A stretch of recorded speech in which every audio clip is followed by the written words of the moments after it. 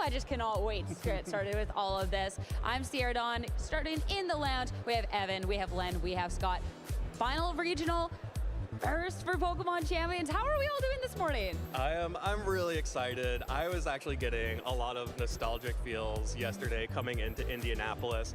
For me, this is where it all started. 2010 Indianapolis U.S. National Championships, my first event playing in the last chance qualifier at that tournament. I brought Sunflora at that point. Nice. This time I would have brought Floette. But just flowers one way or another? Just flowers everywhere. Indianapolis, it's a great city. It's sort of, like I mentioned, where it began for me for Pokemon. So I'm really excited to kick off the Champions metagame. It's a great city. It's sort of, like I mentioned. Yeah, a lot of Pokemon history in the city and a little bit more to be made this weekend with the first Pokemon Champions regional. I'm so excited to see the teams, what people are bringing, what megas are going to be used this weekend, what's going to come out on top. It's always so much fun to watch the first tournament of a new format. Yeah, it was my first event was at 2010 Nationals too, so a lot of fun to be back here. I think I got a round further in the LCQ than Evan did, despite someone explaining to me the rules of VGC in line. As it was happening, but yes. I'm sure Evan prepared really hard too. I think it's gonna be a lot of fun, right? I think we haven't seen Mega Evolution for a long time. I think that there's a lot of Pokemon that we have seen in recent years who are much bigger players in this format, maybe than they were in the formats they introduced in. So kind of an eclectic mix of Pokemon, right? Some of it feels new, some of it feels old. Hey, Lynn, how did you do in that tournament in 2010? I made it, a little bit further. A little bit further. Got to second place on that one, so. Can't all be winners. Can't all be. I mean, hey, for those who are reminiscing on their first event or still looking to try and go to their first, of course, this season, we're kind of running out of opportunities. And by that, we kind of already have. This is the last regional here in North America. I feel like every season, it's always the same conversation. We get to the first event, we're like, wow, there's so many events ahead. And then we had the last one, we're like, wow, where did the time go, guys? Yeah, it all just it went real fast this season, especially knowing that we had champions on the horizon for especially this back half of the season. I'm really excited to see how everything's going to shake out here at the end, but it's been a really interesting season, getting a bunch of replay regulations over the course of the season so far. And I'm really excited to see what our players are going to do now with this fresh meta. Yeah, it's probably the season with the most different formats contained inside of it. We've played a lot of different types of Pokemon. Players have earned a lot of championship points across those different formats, but we're running out of opportunities. A lot of players out there in the field trying to figure out how to get those last few to stay up on the leaderboard. Yeah, I think it should be a lot of fun, right? How do you approach this tournament? Do you do something kind of like really cool to try to win it all? Do you just need a few championship points, or maybe you play something a little bit safer? I think being the last tournament of the last regional of the year, but also the first tournament of a new game kind of creates some interesting challenges for the trainers. And we got to talk about that more because, of course, you're talking about new regulation, new everything else. This is a brand new game. Brand new. So this has been really exciting to see how trainers are preparing for this event with the release of Pokemon Champions. And, of course, that's going to be what we play for Worlds. So now we're looking at NAIC, we're looking at Indianapolis. There's really big testing grounds for kind of what to expect. Yeah, and it's going to be vastly different from what people have been seeing over the course of the rest of this season. Of course, there is no more terrestrialization. Terrestrialization is gone in favor of Mega Evolutions. A lot of the same Pokemon that we've been seeing in Scarlet and Violet are no longer in the format here. It's a much lower power level coming into this tournament. Of course, all of the restricted Pokemon that we just saw in Regulation I in the last few regionals no longer available. Oh, hi. Good morning, everyone. Yeah, no more restricted Pokemon. Even some Pokemon that stayed in the pool, like our Charizard. What mega do I expect to see the most? There, so changes throughout. By volume, mechanical changes, I mean, I'm guessing it's probably Charizard Floette. Probably Charizard. Less likely. Charizard Y specifically. Definitely some new things for players to watch out for. Yeah, I think even some. But I think Mega Gengar might pop off. Remaining, I guess, less pop. Incineroar's usage has probably never been lower, despite it Like not even Perish. I just think normal Mega Gengar. The Mega Gengar with Disable. I think it's a lot of fun. The context of the Pokemon you're fighting against, kind of. And then you run like 5 guys that challenges to face in this format with some new top dogs. Can just check all the meta things, and you trap them, and you just slowly kill people. At the Pokemon that are being brought for phase Seems insane, no? competition, because as you called out, 26% still a fourth of the field, but considering where it was, but we got a new top dog or fish out there. Basculegion's time to shine. Ender with my coffee. Hello. I meta. Here. That Basculegion at 50.3%. Power meta is low yet. Mega Float and Megazord are probably some of the most OP Pokemon Game is lost released. Duels, Incineroar lost knockoff, Basket Legion lost nothing. Yeah, I think they kind of just mean like damage, huge last there aren't like damage 2 restricteds per team. That leads even like King Gambit is partly so high because Which it is what they answers to had Basket for Legion some on the other time, side. right? No Terastallization, you can't get away from that Sucker Punch weakness, and so you stay vulnerable to it. Yeah, I think one of the key So like the elements of this gap tournament, too, is between we don't have as many highlighters as we're used to, right? All the team restricteds boosting highlighters in and particular are missing. Basket Legion really doesn't need it. the From non-restricteds last perspective, isn't that big. Kind of just gonna knock out anything neutral without any sort Like of boosting relatively. item. Instead, it kind of benefits because other Pokemon can't hit it so hard. It's a very difficult Pokemon to Like if score Floet's gonna be, if the other, the guy across you has a hard counter to Floet, you're just not gonna bring it a lot of times. So they don't care so much about the missing items. Or especially like Zard, right? Like you might not bring Zard into the Cleavor teams. On this screen, I am seeing 5 Pokemon that are capable of Mega Evolving. 2 of which I would expect to Mega Evolve almost all. Glamora, and 1 yeah, it's just Rock Poison. The easiest way to think about Glamora is it's Rock Poison, and the 2 most popular Megas are Zard, Floet, who are weak to Rock and Poison. Mega Stone right now, but often skipping the Mega Evolution. You hold it because, like Scott mentioned, there aren't as many good items in the field, and so having that option is really valuable. Meanwhile, And then there's like other things that make it really OP, like if you get a layer of Toxic Spikes up, suddenly now Basket Legions and other Pokemon running Focus Sash.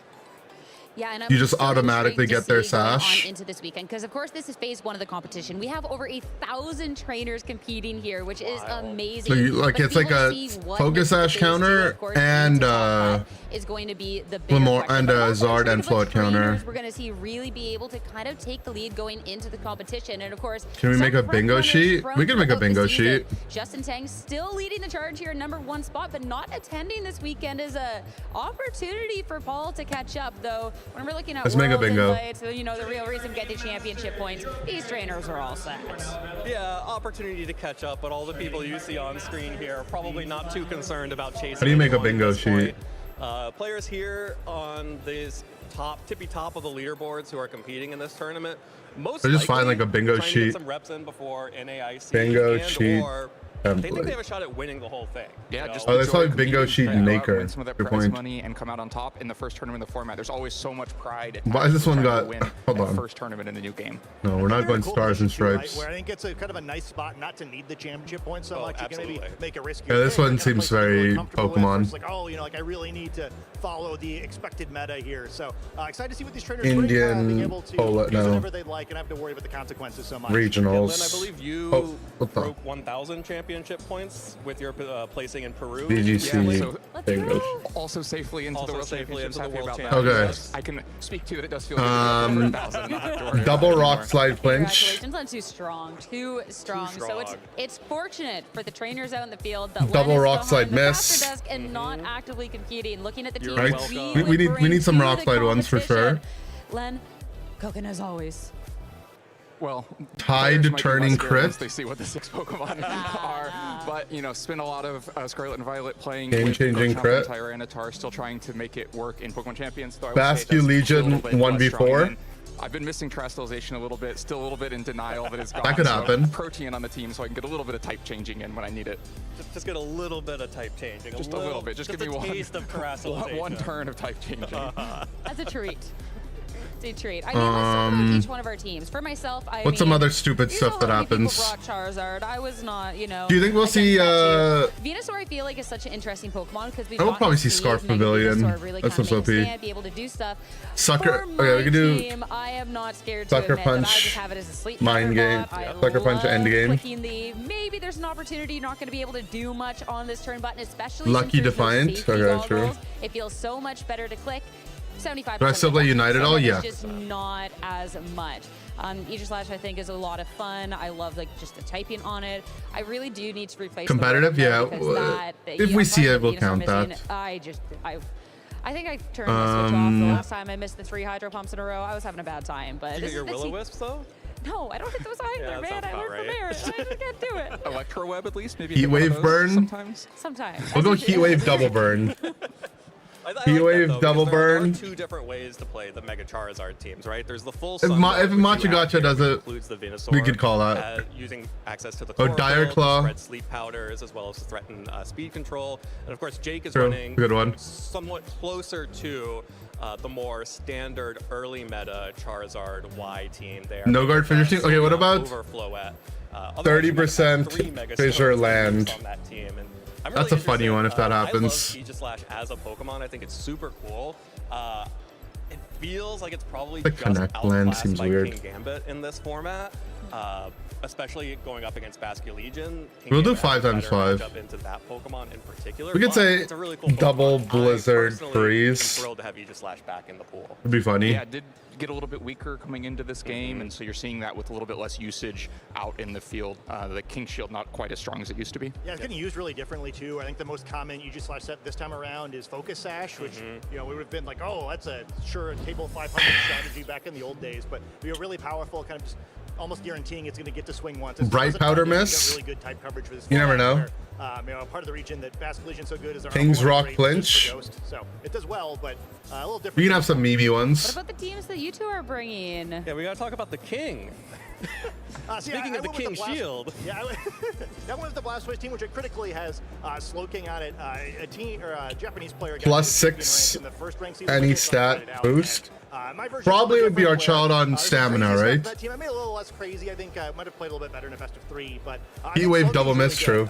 Astro Trade, Trick Room, kind of the key components of that, but also is the Rain Dance to like, Worm. matchup. I kind of just found Fourth- like, we'll just as have a fourth player, I Worm. thought, like, maybe it wasn't as experienced as me. It was Sure. pretty easy to win the Rain versus Sun matchup, and expecting a lot of GMG. that as we did with the Charizard matchup. I think for me, it's also limit testing a little bit, where like Blastoise was a lot better in losing matchups than I expected it to be, and that was kind of why I was like, you know, maybe I would try that in a best of 3 after previously being a little less impressed by it. 4x4. Maybe we'll go 4x4. We could go 5x5 though. It automatically adjusts. Right? It's like, well, is this strong enough where I can kind of What are they doing on stream? Maybe we'll get some matchup knowledge and inspirations. skill my way through a matchup, or is maybe Blastoise still just doesn't have it, right? And I'd rather Game find that lost here turn in 1. Angels and then change things up at NEAC, then you're like, oh yeah, this is. How a would fun we even one for evaluate NEAC. that? I'm gonna go check out the great food in New Orleans. Yeah, and for my team, you know, at the I guess it end could literally of just the happen, NA right? Ladder, the first season on Champions, this Focus Sash Glamora became one of the top techs for our top players in the Champions ranking, largely because it had such a great matchup into the Charizard Y. Alright, we need Floette, a Aerodactyl, Pokemon Psychic Unite team. shout out.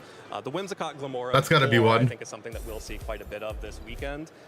My version of the team here is a very early version of that core, so probably not as optimized as I would expect to see out in the field, but I'm excited to see what players are doing with that core because I still think it's extremely powerful. Oh, there's going to be so much we get to learn about champions, what the players are Oh, doing, true. and everything Non-Mega else Flow, I that's like headed that. into this event, which we're almost ready to get to. First, though, if you're interested in checking out any of the future broadcasts, It would probably of be course, Scarf, Talk but I NEAC mean, is just around the corner. And of you course, could be there's like Fairy always Feather or World something weird, Championships. right? Check out Pokemon.com/broadcast. Commentator for putting all of that emphasis on information. 6'7". And of course, make sure to follow the channel. 6'7" Pokemon reference. Twitch and YouTube. YouTube, of course, you can go back and watch all the past coverage, and you need to be updated on what's happening. You gotta Sometimes bring there's it. Twitch drops for those big Sure. events, everything else. But as for us, it's Champions time. Evan, are you ready? I'm ready. I agree. Len, are you ready? I'm so ready. Scott, are you ready? Absolutely. All right, trainers. Ender, I are you hope that ready? You're ready to be getting I'm started ready. here at the Indianapolis Regional Championships, and I hope our casters are too. Let's send it over to Rose and Jake. A Shitmon being We are brought. so ready to be bringing We have you the Orthworm. first What about- match of the okay, first Pokemon Champions Heliolisk would be Regional funny if we see it, so I'll just put Play Heliolisk. Pokemon. My name is Rosemary Kelly, and I'm so excited to be here with you, Jake Muller. too. because A it's team gonna without be Bastion such on the a bingo? champion No, but I time. feel like that's just gonna happen. Like Bastion's very popular, but it has like 50% usage, right? Like it's not that excited about the excitement in the room. Elemental is Monkey or a palpable. Everyone in Watchog. this room is just super Heliolisk would be proud funny that to they were see, able to make but it into this well, first regional but- championship, I mean, this will get and I think we're gonna have a randomized, really so good time the this order weekend. doesn't matter. I think so too. And I'll put especially when we Watchog. think Also, about I the fact want to that see a we get to Toucanon. visit Mega Evolution. That's a mechanic that has, I think, a lot Connection of game. Oh, players true. very excited because it wasn't Connection playable issue. for several years. years. It's been a while, yeah. 2019. Okay, is two the more, last time two we've been more. Able to use those Mega Evolution Pokemon in official formats such as VGC, and I personally love Mega Evolution. There are some Timeout, players that timer rank it stall, okay. differently amongst the different Timeout. generations, but I When? think it's a really good mechanic. I'm really excited to see how our players Triple come up Mega with it Team? this Alright, weekend, sure, whatever. both in team building and in our battles. Triple Mega I'm with Team. you. I think it's one of the best mechanics of all time, and so I'm Okay, excited to see how our top players next. are going to cook with it. That's why we've got to turn our attention to some of the matches that are on the docket for Swiss round number 30 cards 2. for free. We will be focusing on Kaylin Brown versus Virtual Raga Link. Malavia, but we have some incredible players that are out there in the field as well. Of course, coming in. All right, as if you one of our guys wanna do your competitors to own watch, we've got bingo, Paul Chua. I'm excited to You see could do what he has this. brought to this Otherwise, Yeah, Paul, a player that has had oh. success throughout many different Oh, generations. this is sick. many I can just different click it mechanics, instead of Mega having the Evolution being one thing. of them. So getting to see how he tackles this. But it's new kinda era of small. Mega Like, can I Evolution do will be this? exciting. Of course, on that same vein, the only person who's won more regionals than Paul Chua is Wolf Glick, who is also one of our players to watch this weekend and is one of our notable matches. Oh, we Again, could've a put trainer that Wolfie won on World here. Oh, whatever. Championships when Mega Evolution was They're legal. obviously gonna show So Wolfie. it's going to be really fun to see how he tackles it as well. Well, Unless we he haven't had drops, any right? Which he official wouldn't. Tournaments for the Play Pokemon circuit up until this point in Indianapolis. We have had a lot of grassroots. Rain Gate, we events should have where put- players are yeah, able true. to test their mettle before they come here and try to earn some championship I don't like points. clicking And this. that's why I'm we've a got Microsoft Raga Paint Malavia user. as one of our first players to feature on the stream, as they actually won the largest online Pokemon tournament in the history of competitive Pokemon. Over 6,000 Okay. competitors, and Rogov was the one that. So there's topped Mega them Gang. all. So It's a really it's a impressive look. showing from Rock No Up in that Basque big Legion on online left tournament. side. It's a big deal within our community. One of those big, hey, we got no champions, Zard let's on all either play team, on no it for the Floet first on time either team. together, and Rogov came out on top. Raga is basically a defending champion. True, he has won the biggest VGC tournament ever. This weekend, as he's got the Dragonite and Frostlass. It's actually so exciting to be able We to could see these a new Mega Evolutions double that came Blizzard in through freeze, though. Legends ZA. I had so Yeah. much fun playing through that game and also getting to experience all of the new things that this game was going to offer. And Kaylin is also going to have one of those new Mega Evolutions in the Dragonite on his Let's look at his team. But team. he also has a They got Encore, classic Protect, Mega Disable. Gengar. Sableye. Gengar, again, a world champion. Charcoal A Pokemon Ensign. that is really, really scary to go up against. I think Mega Gengar is Charcoal one of the Ensign, highest okay, that's cool. potential strongest Mega Evolution Pokemon. I think it's very Parish difficult to use Gengar. actually, but a player like Kaylin is Yup. certainly capable of it. Myself would probably maybe shy away from it just because you have to be very, very precise. Dragon when you're Fang using that Gengar, D-Knight, but a I mean, obviously Gengar Chopple is on really, really scary. It's Gambit. so scary because you know you have the shadow tag ability once you mega evolve that's going to trap things in. So if you're not a ghost type, It's you Perish can't Gengar, go but it's off like the not field. So if hard to Kaylin is able perish, get the right? leads right, 'Cause he still that's has two a Pokemon damage that can moves. Really trap you in and then just go to town with something like Perish Song. Like he And doesn't that's a have to move use that Perish I'm to sure win. We'll be able to showcase later. It's like on more of in like the a scary tournament. thing. Before we get to that, there are some really cool tools on this team that are going to help enable that shadow tag Perish trap strategy. Is it your first time watching a live That's going to tournament? be Cool. something like the Encore on the Alolan Ninetales. We haven't You done also this in a have, while, of so I'm course, that excited. Sableye. That's going to be so difficult to deal with. Prankster, Encore, and Disable on the Sableye allows you a lot of control. Good morning, over the Henry. What's flow up, of the everyone on battle. YouTube? With that Perish Trap, with the Shadow Tag ability, rather. Sableye's on pretty Gengar, hard, if Perish. the Sableye is able to disable Kind or of, but unlock also, like, something, I don't you know, can't swap Sableye can out, just be you can't choose Sableye. your moves. You are basically forced on the field, not able to Like make any if he progress. gets like And that could be really dangerous Uh, if Rogov cannot get the right a key Pokemon disable or a in key to encore be onto able to something deal super effective with damage, Shadow or Tag he's up, just he doesn't some have to use options. Perish But to Rogov has win. a couple of things that they can actually play around. He can with. just, You've got two um, different Mega Evolutions. One is the Frost. Raw Blast, kill them. The other is the Ooh, look at this Dragonite. D-Knight build. And so I'm really excited to see Mega both of these D-Knight Megas in with action, too. triple That's cool. special We're attack gonna see a lot of teams items that or have two Pokemon damage holding Mega Stones throughout this tournament. moves, It's like a been lot of a coverage. trademark of the metagame so far. Avel, More than half the Frostlass, trainers that have whatever. made the top cut of some Citrus international tournaments, the Bass, Master Ball League cool. tournaments, have been running multiple Roselli Mega Evolution Pokemon on their Garchomp. teams, holding those Mega Stones, and Rogov taking some inspiration there.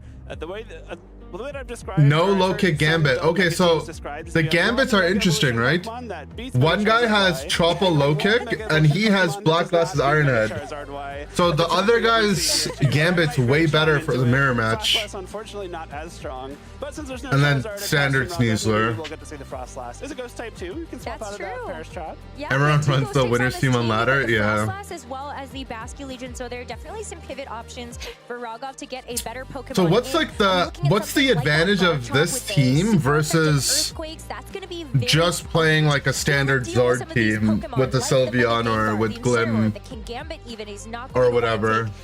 Like, what matchup advantage do you got? I guess you have T-Bolt, D-Knight King Gambit and Sneasler have been at the top of the usage charts so to far. threaten Zard, maybe? Very versatile in the way that they can play. But Jake, are you ready? Does Mega D-Knight T-Bolt Oko Zard? Definitely not, right? Regional between Kalen Brown and Raghav Malavia. It's game 1. You get to check out the amazing spectator mode that we've got in this game as well. As we see Raghav leading with that Sneasler in the King Gambit, and we are going to see a nice juicy define. I normally am a fan of subtitles, but they seem so inaccurate. We're gonna turn them off for now. Really great start from Raghav here. Kind of the perfect matchups you want to be seeing. Sneasler having the faster fake out than Incineroar can be very useful for you here. Also threatening that super effective close combat. You immediately get the White Herb activation, which doubles your speed from Unburden thanks to the Intimidate on the Incineroar. And you are neutral attack still because of White Herb. This Incense probably spec to one-shot King Gambit if I had to guess, right? Threatening a big one-hit knockout into this Gengar right off the bat. It's tough. He's charcoal Incense. I'm almost certain in the format, and especially when it mega this Incense either one-shots Gambit or like comes really close to it. Pokemon that can actually outpace something like that Gengar, and that's why we actually see it disappear for now. Sableye, but he does have faster fake out. But that's not going Always to be protect great against something like that Kowtow Cleave either. And already looks like Kalen Brown on the back foot. I love this play from Raghav, immediately going for that huge close combat into the Incineroar. Oh, he doubled the Incense. Kowtow Cleave, trying to cover for a swap from that Incineroar.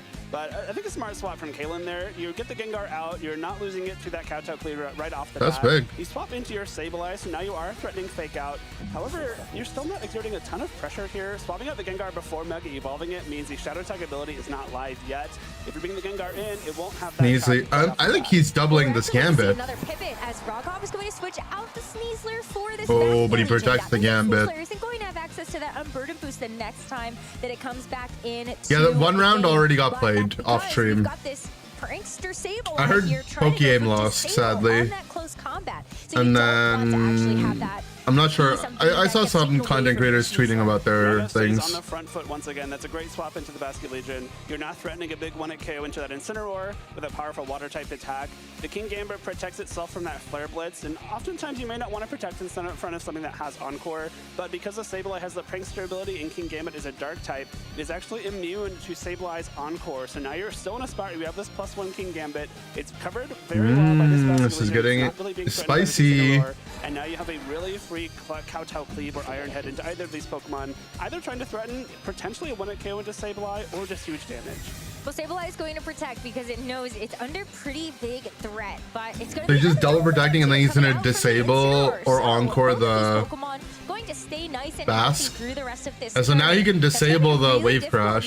Now, Raghav has just shown their hand of the Wave Crash and the Kowtow Cleave. And so But he's Sableye not is gonna Scarf have Bask, so he won't be locked into wants to it. disable that Wave Crash. Absolutely, a great play from Kalen there. You know, if the Basket Legion does opt to go for the Wave Crash, you can disable it on this next turn and make sure that Incineroar can't get hit by it. But he'll probably jet, right? If anything. You can potentially Encore it, so you're guaranteeing there is no Wave Crash into Incineroar on this turn. Yeah, he jetted. We're gonna see the Aqua Jet instead. So if that's one way that you can get past the Prankster, is that Basket Legion will have that Prankster instead, and with the Aqua. But he still disables the jet for the next turn, and then he's still in for Flare Blitz. Prankster ability from the Sableye, so that's what gets disabled instead.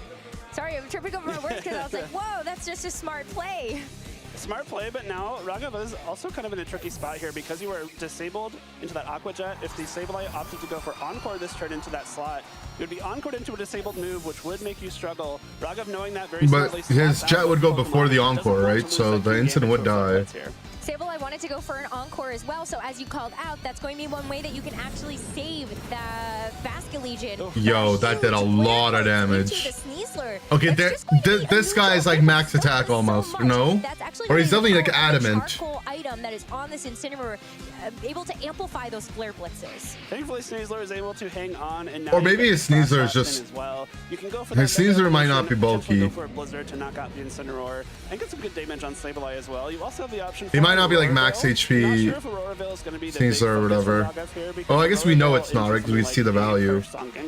Doesn't necessarily help you. It doesn't protect you from those parish counts going down. Oh wait, you can figure out people's EVs a lot easier, right, with this? Because you can see both guys' HP values on stream. Necessarily be a tool that you need to use, but I think it's one that if you're worried about the Sableye trying to go for Encore Disable shenanigans, then it would actually be nice for you to have the Aurora Veil on the first turn, and then the Frostlass can actually try to go for something like damage. You know that Kaylin has been trying to play things pretty safe with going for these protects. So that just might be one turn that you can get past. I say that, Blizzard. but Sableye actually did retreat for now as Kingambit comes in to take its place with a resistance to that Blizzard. But Incineroar, not so lucky. Oh, the freak! Kingambit gets frozen! Nah, that's crazy. The first Blizzard on streams a freeze. Or unlucky turn from Kaylin there. A really great Kingambit swap. With the Sneasler being so low from that Flare Blitz from the Incineroar,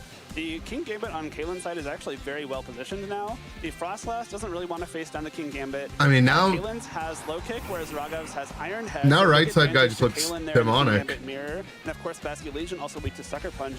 So this Kingambit could have come on the field and started to be very, very threatening. Just unlucky that it got frozen by that Blizzard right off the bat. There's a chance to thaw, and of course the new freeze mechanics, you can reliably thaw a little bit earlier on in games, but you have the chance again to. I mean, this would have been a really nice turn for him though, right? Really Like great Kingambit swap. Your Kingambit's in a really strong position. That's not what you want to see. Time to Mega Evolve. he would have the trap on the Frostlass, but I mean, both Gambits would be playing mind games and to protect and thing. This Kingambit for Rogov is Kowtows. stuck on the field, but this Frostlass could switch out Does he get if the you fall? so wanted to. Frostlass is going to set the Aurora Veil though. If you were expecting a Sucker Punch to come through from the Kingambit and it thought it on this turn, Aurora Veil is a support move, so it will Oh yeah, you can't trap the actually Frostlass. fail These the goes. Sucker Punch, but doesn't matter because These the goes. Kingambit stays frozen on this turn. Yeah, it doesn't thaw just yet. It is a Well, he does also. They also don't have a Pokemon swap, champion, so you right? can potentially thaw They also don't. They actually don't have and a the swap following though turn should be the final one. in But that slot. No damage being traded just yet. Or this no, the turn. Sneasler's not Got dead the, yet. Never mind. itself pretty You smartly can sack in the front of a Sneasler. Kingambit. This Gengar could threaten a big Shadow Ball into the Frostlass, but if you do, you basically have to trade it. I mean, it's going to be really tough. But too, because I Rogov's feel like Gambit doesn't have Rogov low could just go kick, for Blizzard so- here, as well as a follow-up of the Kowtow Cleave. Blizzard is going to take this Kingambit to down to about half as Sableye falls under that. It's going to activate the Citrus Berry. That is, He thawed. It's going to thaw out now. As Kingambit does go for a low kick into the opposing Kingambit, but that's going to be pretty bulky. It's not going to fall to that low kick for now as the Kowtow Cleave comes out. Oh, and that Sableye lives. just barely hangs on. That's a clutch survival from the Sableye there. If you're able to take out Sableye, that's a lot of the control over the game that Kaylin is exerting without the pressure But you of can the priority fake on out the core or Gambit, single. right? You can much more freely go for something like Protect, a supportive move. You can make sure your Basket Legion can wave crash the Incineroar, for example. But Sableye hanging on means you have fake out pressure on this turn. You could potentially go for something like an Encore into Frostlass, make sure it can't protect itself, it can't Aurora Veil, it can't, try to dodge a Sucker Punch from Kingambit with a non-damaging attack. And crucially, you're not going down to your final two Pokemon here. Raghav does still have all four of their Pokemon remaining, and Kaylin is almost down to just two. Well, here's one way to get through this. I mean, Caesar might just have to be. Oh, he predicts the swap and he doubles. You're expecting that you're going to have to. Did he call the Protect as well, or? Okay. The Sableye actually. But this is fine. Switch out. He lives. Nice to be able to just throw a Blizzard down into both The Pokemon. crit. Critical hit there on the Kingambit is going to make this an easier cleanup later. But look at the Bro, how Aurora broken Veil is Veil in power of snow? that to let Rogov's Kingambit survive that low kick and also survive the Kowtow Cleave. The Aurora Veil coming in clutch here. The defense boost from the snow as well coming in handy for that Mega Frostlass being an Ice-type Pokemon. However, both Pokemon on Raghav's side still very, very low. A Shadow Ball from Gengar would be easily able to knock out either. I think he A just Sucker Punch from protects through the Kingambit fake would be out, strong right? as well. And So you stalls have to be the pretty turn of careful here on Veil. these next few turns. How are you going to manage this? The last turn of, Mega Gengar? oh, he Caesar doesn't. Can't swap out. No, it can't, but the fake out might be good enough to let this Frostlass actually So get so Gambit went for one Sucker. more turn. Frostlass is It's going to faster. be the Shadow Ball lock into the KO the Gengar. Wait, That's going to be the Mega Evolved Pokemon down for Kaylin. He only has two left, the Kingambit and the Sableye, that are both so low.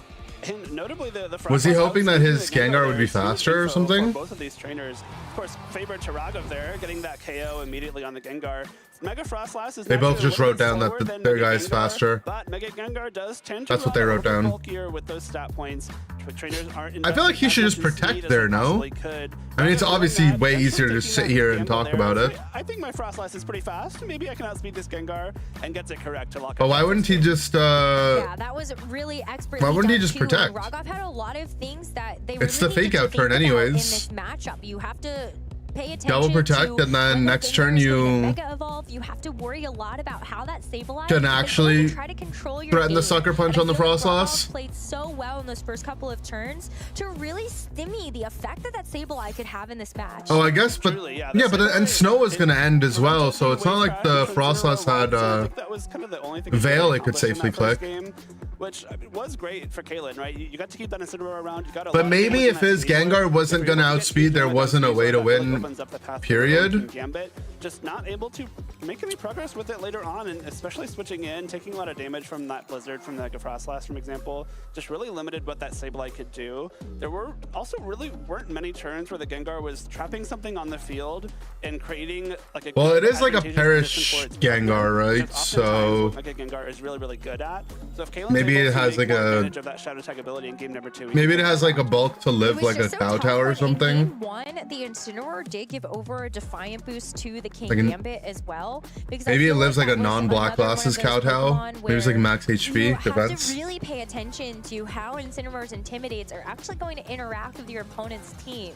And so with King Gambit having the Defiant ability, sure, you get the first Intimidate drop. The but free- you actually he got give over a freeze 2 and he stage got boost crit to on the King so Gambit. you end up getting that +1 to your attack. Oh, that judge is overall. sleepy. He was And so we'll yawning. see what Me the too, leads buddy. look like. Is that going to be something that Kalen considers heading into the second game? Are we actually going to Damn, see are a we switch really of the meta 0 for Pokemon? 25? Let's find out. Game 2, Rogov is going to go back to the leads that worked Wasn't out a in that game-changing first game crit, with but it was a Sneasler and game-changing Gambit, freeze. and it is going to be the Mega Dragonite making an appearance here. I believe that Dragonite from Kalen's actually holding the Dragon Fang, so it's looking to do a lot more damage with those We Dragon saw. type attacks. Doesn't have access to that Mega Evolution, but with the Mega Gengar, you're able to potentially trap something on the field with that Dragonite and put it. Crazy be able how to do it's a lot of D9 damage. mirror in the You do first know game, that, but one's Mega King D9, Gambit one's side is holding the Tropical physical Berry, Fang so if D9. you are able to go for something like a low kick into it. I know it's a Black Glasses actually, not even the Tropical Berry, so a low kick immediately, very threatening into this King Gambit. Look, I have only seen Dragonite Mega Evolve in my games. I was so sure that this was a Mega Pokemon when we were looking at the team sheets. I completely missed that there's a Dragon Fang on this one. But you're so right. I think the Aurora Veil really did save this King Gambit in the last game. But you don't want to just get the multi-scale Protect. broken by something like a Fake Out. So we are So going double to see protect on the here Fake from Out. the Dragonite and the King Gambit on Kalen's side, playing it very safe versus the Sneasler with the Fake Out. Makes sense. And there's no encores, there's no like sword stances or anything here. That's a very safe double protect. Make sure you're not getting flinched by a fake out on this turn. Dragonite preserves its multi-scale ability, which is very, very good. It halves the damage from the first attack you take if you are at full HP. And now you're able to start threatening, again, those big attacks. A Dragon Fang, Dragon Claw hurts a lot, will do a lot of damage to Sneasler. If not, knock it out, easily put it in extreme speed range. Of course, low kick, very threatening into King Hi. Gambit on Raghav's side. Look, it's Both of Kalen's Dragonite. Pokemon on the field actually do have But this that is low kick non-Mega attack. Dragonite. If The you other are guy has Mega predicting that low Dragonite. kick, maybe that's an opportunity for Frostlass to come in here. And you He's can the get ugly maybe green close one, combat though. Off into King Gambit, but a little bit risky there. Just A Sucker Punch should Ooh, break so Sucker the Punch is actually going to be the multi-scale. first hit that breaks the multi-scale, but the Okay, but he's got close combat is going to Chople. go He to should King live Gambit's this, right? way. Chople Berry going to help to make this Yeah. attack that the King Gambit can take, but not super comfortably here, as the close combat deals a lot of damage, but also is able to activate the Unburden ability of the Sneasler after it consumes the White Herb. Spooky D-Knight. Get rid of those drops that otherwise do So he come doubled the with Sneasler, I'm guessing, right? downside of using Oh. close combat. Ooh. Wow. What Maybe a play. Kalen was really expecting the Frostlass to switch in there. Yeah, I mean, it wouldn't have been a bad play from Raghav if you're projecting a low kick or two into that slot.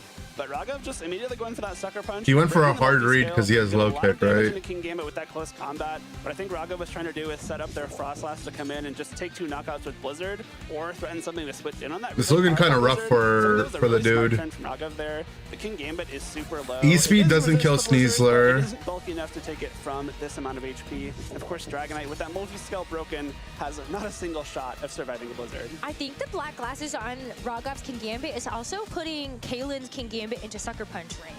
Oh, probably, yeah. Yeah, so that's like a clean KO that you could take on this turn, or at the very least, you're going to force this King Gambit to have He read to the read. retreat. But Rogov is going to take this. He probably was like, this guy's down a game. He needs to make a play. Yeah, this one is a Mega Evolve. I'm just gonna. Dragon and Knight, I'm gonna so take a little it will- risky here. You can Mega Evolve if you want, but it's going to take the extreme speed here from the opposing Dragonite first.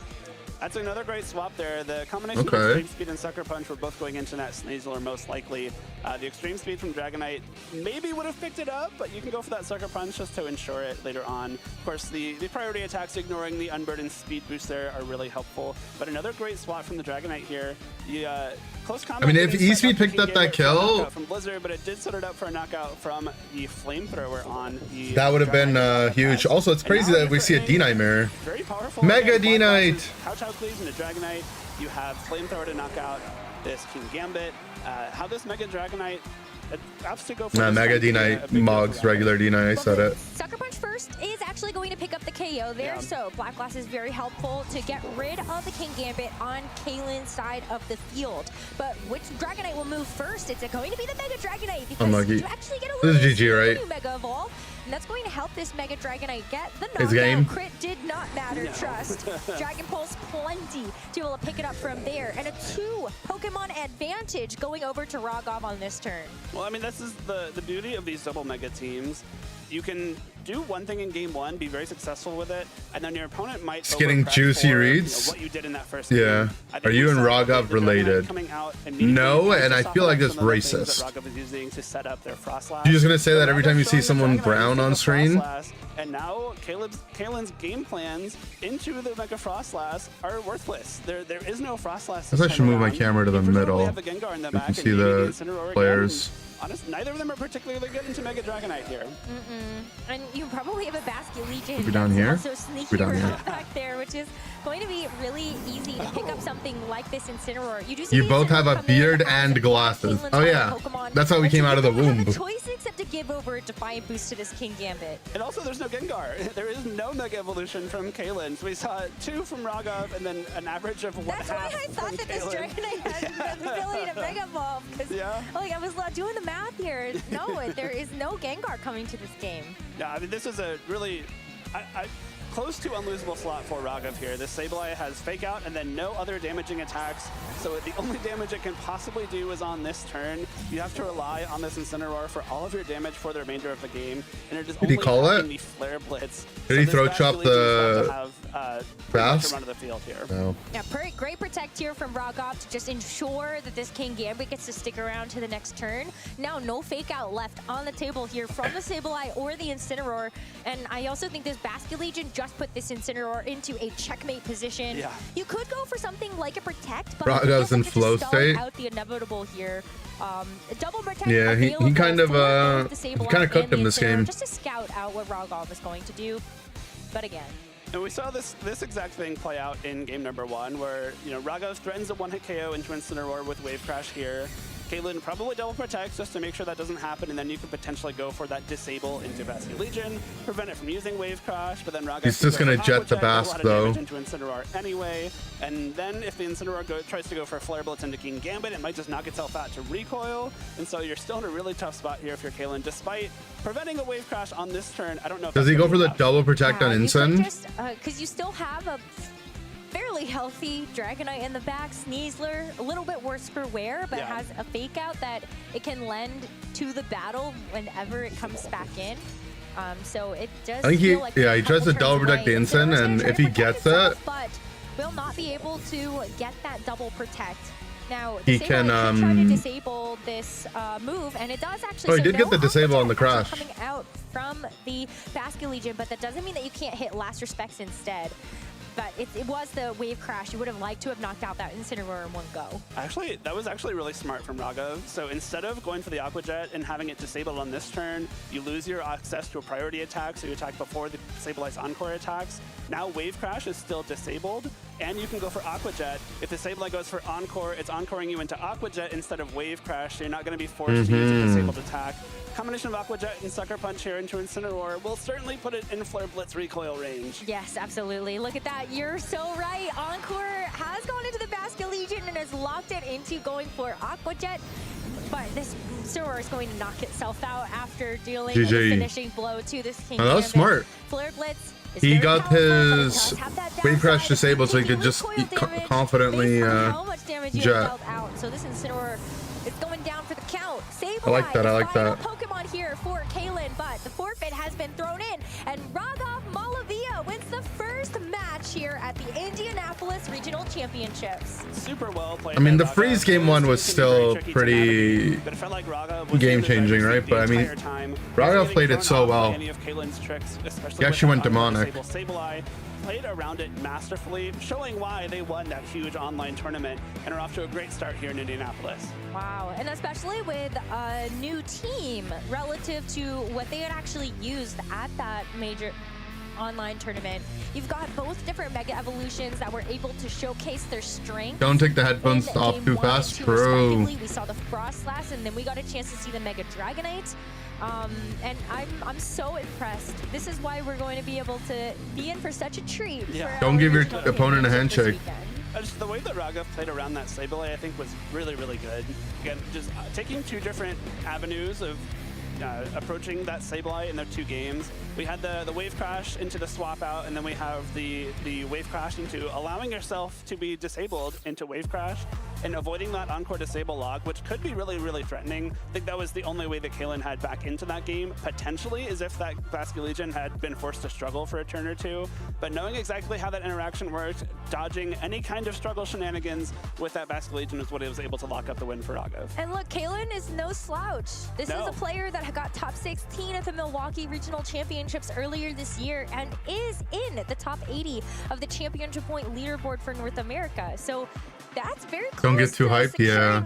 What's up, Apes? And so the fact that Raghav was able to win this match does speak volumes of how Raghav has prepared as a player, because Kaylin's a very difficult opponent. Absolutely. And speaking of Worlds too, I know that Raghav is, I think, currently outside that top 80, and a trainer that is very, very strong, has played in the World Championships multiple times, is looking to get into that top 80, and so needs some championship points from this event. He needs this tourney for championship points? That's pretty hype. I think Raghav's put himself in a really good spot to earn more of those championship points. We actually didn't get any bingo cards into that Worlds qualification range. I think so. I mean, there's still our bingo sucks, guys. We've got a lot of competitors and a lot of Swiss rounds to bring you before we get to even phase 2.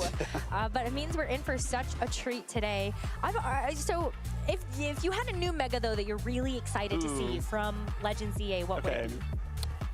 I think Scovillain's pretty cool. Scovillain's pretty cool. It is. I think there are some that I love that aren't maybe necessarily the best competitively. Perfect walls, yeah. I mean, that's why someone will probably bring it, right? Yeah. But unfortunately, maybe not the best option if you're trying. Thing is, Helios walls. Regional championship. I don't know. It does get huge Basket Legion. Like it does hit pretty hard if you're but able to get it into the right position. But I think the site. So many people run fighting moves for Gambit. A little bit with like King Gambit running around. And also, it doesn't really do much to the other guys, right? Okay, so doesn't it get farmed by all the other meta Pokemon? To bring if you are just trying to farmed by Garchomp. Pokemon, I'm a big fan. You have to run Focus Blast if you want to threaten Gambit. So cool when it Mega Evolves, but enough about that. We're going to be able to show you even more Mega Evolution. Farmed by Sneasler. But before we get to that, let's celebrate our winner from round number 2 with an interview. Thanks so much. Okay, the Slowpoke. On the floor with the winner of our previous round, we have Raghav. Congratulations. Nice 2-0 to start off the day. Well, it's kind of started the day. How are you feeling? Feeling really good. It's always good to go on stream early, build that confidence, get it done with, and yeah, I'm just happy I had a clean 2-0 win, and hopefully I get to keep it going. I mean, talk about building that confidence early on. I want to talk about even yesterday, this morning, heading into the event. Kind of, how do you feel? Because this is a really big regional, of course, the last regional and the first Champions. Like, there's so much going on. Yeah, I was stressing, but also just so excited to finally play Champions at a tournament, and I think that was just the overwhelming emotion. It's like, okay, I'm excited. No matter what, like, I'm going to have a good time tomorrow. And I've been pretty good at Champions, so I had a feeling, you know, maybe I'll do well today. But at the end of the day, it's just, it's just awesome to be here and finally play this game and at events. I mean, No, that was he something definitely we got to cooked. talk about early on in the pre-show. My racist if I say this guy looks like you. You wouldn't be the first one to bring it up. Talking about the largest grassroots VGC has ever seen. You're the winner of it all. How did that help preparing into this event? Even though you switched teams for it, even though And also, yes, to answer the question. With a format this early, everything's changing constantly. And while I think that team might be good, it just felt like there's a big spotlight on it. A lot of people are trying to counter it. I feel like Charizard is just everywhere, and so everyone's trying to beat it.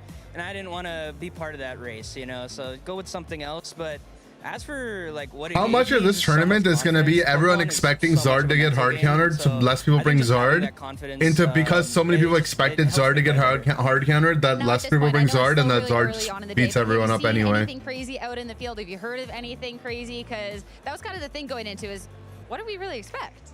I think it's a little too early to say, but even my opponent's team was really cool. Just like the Protect, Encore, Disable, Sableye, that was very annoying. So I think we're going to see a lot of cool stuff throughout the tournament, and I'm just excited. That was basically Miraidon. Talk a little bit about that match, too, because we talked about the confidence. I don't know, I remember watching the first the annoyances of the team. Scarlet Violet tourney, really finicky. So and people actually just said Miraidon was a fraud. I got to make sure the Sableye shut off. We're seeing all these Protects. We're seeing the double switches.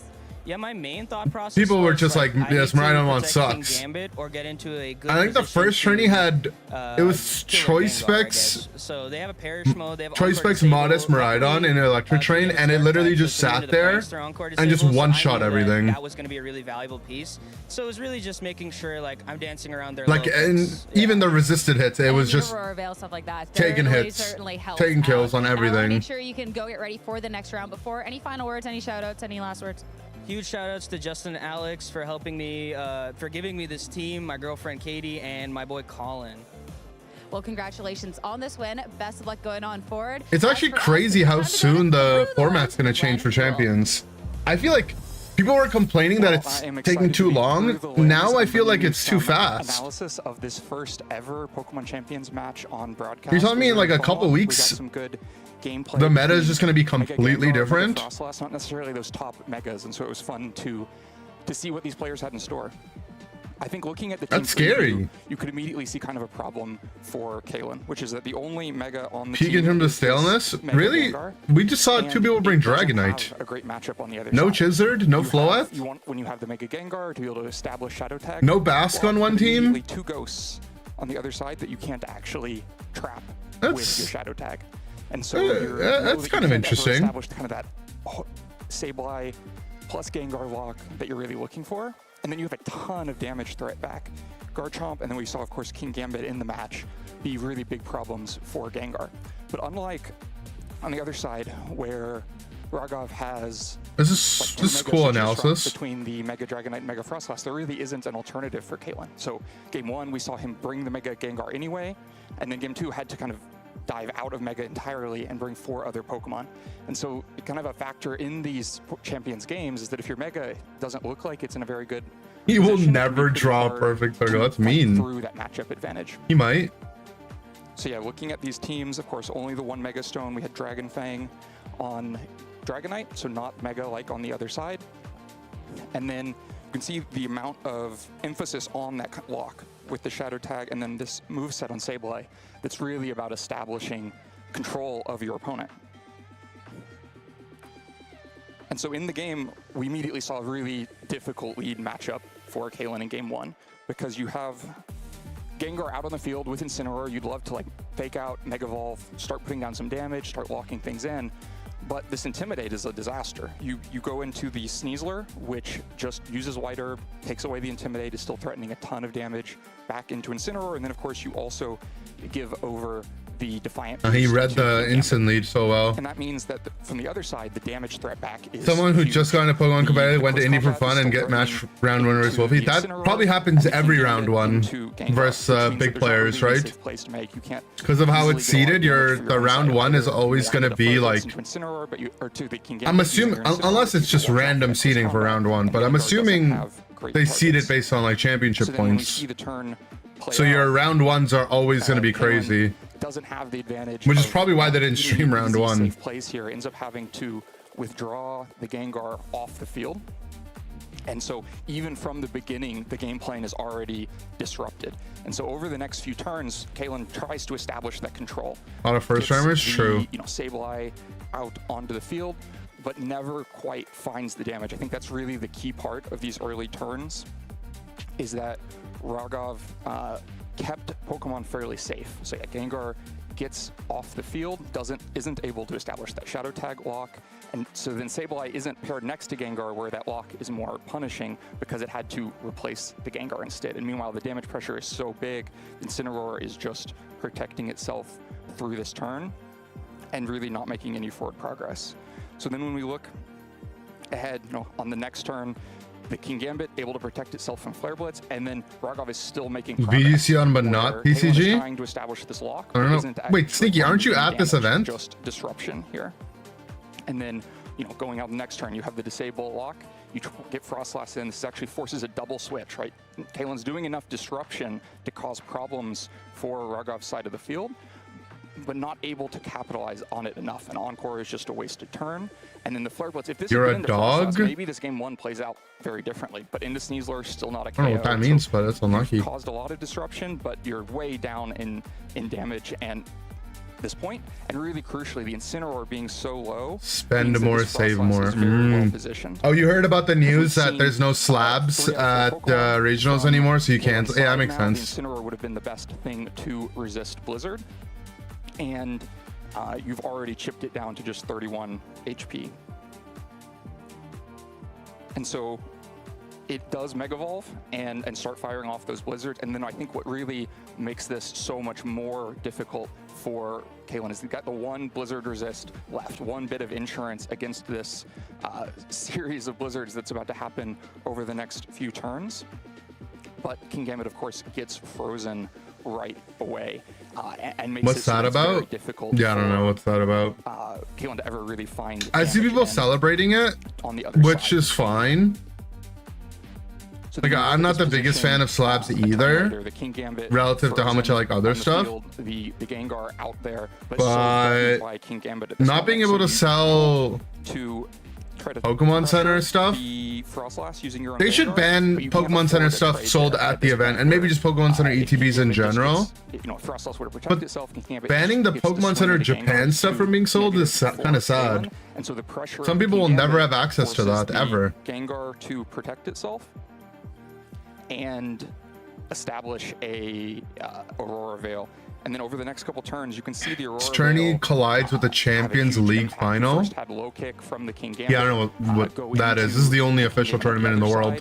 side, and miss This is a the KO first because of the Aurora Champions Veil. official tournament ever. And Blizzards are just mounting in the meantime. Damage on damage on damage that you can't stop. America, baby.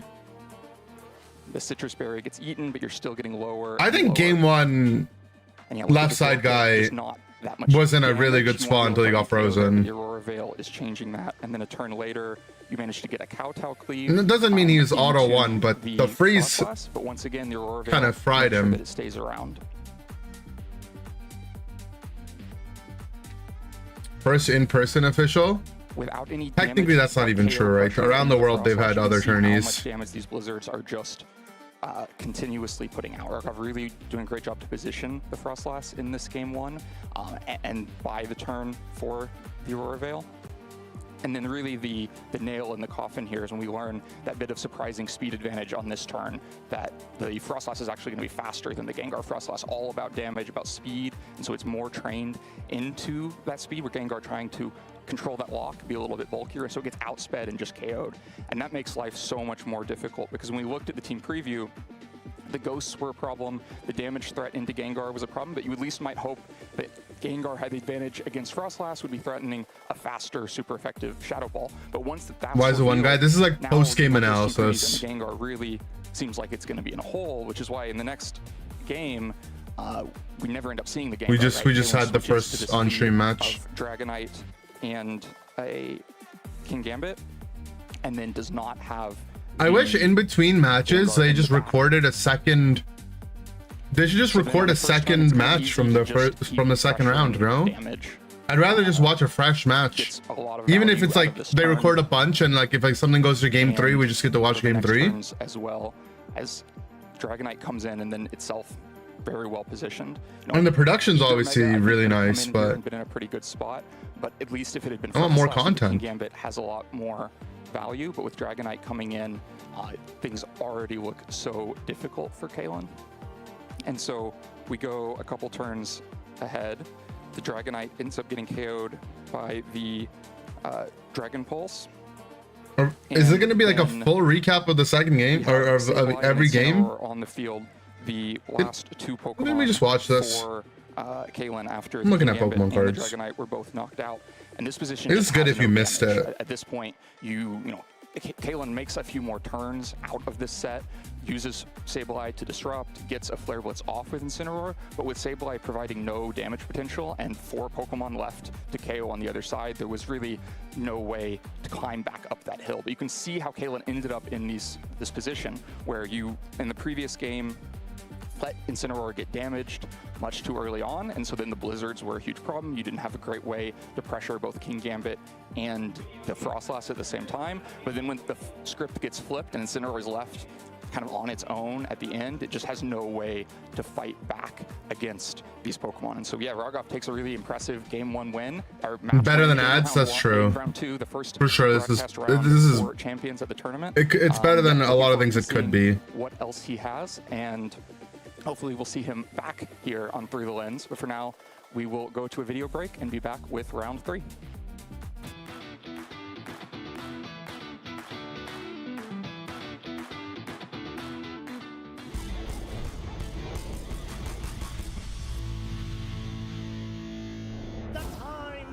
It's not possible for a non-stage game to be put on stream? It could be. They definitely could, right?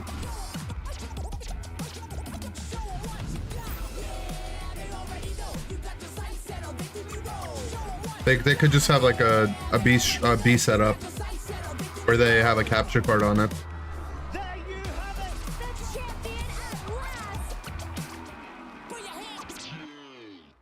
I'm out on the floor Friday with none other than Stefan Mod, multiple-time regional champion, top competitor for the first Champions Regional. How are we feeling?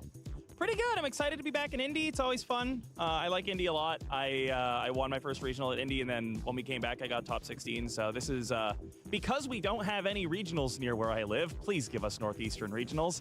Indy is like my pseudo home regional, so I treat this one like my home regional. So I'm excited. I think I remember him winning a tournament for it, especially too. In the last years. That's been very highly anticipated. Of course, we've gone from Scarlet and Violet. This is the very first Champions event. How are you feeling diving into that? Like Indy a lot, Indy to be precise. Thank you. This is my tournament. Whereabouts are you? They named it after me. I really like the base. Bring NAIC back to Ohio. Fun to play. I like how it's a little bit more snappy. I think we're getting a new NAIC location for 2027. But I don't think it'll be NOLA, and I don't think it'll be Ohio either. Really cool that the game has kind of revived in-game ladder. People are really grinding. It'd be really cool for them to bring it to Canada. Titles, so that's been really, really fun.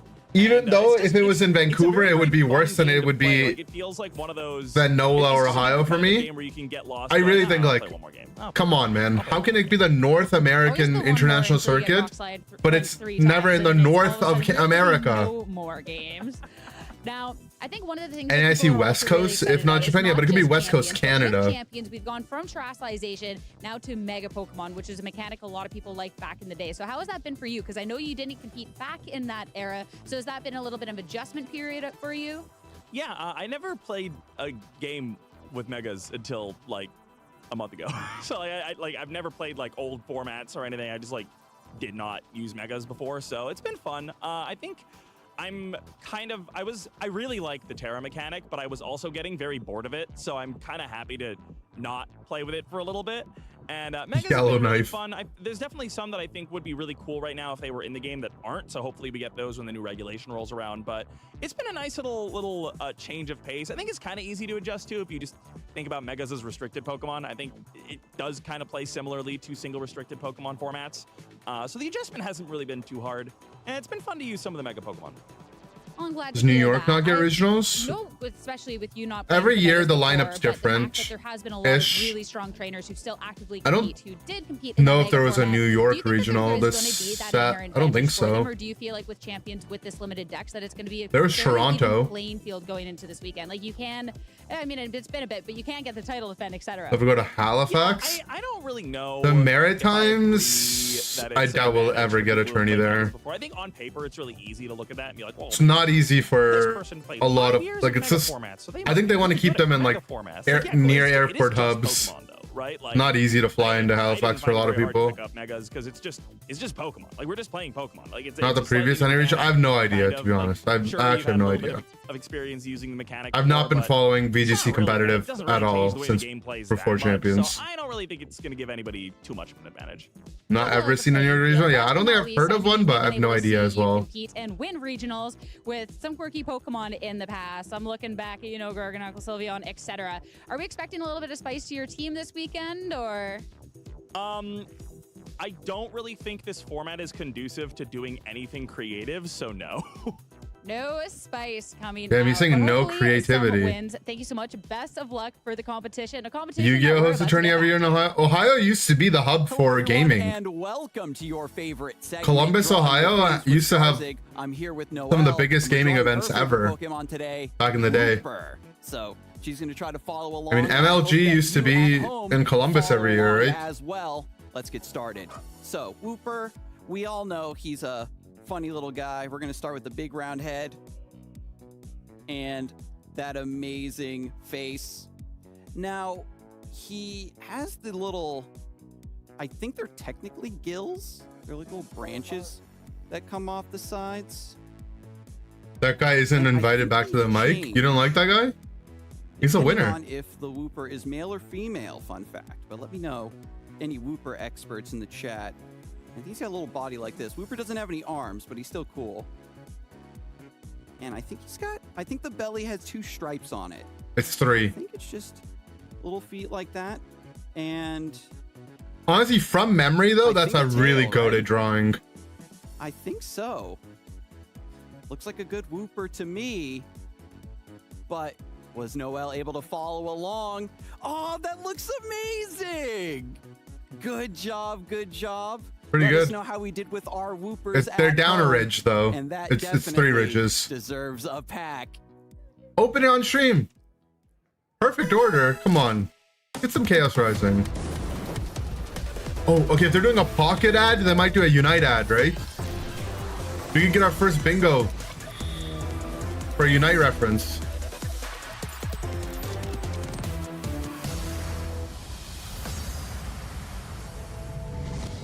Paradox Drive. Oh, King Gambit Giraffe in pocket. What is this, VGC? Raging Bolt Fluttermane. SMH.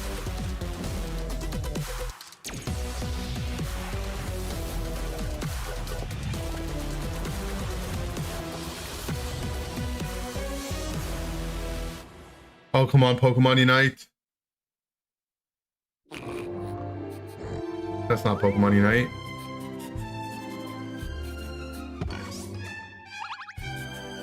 Pokemon Pocket's canceled? Rip. I mean, I stopped playing Pocket after they got rid of Ranked. It was a crazy decision to just remove Ranked from that game.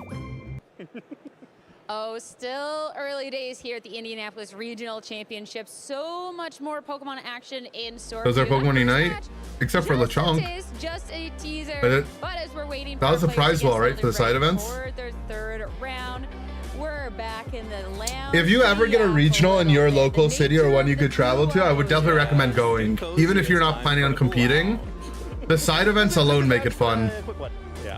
Yeah, that sounds about right. That's, we love seeing players win good. It just means you get to hear from us. But we hope everybody is enjoying. I mean, that first match, even if it was a little bit of a quick one, it was rather fun. But there was a lot going on in that match. It was a 2-0 set, but it was, especially that first game, was really technical, very much about positioning. It kind of happens when you're running a Parish team like Kalen was with the Mega game. They removed Ranked? Yeah, they removed Ranked. Hit that Parish song. They removed Ranked for like a 2-week period and then brought it back, but I didn't like it. Rogov just wasn't letting Kalen hit that and wasn't able to get the trap up, and Rogov just sort of He's Groudon in a cup. Yeah, I mean, speaking of which, why are there Pokemon in cups? Interaction to get Cute. like the first streamed match of Champions for us, where And they have it so good. I think a lot of the NA players would complain about how OP it is in Europe because it's so cheap to travel within Europe. It's always going to look a little bit wonky, but I think having to face both the King Gambit and the Basket Legion kind of shows off why Incineroar's usage, despite being a very solid, still 25%, you know, pretty much every Pokemon wishes they had that sort of usage. It's kind of just can they ban Protect? It's so annoying. Protect is like the cornerstone of competitive VGC, right? The game would just be Unga Bunga without it. Legion's still there, so it's not so good late anymore either. I think it just, Incineroar kind of has a sequencing problem in this format where early game, late game, it kind of doesn't matter. It's struggling with the biggest meta threats. Yeah, it's one of those Pokemon in the team preview. I always just feel a little bad, like, oh man, this is, I really just can't. But also, it's a tough one. But Protect is what makes doubles playable. VGC action in store, but of course, for all different types of Pokemon, there is so much you can be tuning into over on our Twitch. Of course, I love being able to see the reruns of previous events, kind of like the Europe guys gotta stop talking in British and speak United States. That's what I'm saying. There's gonna be a lot of Can we get some America? Can we start talking in American? Bottom row. Yeah, a bunch of live events coming up. Of course, the North American International Championships preview show, of course, will be running before the NAIC itself, and of course, Turin. Can we start talking in American or what? Championships, where European trainers will be able to show off what they've got for champions. Yeah, it'll be really exciting to see what they do. Probably a little bit different meta here. Usually see another group of trainers, their take on the format. And, you know, don't forget to check out the animation as well. You know, if perhaps you're not the biggest fan of Pokemon Horizons or you've seen all of Pokemon Horizons, you want a little throwback, you know, also check out, you know, Pokemon Colt in the series, you know, the great adventures of Ash. Where it all started, right? Where it all started. So you gotta start your journey off somewhere. But of course, for a lot of the players, starting it off at a regional or an international is not normally where their journey begins, but instead at a local near them. If you've ever seen, I might do a Champions local at my local game store. Some people, make sure to scan to find events near you. I mean, for myself, it was just local leagues. Sounds like a fun thing to do. Points, just local leagues where I learned to play competitive Pokemon TCG way back in the day. And I mean, look, we're all here now. Yeah, I gotta see like what the pricing is like, you know? Yeah, you really. But I just pull up $10 entry and I get some Pokemon packs. Community that you're able to go back to, both in terms of having a that's good ROI. Play with that you can get practice in, have people who support you during. You just have to not go dead last. As well, just you know, it's really critical that you get that in-game like best of 3 experience with the open. Our locals are always TCG. My local store does VGC. It's not my local store, but it's the store that I go to. Your cups and your challenges. But I think they only do like one every 2 weeks. Yeah, I think it's probably really important for players right now too. Yeah, I think they do store credit, or like the bigger ones, they do have like boxes and stuff. I think the next step is the most difficult one to take, as far as like kind of learning. Give that lady some blanket. You know your opponent's entire team because you think she's cold? I think she's okay, man. Differently when they know your entire team. You're being weird right now. In the best of 1 phase, I kind of wind up in these game states where like, ooh, my opponent made. You're being judged. That maybe they weren't understanding what I wanted to do as well as the experienced player would, and you know, well, one great way to do that is just getting more experience. You're about to go to another cup? You're the cup guy. I was thinking this and this turn. Call him a cup so head. Much easier to learn, also more fun, right? Where it's a community game. I think it's just always going to be more fun to do something like this with other people. And that's just going to be so much easier to do at a local event, at a cup or a challenge, than here at a regional event, or especially at an international championships. There's just the TCG player, I believe her name is Piper. Rounds. There's also much more high pressure at an event the host. Like this. That's Sierra Dawn. Can be really laid back, can be really chill, and you can get that, real. She's covered immediate feedback. A lot of events. Oh, this is how that set went. What were you thinking? Why did you make that play? We're all just trying to get better here. It's really important. The community is something that's really special about this game. Covered like. And I think something that really some of the most. She might have covered like the most regionals ever. For some of the most. Shout out people that they've met at their locals, or they're like shout out to.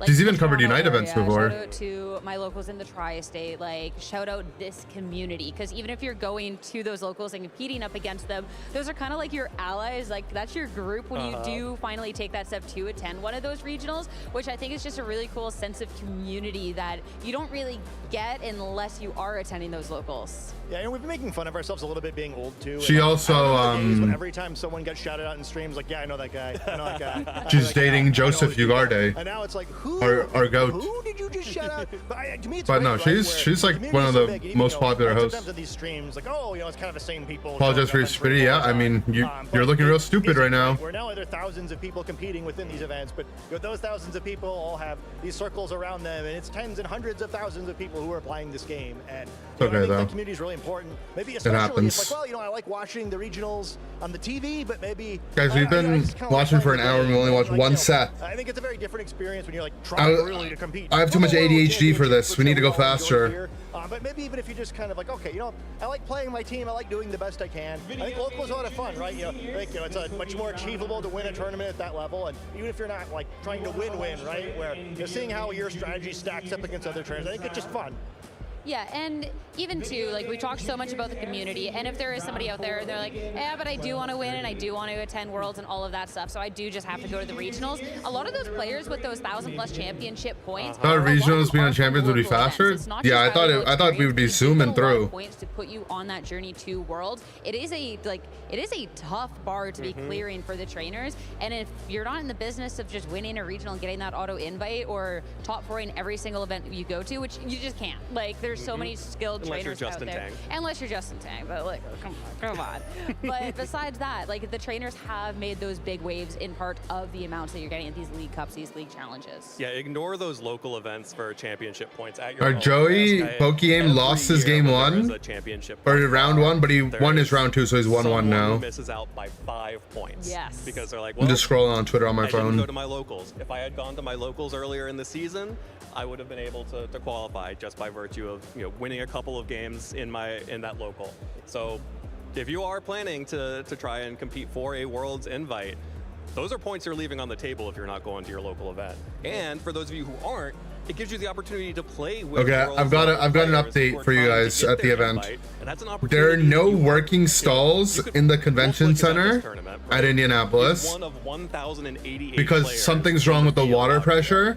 So you have a If very they low have to go to chance the of winning. bathroom, the staff are But telling them to if go you back are to their in the hotel to use the region, attending a bathroom. local event, you have a much higher chance. Is of that the getting reason some why it's delayed? really Probably not. quality time, like quality experience playing against one of But our there's top no players. working Yeah, I water think it fountains, actually no makes sense working to maybe, bathrooms. bring it back to this event a little bit as we await the next round. I think one So, thing that's really important also is just like the this preparation event might be Even cooked. if you are a more experienced player, right? Where to me, we're kind of in that phase of the tournament where At we're least kinda for learning which now. trainers maybe don't have enough reps with their team in, or like maybe didn't get the right reps in. Where it's like, all right, I made kind of a bold choice with my team, and we'll see how it goes. And some of those trainers are like, yes, like this just Telling people to just go back to your hotel's crazy, but I mean, what option did they have, I guess? Like maybe this wasn't my best work. Maybe if I'd come in with a team that I knew better, things could have gone differently, right? And like I think locals, maybe not such a opportunity at this tournament, which maybe we'll see a little bit more volatility. But like once we're deeper into a normal season cycle, I think it's important practice, right? Sometimes you go to that premier challenge, like like 5 of my Pokemon, awesome. That 6th Pokemon, gotta go. Yeah, not doing what I needed to do. Not quite. And the amount of times we've heard players like, oh, 5 of my Pokemon maybe did. It's a 5-mon team. It's a 5 Pokemon team. But you're talking about volatility and what we can see at this event. Should become We're VGC almost ready and for Unite the World next Champion this round. year. So That'd be with that optimal. It'd be being optimal said, to from win us, something. I agree. We've done our yapping. It's time. But, we're good. It's time to send it back over to our casters. Take it one step at a time. Yap a little bit. Speaking of locals, if you are in the Boston area, you can come play us. Yeah. That's right. We Do challenge you to come to our locals and have a good time. And lose to us. Yes. No, just kidding. Well, I mean, maybe. I like championship points. They're fun. They're nice. You can fight for the Ace Trainer classification. That's another cool goal to shoot for when you're going to your local Rosemary, yeah, events she's and covered a lot of regionals events and too. whatnot, but we're not playing locals here today. We're playing a regional championship. It is round number 3. I think she's covered a Unite event before. Well, I feel like I remember that happening. with everyone. We're having a good time. That's true. No, it has been a great time so far. We've only had 1 round, but that's why we're ready to bring you round number 3. It's going to be so exciting, especially because we get a chance to feature some more. You guaranteed probably lose your second match ball rank 3. Well, the beauty of it is to have goals, Like for me, if I ever did a VGC event, my goal would just be, my biggest goal would be to make day 2. Carry Diortona versus Rushiel. I wouldn't be too concerned about trying to win. There's some interesting ones. if you know, you know. Some of these are some interesting matches. Also some really great trainers on here. Aaron Trailer doing Cassidy Knight before we got to say Knight. Yeah, I think she was involved in some of the earlier tournaments. Happy to end above 50. Yeah, I know, exactly. I'd be just happy for my record to be above 50%. Considering like you usually have to go like X2 in the Swiss rounds. We're gonna go ahead and the get top ready to cut go for our next match, which is insane, you know, by the way. Like if you just think about it, like Carrie D'Ortona actually won a regional championship. Obviously, like the expectation of success is tough, but if you just think about it, that's insane to do that well in a Swiss tournament. On the flip side of things, we've got Rushiel. Okay, so left side is prototypical literal 6 Metamon team, and then right side's got a Clefable, and then like a bunch of meta stuff, like some like kind of like slightly under meta stuff, right? Like Fox and A9. And potentially Aerodactyl. Yeah, it's a double mega team with Aerodactyl and Delphox from Rushiel as well. Well, this is kind of exciting. Opting to go for the Mega Charizard Y. It is the most popular Mega Evolution Pokemon at this tournament, but has some cool text on his team. Not block their stuff. I think Lamora is a really popular. Well, so it's no low kick Gambit. Specifically for any other techs? Not really, right? Pretty standard. Everything is just standard. Sash, Chomp, Mystic Water, Basque, I guess. He's Rock Tomb and not Rock Slide, but it's like, I don't know. I feel like we've seen that so much at this point. Yeah, I'm really Raw Fairy Feather Whimsicott, right? Usually the Whimsicott Fairy Feather is with Floette. Not always though, but I feel like now in Pokemon Champions, it's really coming to its this is like as close to like just meta team as we might see though. A lot of those for super effective damage. Kingambit, Earth Power, Charizard, Power Gem, and Sludge Bomb, Whimsicotts. Yeah. Or, you know, Floettes. Or Sylveons. There's a lot of fairy type Pokemon that don't love seeing a Sludge Bomb there. I also love the Rock Tomb option on Garchomp. You might often see Rock Slide in that spot, but Rock Tomb is a great option, not only for some speed control alongside that Tailwind from Whimsicott, but also Wide Guard is a very I think Rock Tomb makes your Garchomp guard matchup into Aerodactyl like a lot better, right? With a rock type attack for huge damage. But I guess there are still a lot of teams that are it makes it a little bit better to kind of calculate the damage. You can go under Wide Guard, and if you get a speed drop on Aerodactyl, it's really OP. But I do appreciate the speed control option as well, especially if you're going to be playing against opposing Garchomp or opposing Tailwind teams, which is something that Rushiel has. Well, it's not going to be the Prince so Mega Aerodactyl, no Wide Guard. The Tailwind as an option from the Aerodactyl. Heat Wave, Psychic, Calm Mind, Calm Mind, Delphox. That's interesting. Special attack. Black, this is like the second time we've seen this where one Gambit's been black glasses, no fighting move, and the other one's been Chople, low kick. You actually do have a different type of weather. That's cool. Delphox is not Never Melt Ice A9. You do have a way to take away the weather from the opposing Charizard once it Mega Evolves, because you've got the that's kind of cool. With the Snow Warning, you get the Snow set. Never Melt Ice is going to be boosting up the power of those. Is it bad you want the Fox to win? No, I think literally most people watching are going to be rooting against the Zards. There's a couple Pokemon here that often carry a Focus Sash, but none of them are carrying it uniquely. It's the Aerodactyl, Ninetales, and Sneasler. All very good users of that Focus Sash. You want to see the Rock Slide flinch?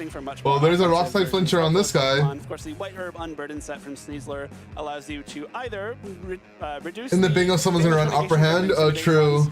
I mean, I guess we haven't seen it yet, but Upper Hand would be cool. And then in turn, double your speed, which can be really useful against opposing Tailwind teams. Yeah, but I'm excited to see whether or not his Clefable actually Mega Glen that one Taiwan. That's cool. It's going to be quite bulky against opposing Pokemon that are going to have stat changes.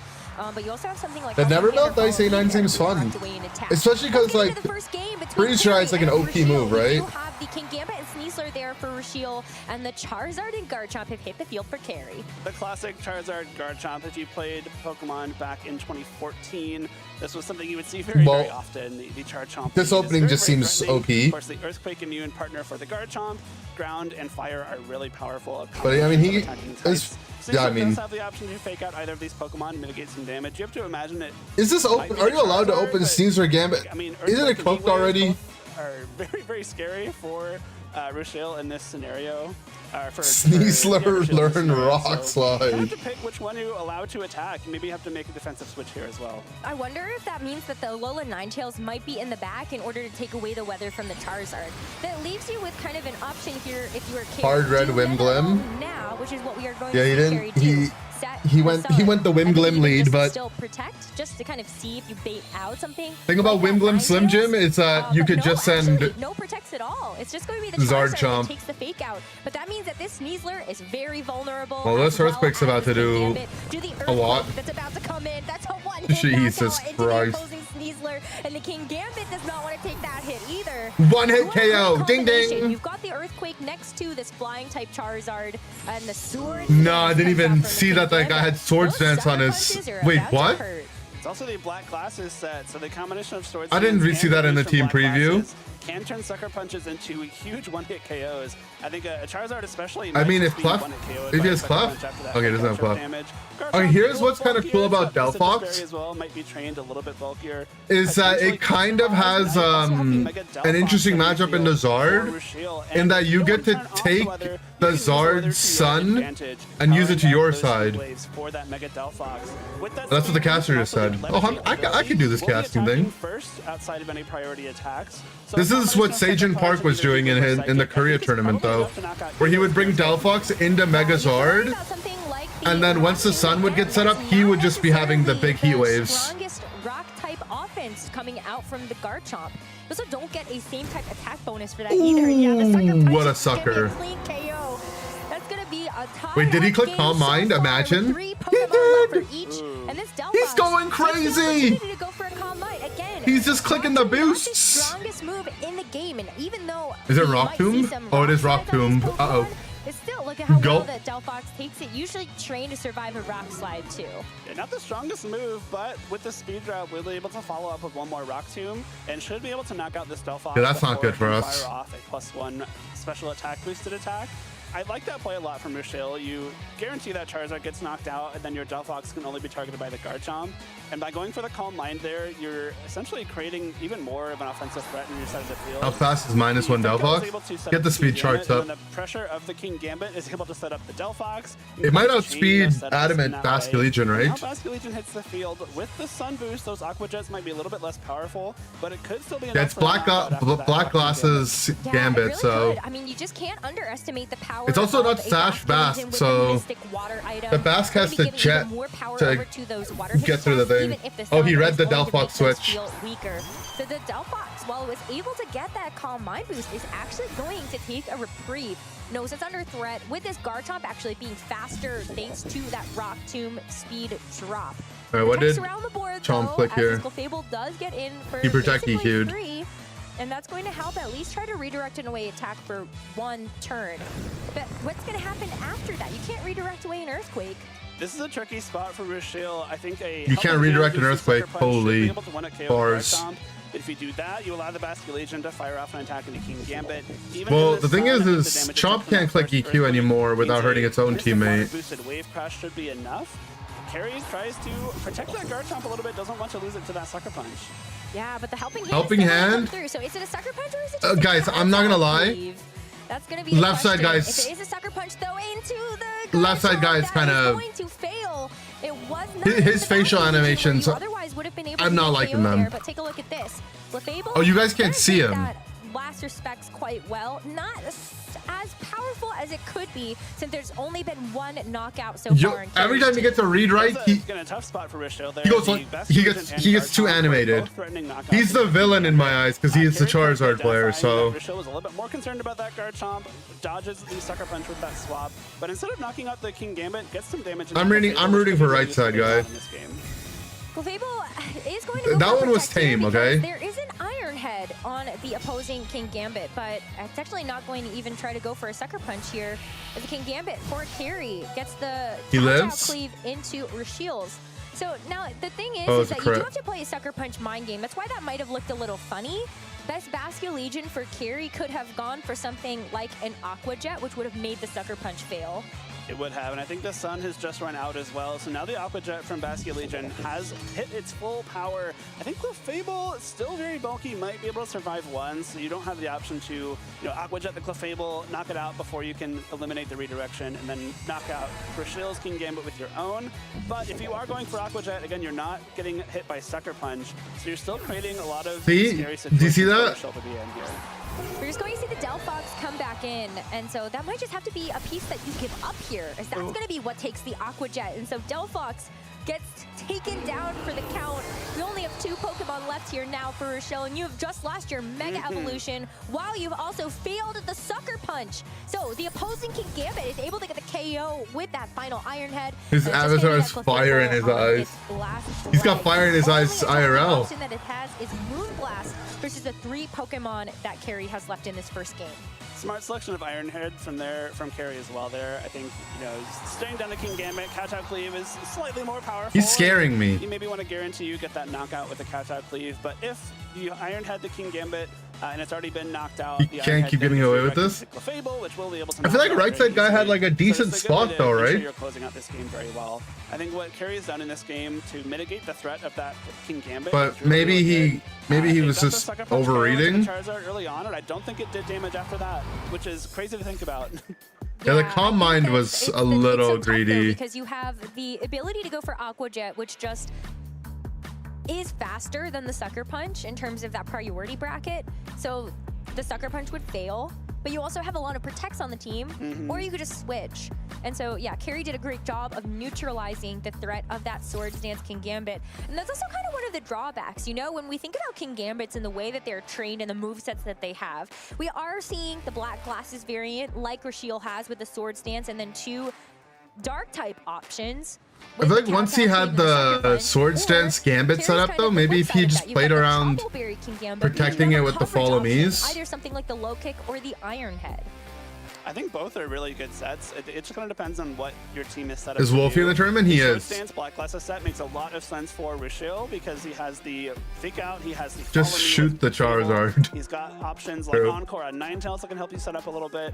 So getting that huge offensive. All right, what adjustments do we see here? More easy to capitalize on a team built like Rochelle's, whereas Carry's is a little bit more flexible. It's more versatile. You often don't have those windows to go for Swords Dance when you want to be pumping out that consistent damage.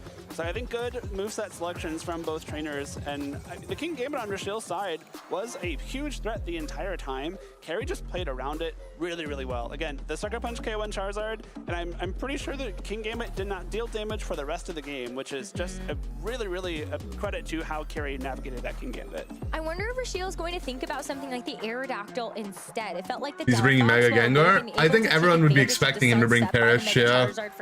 We'll see. Also ended up doing nothing. Yeah. He needed Calm Mind literally at real time. So he needed to Calm Mind IRL. And I think that I look at something like the Aerodactyl that can set Tailwind. Maybe that's something that you consider, or even just going for the Clefable at the very beginning. Something like the Moonblast to threaten that Garchomp. Yeah, if he had gone damage on Chomp, the Sucker would have. He could have got range of Sucker, right? Kingambit lead is good for helping the Kingambit set up. Like Heat Wave would be single target. If he clicked it, Psychic would have done good damage. He could fish for a Heat Wave Burn. Of the 2 Pokemon for Carry, and then I mean, Heat Wave Burn would win the game, so. Kingambit for Rochelle. I feel like this is a little bit better though for Rochelle this time around, because you can use the Sneasler to fake out the Kingambit, or you can also just go for a Protect if you expect there to be a double up. And the Basket Legion actually goes for the Wave Crash into the opposing Kingambit. Wow. If you're trying to get a Swords Dance here, you just don't have much HP left to play around with. No fear. Arnetted, right? What did his Gambit click? With both of his Kowtow. A big Kowtow Cleave in return will be a big knockout for Rochelle immediately. You get rid of that Aqua Jet, which was really hard for him to play around in that first game. I think a really great way to open up game number 2. Absolutely. Immediately got rid of Now Gambit, you have to or take a look at Pass. what you can do on the next turn. You might not have gotten the Swords Dance up, but you could still threaten something like the Sucker Punch, which would be great to deal with something like this Garchomp. Now this Garchomp also is now really scary for Rochelle. Kingambit can usually survive an Earthquake from full HP, and we saw the Sneasler get 1 KO'd by it in the first game. But now that Kingambit took all that damage from Wave Crash. Well, for him to click Earthquake, he has to either swap in Zard or protect on his Gambit, right? Okay. Delphox So Mega Evolving cannot. But can you, I feel like you just have to try to get as much mileage out of the two Pokemon that you have now. You know, maybe we end up seeing something Just has to get A9 in somehow, right? Yeah. From the Sneasler, at least you're able to chunk it down a little bit. Sucker Punch as well would do something, at least to the Garchomp. And you can't necessarily go for Earthquake with your own Kingambit right These there are out for straight into A9. Yeah, Ninetales is a great adaptation for the second game.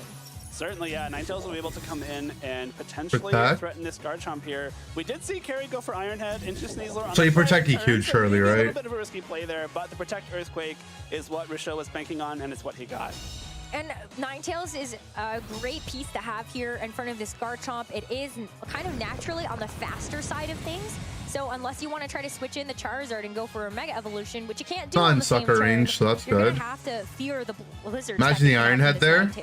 I wonder would have been gnarly. Aerodactyl was Rochelle's Mega Pokemon of choice in this game as well. I think Ninetales makes a lot of sense if you are bringing Aerodactyl, because if you have your Delphox, I think you actually want the Sun to be Thing up. is right side guy's Gambit isn't low kick, right?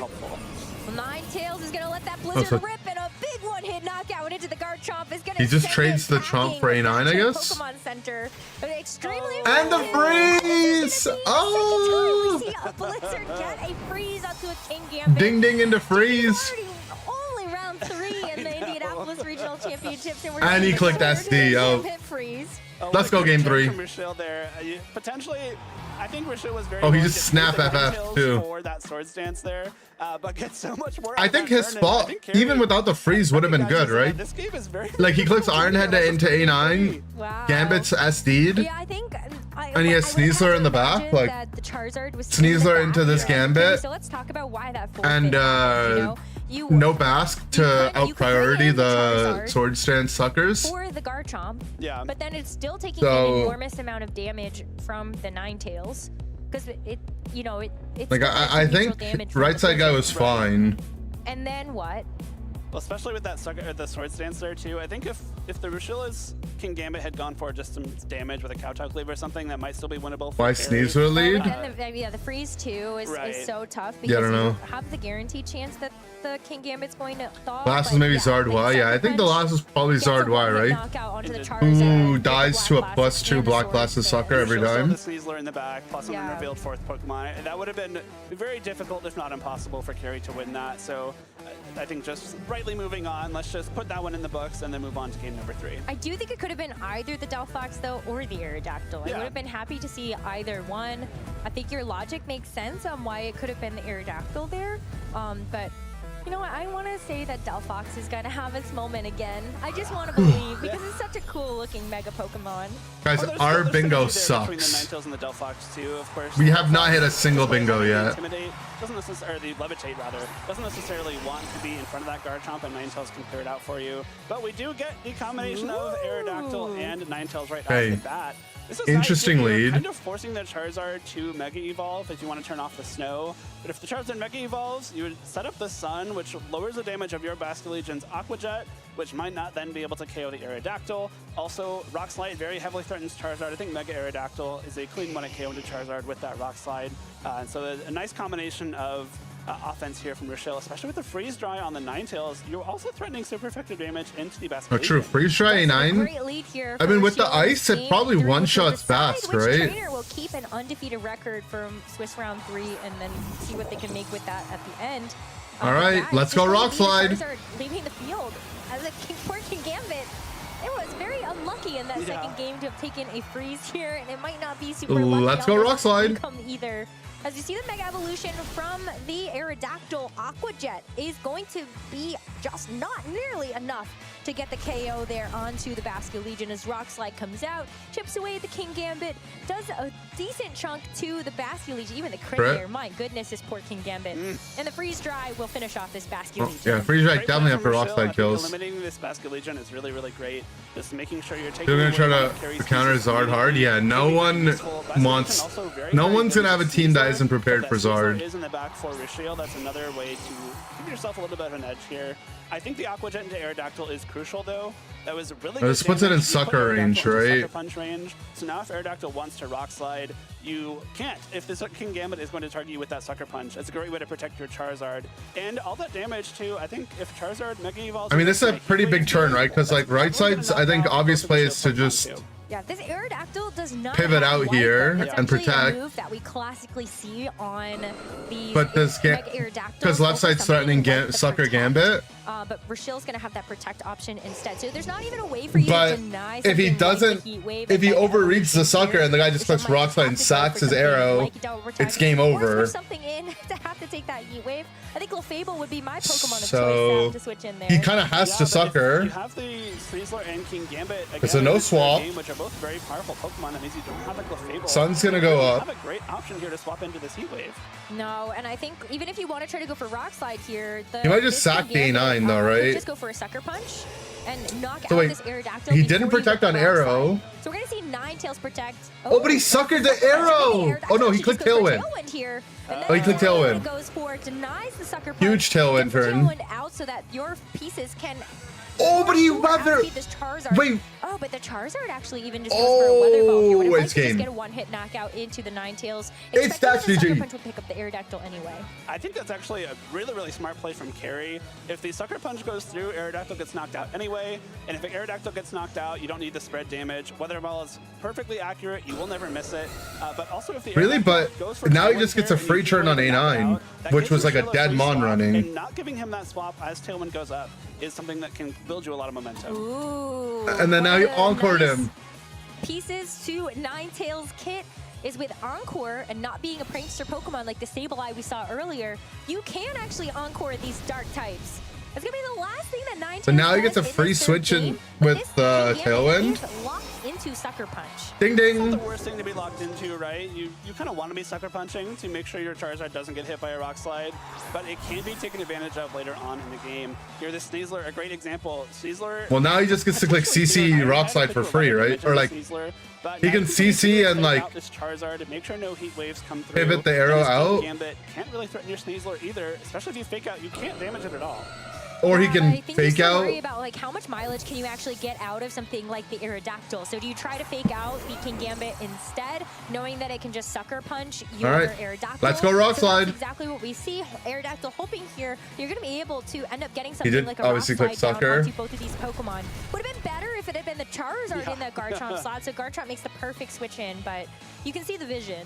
Well, and also now this Encore and a Sucker Punch creates a little bit of a tougher spot for Carry. I think if I mean, the King Gambit wasn't encored, How does Garchomp play this? He can protect, or he can EQ bring in Zard. or Sucker Punch and like But Dragon Claw into Sneasler. could he's be just something sacking that his Zard now to that this Rock King Slide. Gambit can't protect itself. If you want to Earthquake and knock out Sneasler, you essentially have to switch in your Charizard. If you switch in Charizard to this Aerodactyl, a Rock Slide He is can't probably protect coming on the through and he gets Gambit. knocked out. So you're forcing like not the most optimal play out of Carry here, which is a great way for I mean, Rishiel to isn't he kind of pinned? deal with the Isn't close combat on the Gambit slot auto win? And you still have Tailwind at your disposal, so you have to worry about Like, you just lose the Chomp here? the Garchomp, Or the just Zard getting here, sorry? Like a Rock Slide. Yeah. Wow. King Gambit is actually going to switch out so that Oh, this Garchomp can he go missed for Rock the Slide. Earthquake, but the Rock Slide actually misses the Charizard that it would have loved to connect into. Can Garchomp actually fight through this though? As close, Charizard's gonna have to take this close combat too. So a great switch that Carry does not get punished for on this turn. But Garchomp, you gotta love your trainer here. You gotta make sure that you get this Earthquake down or this Rock Tomb into this. And Oh, the That's flinch! right, baby. We're so bad. Let's go Rock Slide! Goodness. Well, hey, we got a Rock Slide meta. I'm glad we got to appreciate it right on early. Let's go Rock Slide! Spectrum, right? Exactly. The miss and the flinch. I mean, obviously the. That should have been on the. That should have been on the bingo.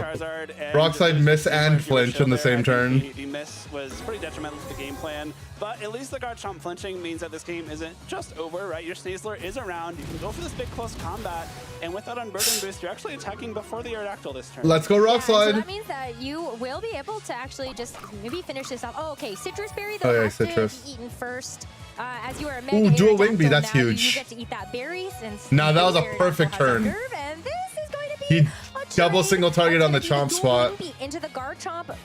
And he lived. The rough skin calcs. Yeah, that's huge. If the Aerodactyl goes down there, this I think is a little bit harder for Rochelle. But now that this Aerodactyl's around, you're still having to dedicate that Sucker Punch attention into the Aerodactyl. You don't want to lose a Charizard to a Rock Slide. And of course, this Sneasler still in a pretty good spot here, resisting the Sucker Punches, threatening super effective close combat, or even some great damage with Dire. I mean, this is here means that this Sneasler. This feels like kind of like a 50-50, right? If you're Sucker Punching the Aerodactyl, you're not. You sucker the arrow, you die to Gambit. As well, so a Weather Ball is no longer. Or your Gambit dies, and if the arrow protects or tailwinds. I think Sneasler probably survives. All right, Kingambit does go for the Sucker Punch. I was gonna say one way around that is to reset back up Tailwind, but I think you're okay with this trade.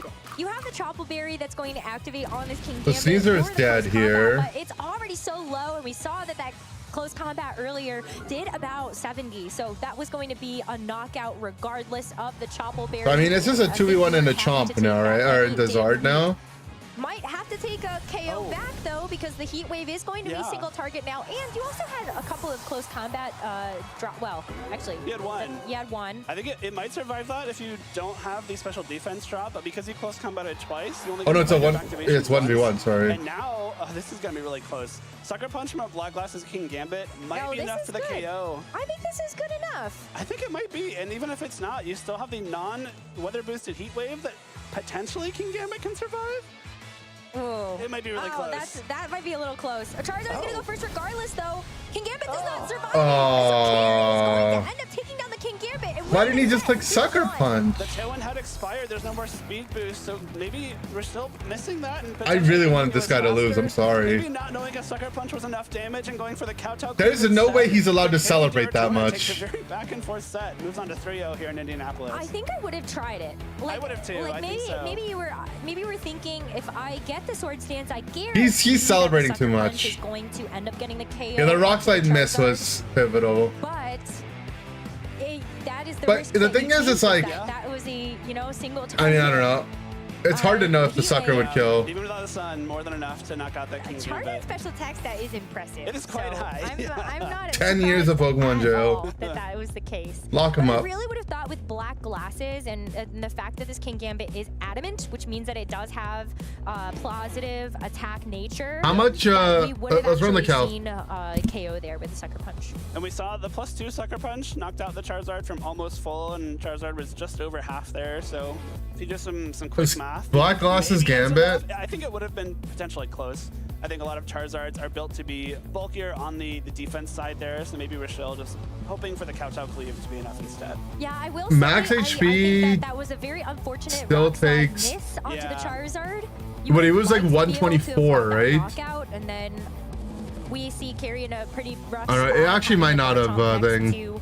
Ryan has been moderator for 1 year. That's a good, that's highly good calm. I think Rochelle otherwise would have been able to lock up the game with the Rock Slide connect to the Charizard. Yeah, maybe the sucker wouldn't have killed. There, then you do for sure. This is with Black Glasses, right? Punch range.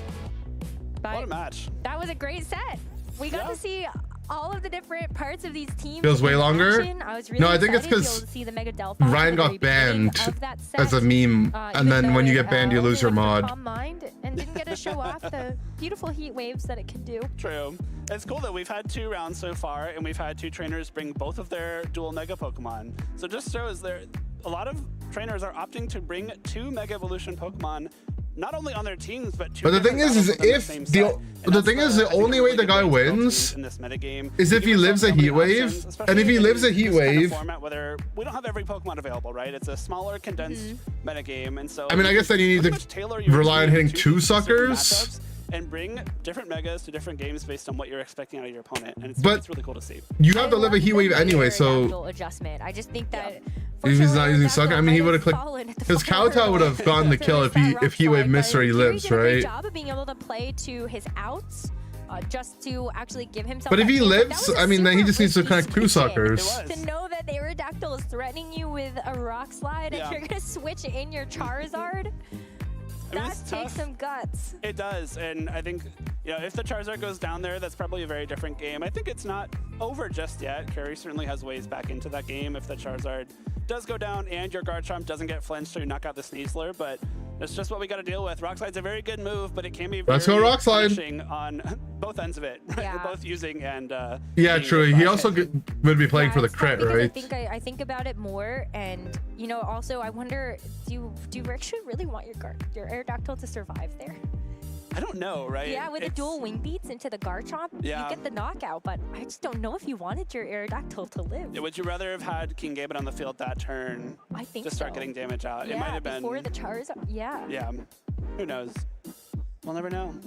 One thing's for sure, Pokemon Champions has been so much fun to watch so far. This is only Swiss round number 3, which means that we still have 6 rounds. 5 more today, I think. 5? 8 total. We have over Like 1,000 Kowtow? players. Are you sure? Yeah, I don't know. I think it's Maybe 8 today, 4 tomorrow. Oh my. maybe he just read that like the sucker is like obvious and he's gonna start playing the sucker mind games Rounds today. I will just sit here forever and watch. and wanted to this get all play ahead because I out. don't think the Zard are protected. Because we have over 1,000. We have I over think 1,000 we're- trainers here. We're about 20 away from 1 extra round. I think is we would just barely miss that kicker, but we'll get Darn. it. We'll get Okay. it. I know we will. Oh, Turin for sure. But Yeah. we're gonna go ahead and go over to an interview with Carrie. Let's hear what he has to say about that match. Like We'll sucker give those and 2 prey. seconds to figure that Yeah. out. No, I'm just kidding. I love you too. But we are here with our post-match interview with none other than Carrie after that win. How are you feeling after that one? Stressed. Stressed? Yeah, it's a really awkward matchup, mainly because of the Alolan Ninetales, because Garchomp would normally be really, really strong into that kind of matchup, but Alolan Ninetales kind of throws a wrench in that, because now you're threatened with an Oko, and there's encore shenanigans and reads and all that stuff, so it gets a little dicey and when it comes to that. Was it kind of something that you had going into the event were like, ooh, What's I up, hope I don't Joseph? match up against this? Because I know stress or one of those, like you sit down, you see the team sheet and you're like, wait a second, I didn't really quite consider how my matchup into this one would go. I think mainly it's just getting the reads right, because it's in terms of like not only the positioning, but in terms of what you bring.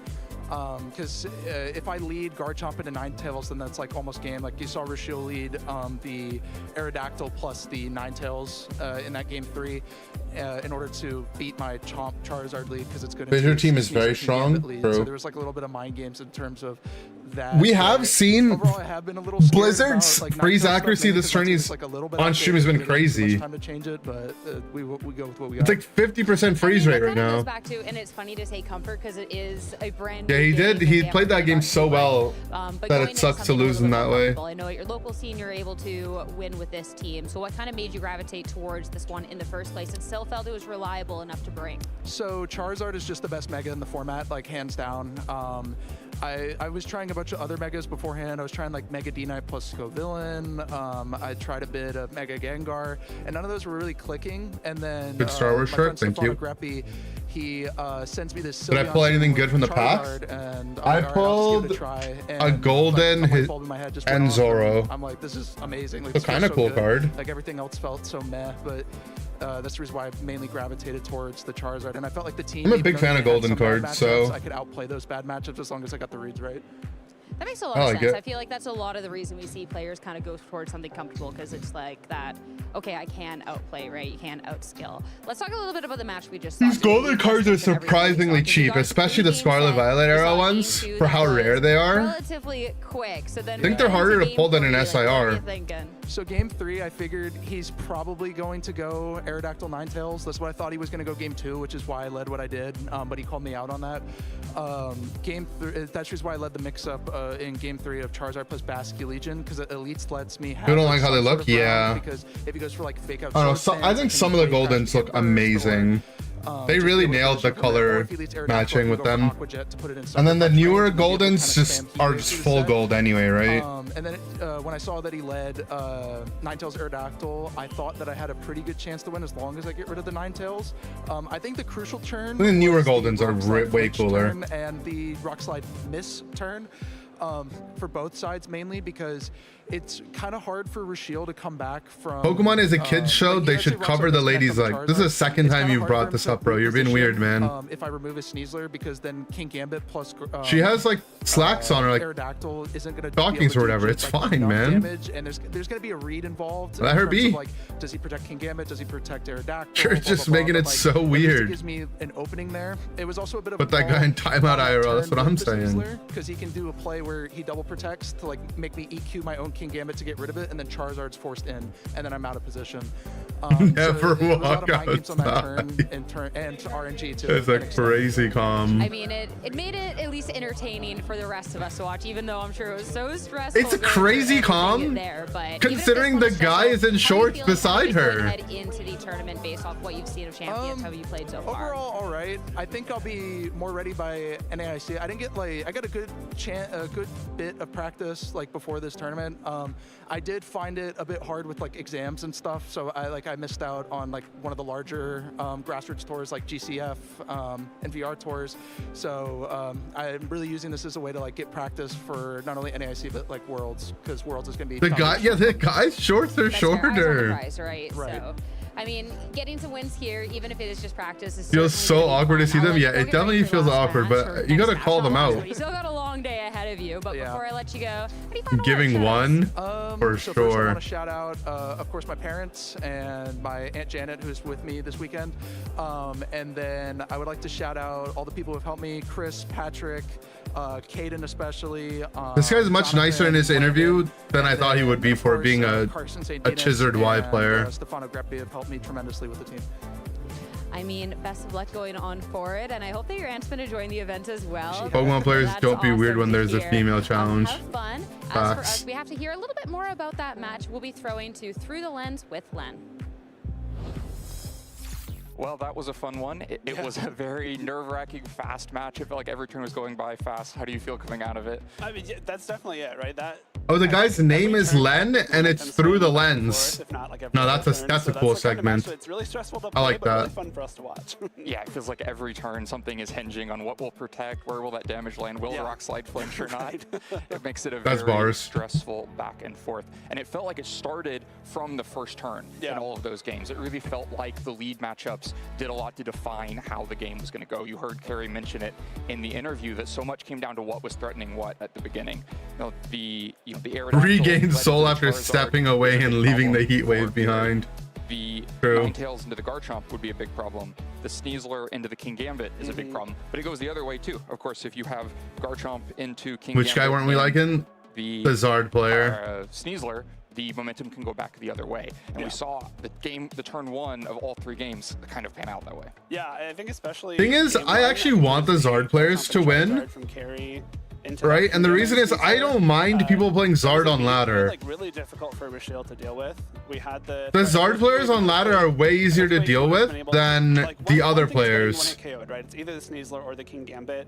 I think Rashael was probably right to fake out the Charizard, because then you get the Swords Dance up, but then you're still like, what are you doing into this Garchomp anyway? Yeah, this is the situation that you're talking about, where both of these Pokemon, both the Charizard and Garchomp, threatening huge spread damage into the other side. So it's a great lead matchup. Carrie has kind of won that turn zero of getting the advantage here, and Sneasler can only stop one of them. You can fake out into one spot or the other. So like you mentioned, chooses to fake out the Charizard, make sure that no Heat Wave is going across, but that gives over this massive Earthquake that both picks up the KO onto the Sneasler and leaves King Gambit quite low. Even though it gets the Swords Dance out of this turn, it doesn't have, a ton of staying power after that. Like, it has to be weary every turn.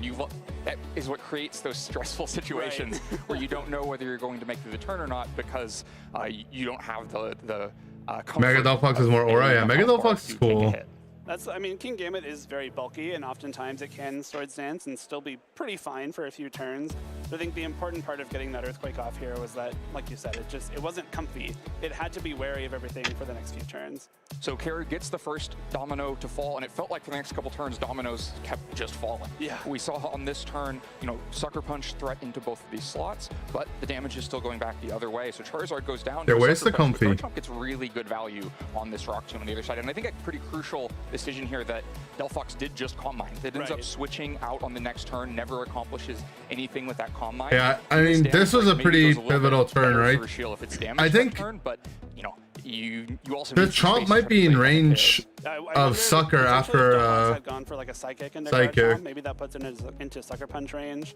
But instead it goes for that Calm Mind, and what Rashael was trying to do is like kind of chain these setup attacks.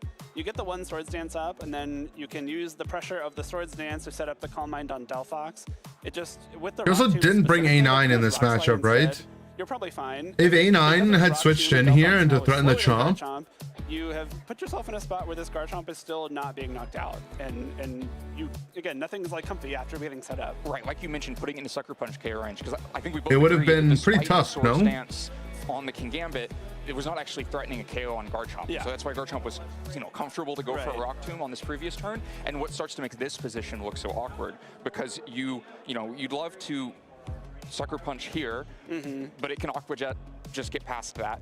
You would love to Sucker Punch here, but it's probably not a KO. And if you give up an Earthquake, it KOs Kingambit. If you give up a Rock Tomb, it KOs Delphox. And so Rashiel's the one kind of back on the back foot in this position. I think he makes a pretty good play in response to that, which is to try to get the Clefable on the field. We saw, so the Clefable switches in. On the next turn, the Clefable clicks Helping Hand. So that's how you get a Sucker Punch KO range. But I think the turns in the meantime, it being the Protect EQ here, so it wasn't just kind of a lost Rock Tomb into Clefable, but pretty valuable Earthquake damage into Clefable that meant that you could continue to pressure. Are there any mons banned here? No, it's just whatever is available in Champions. Damage here, then in this position is able to switch out into Kingambit so that he's they have to nerf Rockslide. Stopping much Sucker Punch threat. That Kingambit never gets. I don't see them doing it, but maybe. Into Charizard, and then I think really gets the final upside of this. If they do, they should just lower the flinch chance, right? Create a pin in the Clefable spot by throwing both the Aqua Jet and the Iron Head likely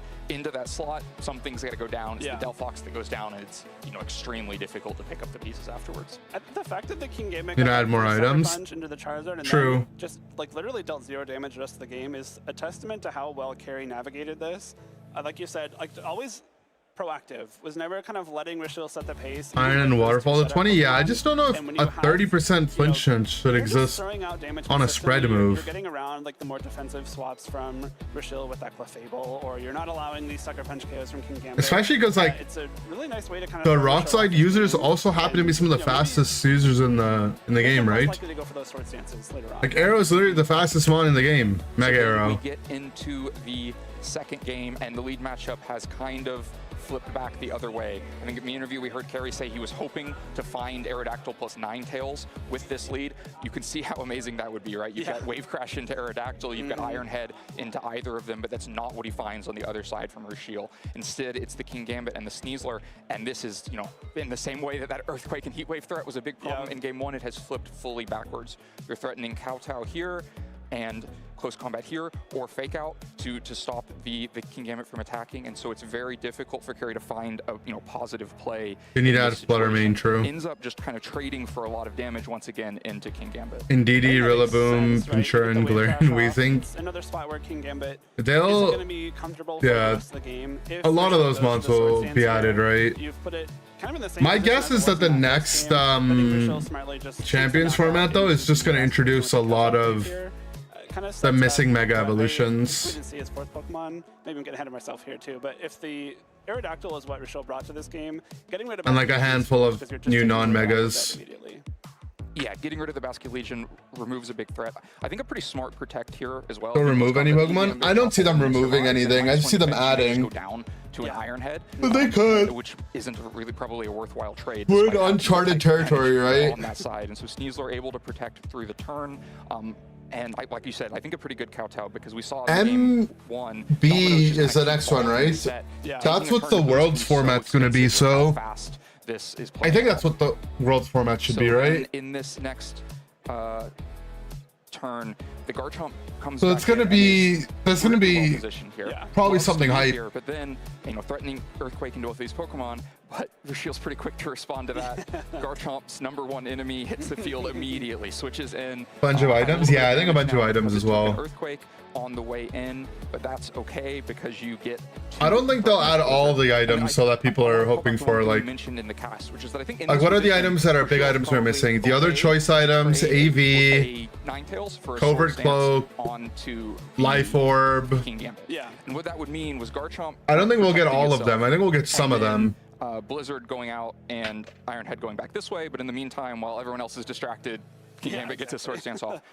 But things go. There's some like other items that are cool as well, right? Like safety goggles. It's just Blizzard straight off, and then the Blizzard freezes on top of that, so you don't even give up Ninetales. So you loaded dice, wide lens, to KOing Garchomp and getting a completely free Swords Dance, and there's really just almost I don't like Covert Cloak because the idea of Covert Cloak in blind pick 4 Pokemon to 2, one of those is frozen. Seems really annoying. From that position. I think Rushiel bringing the Ninetales was a really good adjustment here, especially without the Charizard. Weakness policy got you top 100. Oh yeah, true. Weakness policy is an item too. If you swapped in the Charizard, it's taking a lot from Blizzard off the bat, and then probably goes Safety goggles only if Amoonguss is back. I think this Choice Scarf Pavilion thing is also heinous. Smart mix up from Rushiel. They're playing it a lot in the eastern regions. We'll probably see some today as well. The Scarf Pavilion. I think we get a little bit more of an even matchup here. Again, we heard Kerry say that this was the lead he was expecting. Light play and terrain extender. Oh yeah, true. We might get some of the weather extenders or the or whatnot. Our turn 1 doesn't go hugely in his favor. I think it actually benefits Rushiel quite a bit, but is not probably what I think is crazy is that they didn't drop so many items, but they managed to include Bright Powder and King's Rock. Like, and it's such a surprise. They just wanted people to be tilted. As long as your opponent has Aerodactyl on the field, you cannot threaten any damage with Charizard. You just have to spend your turns protecting and pivoting and doing something else. And so you have to find a way to get rid of that Aerodactyl. All right. Before the next game starts, I'm gonna go take a little potty break, so I'll BRB. Having to give up Basculegion for just kind of you guys keep each other company. That's maybe a trade both players are willing. We'll run a quick ad as well for the non subbies. Not again. Charizard really can't attack this turn unless it wants to get knocked out. But because you're swapping it out, you're not setting up the Sun yet. The Aqua Jet's going to be at full power. You know you're not going to knock out Aerodactyl. Like it's bulky enough to survive that one Aqua Jet, but you get so much damage on it that then this King Gambit can kind of just come in and force Aerodactyl to play scared the rest of the game. Yeah, you can see the whole idea in one turn, right? Both getting the King Gambit onto the field and getting the Aqua Jet damage in at the same time so that you have a way back. But the Aerodactyl still has such a huge impact. When you're forcing your opponent to make switches, to make big damage trades, and then to spend turns focusing attacks afterwards, the Aerodactyl is having a massive impact on the way this game plays out. I think that's why a lot of teams are opting for Mega Aerodactyl as their second Mega. There's very rarely teams I see where Aerodactyl is the only Mega evolution, but if there's teams with 2 Megas, Mega Aerodactyl is a pretty common second one just because it can give you so much agency in these Charizard matchups. Yeah, it can still provide a lot of its role, even if it doesn't Mega Evolve. It can get a fast Tailwind off. Yeah. But if it Mega Evolve, it has that option to Mega Evolve and have even more utility. So then you've sacrifice Basculegion, you got the damage onto Aerodactyl. Now that means you want to get value out of Charizard. So it hits the field, has the Sucker Punch threat next to it. And this is a pretty dangerous position for Rushiel. It's pretty easy to start giving up Pokemon here when you know that the Mega Evolution is about to come for Charizard. It's going to start pumping out damage. But I think he does a pretty reasonable job over these next couple turns of making that not as high impact as it could be. I think the Tailwind on this turn specifically was a really good call. It forces the Charizard to Heat Wave if you want to knock out the Aerodactyl, and if you Heat Wave, you're introducing the potential for those Heat Wave misses. Of course, you're not getting knocked out by the Sucker Punch, so in the case that, Kerry goes for something like Weather Ball, like we're about to see, the Aerodactyl's still around and still is essentially forcing those Sucker Punches out of King Gambit. Right, it's basically having a Rage Powder effect on the field, where the Sucker Punch has to go into that position every turn, and by denying the Sucker Punch for one turn, you extend that effect further into the match. And so, yeah, it's still here having to threaten Sucker Punch. That bought time. Now you protect, you force it again for another turn, and you say you're not going to do anything else. You're not going to mind game me with whether you're clicking Sucker Punch, because I'm going to encore that Sucker Punch and really just make sure that you have to keep clicking that button. I think this Encore is really smart as well. It wasn't even something on my radar as we were going through this game in real time, because this Encore threatens this, or it forces this King Gambit to Sucker Punch, which, like, yes, you want to Sucker Punch the Aerodactyl. That's your best option a lot of the time, but Rushiel's now able to bring in the Sneasler, and you're kind of forcing this King Gambit to take a close combat in trade for the Sucker Punch, or even, like we're about to see, you have the option to fake it out and then go for Rock Slide, so then you force Charizard to play more defensively, which now you've created a window for Aerodactyl to attack. Right. By using the fake out pressure, you stop the Sucker Punch pressure, which takes away Charizard's pressure. So you have like a chain reaction here where fake out stops this, which was stopping that, which was now lets you stop this again. And so Charizard is suppressed again despite that early Aqua Jet. And that position is kind of hard to create after you let so much damage happen into Aerodactyl. And so I think, a great job over a few turns to kind of weather the storm here, where you traded Basculegion for that damage, but then in the meantime only lost the Ninetales in response to everything that happened afterwards, which it's very easy with how fast these games are playing that you would lose a lot more out of it. Yeah. But even like continuing the chain reaction too, I think the Garchomp swaps in here, and then Garchomp is like forced to either Earthquake itself, or Earthquake the King Gambit, which can't protect, or make Charizard vulnerable to the Rock Slide again. So it's just a kind of a continuation of how well Rochelle navigated that damage into Aerodactyl. Yeah, so Garchomp is going to switch in here. It wants to be able to threaten down Sneasler in future turns. Really not threatened by Aerodactyl at all either. And so a really safe Pokemon to have at this point. And unlike Game 2 where we saw Ninetales take it down, you've already done the job of getting rid of it. Sometimes these games where dominoes are falling left and right, it can be about being one step up on your opponent. So you maybe the focus was so much on this interaction of Aerodactyl and Charizard that you kind of let Ninetales go down. All right, I'm back. Oh wait, there's a Garchomp too. But wait, yeah, this is actually way more valuable. This is crazy, by the way. Getting rid of Ninetales. You guys are talking about bathrooms as well? I think this Look what I just saw on Twitter. See if I can find it. I think There's a player who had to drop out of the tournament because there's literally no bathrooms at the event. The Aerodactyl, so your Charizard can then attack again. But if you want an Earthquake, you have to swap in Charizard, and then it can get Rock Slid, and it's really difficult. Went to would have played it out, but I have to poop, and all the bathrooms at the venue are locked. To stop Rochelle from clicking Rock Slide. You have to literally the water pressure in the Indianapolis Convention Center isn't working, so all the bathrooms are closed, and all the water fountains are off, and the staff are telling people if you have to go to the bathroom, you have to go back to your hotel. Which obviously on the surface sounds ridiculous, because it is, but you have to remind yourself that not only are there like adults playing, but like 60% of the event are kids playing in the juniors and seniors division. Like, it's really bad for the kids. Of the rest of the game, but it was ready to be a sacrificial piece. Paid event entry, yeah, I don't know. I mean, they would have to. I feel like they might have to refund everyone that attended the event. There's just no way, right? Trying to go for the Earthquake, you're getting rid of the Sneasler, which is kind of the last thing threatening the King Gambit. Of course, we saw it play out. There's no knockout into Charizard. There's no knockout into Sneasler. Everything. If they don't fix it in the next like hour or so, like it's really cooked. I think we're both smart, but now all of a sudden neither of them are working. Yeah, I think there must be breaking a health code. Like player hoping for this trade. Nothing happens, and so then you've probably in both shoes thought this through a couple turns ahead. Like not having access to water and King Gambit comes back bathroom is schizo. Probably already thought through it's not going to be Delphox because we've already seen a Mega Evolution, and so it's going to be one of the Clefable or you go to a Comic-Con and there are kids there and you can use the toilets. Yeah, but there's no access to toilets right now. So you're willing to make this Charizard. That's what I'm saying. But none of it happens. No. And so then both players have the entire venue has no access to toilets. Finding what the new path and is. There's like looks like over 3,000 people there. At least still threaten the Garchomp pretty severely. The Chupa tweet about the bathroom situation? Really? What did Chupa say? Are both pretty powerful, especially with the Tough Claws and Aerodactyl. And so the play that Rochelle goes for is just trying to take out the Garchomp. The indie bathroom situation is their attempt to nerf the great minds that slam down a cold brew at 8 a.m. before every regional.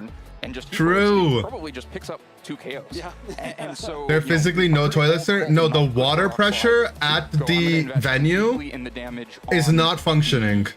So all the bathrooms are locked. All the water fountains are locked away. So that they can find a win condition with King Gambit. And so I think they're prioritizing Earthquake. It's not like they're like the lineups are too long. That Earthquake. Literally, they're not functioning, so they restricted access to them.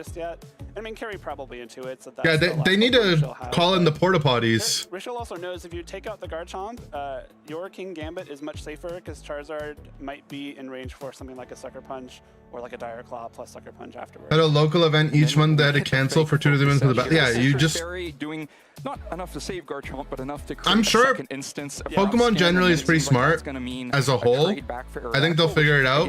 makes things awkward. Charizard, you know, is the one thing I heard about was that the staff, like the judges, are telling people to go back to their hotel if they got to use the bathroom. Thinking, well, now it's back to its job suppressing rock slide constantly. Which, I mean, I guess like, what are you supposed to do? Back to forcing the King Gambit to sacrifice. I mean, I guess you have to tell people to do that, right? Attack with Charizard, and Charizard's kind of your last way to threaten the Sneasler. The other thing is there's no after so many turns dodging, for Masters players, which is majority of the event, you don't get any breaks. So like if you're going to time on every round, there's no time for you to go to the bathroom or eat.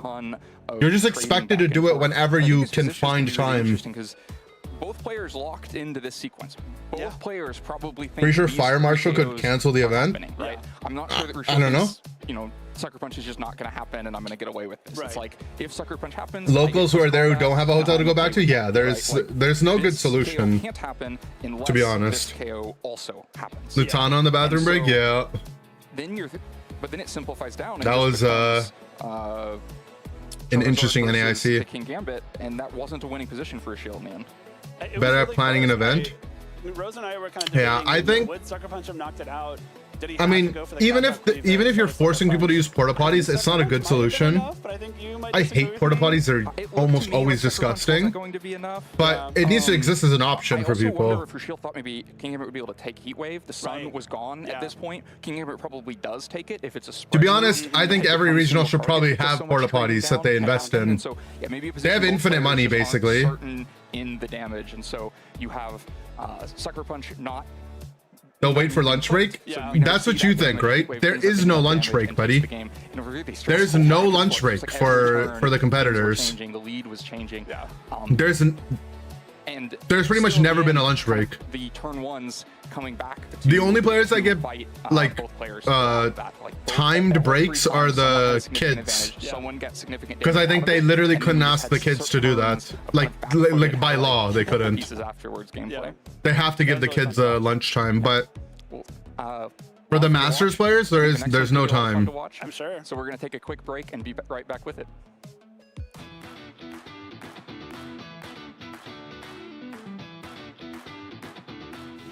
Yeah, you're just expected if you ever have a 2-0 and you're set that you just go and eat then or go to the bathroom then. Here at Indianapolis Regional Championships with Nick Donnelly to get all the scoop on how he feels about Champions, Megas, and everything else. First off, first Champions event. Are you excited? I'm extremely excited. I've been playing a lot. I just finished. I thought his name was McDonaldy. And I've Sorry. really been just putting everything into the game, and it's been awesome.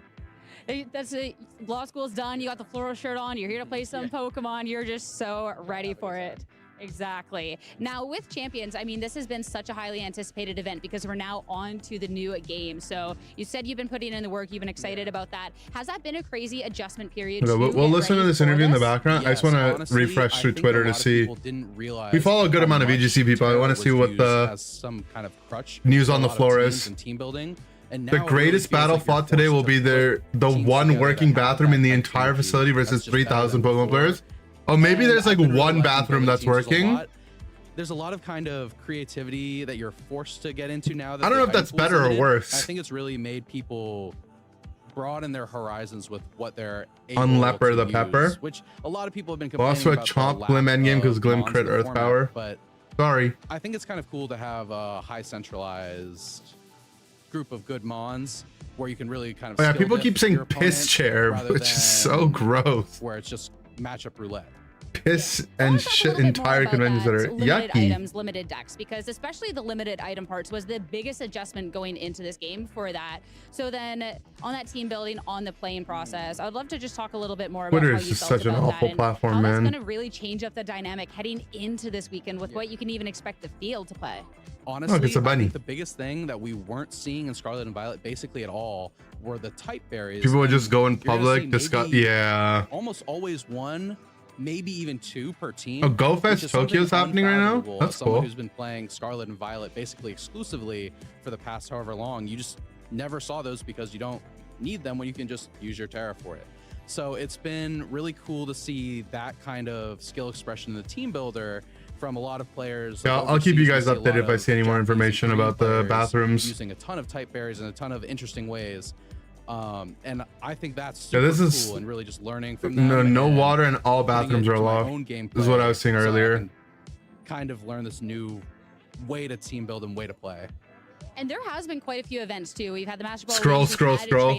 Well, I'm just going fast because I don't want something redacted to be pulled up. Over the place. We kind of saw some centralization with some Pokemon. You got Sneasler that kind of maybe dropped off, but Basque Legion's been crazy. Do you think we're going to see some of those patterns still repeat here, or completely different considering how big this event is in comparison? That's your algorithm. Honestly, I know there's going to be a ton of new players here, like so I don't partially, expect it to but be exactly one for one. But I, for one, was watching the I just don't Korean use it enough to break free from Google the Translate to get the team sheets down. the and global everything. algorithm. And it was really cool to see. I don't think it's going to be as representative because I think there's going to be a ton more just like normal Charizard stuff because so many people here just love Charizard, and it's really cool to see Zard back in the limelight for the first time really since, you know, where he was Charizard's #1 #1 soldier right here. I think it's super cool to see, and I'm really enjoying it.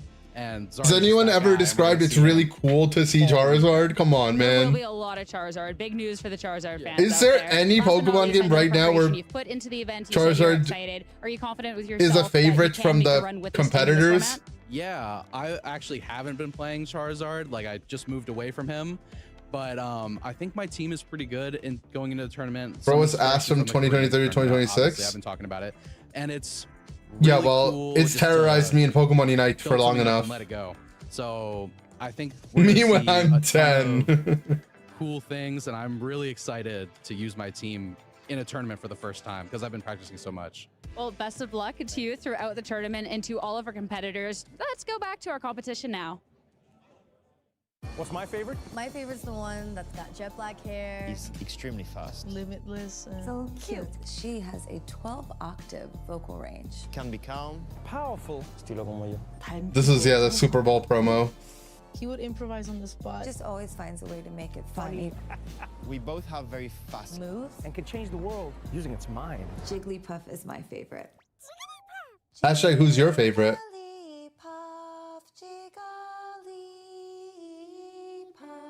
Every single time you met a new Pokemon, it felt like you met a new part of yourself. He likes to It's Psyduck. just like me. 뭔가 여러 모습으로 변할 수 있는 모습도 Existen muchas formas de superar a sus oponentes. Como mis chillas, por Dios, su love language. Sa loyauté, sa rapidité. She uses her voice to protect herself. It's homey, you know? Totally. That's why I love it. My favorite is Eevee. Mi favorito es Sira. Arcanine. Gengar. Jigglypuff. I think Lady Gaga's favorite was the coolest. Like how she tied it into Hello, everyone, and welcome her back career to and Drawing whatnot. Your Face with Scars. It was the And most I'm here interesting with one. George. We're drawing his favorite Pokemon. It's a classic. It's Mudkip. Now, try to follow along with me, and we'll see if All we right. can do this beautiful Pokemon justice. I'm gonna So, try to follow for along without Mudkip, looking. I think we just got to start with the big ridge he has on his head, right? And he's got some whiskers, if I'm remembering correctly, like this on the cheeks. And what does Wooper's mouth look like? Wooper, isn't it I Mudkip? think it's something like that. And he's got little feet. What about his body? This is completely accurate, trust me. And I think he's got a big tail like this too, right? I feel like I'm forgetting something, but I'm sure somebody in the audience at home. He will didn't let say me anything know about a body, what so- I forgot, but that's a pretty basic Mudkip, I would say. Oh, it's So I'm gonna whiskers like call that. Done. You'll have to let me know how accurate this one is. Pretty But good. The real question on everybody's minds is, was George able to follow along? So let's see that Mudkip. Oh, that's so good. Now, I might Their have Mudkips look a little better than mine. drawing a Mudkip that's not accurate, but we all try our best here. Let us know how we did, and I hope that you enjoyed following along as well. That's such an amazing drawing of a Mudkip. Definitely worth a pack. Appreciate it. Quick trainer tips. What's a big weakness for players and how to fix it? Is getting tunnel vision, not taking the time. No, this guy's mustache is so cool. Look at your board, look at your Having to board, pee. and make sure you know what. Imagine they actually had that recorded. How many times I've lost a match because Managing your I had bathroom breaks. in my head. I needed to find specific cards and it doesn't work. Why did mine out. look like a And then Christmas afterwards I ornament? discover I had it on board. I just didn't bother to take the time to Mary break Chrysler. from my established plan and make sure I knew what options were actually available to me. So that would be the big one. This guy's tied to a bunch of penguins. Is when you start psyching yourself out if you lose, because then you're just throwing yourself off for the rest of the day. You know, everyone loses, and you just got to keep rolling with it. I think a big weakness for players is team building and trying to cover everything. And I think the best way to fix it is to just not get paralyzed and just pick the Pokemon. Just don't get you like and flinched. just get as many reps as you can. I think a big weakness for players is maybe getting tunnel vision on when you think you have one win condition and getting stuck on that and not seeing other solutions that you have to winning the game. And I think a good way to fix that problem is to just play a lot of games and experience what it's like to get tunnel vision and see, you know, looking back on the game, how you maybe could have won it differently. I also really loved watching other matches and seeing if I would have finished out the game. Just don't get rock slided. Microphone design's hurting your One of eyes. the biggest weaknesses for players, of course, is not feeling comfortable with the It's gonna team be that they okay, have. man. I think a lot of good players, they have a team and they do a lot of prep work and they feel very comfortable with their play style and how their matchups go. I think that like I kind of like look up to Round that, feel 4 like if I have a team starting. that I can play and feel very comfortable with. I think I would do very good with it. I think the biggest weakness for players is kind of the mind side of the game. So just being mentally prepared, believing that you can do it, having the confidence. And I think that's just with reps, just practicing more, be more familiar with your Now the matchups, mic but hurts also my just eyes. really focusing on having fun, What's going out there and playing. what's bothering you guys about it? It's just a microphone.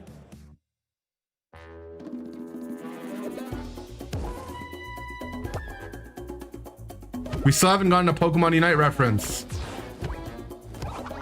I mean, these guys are all gonna be in Unite, which is cool, I guess.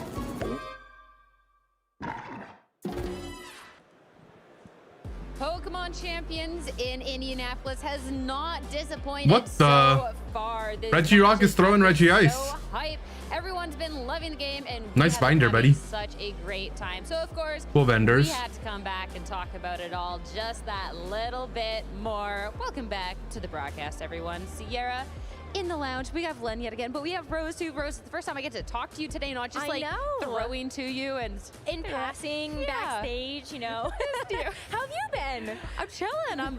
I'm playing the game. How are you doing? I'm doing great. It's been fun watching the matches. I'm excited to talk more champions.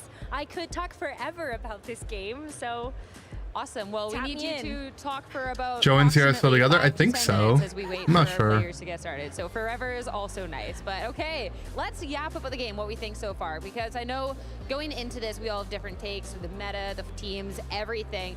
But I want to talk specifically to start off, the team that you'd bring to the event, kind of what you've been playing and your take on champions.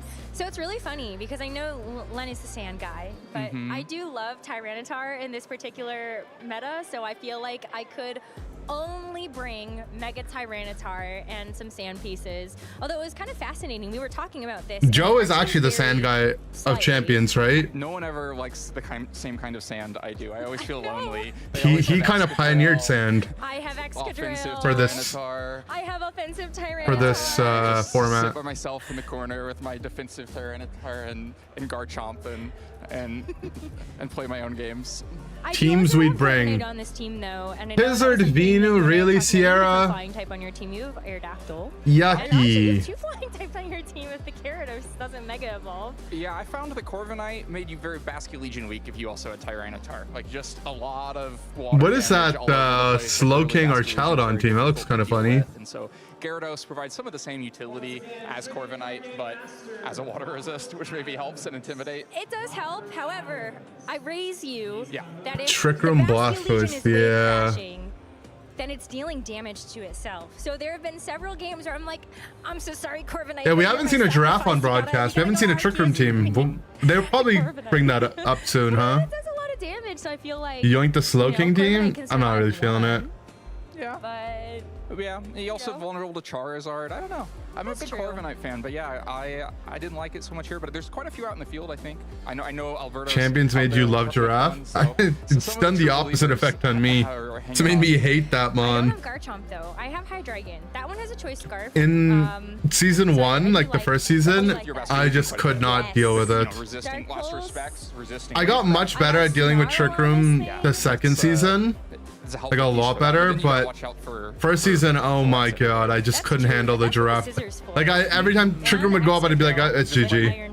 A very long chain of rock, paper, scissors. It's just over. I gotta pick the right one, but you know, if I pick right, then It's just a combination of it, frog in Australia, then you gotta get of there being so few things I can one-tap it. Oh no, I think Plus, the over there. I think they're helpless. putting fake out beside it and then not being able to fake it out. Conversation, guys.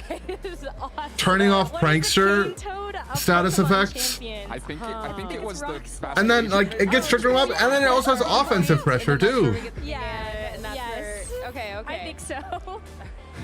Oh, this is where we got the Cane Toad of VGC, everybody, Vascular Legion. I mean, Yeah, true. People are playing X's or Cleavor now, which farms Giraffe and farms his Chizards.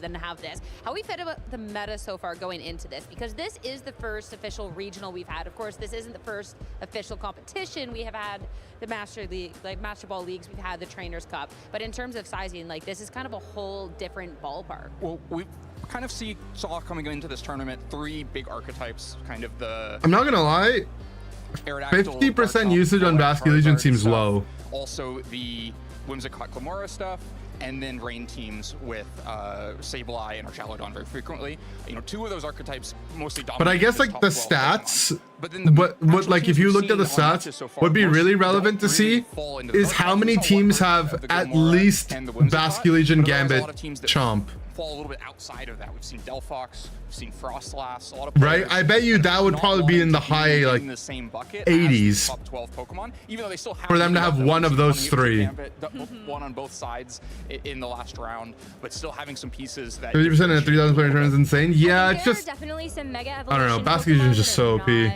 on this graphic. I think Cleaver new and it's been in the game for a while. I mean, I remember getting people running Cleaver in season 1 specifically to start countering the Zards, and it won, or it was in the finals on both sides of a tournament in Thailand, I think, recently.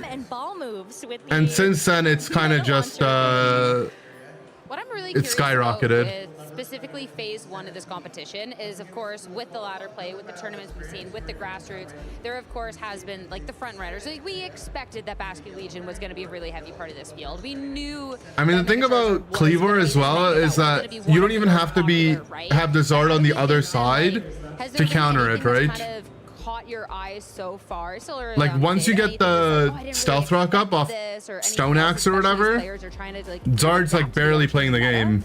So I think nothing that we've seen on the 2 broadcast matches so far. I know there's a few things out there that surprised me a little bit, but I won't spoil that until they end up No spoilers, on the no broadcast. spoilers. I think we've seen a few of those secondary megas that we did expect to see a little bit of, that we knew had some impact. Frostlass has been seen some online. Delphox just got second in the Korean National Championship. Aerodactyl's also low because people started playing Whimsicott more, right? Like I mean, Whimsicott took its like roll more. Like the rock coverage kind of got split between Chomp and Glim. The Tailwind coverage got split to Whims. But that's also kind of expected when you think about the the Cane Toad of it all. You know, King Gambit's really great for Vascular Legion, but then Garchomp is really good against the King Gambit. But Giraffe solo. I mean, I think Trick Room is just not that reliable of a way to play.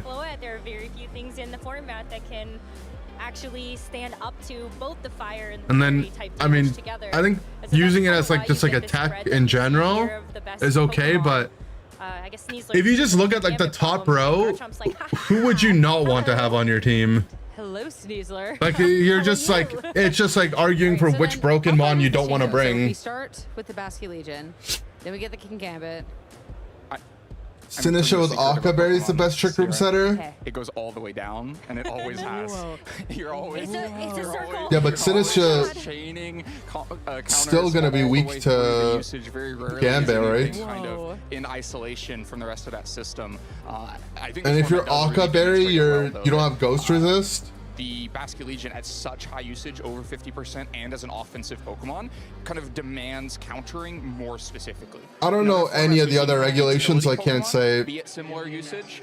There's definitely some cringe stuff. You don't have to strictly counter Incineroar nearly as much as you do a Basculegion that's going to swing out on the offensive. And we've seen some other formats be similar, like an Urshifu at close to 50% usage. Yeah, the thing is, like, the Zards were bulking up to live because we really have to deal with Garchomp rock slides, but they can't live Power Gem or Cleaver stuff, right? Put you on the spot here. Okay. Right here, And then if you right get now, hit by a though, Stealth something Rock, we like, haven't you're necessarily suddenly in really range of talked so about much on this random pod. stuff like Well, Sucker, Sylveon Gambit, and whatnot. Sylveon, which I don't know, I'm kind of a little absent. Jet in the Sun. Okay, hold on. Listen.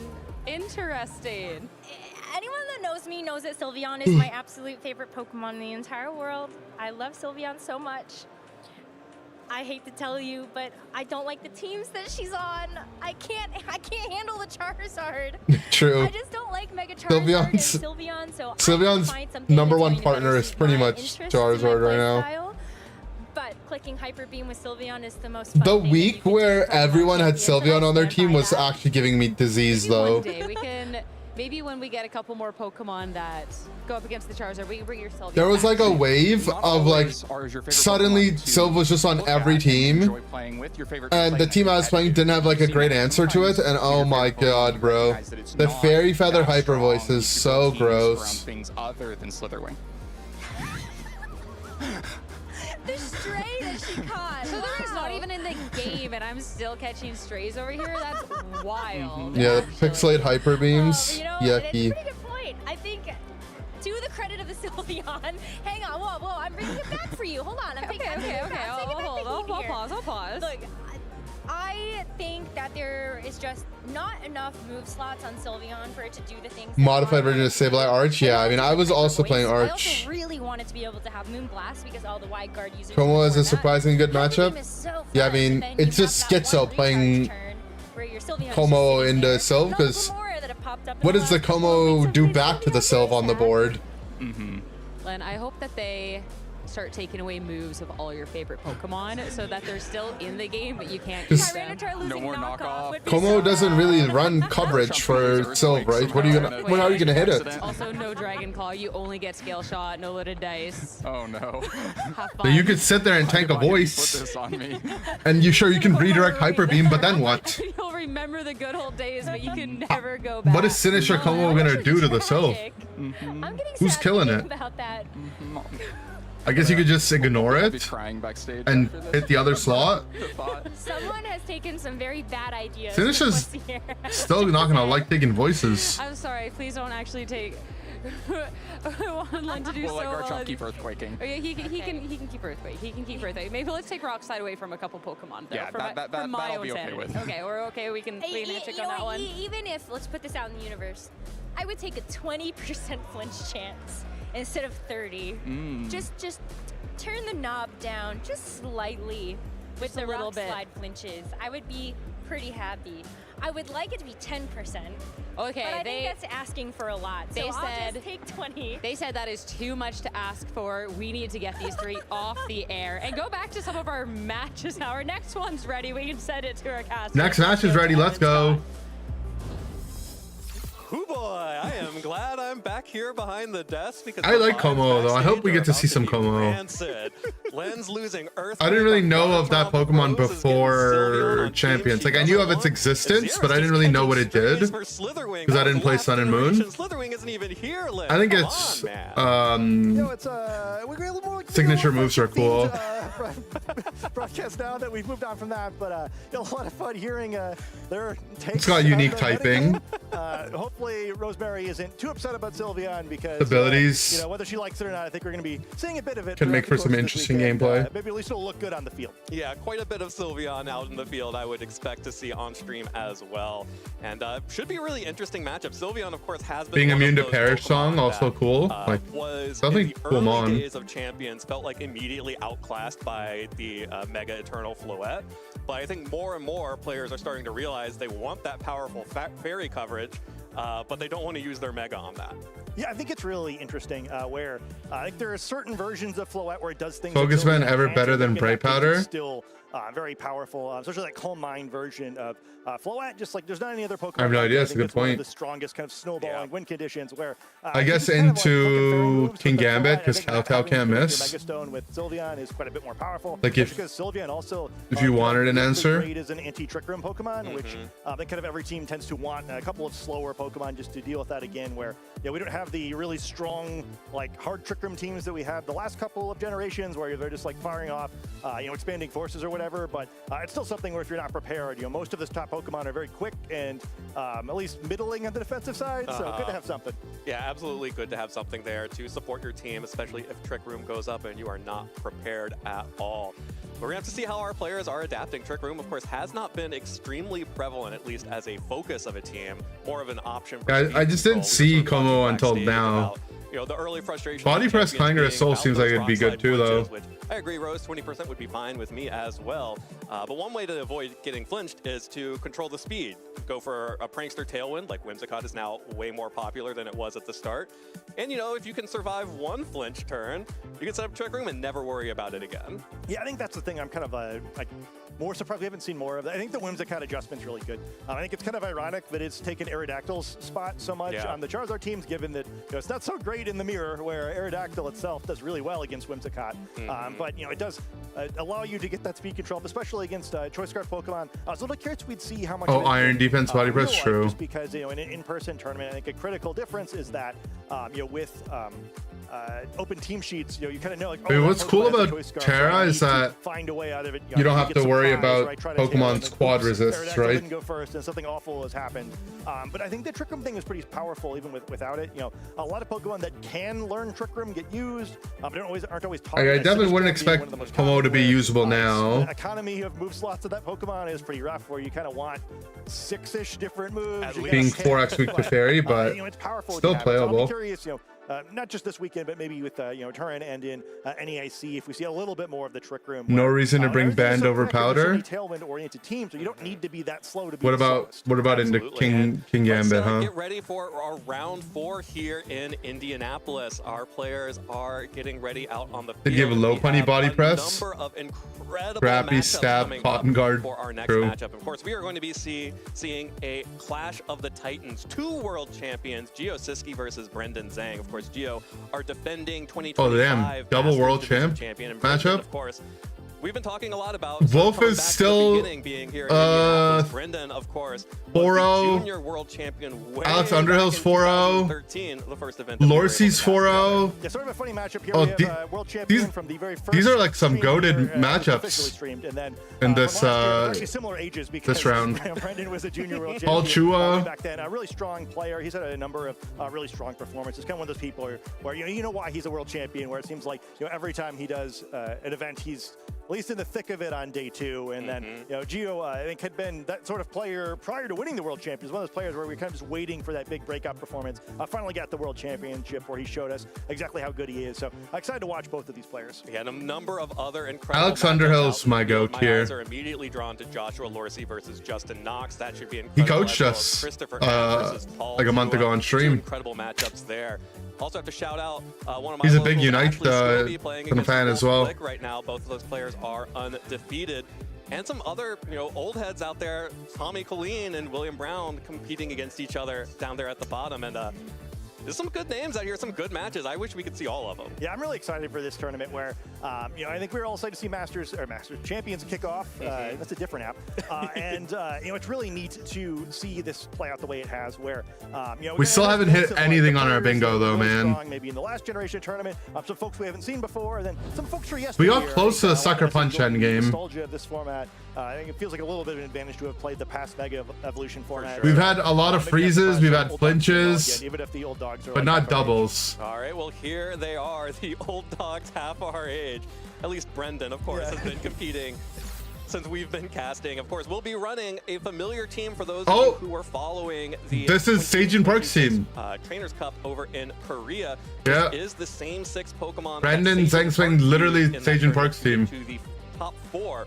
qualify for the World Championship. And while Gio is Giovanni, Gio's the much more playing standard version. Of course, the early version of this team had that Floette over the Sylveon, but other than that, this is like the team that everyone was using before they were using Wimglim. Who's we can blame for this one, but I think it's sort of an interesting team where it's like step 2. What pattern? Oh, I wonder if they got the pattern right on this team preview. Floette over that Sylveon, and then kind of afterwards started getting replaced with the Whimsicott Yeah, but over the this Aerodactyl. version of this Zard team gave me the most disease, I think. When everyone switched to Wimglim, I was way happier. The Aero Sylv core was too difficult to deal with. Fire-type megas, including this Delphox that looks a little different than the Charizard, but still doesn't want to get hit by Yeah, the this is Blastoise. this is the exact team. I watched Station Park games. More common megas. The Faint Mousehold is insane tech as well. Delphox, and largely because of this team, which for those of you who did The not Faint see Mousehold Station is so piloting it cool, at actually. the Trainer Cup is very much a protect the mega composition. Delphox and Floette here, both having options to boost their stats with Nasty Plot and Calm Mind respectively, and then 4 friends to protect them. Yeah, Butterfly's gonna be funny. Oh, the butterfly comes out so often. If you watched our last regional championship, or even the recent one in Latin America, kind of in both cases, we saw a lot of Tropicos. There's like really slow-paced games as you slowly built up this Tropicos who just became this undefeatable monster. This is not quite what happens with this team, where Floette and Delphox are so frail to begin with that if they run out of friends, they still go down pretty quickly. So if it's a little bit more faster-paced game where the support Yeah, the friends thing are about all this pretty team is frail, that to you figure can out bring it relatively into quickly, but you're Zard, only going to get a chance to use those. and It's tough to find space to use those like attack. your but, Fox still, in the these sun folks just get is rolling so really powerful. Both of you crazy have your damage. Pokemon, you're having stat increasing moves, and in Delphox's case, one Nasty Plot. There aren't a whole lot of Pokemon that can take the attacks from. Oh, is this Aaron Cybertron Zhang's younger brother? Like literally? Enough Calm Minds. I'd start clicking Draining Quick Kiss, and I mean, he kind of looks like him. 60, 70, I think. HP every turn. I'm being racist. No, right? Because they definitely look alike. Without any of the other things He that is kept okay, that cool. Tropicos up You like he's not using Light or Ruin? formats, hitting Yeah, that defense boost, this is like the Calm Mind Draining Kiss options for set. recovery based off of the terrain that may be down. Much frailer, as you mentioned. That's why we see 3 redirectors on this team. So a lot of players got used to, oh, I can defend against a setup against Sinistra, and I can defend against setup against Mousehold. Now you have to defend against setup that includes Sinistra, Mousehold, and another support Pokemon. Yeah, I think one of the things that makes this team fun in Best of 3 is. Yeah, I think the reason you can't play Light of Ruin on this team is because you're playing like it's like a protect the president comp, you know, protect the queen comp. You have some variety with a Best of 3, and also that Vivillon. And we've seen a different Gambit set every round so far. This is 4 attack, no protect Gambit. Wide Guard Aerodactyl. Oh, Wide Guard Aerodactyl is really good in this matchup. No grass type terrestrialization anymore. Scarf Chomp as well is really annoying. Something bad is going to happen to one of these Pokemon. One thing to keep in mind, I think. I mean, he has a lot of good stuff in this matchup. The thing that changed with Open Team Sheet with this game is that now the trainers know one another's. It's not nature anymore; it's stat alignment, which is basically the same thing. Nature, kind of like the cute roleplay personality your Pokemon has. Stat alignment, the stats that come from the nature. Garchomp is. He has Quick Attack. Everyone plays Quick Attack on Sylve pretty much. It is slower if it's adamant. It's pixelated, so it just gives you priority. It lets you get around people that have like Sash and whatnot. It gets everything other than Vivillon, pretty much, or Vivian, excuse me. It's a little bit more powerful, but I believe this is an adamant Garchomp. So the trainers are going to have to, be a little bit careful here. Where Vivian will be the quickest Pokemon on the field. Also worth noting that Aerodactylite on Aerodactyl is the expected item on this Pokemon. Oh wait, so we can. The natures are on Open Team Sheet, but we don't get to see them. I guess the graphic doesn't support it yet. Focus Sash because of that, which Basculegion needed anyway. Basculegion is happy to take that. The other thing that's really interesting about this team, and yeah, they're talking about how the Garchomp's adamant. Gambit here. This is a Pokemon that players have been like. I mean, knowing the other guy's adamant Garchomp with Scarf is crazy, right? Whatever coverage move you choose. Draining Kiss, not Quick Attack. For Sylve, no. This is most common for Sylve by far. Attacks. Has the Iron Head and the low kick, so it can have a decent matchup into fairy types like Floette that actually do pretty well. The week where Sylve was popular and I was playing the Mega Scizor team for a little bit, and people all of a sudden just started having Mystical Fire Sylve on the ladder. Oh, it was so diseased. So likely unfortunate for King Gambit there. Would probably rather have to protect in this matchup specifically. but definitely gives Gio a lot more flexibility over the I swear I actually had the most disease that week because I was playing a team with Komowo Scizor and I was running into Sylves with the Moonblast to get around the soundproof and Mystical Fire to kill one-shot my Scizor. And it was like, bro, how do these Sylves just have 25 moves? I was so close to It was both low kick and Iron Head on my it was just painful. Aaron Trillo had to kind of drop me or talk me off the cliff of dropping Kowtow Cleave instead. So I definitely understand why the traders are going for this 4-attack option. Yeah, more coverage is always better than less when it comes to this situation. Now, our players It's a cool are Mewtwo working hat to for get the into game judge. right now. We are having some I like network that. difficulties for our players Oh! getting into game right now. So we are Network difficulties, hold on. figure that out on stage. When we come Connection back, issue. We got our first bingo. World champions ready for you. Oh my so stay tuned. God. We'll be right back once we get this sorted. Let's go.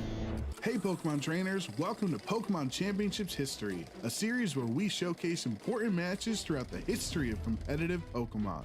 It's time to flash back to Championship Sunday at the 2023 North America International Championship. 2023 NAIC. To the finals in the junior division of the Pokemon video game. I remember this tournament. Iconic moments in Pokemon come from That's trainers in Wolfie the and Joe. Masters division, but this time around, the juniors stole the show in Columbus. The trainers in the juniors division often show the Oh, this is the one with pure passion Avery, for the right? game of Pokemon.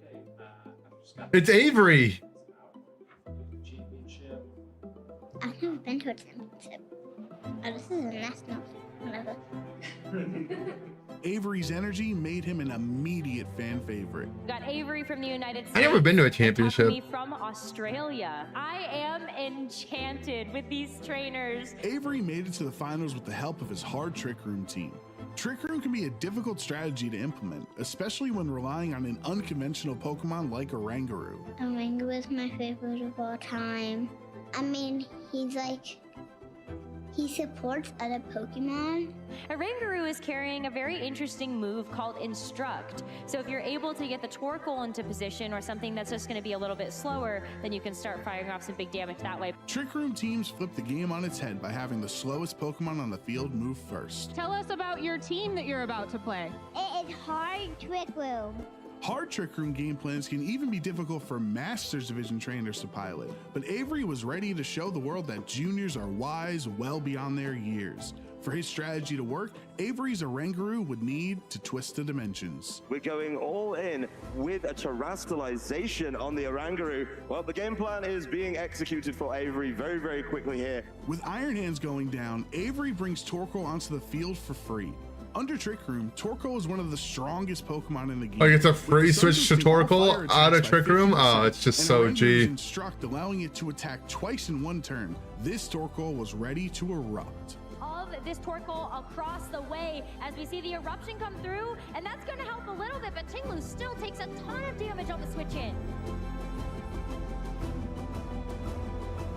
With the momentum in Avery's favor, Takumi's savvy defense turns the tides of Game 1 and punishes Torkoal, putting the Australian youngster in a winning position. Despite properly setting up Trick Room, Game 1 got away from Avery. But even if Oranguru didn't work the first time, it was important for Avery to trust the process and rely on the strategy that got him to the finals. This one is going into Game 2 with Takumi up 1-0. Damn, I didn't even remember that Avery dropped Game 1. Avery's Torkoal was ready to take over, which meant it was time for Oranguru to do it again. Avery once again has the opportunity. So the same play? The Torkoals. Let's do it again. Yep, there's the Instruct. Learning from his mistakes against Tinglu in Game 1, Avery made an adjustment to keep momentum on his side. This was where last game got a little bit different because he went for the overheat into the Protect. Let's see if Avery goes for it again. It is an Earth Power.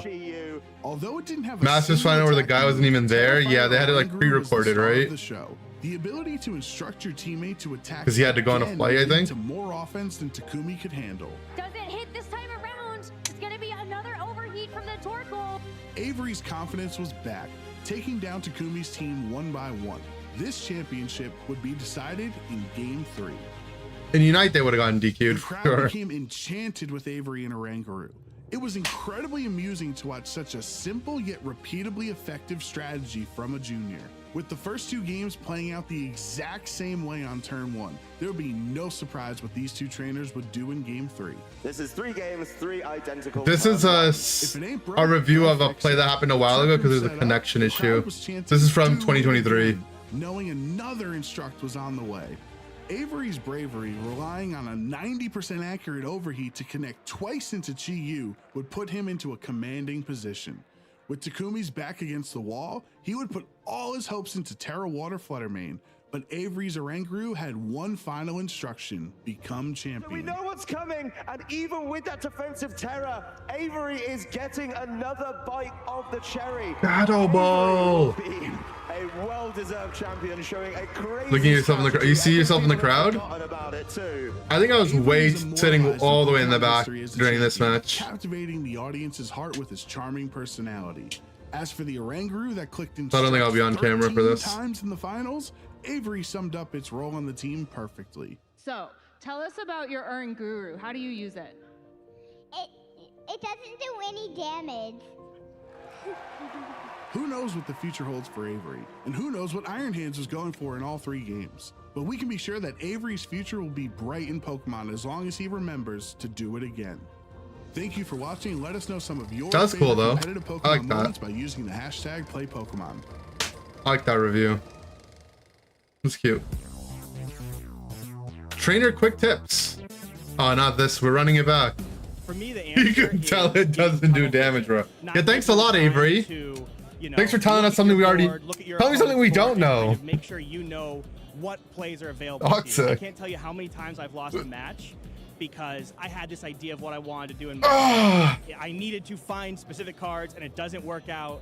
And then afterwards I discover I had it on board, I just didn't bother to take the time to break from my Connection issues. Who would have thought? were actually available to me. So For those of you guys that weren't here earlier, there's also Weakness is when you start almost all the bathrooms at the venue are shut down. then you're just throwing yourself off for the rest of the day. You know, everyone loses, and you just got Bathroom situations are attempt to nerf great minds and big slam weakness down. of players is team building and trying to cover everything. Okay, I think I mean, the best way to fix it is to just not get Twitter is just paralyzed, something play else, huh? Pokemon you like and just get as many reps as you can. I think a big weakness for players is maybe getting tunnel vision. There's no water in the building and toilets are busted. And getting stuck on that and not seeing other solutions that you have to Solo win the game. Qzard. And I think a good way to fix that problem is to just play a lot of games and experience what it's like to get tunnel vision and see, No. you know, No. looking back on the game how you No. win it differently. I also really love watching other You let matches him and seeing if I would have score. finished out the game the same way the people who are playing would have to compare my plays. So I think one of the biggest weaknesses for players, of course, is not Any more feeling bathroom comfortable with updates? the team that they have. I think a lot of good players, they have a team Oh. and they do a lot of prep work and they feel very comfortable with their play style and how their matchups go. I think that I kind of look up to that, be like, Nah, I've never seen a Lapras mascot. I think That's so cute. I think the biggest weakness for players is kind of the mind side of the game. So just being mentally prepared, believing that you can do it, having the hip, confidence. I hooray. think that's just with reps, just practicing more, be more familiar with your matchups, but altogether just really focusing on having fun, going out there and playing. And Indianapolis prediction: Paul Chua's bringing the most boring team. That ain't Trainers, we're right. Here at the Indianapolis Regional, and it is Go Fest season. If you don't know, Go Fest is the biggest event of the year in Pokemon Go. We just had a Go Fest in Japan, and next weekend coming up, we are gonna have the Chicago Go Fest. So I have some trainers here that are actually gonna be attending Chicago Go Fest. So I'm gonna talk to them about the event. Go Fest is a and cool what to event. expect. So I'm gonna start off. Like, the here idea of with it seems cool to Noel. me. Why is Go Fest important to you, and how do you think it could be helpful for other players, even if they're not gonna be at Chicago Go Fest? Remember, Are you going to Go Fest is Chicago coming Go up as well. Fest? It's such a wonderful way to build community. I've met so many fun people That's throughout exciting. these events, and just being able to go out and see a lot more players from all different places is just incredible. They announced new regulations yet for champs? No, we just know it's June 18th, I think. Pretty important to go out. But we don't know what it's gonna be. community, Spend time with friends. So that's for me the main takeaway of the whole goal. For sure, it's new Pokemon. Might be new items as well. I know you got some tips for us. What about you? Or more Why is Go Pokemon. Fest important? Yeah, so it's great that we're able to go back since 2019, so that's going to be a great feeling to be able to go back and hit the parks. But when you go to a Go Fest, what you can do in 2 days is essentially 6 months worth of grinding in your everyday life. So it's a phenomenal event to go to and meet the community. Awesome. All right, and I got a wide Who range has the here best for- way to get I know, shinies? Noel, you said you were a Yeah, little bit I want to more get back casual into to a some more little bit PvP ago. grinders. So let's hear some tips. So from Noel, what would be your tip for someone playing either Chicago Go Fest or just global Go Fest down the road? I definitely recommend getting a Pokemon Go Plus Plus. That has changed the gameplay for me significantly, especially for someone that gets a little overwhelmed when there's so much going on and so much excitement. So it's easy to just go I back. couldn't find the and see Pokemon how Go the Plus device has helped me, device. and it has been great.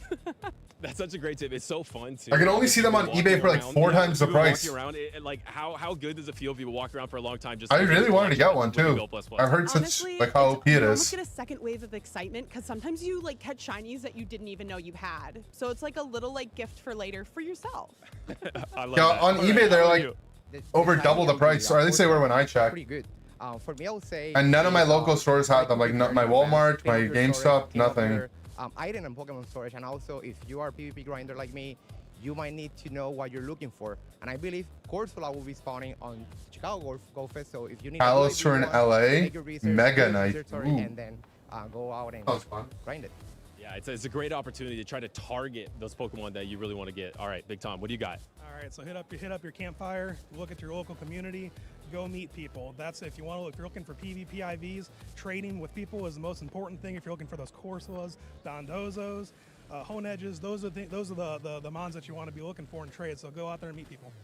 All right, well, talking to these three, I know that they are stoked for Go Fest. It's actually next weekend. Come on, and give us a we Unite have reference, really though. Cool special event. We're actually gonna have a broadcast there in Chicago. So I believe it's gonna be on June 7th from 10 a.m. to 4 local time, that is. And also, really important for all of you watching out there, there's gonna be some special drops as well. Get a star piece, get a lucky egg, get all the balls, all the Pokeballs, the great balls, All the balls. the red balls, the ultra balls, everything. Got some rare candy XL, which is hard to get as well. So make sure to take advantage of those drops. Make sure to check out the broadcast as well. It's gonna be an awesome time because even if you're not going to Go Fest, I know you might want to see what's coming up for global Go Fest and see what all the trainers are doing at Go Fest. So thanks again so much to you all, Balls. and let's get back to the Pokemon action. Pokemon action.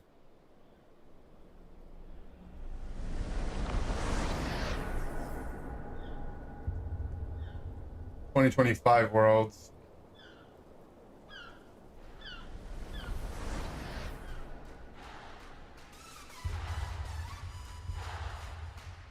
Ah, 2025 Worlds. Don't remind me.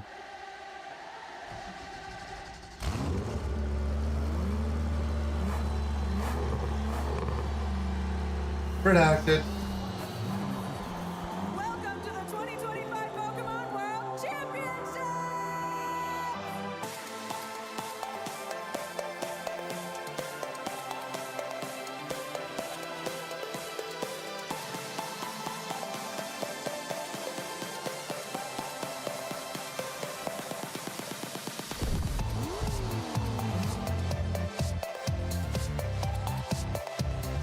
Come on, they gotta show Unite.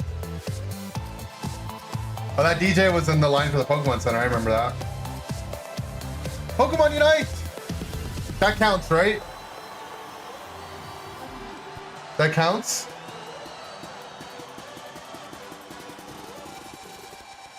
Where's our Unite thing?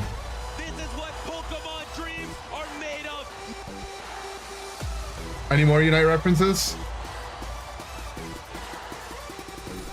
Those are some Unite teams there. That's Unite. Have you seen any Mega Steelix? No, there's only been like a couple rounds.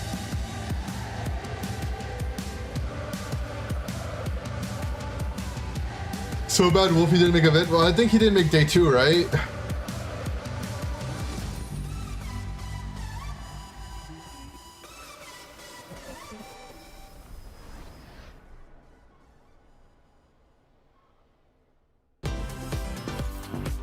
Oh, Mega Steelix video in general? I would Oh, say I it's... spent about, I'd say like 6 Yeah, hours, I think Justin on Tang average is a good estimate for how much had I a spend each video week. I that think covered a maybe Mega in Steelix tournaments, I team. might spend up to like There's some 12 people or playing 15 Mega each. Steelix. So, I mean, I'm really committed to the game. Iron defense. I want to make sure I come and give my best showing, you know? My favorite Pokemon is Mimikyu. My first game was X and Y. And then the game I really fell in It's not love with like too popular, DDC but overall was Ultra Sun, Ultra Moon. there's some people trying it out. Mimikyu, the totem Pokemon in that game, it was really good in that format. It was really good in 2017. So yeah, I mean, it's my favorite Pokemon. I think it will be my favorite Pokemon forever. It's a tough one. I would say in-person play is what I love the most, just because I get to see my friends at every tournament. Online play is a bit different. You know, I'm kind of sitting at home. I don't get the same experience. Worse Aggron?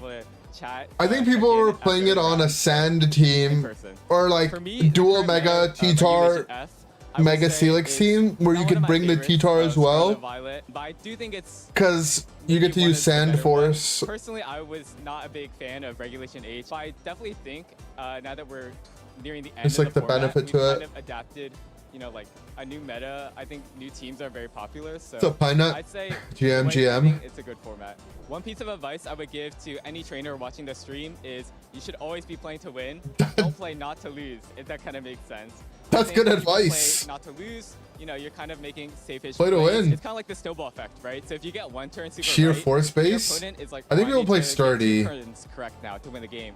So, you know, I would say play to win. I'm a big math guy. I don't know if that counts as like a hobby, but I actually do math competitions. Recently, we did this like applied math project where we estimated like the negative effects of gambling in America. So it's kind of cool that I can take something theoretical like math and kind of show, oh, well, here's some real world impacts. Here's how we can, you know, help other people. Also Just play the win. violin. It's a lot of fun. So if I were to create my own Pokemon, I would say I would want it to be a support Pokemon. I miss support Pokemon so badly. I feel like right now, a lot of the teams are popular. A lot of the current, you know, the past formats, they're very like, the games are very short, you know, you're just kind of trading attacks and whoever trades attacks better is winning. I really miss like back in the day when we had, again, like when we had Mimikyu, you can use Z-move Destiny Bond and then, you know, your Snorlax can set up. Like I love strategies like that. So I would say my Pokemon, maybe I would give it Intimidate. Maybe it'd be better than Incineroar at being that one, you know. An Intimidate Pokemon better than Honestly, if I Incineroar. were to Great. relive a match, it would probably just be like my 2022 NAIC win. That was like the first event I had ever won in my entire life. So, I mean, it was crazy to me. And I was like, wow, I just won an international. My opponent played so well. We're still friends to this day. Like, I saw him recently at the Latin America International Championship. So yeah, I mean, if I were to relive a match, it would definitely be that one. I'm a night owl, unfortunately. I can't wait for college when I don't have to get up at 7 a.m. for school. I feel like night is when I do a lot of my work because Never sometimes I let think this guy about cook my again. Pokemon team during the day. At night, I'm like, okay, well, now I'm gonna do some sets. I'm gonna practice with it. I'm gonna put the stuff I was thinking about during the day into action. So, a night person all day.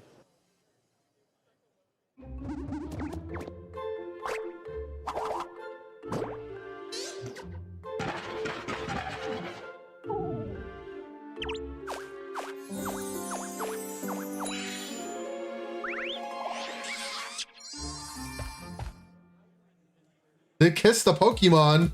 Welcome back, everyone, to the Indianapolis, Indiana Regional Championships. We are still Connection issues, waiting for bathroom our issues, rounds to begin. gulp. We have been having network issues in the venue, but as soon as those are resolved, we will be hopping into our next round of Swiss, which is just, you know, unfortunately. Well, the here's case the sometimes with problem. these I mean, people were tournaments. complaining about it. Over 1,000 people competing in this tournament. Champions doesn't have an offline mode. Where at least they've disconnected before the match. You know, no awkward like, ooh, does that game one count sort of scenario. So they'll have fun. Yeah, just some minor technical issues as they figure out the Literally everyone needs to be on Wi-Fi, things. I'm really a marketer. which doesn't make sense that they would develop what it means for us is a we gotta competitive have client some fun. Seems like things and it not have maybe yeah, it looks better. the tools to run competitive optimally in all scenarios. As soon as we can, but You would have until thought they then, would like take a design look it from the at ground up. This is an entirely new format. Things are entirely different from Scarlet and Violet. So it's not even Open just the new mobile format, new hotspots. game, new mechanics. and Well, just a new way venues of get a thinking little about these schizo when there's Pokemon. So thousands I'm of really people. excited to we have only a couple of events to really dive into this MA format before we move on to the next one. But Scott, what is it about Champions coming into this that excited you the most? Yeah, they have to be on I think for me, the number one thing is going back to the Mega venue network. It's just a little underexplored right now. it's unplayable. I think what they keep in mind, it's been the better part of a They just need to decade update since Champions and have an offline mode. in tournament play. So, like a majority of the players in the field have not competed at this level with Mega Evolution before. I think because of that, maybe more trainers are kind of going with like the really strong. Remember, it's 7 a.m. classes and whimpered like a dog. I don't know. When I was in college, I was very deliberate with setting my schedule. I would not. I had 2 rules for myself. I would never have a 7 a.m. early class. We did ask a little bit at the beginning. And I always wanted to make sure I had Charizard Y is by far the minimum 3-day weekend. of it.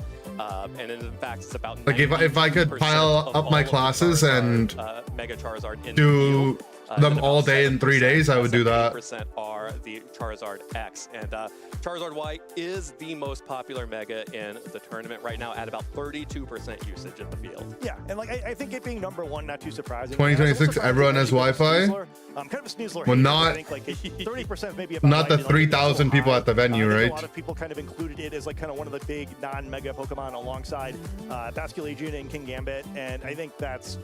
Yeah, it's some serious Sneasler glazing. We're literally waiting for 2 hours for the next match. Regulation H, where Sneasler was an extremely dominant force. I think there are a lot of players from the Scarlet and Violet era, especially, are The class you want is 8 a.m. their touchstone for moving into Champions. Yeah, I don't think I ever ran into that issue, but I think university is just different in Canada as well.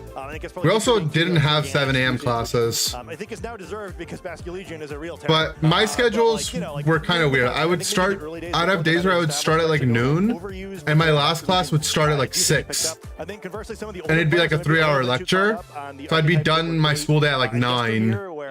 Maybe some of like the more traditional. I get home at like 11. Probably not the optimal way to use Charizard anymore. I think similarly, like like the But more Whimsicott thing probably took way too the long benefit is that I would get to have really the way to play those 3-hour Pokemon weekends, era, and it turns like, or oh, 3-day weekends, 4-day weekends. We've seen more Mega Glamora maybe than we expected this weekend, which I think 6 is to 10, probably yeah. right. I always had late Let's classes. keep all of these Mega Glamora and then also like triple the Sash Glamora, and then we're about right. Where if Charizard is sitting at what, like 35% usage, like Rock types seem good, right? And like if you don't have Aerodactyl, there should at least be a reason why you don't have Glamora, right? Maybe you have one of those teams, you're like, I'm standing Blastoise, so I can't really fit a Rock type there, but I got other solutions to this problem. But for folks who are playing kind of like more normal good stuffs, you want a Rock type. Absolutely. Well, it looks like our network test has succeeded for our players out on stage, which means Oh my god, we are ready to this team preview was so long ago, I forgot that this was the round we're still on. For those of you who are just joining us or who have forgotten after the extended technical break, Brendan, the 2013 Juniors World Champion against Gio Siski, the defending World Champion in the Masters division. Oh wait, they're both world Brendan will, of champions. course, be using the same 6 Pokemon that Sejun Park used in the Korea Trainers Cup just about a week ago now. Yeah, Brendan's these 6 got the Pokemon very Sejun much Park designed team. around protecting the Delphox and the Floette, using those as the main sweepers. And then Gio is using sort of a next step forward from some of the earliest versions of Mega Charizard Y teams that we've been seeing with these 6 Pokemon. Yeah, a couple of things to note that we missed the first time around. But like the trainers, we've had an eternity to think about this matchup. Certainly, one thing that's neat about the Floette on Sejun/Brendan's team here is that there's no Dazzling Gleam, right? I think it's basically the only team I've seen who does not have Dazzling Gleam there. I think a lot of trainers would have expected one of the, probably Moonblast to be dropped if you want Draining Kiss, but Sejun felt like it was really important to have both moves. Moonblast, the highest damage move that Floette can for a single target, other than that Light of Ruin, which I don't want to take recoil damage here. Doesn't make a lot of sense on this Negative sort of synergy. team. So I think that's a neat thing to keep in mind. And then on the other side of the field, you were mentioning the power of Rock types a little bit, as we were definitely not stalling for Dash time Bask there, is but super both an annoying to deal actual with. Rock type with that Aerodactyl and the Rock Slide, as well as the Choice of Garchomp, which I mean, the Geo's team is just like all the annoying things that I remember seeing on ladder, right? Here where, even with all Option to go to Mega Arrow, impactful perhaps, Super Shrug, Fairy Feather Sylve, Scarf Chomp, as a potential Rock type. Sash Bass. Weak Pokemon on Brendan's team. So, we've been talking about the specter of a series of Rock Slide flinches, but perhaps no matchup where it's more likely than this one. And here we go, heading into turn 1 here. It is the King Gambit alongside the Charizard for Gio. And yeah, it is going to be the Floette mode for Brendan alongside the Maushold to offer immediate support to that Pokemon in the form of Follow Me and the Friend Guard. Yeah, I think this lead makes a lot of sense for both players here, where not a whole lot of options on Brendan's side of the field, but like we expected. Like, well, you can't really pick Delphox here, so it has to be the Floette mode. And conversely, Gio also knows that. It's like, well, I'm not afraid of your Delphox, so I'm going to bring up Charizard immediately. Threatens a lot of damage to that Floette, even through some potential redirection. And then a Kingambit, despite you're facing now 2 Megas, Mouseflood. damage to it. Actually, Did they bring Vivillon or not? You know, I know whatever Mega. Oh, you can see what the Vivillon form it is. Can keep plowing away here. I think most likely in this first turn, It's the Butterfly Vivillon. aiming to remove the Focus Sash from, not the Focus Sash, but finish off the Maushold probably, who's likely not to be one-hit KO'd. Gambit into Yeah, it's actually Arrow. going to switch out for the Aerodactyl, so Gio now raising the specter of those rock slides as well as the potential ability to set a tailwind should Gio need to outspeed this Floette. Did Floette Sometimes the Charizards are the not as Calm fast Mind? as the Floette, so Floette may be able to get some advantages here, but double Mega Evolutions here on turn 1 from both players. The Floette's Gio slower. involve the Charizard, indicating that he is going on the offensive here, getting the full power of that Drought, while Floette boosts its own power with the Fairy R. Follow And of course, me. exactly what you expect out of one of these teams. Maushold is redirecting all Follow me, damage. Calm Floette Mind. gets a Calm Mind is in fact faster. Oh, wait, it's not than slower. the Charizard, so gets this Calm Mind up before Charizard is able to deal damage, means he gets to resist this Heat Wave quite handily with that He was Calm Mind sold it a boost lot, and the Mouse, but- Maushold to provide that Friend Guard support. Yeah, so pretty expected from both sides. I think a nice little switch from these Aerodactyl. You know, getting it out in the field relatively for free. Going to be able to potentially to move first here. Pretty close to the point at which Rock Slide will be right at the edge of knocking out Maushold or not. So if it's still the same way that Sage's version of a team is trained, Gio may know this calc. It's kind of one disadvantage of using a known team is that Sage, a little bit famous as the Pachirisu trainer of Legend. Probably everyone aware of that team. So let's see the strategy here. Helping Hand. Expecting to be knocked out before it's able to move. Yeah, Helping Hand actually an adaptation that Brendan has made here instead of Tailwind, Super okay, Fang so on that Maushold. the Floette's gonna heal a lot this turn. It's gonna live this Heat Wave, against a player like Gio, who may and then it's gonna heal the full off this Kiss likely, right? Heat Wave will pick up the KO onto Maushold and deal a little bit of damage to the Floette as the Draining Kiss comes through onto Aerodactyl, and even with the Helping Hand and a Heals the +1 full. Calm Mind is not enough to pick up the KO. That means that Aerodactyl survives for a turn here and is going to be able to It might be worse that it lived though, right? Yeah, so now we get this awkward situation. Sinister going to come on the field. Not actually going to get anything out of Hospitality because Floette has healed itself up anyway. A little bit more HP. Maybe knowing that Kelp, maybe hoping on Brendan's side that Moonblast would have been better, but hey, here you are. Not too big of a deal. Still threatening that redirection. Conversely, the Aerodactyl on the other side now. In a different matchup would actually be kind of in a weak spot here because you could just Dazzling Gleam, but again, no damage. He probably wanted to kill that thing. Awkward spot here where Floette's going to have to pick a Oh yeah, Moonblast would have been better probably, right? Unlucky. Continue attacking because both of the Pokemon on Geo side of the field are going to move first after that Tailwind. Yeah, and especially with without having the Dazzling Gleam, this Aerodactyl no longer has to play guessing games with the Wide Guard. He probably didn't. He probably didn't bring Incin if he switched in Sinistra here, right? So it's probably Vivillon as his last mon in the back. In this game, Gambit now out on the field in favor of the Aerodactyl as Sinistra tries to protect itself from a Heat Wave or a Weather Ball coming out from Charizard. Does dodge the Heat Wave here with the Protect. That will connect onto the Floette, however, which with that Calm Mind, no Friend Guard this time. So I mean, it's healing to full off this Kiss. But that Draining Jeez. Kiss just going to keep sucking the life force out of Gio's Pokemon here.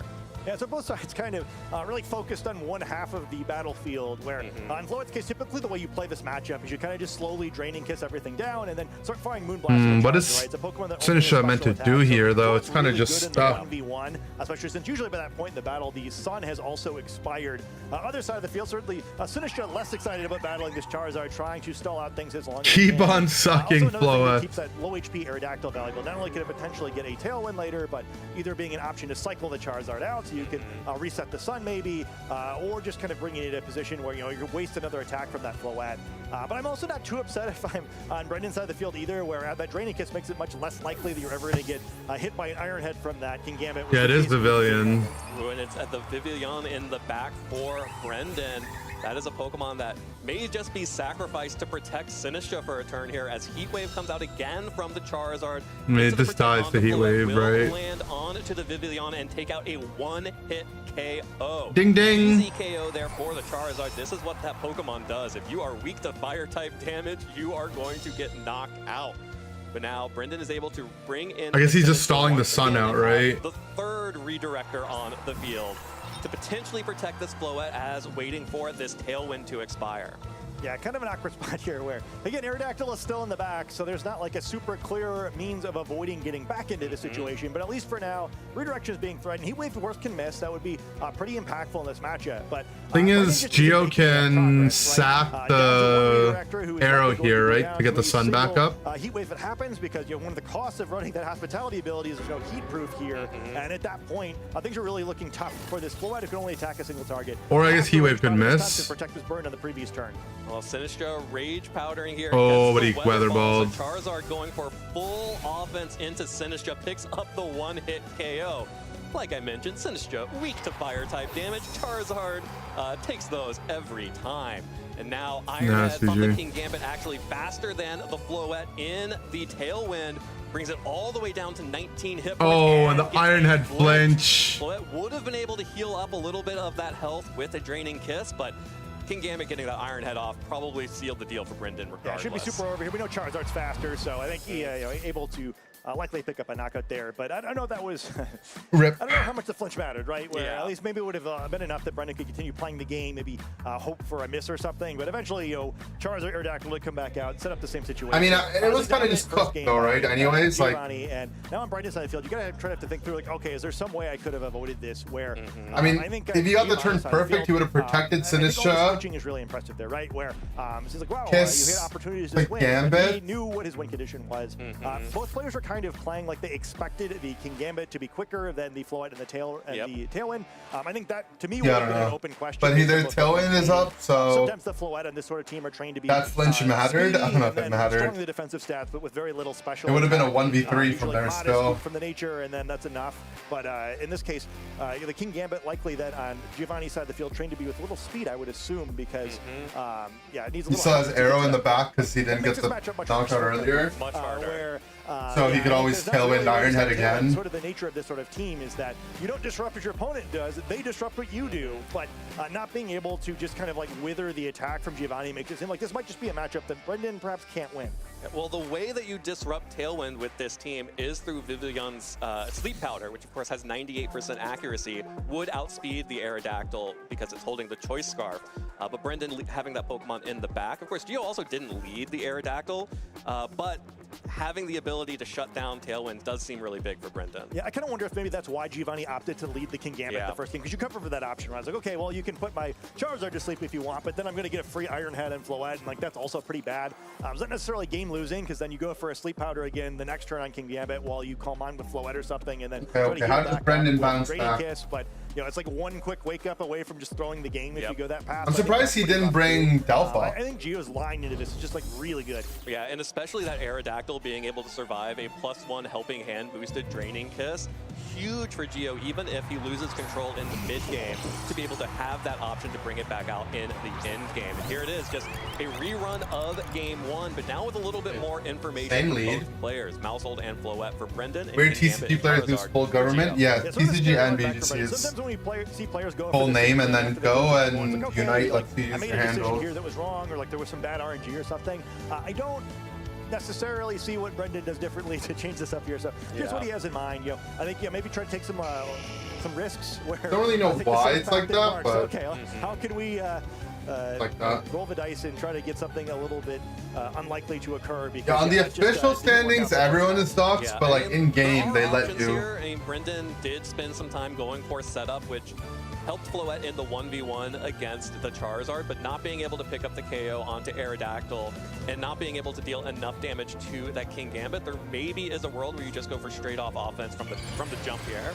Yeah, I think maybe you have to, right? Or you maybe hope to catch a Pokemon to switch, which is not going to happen here, it looks like. Or, I mean, I guess you get to see their in-game tags here. Yeah, that's going to be the Mega Evolution from Charizard here. Sets up the Sun, so Geo again going to go on the offensive. You don't get to see how... Yeah, I like it's all from one perspective. I like how there's is a global spectator client now. Eternal Flower Floette I like that a also lot. going to go ahead and get a boost to its stats here. Yeah, I'm actually kind of wondering too if I guess we're gonna see the help again. So he's going for the offense, maybe hoping to catch Aerodactyl. Yeah, he's just full going offense straight. from the jump, hoping to catch that Aerodactyl, but instead this Moonblast is just going to connect on to King Gambit. That is it's a enough to one-hit pick up the KO. KO. Ding, ding. With the helping hand, picks up that KO. That is a Ding, huge ding. threat off the board. However, this Heat Wave now will connect onto Ow, ow, that Heat Wave hurt.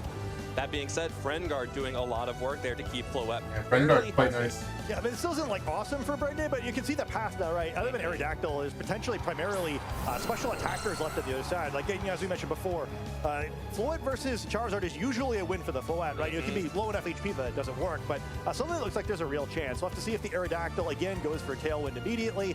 So a Heat Wave would pick up the Mousehold here, so you don't like really need to attack. Yeah, I mean, this knockout isn't even that good. At least it seems like there's a chance this time. At least we get to remove a threat. It should survive kind of no matter what happens, and then Sinistra's A mouse into Sinistra? would actually do something this time. Oh, instant, right? Incineroar is a switch up. I really like this. King Gambit now gone, so you have to worry about Defiant. Intimidate going to help against the Aerodactyl, and it's going to take attacks from Charizard pretty well. So Incineroar looking pretty good in this matchup. Yeah, Incineroar with that King Gambit sniped on does turn get the one. Tailwind. Is definitely He has looking fake out like it's after in a next strong turn. position here. Going to tank this Heat Wave like nobody's business and immediately threaten make out pressure. Plus, you get that Intimidate down onto the Aerodactyl, helping to protect that Floette a little bit more. So, opportunity to potentially start setting up or just go for the recovery with Draining Kiss. You know it's going to be a two-hit KO at least into that Aerodactyl. Yeah, I love this for Brendan's side of the field. I mean, it's still like, it's a tough situation, but this is really interesting for a lot of reasons. Again, having King Gambit down is huge. It makes it easier to cycle this Incineroar, and we saw how difficult it was for Brendan to stall Tailwind out the previous game, but Incineroar may be the best Pokemon in the game at that, right? You know, it's why it's previously had such high usage. Intimidate's big here. The Fake Out is potentially big here, where Fake Out on Zard. to get some more free action to try to call mine. Let's go Rock Slide. Though, and damage is not Go. so great, but if it stops an action from Floette, it would be huge. Yeah, the flinch chance is going to be huge onto the Floette. Charizard flinching No! from the Fake Out and the Rock Slide. 27% of the time, it works every time. Floette does not get to move this turn, and that's devastating for Brendan. Rip. Yeah, it's tough. He's done a better job of slowing Giovanni down, but hey, still 2 more turns of that Tailwind to deal with, as well as 2 more turns of that Sun, and critically, there's no Calm Mind in Let's this go run. Previously, Rock taking the attack Slide. for that Charizard pretty well. Charizard is quicker than it because of the Tailwind and threatening a lot of damage, so perhaps just a Protect and a switch into the Protect Sinister up. to try to get some HP back, and then we do the whole thing again the next turn, maybe with Incineroar coming back. Yep, we sacrifice Sinister here, most likely on Brendan's Is he just going for the Floette flint, will have the to take miss? Both this Rock Slide and the Heat Wave, though. No Oh. Protect came through. It's a Went for nice the play by protection him. there to assume that Floette would be able to survive this turn without having to go for the Protect and gets paid off for it. Weather Ball connects onto Sinistra, picks up the KO. Floette is able Moonblast. to go on the offensive this time. Moonblast onto the Aerodactyl. Not enough to pick Oh, up the not KO. enough.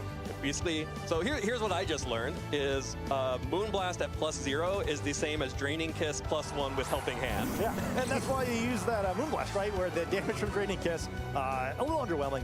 Because of how low Aerodactyl was before, I was kind of wondering if we might see a Fake Out into the Aerodactyl slot, just because the damage could actually matter for once. It was not just the flinch effect. I don't think 17 HP with a resist because of the Rock type, no matter how frail Aerodactyl tends to be, is going to be enough.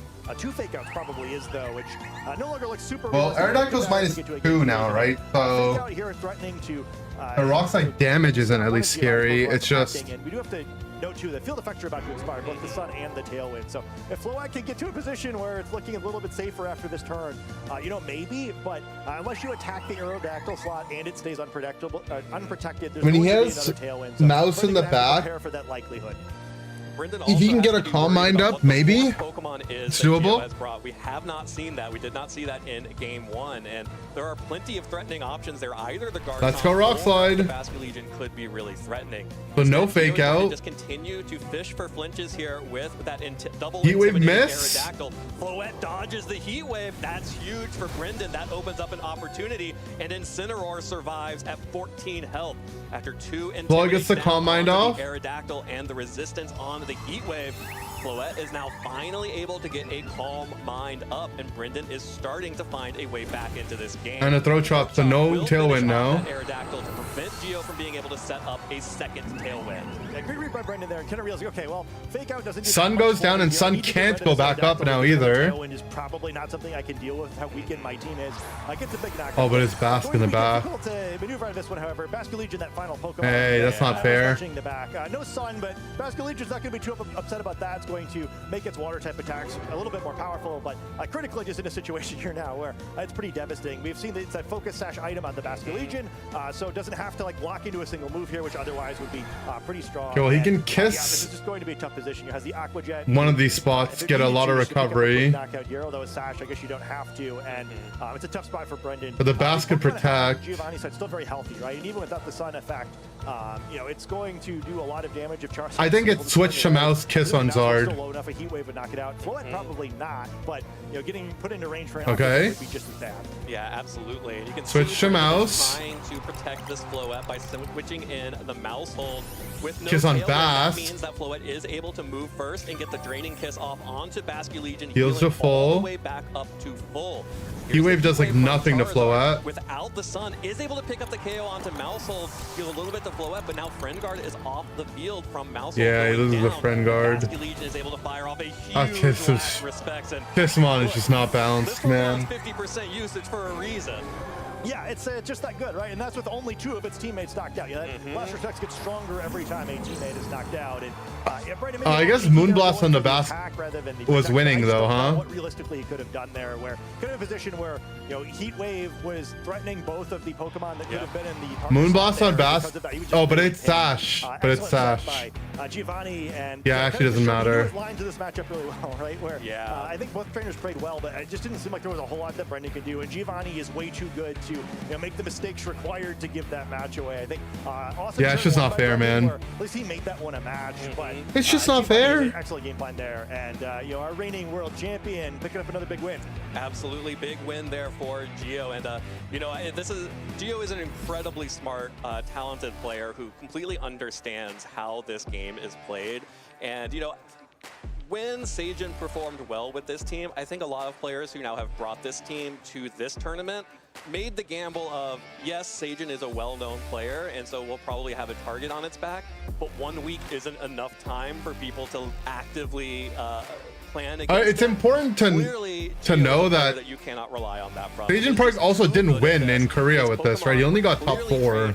And it's a good team from a good player, but it's not like it was surviving the Moonblast and the draining kiss. It won. Huge for Gio in both games, really, just to be able to, even in game 2, just keep threatening the chance of flinch over and over again. Buy into the Mega Flow trend, but you couldn't. Aerodactyl, who have been intimidated. Yeah, I mean, Megazard is also just I'm probably never going to get another redacted. Tailwind here, and it's not worth it for me to switch this Pokemon out. And Weather Ball, Sun Weather Ball is just crazy, right? Like, okay, well, I'm here, and I'm going to fish for flinches, and you can ignore me, but that means every turn there's a 27% chance you don't get to do anything. Yeah, ignore me, you're on risk. Let's roll some dice, baby. And yeah, it's a powerful Pokemon in that position. I'm a little scared.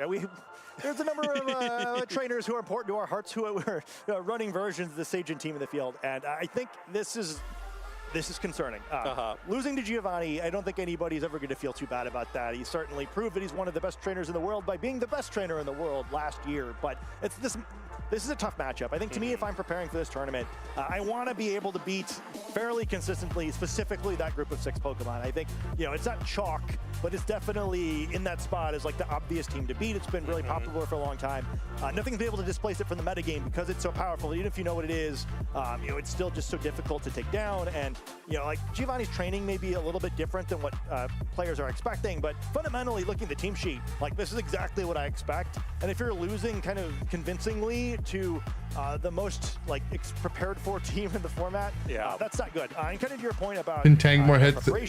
I mean, this is like the worst tanks a lot too, but this yeah. team doesn't seem like it changed anything to tech for the matchup. It simply had a week to prepare for someone's going to be using this team probably because it's Sajin. So how do I use my team to beat that one? I think a solution was great where Charizard was just such an overwhelming presence the whole time that was tough for Brendan to really do anything. The support Pokemon kind of just got abused there, where they just couldn't really do anything but redirect and then faint. And yeah, I think that if other trainers are looking this good in that matchup, that maybe the trainers who opted to go for Sagen team are going to have a tough weekend. Yeah, definitely a bad news for Sagen's fan base here in Indianapolis. But Gio is, again, the defending world champion. He is one of the smartest players that I have talked to in the Scarlet and Violet era about Pokemon. You can watch that on the Pokemon YouTube for Champions Chat, where I got to sit down with Gio and James Evans to talk about their World Championships finals last season. But really exciting to see him performing well on these 6 Pokemon, which, you know, back in our day, this is the kind of team we would call good stuffs, because it's just the good Pokemon right here. It's got all of the heavy hitters, and as you can see, a lot of flexibility for Gio to, you know, without changing Unite. a whole lot Yeah. here, adapt to a new meta threat that Playing pops up NAIC. Yeah, I mean, this is the team to beat, being piloted by the player to beat, right? And like In a couple I weeks. tend to not like running teams that have the targeting the back. I think Ragab kind of mentioned that earlier when he was on stream, right? I was like, well, like I'm also famous for winning a tournament with similar Pokemon, but I don't know if I want to do that again and kind of just be playing the archetype that everybody's looking to beat. Yeah, the thing about the Zard team is like, yeah, Zard's OP or whatever, but also, I don't know, Bask, Garchomp, like Sash, Bask, and Scarf Garchomp are just so redacted. Probably, you know, 1/3ish of their games because, you know, Charizard's sitting at like, what, 35% usage. You can imagine a fairly high percentage of that is, if not exactly this, that's something very And then similar Gambit to as it. well, like So, they're I mean, just it's all at least OP. Pokemon similar. Yeah, at least, right? Where, you know, Basculegion's Yeah, I mean, 50% I was usage, doing a you know, lot of every other VGC round at, over the last month, but probably more than that at the I'm higher back to playing tables. Unite now. Yeah, I mean, I think this is all Especially rough, and, my first we VGC don't stream in see like some a other week, Pokemon in this matchup, which also could have been potentially impactful. but mostly because I there, just wanted to watch this where, tourney. Yeah, it. I really wish I could have I feel gone. concerned at Brendan's side of the field. Conversely, you know, maybe a lot of players who aren't running something like this, who are less meta savvy, are just going to get run over. And I think you probably get some amount of fairly free-feeling wins with a team like that one. So I made kind of a bet in the matchups that you're going to get. And hey, you know, there's 1,000 players in this field, right? You know, everyone's going to have a very different tournament pending on kind of the matchup RNG of it all. Absolutely. Well, let's go ahead and hear from our defending world champion and defending Swiss Round 4 champion, Gio Siski, who is down talking with Sierra. Sierra, take it away. This is a fast 2-0 though. Thanks so much, you tier 2. Wow. Big words, big words. Network's down, can't talk. It's a great day, but it is really a great day here for Gio. Undefeated so far here in Indianapolis. How are you feeling? Honestly, as well as I can be. I did not decide on this team actually at all going into this event. I was planning on using a couple different other teams up until around 10 p.m. last night, and kind of just stumbled upon this as like, oh, this is a Sun team that I think I'd be very comfortable playing. I'm used to playing this more fast-paced gameplay, and honestly, the other teams. It's crazy how the VGC players for my liking, sometimes will lock in a and team that made me hours a before lot the more tourney. susceptible to RNG, and made it so that I didn't get to control the game in the way that I like to. And it felt like everyone was just outpacing me and doing more damage than me, and that's never fun. So after coming to this conclusion, I was just looking forward to testing myself against this field. A ton of stacked players here. It's honestly insane that every single round I've had, my opponents have played phenomenally so far, and it's amazing to at least have this go so swimmingly, considering my first games with the team were literally this morning in the tournament hall. Hey, I mean, we'll take it, right? Undefeated, I'm a champ plush. rolling up with Is the it team. the Let's talk about Worlds the matches one? that you've had, particularly I have that that last one. as well. Because going up against Brandon, I think that was a familiar have it team. somewhere. If anyone's been paying attention to recent broadcast coverage, is what's happening overseas. Correct, yeah. Yeah, it is the Brendan Worlds was one. playing a very similar, if not the exact same, as Sejin Park's team that he got top 4 at the Trainers Cup, which is the Korean National Championships.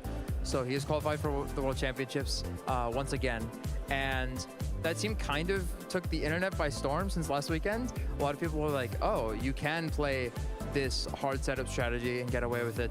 And particularly the Floette and Delphox combination, you have 2 separate, like very aggressive like setup modes where you're like all in on the strategy and basically just aiming to sweep with your Mega Evolution with all the support that you have there. And it honestly gives a lot of these more standard teams like the one I'm using a bit more trouble. And so it requires like very meticulous game planning to get around it. But like if you have all these great tools, there's surely a way to play it, and you just have to figure it out. You know? And was that something that you kind of thought about, like when you're kind of thinking, what team do I want to run, and you're putting the team together this morning of these different teams you could Should he experimented something similar? That's true. By storm, That's or true. Is it kind of something you sit And he's been down playing for so and long, think, he's okay, used to I know like this different team, styles. But what am I supposed to do with it and like figuring it out on the spot? Absolutely not, actually. I was just trying to pick a team that I felt I had no excuse as a player, and it was just like, I'm not gonna leave the game out of my control. I'm okay with losing because I wasn't the better player. I'll come back stronger from that. But I'm not going to just simply accept walking into a tournament with a team that is not giving myself the tools to win, and then like leaving myself susceptible to things going wrong with a team that isn't as strong. So I was like, I'm gonna equip myself with the best tools necessary. And at least for this matchup, I didn't really give it much thought at all when I was considering the team. But around like 5:50 a.m., I think I kind of came up with something very generic. And so that helps guide me through this match here. And I mean, you talk a lot about this team and wanting to like, no excuses, like you be the better player with this team, like you can't anything else. So how you feel then confidence-wise going into like the rest of the tournament, and like your confidence level even when you kind of did decide, oh wait, these are the Pokemon, even if, you know, it was a first thing you're rolling up to the tournament hall with, like did you have the confidence from the get-go with it? I mean, I look at this as kind of an experience just to test myself, right? I have been known as a player for being someone who's very serious about preparation leading up to the tournament, and I value preparation very heavily, right? And I think this is widely understood with my identity in the game, and so it is vastly different to walk into a tournament hall having played 0 games with the team. But I mean, I've played Sun for hundreds, if not thousands of hours over the years, and particularly with this team, it's quite a common team, and I've had a lot of friends who have played either similar teams or the exact same team with like different variations to it.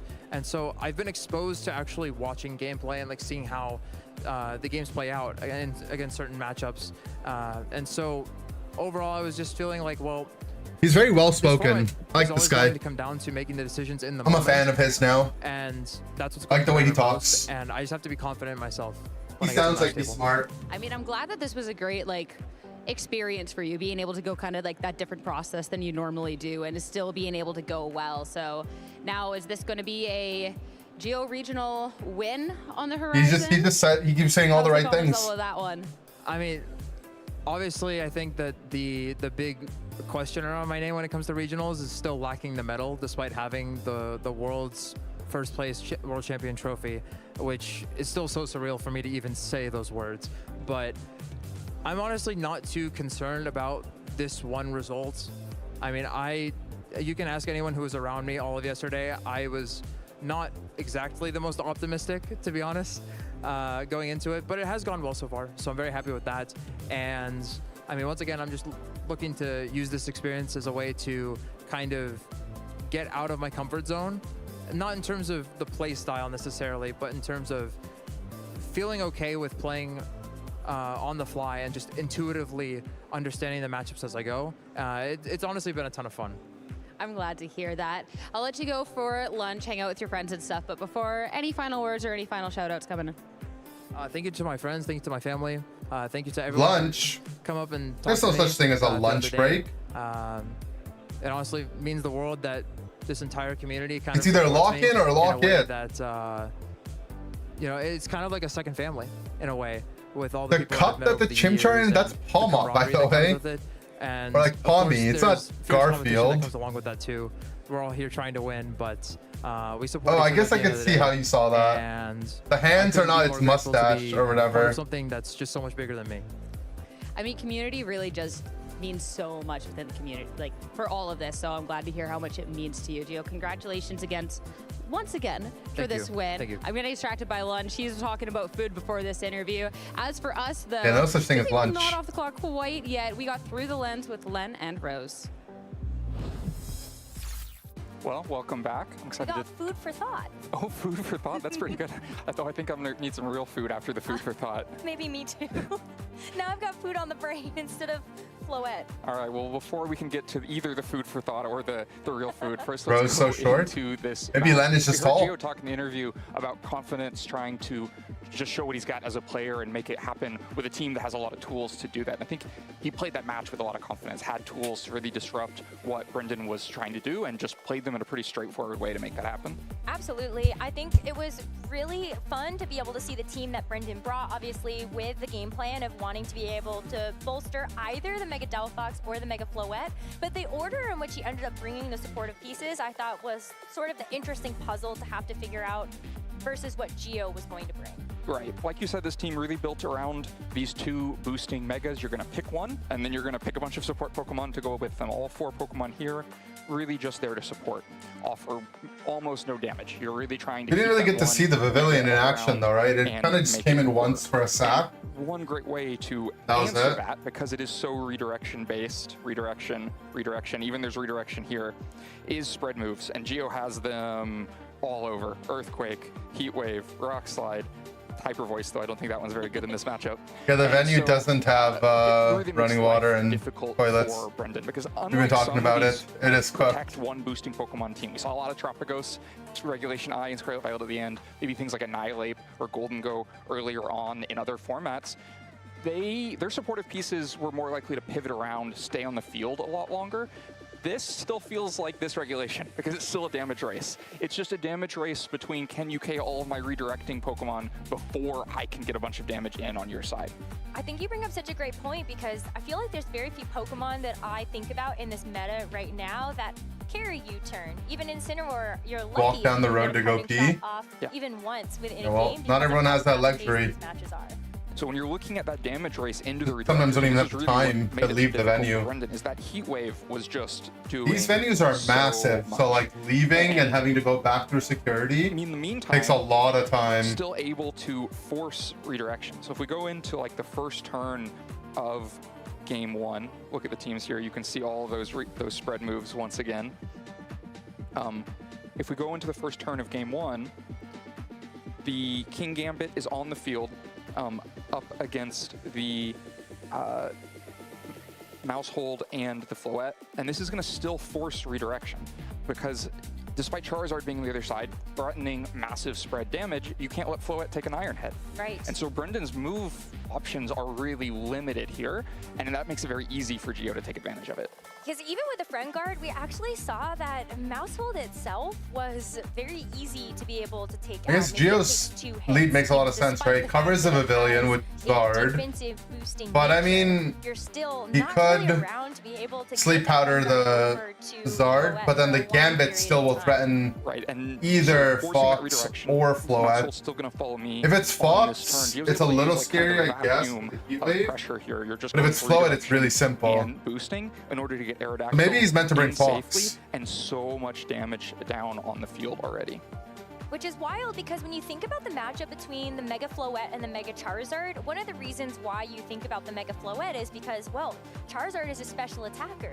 You have Calm Mind, which not only gives you that special attack boost that's going to help that Mega Floette to be very powerful with the Fairy Aura, but you also have the special defense boosts that are coming as a secondary effect. My of those Animal Calm Mind, Crackers which gives you a better taste matchup into the Charizard to at least take those hits. Right, and Floette even faster here, so it's going to get a boost off to its special defense before this hit comes in, and yet the damage is really significant. So if we start to think about this match as a damage race, maybe even more so than a positional match, Gio takes a huge lead in that damage race when this Heat Wave comes in, and look at those health bars. You've already Yeah, I mean, this more was than a full Pokemon tragic no because KO he was doesn't pick taken, up the but KO that's and a ton arrow, of right? damage down With already, Kiss. and instantly you're threatening 2 big spread attacks. Rock Slide and Heat Wave, you're going to threaten a KO into Mousehold, a ton of damage into Floette. In So hindsight, are on the back foot the very Moon quickly, Blast kind of would have been losing that better damage because race. he's going to get So then healing if from you're Sinistcha losing the anyway. race, you're taking a lot of damage back, you start to look at your recovery options. And so that's where maybe a little bit baited into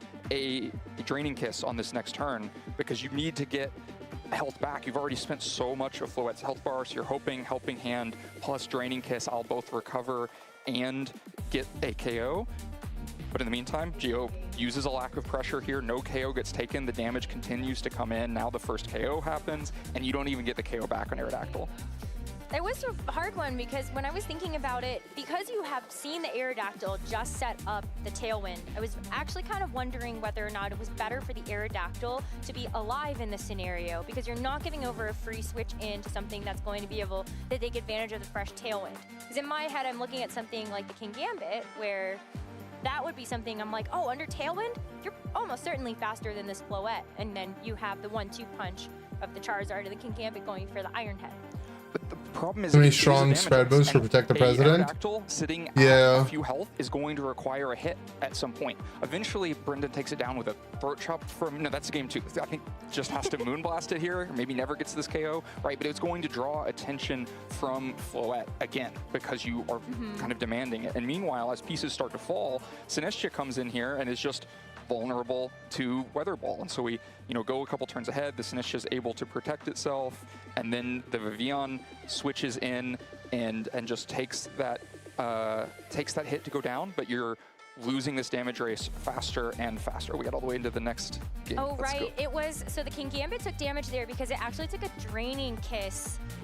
The other problem with this team comp is like, it's like really obvious what a lot of your plays are going to be, right? But you're still not making enough forward progress. You're losing this damage race. Now Charizard able to get a Heat Wave into Vivillon. You fall further behind on this turn. The threat is still there, and so you have 4 supports and a carry into the game.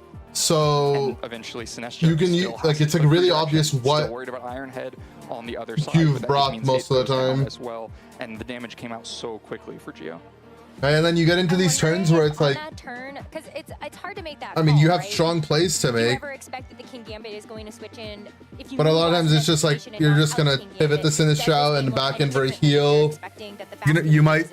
Well, Brendan, I guess like there's Rage Powder, but when their spread moves, not gonna do much. Of game 2, he's recognizing the Kingambit. Every team with not many damage dealers, yeah. When I didn't want to have to use it. That's like a downside, right? That KO. Whereas the other team is like, Helping Hand boosted. You have also going to be 6 KO. damage guys. In a game where you're 2 of them are megas, but you don't even have to bring either mega.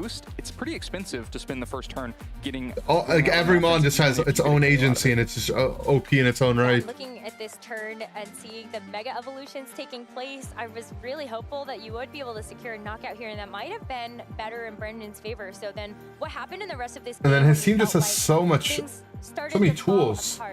Wide Guard Aerodactyl, he has Tailwind, he has Priority, he has Sash, he has Scarf, he has Weather. Uninterrupted to go out on the offensive. And then we saw the adjustment, right? The adjustment is having Incineroar in the back instead of Vivillon, so that you actually have something to switch in to a Heat Wave, so that you don't fall so far behind in that damage race so A lot quickly. of options. And so things turn a little bit into Brendan's favor for a couple turns after this, but it's still a big problem that Floette has been, damaged, has no boost, now down in speed because of the Tailwind, and has no really clear path to getting healthy again. Like, if you want to bring in Sinestcha to heal, it's probably going to cost you Sinestcha, and you're only going to get 1 shot out of it. And so Gio able to just continue to like pepper damage in here. I'm thinking too, because like the Incineroar actually did have some damaging options. It had Throat Chop, it also had Flare Blitz. This Incineroar does have Parting Shot as well, so if you're thinking about ways that you can actually pivot out, you don't have to necessarily manually get that switch out, but the fact that you were in front of the Aerodactyl and you couldn't risk taking a Rock Slide from that Pokemon, I think is also really tough to have made that decision of using Parting Shot instead. Parting Shot might have worked here. You probably could have taken both the double up of the Weather Ball and the Rock Slide. It was a -1. Aerodactyl not the biggest offensive Pokemon, and maybe that starts to look things look a little bit better for Brendan. It may have been expecting a Protect, hoping to get in for free and be able to just switch back to Incineroar quickly. And yeah, there's where you see the impact of the missing Calm Mind from turn 1. You rush into the match, you don't have the time to set up, but then it costs you in the long run because the action economy is so expensive for Brendan here. If you're really going to focus on a redirect move and an attack, you have to be getting a lot out of that single attack because your opponent is probably attacking twice every turn, and so they're going to win the damage. Action economy, I like that term. That's what you make up for with the boost. If you have a couple of Calm Minds, then my 1 attack is worth your 2 attacks, and you can't stop it because I have redirection. But if you have to rush into the game, you don't have that same impact. I hope we see an Espathra team. I'm an Espathra believer. That was so tough because you saw that happen with the Helping Hand Draining Kiss. Speed boost, Baton Pass. Weaker move than Moonblast. but That's a vibe. you could still definitely see that. Even in this scenario, we heard Scott and Evan actually talk about. I hope we see some Archaladon. Fake out is on the board. Probably I'm an Archaladon player. But you would have liked it too, so you can get that out of here. I eat the Archaladon crayons. Doesn't threaten fake out KO. I think instead decides to have Incineroar Boosh. trade into the Aerodactyl. It does We've survive the seen turn and get that a KO. bunch of different megas though already on stream, right? We've seen Mega Gengar, Mega Frostlass, Mega D-Knight, Mega Delphox. And so gets the KO into Aerodactyl. Seen a lot of different. After Hope this we run Archala don't. And Heatwave. That's Archala messed up. But look how low Floette is getting in the meantime. Yeah, because I think that in this situation too, we saw. Sun's fallen a tad bit. We did see the heat wave Yeah, as well. definitely But is think about the fact that dropped off a bit. Floette At was least like still ladder missing that wise it special had. defense boost in that moment.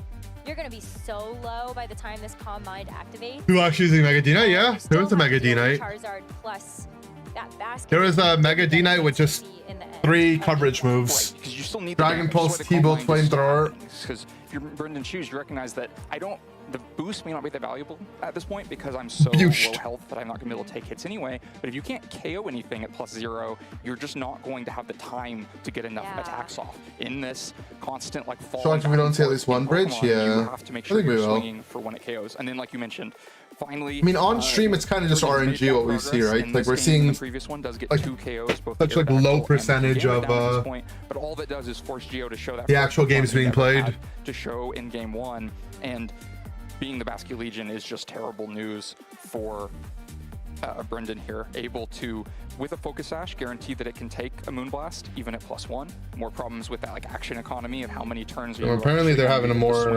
with Floette, and then it's just going to be able to connection issues. KO. And so it's really the perfect thing to have in the back when you're expecting all these single target Pokemon from Brendan.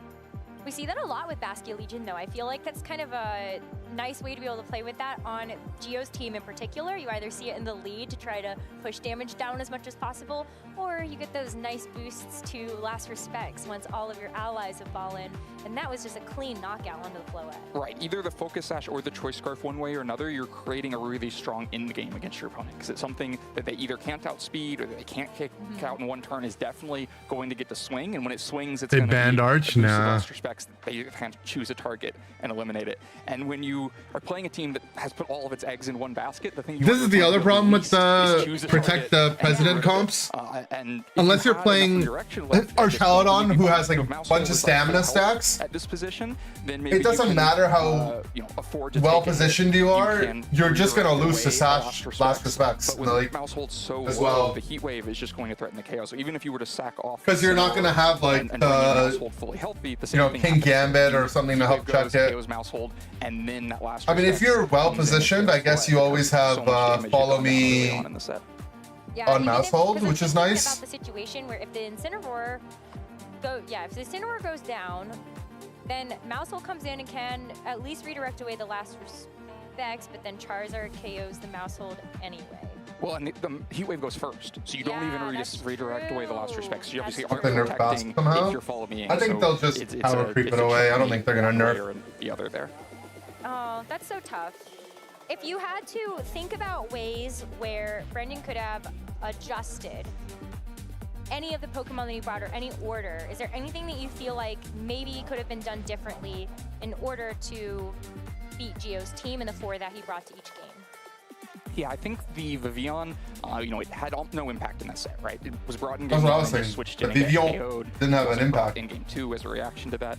I think maybe that's your best option to disrupt the early offense from Geo. You're definitely going to then play much more of a guessing game. What's Basque Pokemon's Legion's gonna protect, fine. where is it important? Depends on your to play definition of sleep fine, powers, right? But you don't lose so many Pokemon so quickly, most likely, because you are constantly putting something to sleep, stopping, and kind of evening out that action economy.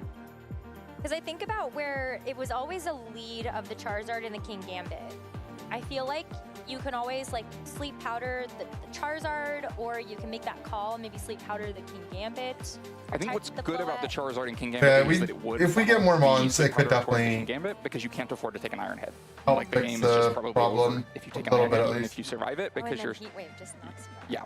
And so you instead have to sleep powder there, Heat Wave goes, but then maybe if you've traded a sleep powder for a boost, or train doesn't matter for KO onto Vion, but you also got a boost in the process. Maybe it's a little bit easier to come back from that position. Examples of Pokemon? I don't know, but I'm sure it could. Wow.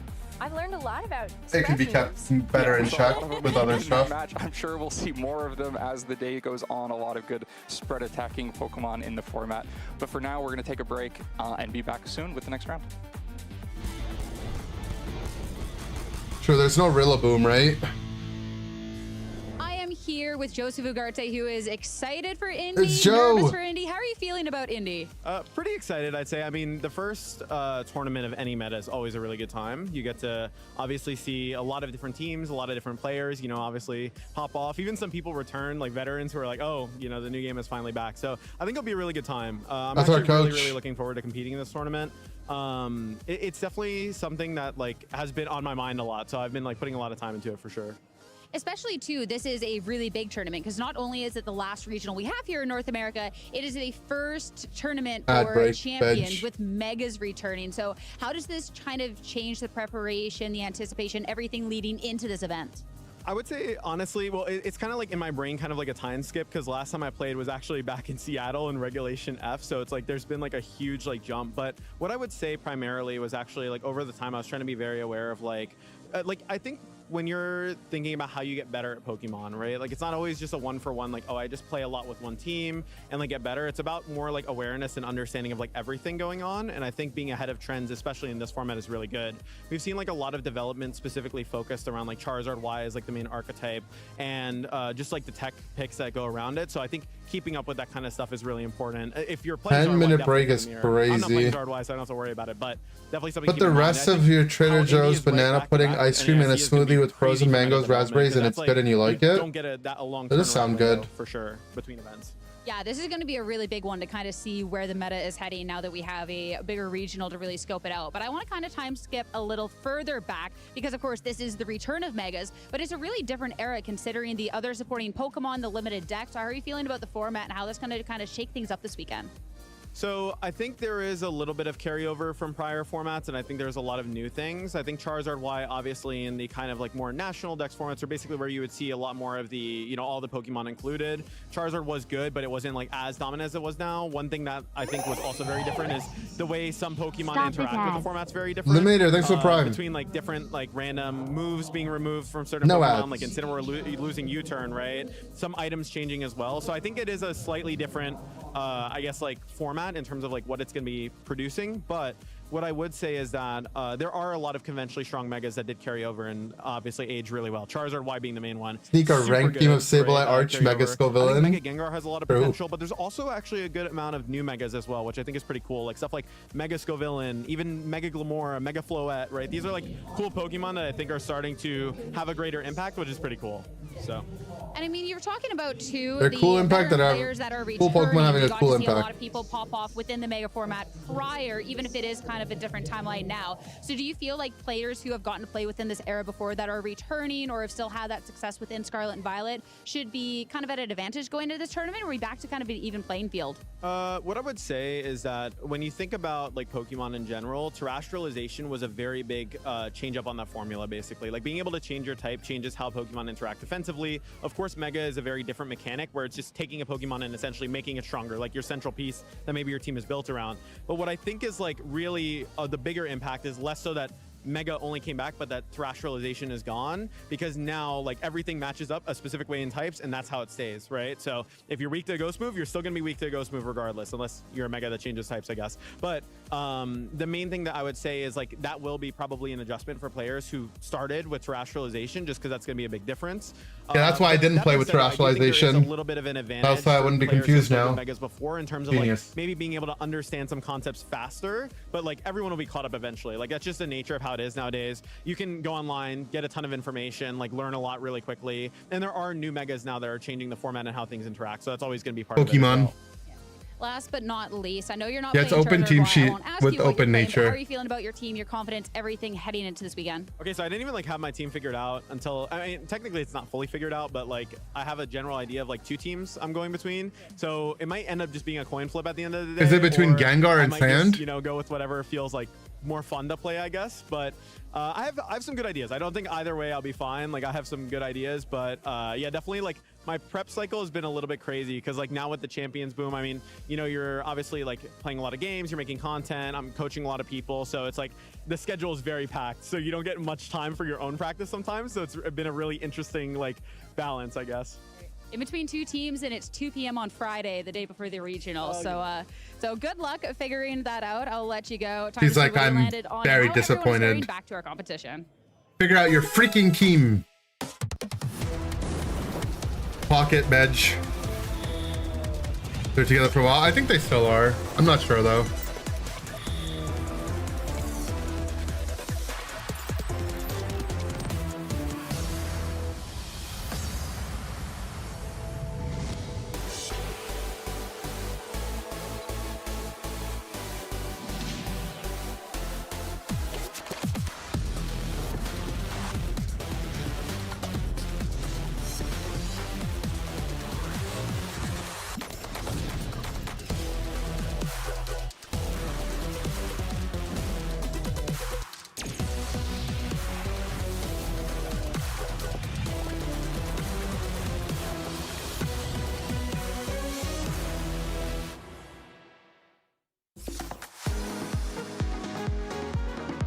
I think the toughest opponent I've ever faced is probably Wolf Glick at Hartford 2023. I already didn't have a great matchup and he demolished me. My favorite Pokemon is Slurpuff.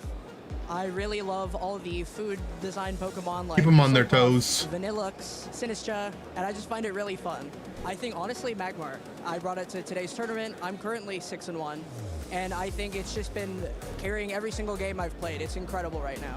Back in 2019 when I was a senior, I had won 2 cups with a Joltik, and it was really good at dealing with Groudon. My overall goal playing Pokemon is to just try and get as close to perfection as possible. I really enjoy worst favorite Pokemon I've ever seen. It's crazy. In my games and as consistent as possible, and I want to see how far a human being can go in this game. Outside Pokemon, I love to cook, and I love to. Yeah, my favorite Pokemon is Mega Charizard Y.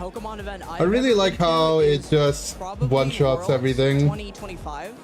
I really enjoyed the whole event, and while I didn't do the best, I had a great time with all my friends, and I really enjoyed the atmosphere.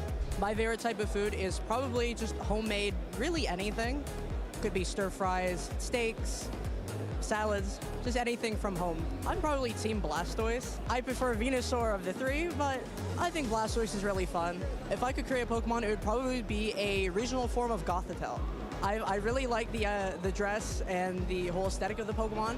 Statistically, every single Pokemon is at least one person's favorite. Winter type of Pokemon where you have a nice like coat, nice earmuffs instead of the branching out hair. That's not true. I think it'd be very cute.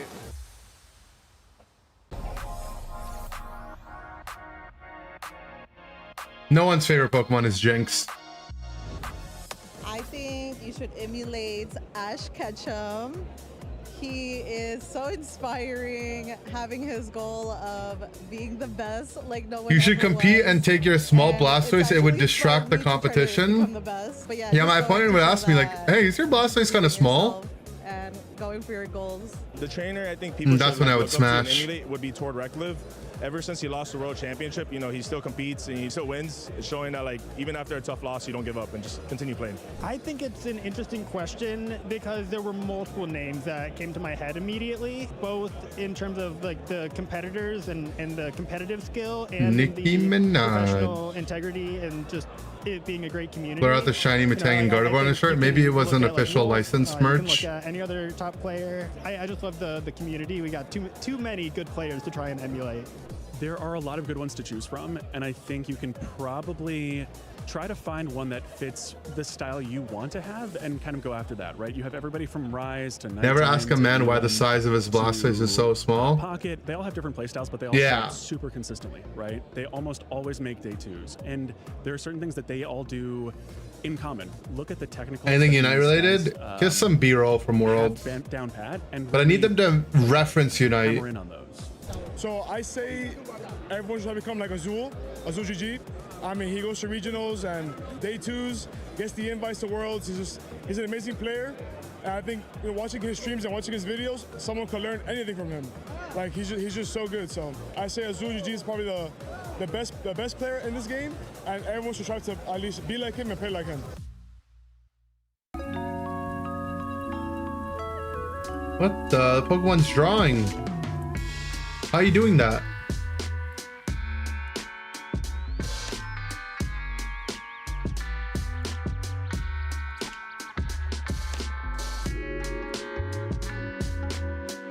TCG Badoo.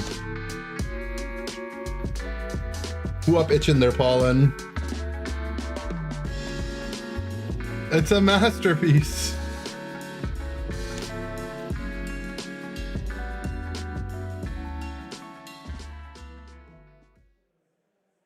Beautiful, you mean Welcome back, Badooful? everyone, to beautiful Indianapolis, Indiana, for our regional championships here. Our first regional championships on the new Pokemon Champions. My name is Evan Latt. I am, of course, Daniel. with my good friend Scott Glaza. Yeah, we're just gonna gloss over what was said. Round 4 match, and you know what? I had so much fun watching one round 4 match. I would like to watch a second round 4 match because our players, because of the network connectivity issues, half of the players were able to take a break until just about now. The other half completed their set, as we saw for when we saw Brendan versus Gio. So instead, we are going to watch another match from that sort of second half of round 4 that has not gotten. Yay, we get another round 4 match. Yeah, I'm concerned about there's like a purgatory element. We're just gonna be doing round 4 until the end of time. But round forever. Yeah. But in the more likely situation that we're not, this should be a Round lot of fun. forever. It's a good round for this to happen in, at least in the sense I think we had a very difficult time selecting the match. Or there's a lot of fun options in this round. So why not get another? Yeah, absolutely. I'm really What are they excited gonna that get? we're going to have another opportunity to see some of these top players who are Is it currently Alex sitting Underhill? undefeated, going up against each other. And again, the more we get to see. Have we seen Pimsky's mom? No, I was on a real, mentioning major level Espathra championship earlier. points event. The more we're going to learn about the Champions meta and what our players, especially for the North American International. Hopefully we get to see it. And then, of course, for the special event over in Europe as well, we'll have more tape to look back on and see how some of these Pokemon are matching up against each other. And I think especially now that we have people like Gio going up against the team that Brendan was running, there's a lot that people can learn from that set and probably from our next set as well in terms of sort of identifying some of these threats and sort of seeing how all these little tiny gears are moving and making the whole machine work. Pimsky's mom got that Edna hair. Like the trainers have their headsets. Pimsky's the one that said that Espathra reminds him of his mom, so. Seeing everybody's individual take on the format is pretty interesting. Just relatively shallow in the group of Pokemon available compared to some of the formats recently. Yeah, it does. There's not like a ton of Pokemon in the game Pokemon Champions yet, and then certainly a subset of those are maybe not the sort of Pokemon that trainers think can do well at tournaments. So, especially in the Mega Evolution. Yeah, Espathra's my favorite Pokemon. It seemed to be a little conservative this weekend, which makes sense. I think we're going to see a lot of that Charizard. You see why in that last game where I just kind of stood there and I don't have the bracket for this, sorry. Things were unfortunate for Brendan after that. I guess a little weather ball too. But I see, yeah, Espathra's my childhood favorite Pokemon. Fire hot is what we got out of that set for the most part. I think it's still neat too, right? There's a lot of interesting. Olivia got put on the trainer showcase because she just tweeted this event is embarrassing. I don't think that a single player that's on social media has said anything positive about Indianapolis. This one is like you have a pretty good idea of the pool of Pokemon you're going to run into. So Your childhood favorite's Miraidon, yeah. Normally this matchup is not good for my childhood favorite Pokemon. Maybe there's a cost where I get probably PSA 10 Phantasmal Flames Charizard Black Label. Maybe I'm going to win a matchup. I think I'm going to see more free Black Label Bubble Mew. And I think that sort of optimization is really fun. Beckett Black Label. You're going to run into once you get to the event. So sometimes that sort of thing's like, hashtag for the event to show up on screen. Not that they've shown yet, but I think it's usually hashtag play Pokemon. I think often that's what the players that come out on top, right? It's like, hey, we all knew what the best archetype was, and I knew better. Absolutely, and I think that's actually a really interesting thing about a weekend tournament, right? Where you're playing multiple best of 3 sets versus like a ladder session where you're going on the Champions ladder and you're playing a bunch of best of 1 sets and you're like, okay, if I lose this one, it doesn't really matter. I'll just queue up again to the next game. So long as I am, winning more than I am losing, I am still climbing, and that's good enough for me. Here at the, at a regional championship, that's actually how I think. You only take 2 losses before you are eliminated from the tournament and you are removed from the second phase of the tournament. So having more options and more flexibility is a really big deal. And it's why I really liked, I I expected to hate it. Hate it. The 4-attack King Gambit on Gio's team last set, but having, the more I sat with it over here during our technical break, being able to think about all of that, just like, yep, I do want Iron Head for like half of the matches, and then I want Low Kick for the other half of the matches. And you're really hurting yourself by only picking one of the two without good reason. Like we saw the Swords Dance version earlier, which just like tries to overpower with stat boosts. But 4 attacks with no Assault Vest in the game kind of surprised me. It's not how I have been thinking about the game for the last 10 years. Have we seen any entrainment, no guard, King's Rock, Pop Bomb, Mousehold? No, I don't think we've seen any entrainment, no guard, King's Rock, Pop Bomb, Mousehold yet. I've seen it a few times on like season 1 ranked battle. Tweet I love Pokemon Unite to see if it gets on. Well, and get to like the higher parts of champions with it. I don't think these guys love Pokemon Unite, sadly. Specify with it, so it's like, okay, well, this can work. And I tried some of it, like I kind of had mixed feelings, or there's some teams where I thought it seemed strong. A lot of the Trick Room King Gambit were using it, and I like that a lot less just because like I think it really continues to snowball things against you if you don't get the speed control right.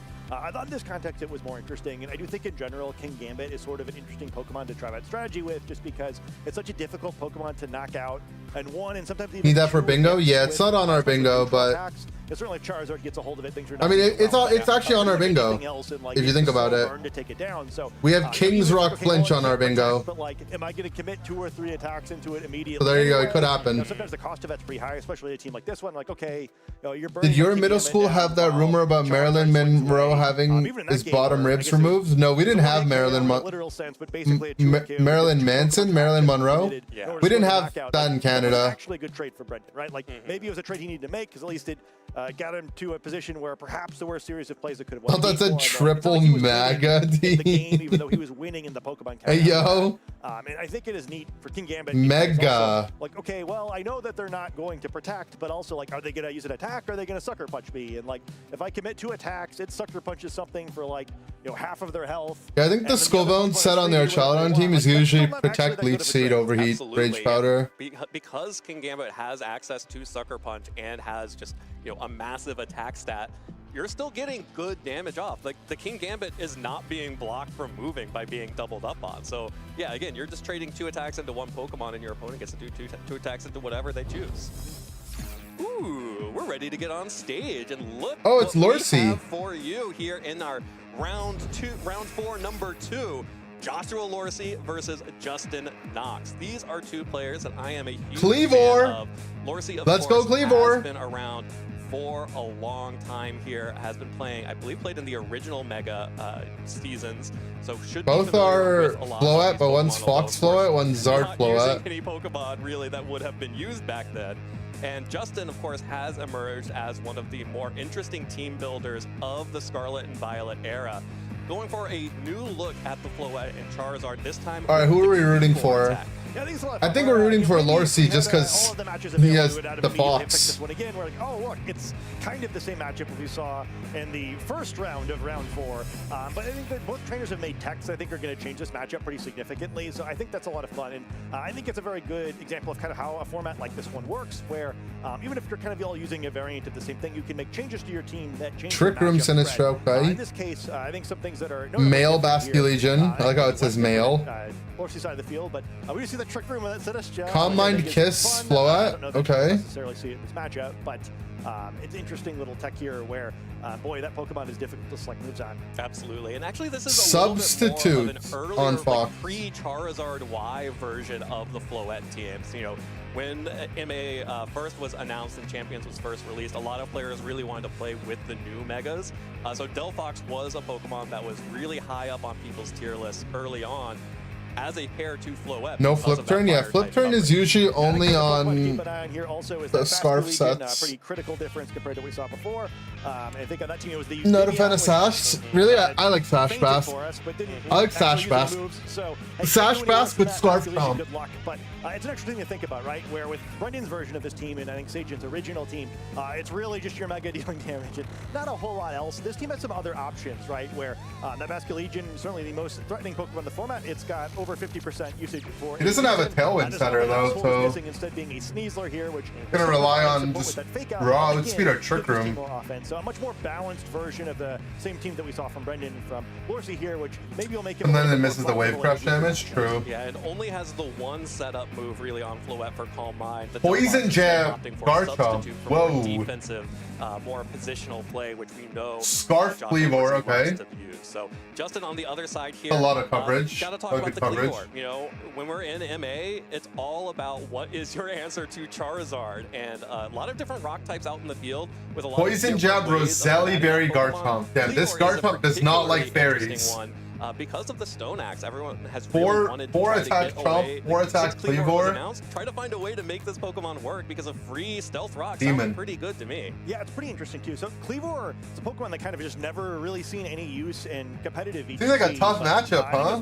Which Mega is he meant to pilot? Online tournament that was a Kleavor Chomba's, in the final. I mean, actually. It was, I think Choice Scarf. yeah, Kleavor, Roselli Berry Focus Sash Poison Kleavor. Jab is It's kind of this matchup is the scary. reason why, right? Where against this team, not against his opponent's team. Because it'll live a fairy It's move really good in the Charizard and here, where, kill it. Pretty difficult to knock out for most of these Pokemon. And then Totally Kleavor difficult to fight against, and then you can't really is gonna threaten this. 50% if it comes back in. Well, that's great here, although it will make once again Delphox more difficult to pick. Also, to keep in mind, again, similar matchup. Turn the last time, Fox. but this time, Whimsicott is the Tailwind Pokemon, not Aerodactyl. You're back. Welcome back. Kleavor's presence in this matchup, All right, which Kleavor Gambit. makes things a little bit easier for Lorsi, but yes, it's here. And he brings Fox. I Okay. wanted to see Kleavor, and I am happy. Thank you. Let's go, Justin, Kleavor. always here with his fun talk Pokemon to make me personally enjoy the tournament more.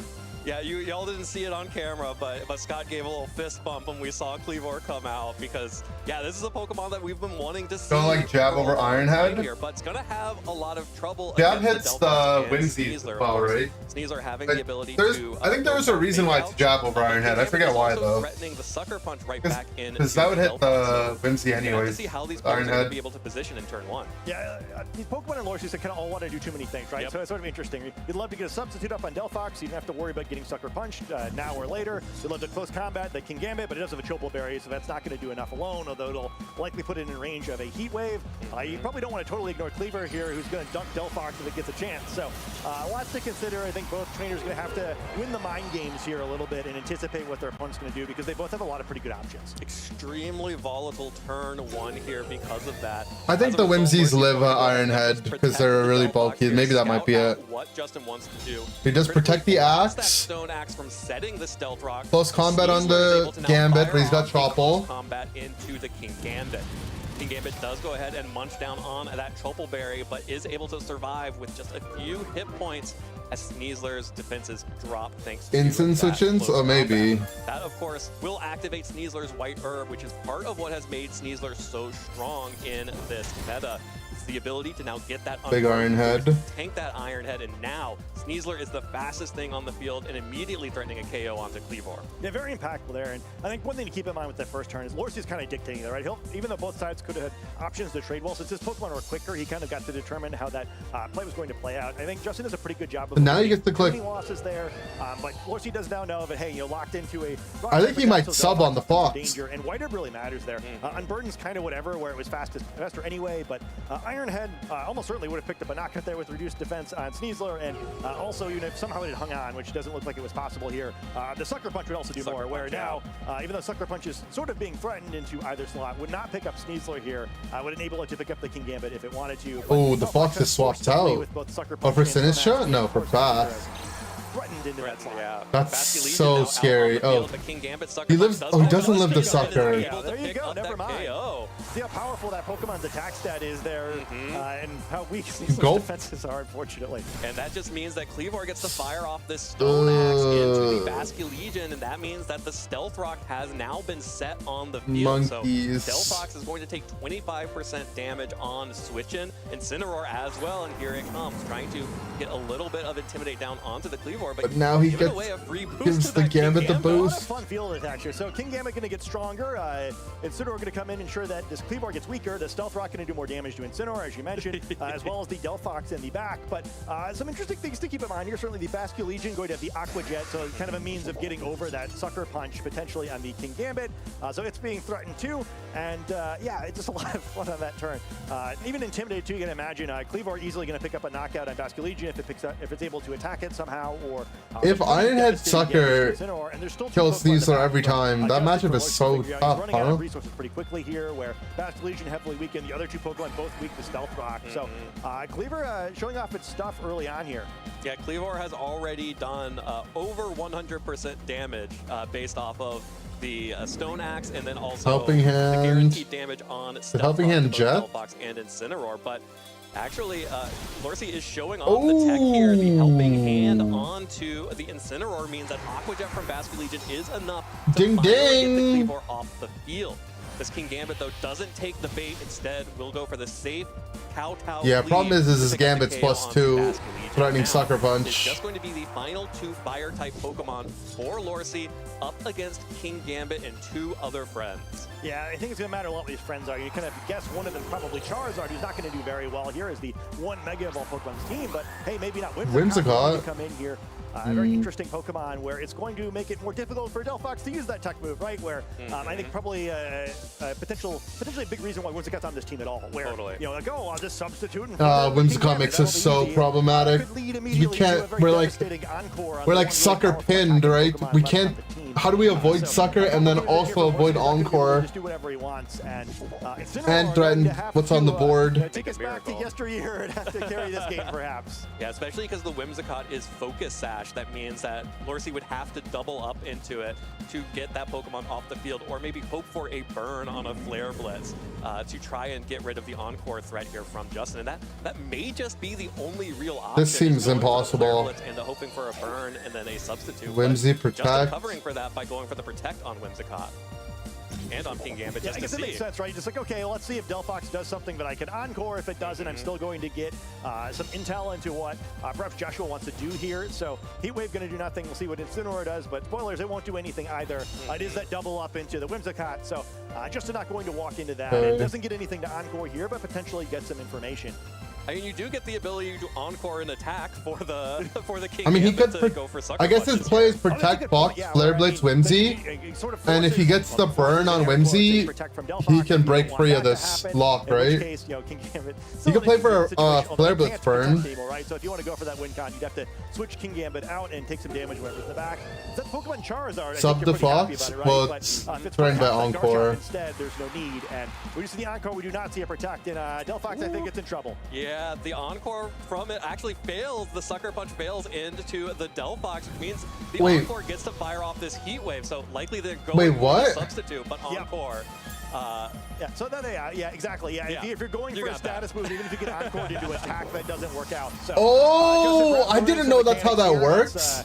Unlucky. If you click a status move and then you get encored into Heat Wave, the Sucker fails? Instead, looking like it perhaps is going to be a easy win. Nah. You know, it's there's some interesting mechanics in Pokemon Champions where I do not believe that's the way it used to Justin work. actually gave him the Omega out. Yeah, it is. So it is Charizard. He didn't. I mean, I didn't know You know, either. it's not going to do much against these Pokemon anyway, so sending it out is a sacrifice there for King Gambit in order to set up that. I didn't know that's how that worked. And obviously Justin didn't either because Lorcy just explained it to him. That's the way that He did it and then explained it to him. Charizard going to need to do a 2v1. Still not impossible, but certainly not impossible. Yeah, going to need to do some serious damage here for the most used Mega. Is that an intended mechanic? I guess. I mean, Lorcy seemed to know that's how it Will worked. be slower than the Delphox, and of course, these Pokemon. On Ender's Soul, that isn't how it used to work. Yo! Good start for Charizard. That's a good start for sure. Oh, the caster said it didn't work like that before? Delphox and Incineroar, so that is good damage down onto Lorcy's Pokemon from Justin. I heard that before, Encore used to retain the priority of the move you click, but they changed that. Justin's going to need a couple more of those. Yeah, it's Like, if you're a slow guy with Jet and you click Jet and they encored you, then you got encored into something else, that something else would have the Jet priority. This is round 4, round 2. You know, let's just do a crazy. It was bugged at this. Oh, wait, it does that again? This time, so that's good damage. Okay, I thought Here is the opposing heat wave. I heard about that, and then I tried doing it, and it didn't work, and I looked it up, and people said they patched it. But I guess I didn't see them patch it back. Sure the crit was it definitely was necessary there after the. I tried encoring my own guy, and it didn't work, and I was like, oh, well, I'm stupid. Charizard picks up that Pokemon, and Lorcy takes game 1 in a much closer fashion than it looked like it was going to be there in the mid game. Yeah, that wanted to be a little bit crazy. We're one more heat wave miss, and I think we're talking about how Justin. That was crazy, though. So I think 2 things in that match maybe to look back on that were a little bit surprising as we went through that really influenced the outcome. Like the one is, I mean, not being able to encore Sucker or something is crazy. Weird, where Sucker Punch does damage if you selected an attack that turn, not if you're using an attack. So the Encore is a weird situation where it doesn't work that way anymore. If you selected a status move, you can't be Sucker Punch in that turn. I believe it also works that way with Orangurus and Instruct if you were somehow able to attack and then be locked into a status move. Yep. The other thing that I think was a little bit surprising, at least to me, is the trainers know each other's natures, but not their training, right? So their stat alignment. Lorcy a finalist somewhere? I think Milwaukee Regionals. On Lorcy's side is adamant. I think sometimes when you see I think I saw it on his Twitter a while ago, so I followed him. Much more likely to be trained defensively, so I was kind of expecting it to survive that Sucker Punch, but revealing that it's definitely a more offensively trained Sneasler. Not too surprising for Joshua. I guess he's the player who could have been surprised. There certainly knows how his own Sneasler is trained. Masters patch removed the main shortcut to the gacha. Gulp. Yeah, well, that is the power of King Gambit sometimes, and if you feel like you're on generational fumble, sometimes you just need to go for it because that Sneasler was in a really good position. I mean, before going down to the Sucker Punch. He's in like a weird 50-50 without it, though, right? Onto that Pokemon for chip. But here we go. So Fox is never gonna click of our second Swiss round 4 match between Joshua Lorcy and Justin Knox. Both of these players. He's in a tough situation that's how that works. Multiple times throughout the Scarlet and Violet years. He has sub. Lorcy previously before that as well. Here is a shakeup here. Sneasler and Basculegion led by Lorcy versus. And you can't I guess you could encore him into the sub. You'd have to. Game 1, I think. Again, but you have to click Kowtow. I think game 1 would have been swapped. I don't know. It's like a weird 50-50. Really the one who's a change up here. I think is the one who kind of have like the losing line in encore the Ensign. You can't encore the Ensign because of the MCS Prankster. You have a difficult spot for Justin because the fake out into King Gambit and attacking into Cleavor is a little bit too scary. So instead, Whimsicott coming in perhaps to try to. Oh my God! He just gets caught by the Direct Lock. Yeah, Direct Soul reads him. The switch in. Whimsicott is taken all the way down to Focus Sash immediately. Nah, Lorcy's just too OP. King Gambit liquidation will clean up that final hit point off of Whimsicott.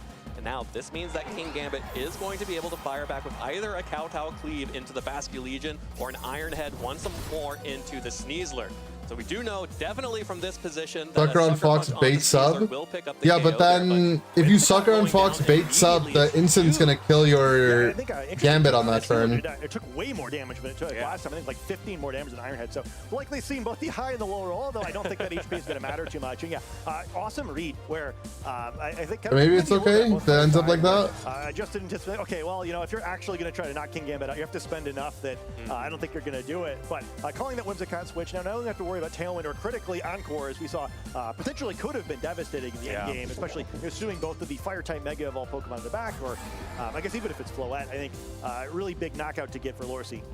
Absolutely huge moment there for Lorcy to get the KO onto Whimsicott. That is so much positioning, that's so much disruption that is now off the field for Justin. Lorcy's going to take that advantage and try to protect this Basculegion. Cleavor fired off the Stone Axe into the Basculegion. No Sucker Punch once again. That means Sneasler gets to fire off another attack. What happened is Lorcy clicked substitute in one shot there. Definitely put it into Aqua Jet range. Which made it so Sucker Punch only lands if your opponent selected a damaging move. So the Sucker Punch failed, but then he got encored into Heat Wave, so the Heat Wave still went off. So he was able to Heat Wave through Sucker Punch. Yeah, that's a really big deal there too, where I think that not getting the connection with the bye Cleavor, we'll talk about this later. Yeah, absolutely. Cleavor goes down from the Aqua Jet here, and that means that Justin has now lost a second Pokemon. King Gambit finally fires off the Sucker Punch and gets that Sneasler off the field. So final 2 Pokemon BS it worked like that? Going to be the King Gambit +1. Yeah, I mean, if that's how the interaction works, that's how it works. So what I was going to say there, it's a big deal that Cleaver didn't get to use the Stone Axe, right? It's not like any other attack where it's like, oh no, I lost the damage, which is still bad, but also... I mean, I'm shocked it works that way, to be honest, but makes sense. Incineroar going to come in healthier, and so is that last Pokemon in the back. So he gets the Defiant. Delphox, who were able to maintain 25% extra HP rather than the 1/8 that it normally is, and that's a big deal here, right? Where also you have Basculegion, if it had switched out, would have to worry about Sash being broken. So Cleaver in a perfect world is really impactful in this matchup. This time not being able to do much because Lorcy's made some great reads, and this is a huge lead now. All right, Justin will go ahead and protect the Floette here. A major adjustment from Justin from game 1. It double protects again. Instead, it's going to be the Floette. Kingambit also protects, just trying to blow the fake out from Incineroar. That means nothing will happen here for Justin or Lorcy. Yeah, so just vibing for now. Run the tech next time. I don't know what Justin does here. Where, especially with that I mean, it's like, who knows how that's gonna how often that's gonna happen. On this turn, but yeah, just have to figure out a way. Subbing in front of Encore Wims. So they go throw in any other line. Pokemon could potentially knock it out yeah. Move, but then you're taking a ton of damage back from Incineroar, and there still is that final Pokemon to worry about. Where, you know, if it's Delphox, like, hey, you know, that's maybe you win some Mind Games to Gambit, that's enough. But like, getting rid of this Basculegion is the most important thing for Justin right now. And the good news for Justin is that Floette should outspeed this Basculegion, as it is the Focus Sash and not one of the, you know, finisher Choice Scarf Basculegion. Sucker would have worked if you angered them to attack. Is forced I'm sure the following turn it would have definitely worked that way, but yeah. Incineroar doesn't fall for the bait, instead just gets some guaranteed damage onto Incineroar. Floette following up with a big Moonblast, still not enough to pick up the KO though. That means Incineroar gets to survive with Citrus Berry, enough health to survive another Sucker Punch from that Kingambit. Gambit lives. To be able to do because of the that Kingambit is now down to 33. Actually now with that recoil, probably still picks up the KO on that. Yeah, I think it's close, but I think it gets it, and that's a big deal because, yeah, I mean, how do you get now to a position where that stops being a problem, where Floette kind of needs to attack both of these Pokemon, where, you know, an Aqua Jet into the Kingambit slot while Incineroar just plows away on this. Fast Still got a protect. lot of damage to deal with. Instead, Basculegion going to protect. It's like, I don't even want to deal with this game. I think you have to target me, so... Sucker fails. Cheeky damage Gleam here, will pick up the Incin. Last round, this one does no Dazzling Gleam. Going to pick up a knockout, I assume, on this Incineroar. Yeah, good news. Justin can actually hit 2 Pokemon at once with the Floette, so does not have to worry too much about that. That just means that Incineroar has gone down, and that means Lorcy gets a free switch in here now to Delphox. And this is actually really difficult for the Kingambit at this point. It does have that boost, but at the same time, both Basculegion and Delphox are able to Sucker Punch is still going to be threatening, right? Because the Bask has to jet to get around it. Yeah, it's like, it's a tricky spot, but it's like, it's not impossible where you can't get caught. But yeah, I mean, Aqua Jet likely going to pick up a knockout here, so you know, you either have to hope you survive or like maybe you go for a double. But Gambit protect. So yeah, we'll have to see now if Joshua calls that and goes for the double into the Floette instead. He does jet. There's the Aqua Jet into Kingambit. Lorcy went for the guaranteed KO on that Pokemon, and Delphox will fire back with a Psyshock. Deals a lot See how much more Psyshock does than Psychic. The weaker physical defense on that Pokemon thanks to Psyshock's unique abilities there. Dazzling Gleam deals good damage. That would be a 2-hit KO onto Basculegion. Does he go for the... Just sort of he can't even go for the double protect. It was probably checkmate, right? Where unless Kingambit It's can GG, survive I this think. Aqua Jet, it'll be knocked out, and then Floette will be knocked out by the Delphox. And that's why you use Psyshock onto Delphox. That, like most Fairy-type Pokemon, that Floette's much stronger on the special side. So Psychic probably wouldn't have done it. Aqua Jet going to pick up this Kingambit, and Lorcy's going to take the set. Yeah, with that Aqua Jet, Kingambit goes down. Justin no longer has This is... I remember I was saying Psyshock is the move. It up. Lorcy 2-0. Because Psychic might not knock out the Floette, right? 4-0 heading into round 5 of Swiss. That game 1 was crazy though. Match, right, where game 1 is a little strange, and I gotta imagine it going to a game 2 after a set like that one from Justin's side of the field. It's gotta be a little tough to like reset. Like, okay, that was a weird one. Like, that was a weird one. But you had a really great gameplay by Lorcy too. I really like this adjustment in game 2, where I think that the way that game 1 played out is Justin favored, and Lorcy kind of won out by knowing the mechanics a little bit better. Where he was just always way ahead in game 2. I think it was a really good line into this team. Catching that Whimsicott Why the earplugs? was incredible. I think it's just almost impossible. So you can't hear people from there. And hey, you know, I think it's a great kind of like out of game like mental strategy. Like, okay, you know, my opponent had like kind of tilting game 1 loss. I'm gonna bring the heat immediately, and maybe I'll kind of like catch him a little bit off guard, and it really pays off there. I think a really excellently played set by Lorsi, and sort of fun to watch again. You know, as a very similar teams to the one the previous round, but it played out so differently because of the ways in which they're different. Totally, absolutely, massively differently is how that game played out, and I loved that game 2 adjustment, like you mentioned. Lorsi really bringing the crowd, yeah. But also just like leading the Basque Legion. We have a similar thing in Unite where the Cleavor, making sure that Cleavor you usually wear 2 sets of headphones. Up the stealth rocks, both but not as much anymore. They have like a different solution, but we used to. In Japan, we had 2 sets of headphones. We had one inner ears. That is huge value that in blocking the do white noise to drown out the crowd, and then you have over ears to hear your teammates.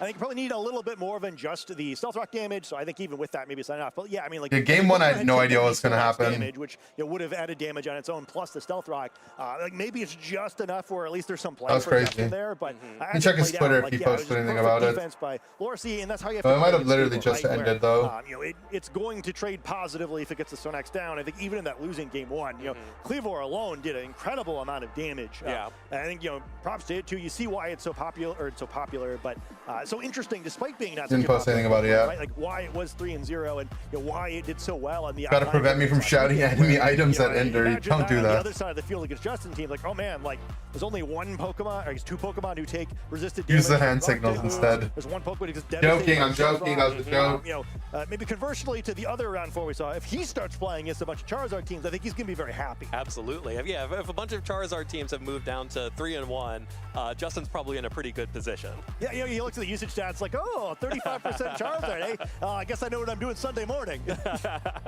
Yeah, really well played there from both players. Lorsi, I really, incredible positioning there in especially game 2, but also in game 1 to be able to find a way back into that. Of course, the Whimsicott not able to get the encore off in game 1, like you mentioned, and of course not able to do anything. It'd be worse with the butt stuff like chess players. You have to imagine if that still hasn't been proven. Able to get that encore off appropriately in game 1, that I don't think to Justin, and then Hans had really the butt plug. I don't think you're leaving Cleavor in against Basque Legion and Sneasler. I believe he might have cheated. I believe that part. I don't think he instead just going butt plug straight cheated. On, going for that Dire Claw, dropping the Whimsicott down to Focus Sash, then cleaning it up with Liquid. But it's funny, true. It is funny. Game 2 there, Cleavor looked like when I tried to use Cleavor in singles. Like, ooh, where'd all my HP go? At least you know to use X-Scissor now. Yeah. Which I think that was one thing that's kind of neat where, I mean, explain? You guys don't know about this? Yeah, it's a X-Scissor. A couple years ago, there was a chess player, Hans Niemann. He had gotten caught cheating on online tournaments several times when he was younger. And he was up against Magnus Carlsen, like the GOAT, right? The Michael Jordan of chess. And Magnus Carlsen refused to play against him because he said he's a cheater. I didn't get to catch the matches live. And then Magnus Carlsen, in partnership with Chess.com, put out like a statement about him cheating, and then the guy that got accused of cheating went to go sue them.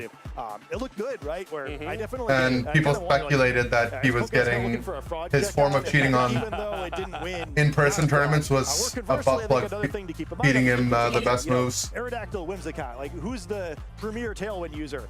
We had one game this round where Aerodactyl looked really good. One game this round where Whimsicott did not look so good. But one round is hard. He also happens to be a dickhead, so like, be on top. Yeah, well, and of course, there's no like, Aerodactyl was here, and there's no helping him, you know. Don't have Cleavor at like he's not gonna have a lot of people stepping up to defend him. And yeah, I mean, another match didn't work well. In theory, so I'm really excited to see how these different cars are. It'd be pretty easy to do with a butt plug, right? It would just. All of them is pretty similar. The specific choices that each of the trainers are making is really interesting. You know, number of vibrations could tell you the piece that Lorsi is running. That has like the best move or something. Very early MA. Like if you're good, like the thing is he's also very good at chess, right? He just happens to also have a history of cheating. But there's critical adaptations here that have been brought in from this early meta team from some of the later developments, especially that Focus Sash Basque Legion, basically everyone was running Choice Scarf Basket Legion. Was as a he the finisher same before, chess but we player have that now seen the FF Life? rise of No. Focus Sash Adaptability Basket Legion. And it, That is Yeah, and I think it's Daniel just a right, where I Narditsky, think with any other item, eventually who catch it there, but having was hit it also twice and being having to go down Omega to it, accused such a of much fun cheating game. Lorsi was just too smart. by Well, a let's go different ahead player, and hear by a from Russian player, Kusar Vladimir Rossi himself, Kramnik. who is speaking with Sierra But about that match. Daniel doesn't have a history of cheating, and there's no proof of him cheating. He was just getting harassed by some old Russian guy, and he eventually had an like also too it, good. it got Undefeated here too so far. overwhelming. Andy, It was how like you feeling? legitimate Man, harassment. Champions is here. I'm happy to play some Champions. I like this guy. I like Joshua Being Lorsi. this is the first regional being 4-0. I watched his stream before. I feel good. I haven't really been playing, I'll be honest, for the last like 2 weeks. Been busy, life stuff, but I'm enjoying the format, although it's pretty stale at the moment. But I enjoy playing in tournaments where I know most of the meta teams, because it's easier for me to position and play the game. So it works out for me. But I know for the viewers, I know it's kind of boring seeing Charizard and all these Pokemon all over again. But it's good. I mean, your match wasn't boring. Let's dive into that first. Particularly one very The interesting sucker punch. interaction we got to see in that Tell us. game number 1, because I think that is like the talk of the match. Yes. The encore, the heat wave that still goes off. Yeah. And then you just kind of sweep the match from there. Was that a surprise for you? Because I know that was an interaction that a lot of people had to kind of remind themselves on, because you clicked a status or a non-attacking move. So I knew the interaction. I was just hoping that he did it. I was pretty upset with how I played that game 1, because I'm very, like, this team is very new to me. Shout out to Tabu. Shout out to Muy Serial. It's our group consisting of many of the European players and myself. They gave me a team kind of last minute, and yeah, like the team is just working well. But He knew the back to interaction. Yeah, I knew that that could occur, but I was like, oh man, maybe he knows. I was thinking like maybe he'll go for like Tailwind and like Kowtow to cover that, but then like I get a free Heat Wave off. But seeing that his Gambit was pretty bulky, I'm like, oh, maybe his Gambit could live a Heat Wave. And then when I just saw Sucker Punch, I was like, uh-oh, it's gonna fail. And he was like, we spoke to each other. He's like, wait, what? Like, it works like that? I'm like, Yeah, his opponent didn't know. all, it was a pretty bad played game 1 by me, because not knowing that Sucker Punch KO'd Sneasler, I've been using a bulky variant Sneasler for the longest, right? So. Oh, that's what I was using, saying. Like the certain like counts with the Sneasler that I've been using, which lives that. But Ironhead Sucker killing the Sneasler there. yeah, so you could pretty Couldn't much have been tell what good. Sneasler I'm running. It doesn't matter. And then he said he We didn't got know. alignments now, it doesn't really matter. But yeah, going to game 2, I knew I had the upper hand, because I knew that Nox had to commit to the Cleave lore. When am I quitting Unite for Champions? Wouldn't you like that, Vin? Pressure he had going into the team. Don't worry, buddy. I'm still here to take you down for a little bit longer. Puts on a lot of pressure on the Cleaver, and game 2, turn 1, the obvious play would be fake out liquidation, right? But when you've been playing like these teams multiple times, you kind of understand how they move the pieces, right? So I predicted obviously the Whimsicott coming in. The Dire Claw. Go for fake out. He could encore me into fake out, thus putting Gambit in a prime position to attack the Basket Legion, because obviously my only moves are liquidation, last respects, and Aqua Jet. And if you saw how the damage rolls on Gambit, it's not doing that much damage. So. Yeah, I knew that was his best play. So getting the Whimsicott off the board was pretty good early. I was prepping for an end game of Charizard, but we did see that Floette. So it was cool. That was well played. Like, amazing matchup into Floette, as long as I get rid of the pesky Gambit. Yeah. So I think it was maybe turn 3 or turn 4 where I went for the double up into the Gambit. It was like Aqua Jet and Flare Blitz, and that didn't even pick up. So we know for sure that Gambit is pretty beefy. Yeah. But ended up getting a pin towards the end game where in order for him to even win that game, his Gambit had to be virtually like faster than my Basket Legion, and it wasn't. So just clicking Aqua Jet and the Side Shock, which is really good into Floette, because Floette, as we know, has good special defense. Attacking it with Side Shock is actually attacking his defense stat. So, I feel so redeemed on the Side Shock, Delphox and the Side Shock in general. And so sitting here playing Side Shock, everyone's like, well, Psychic's more damage. It's like, bro, the Monster you're going to want to click Psychic into He's been playing for years now and has had great success. have too high SPDF. I've not been having the best Blow it and Sylve. run. I've been playing like some of the greatest players in the past. LP Fan, Aaron Grubbs. I played Ed Glover, who's a good player as well. He's, I believe, top cut national Redeemed back in 2016. And LB Fan had great sets back a decade ago. I'm Unk, so you know I had. That Psyshock was common on Fox. That's what I thought, but I'm telling you, I played that for like a week. I feel good. I'm actually pretty happy with the way that I've been playing. I haven't been every day confident as of late because like my last great stint was obviously like Milwaukee and Pittsburgh, and that's a while ago, right? Didn't really play in. I haven't really played the best Pokemon. And when I had Psyshock on Giraffe as well. Really, really good.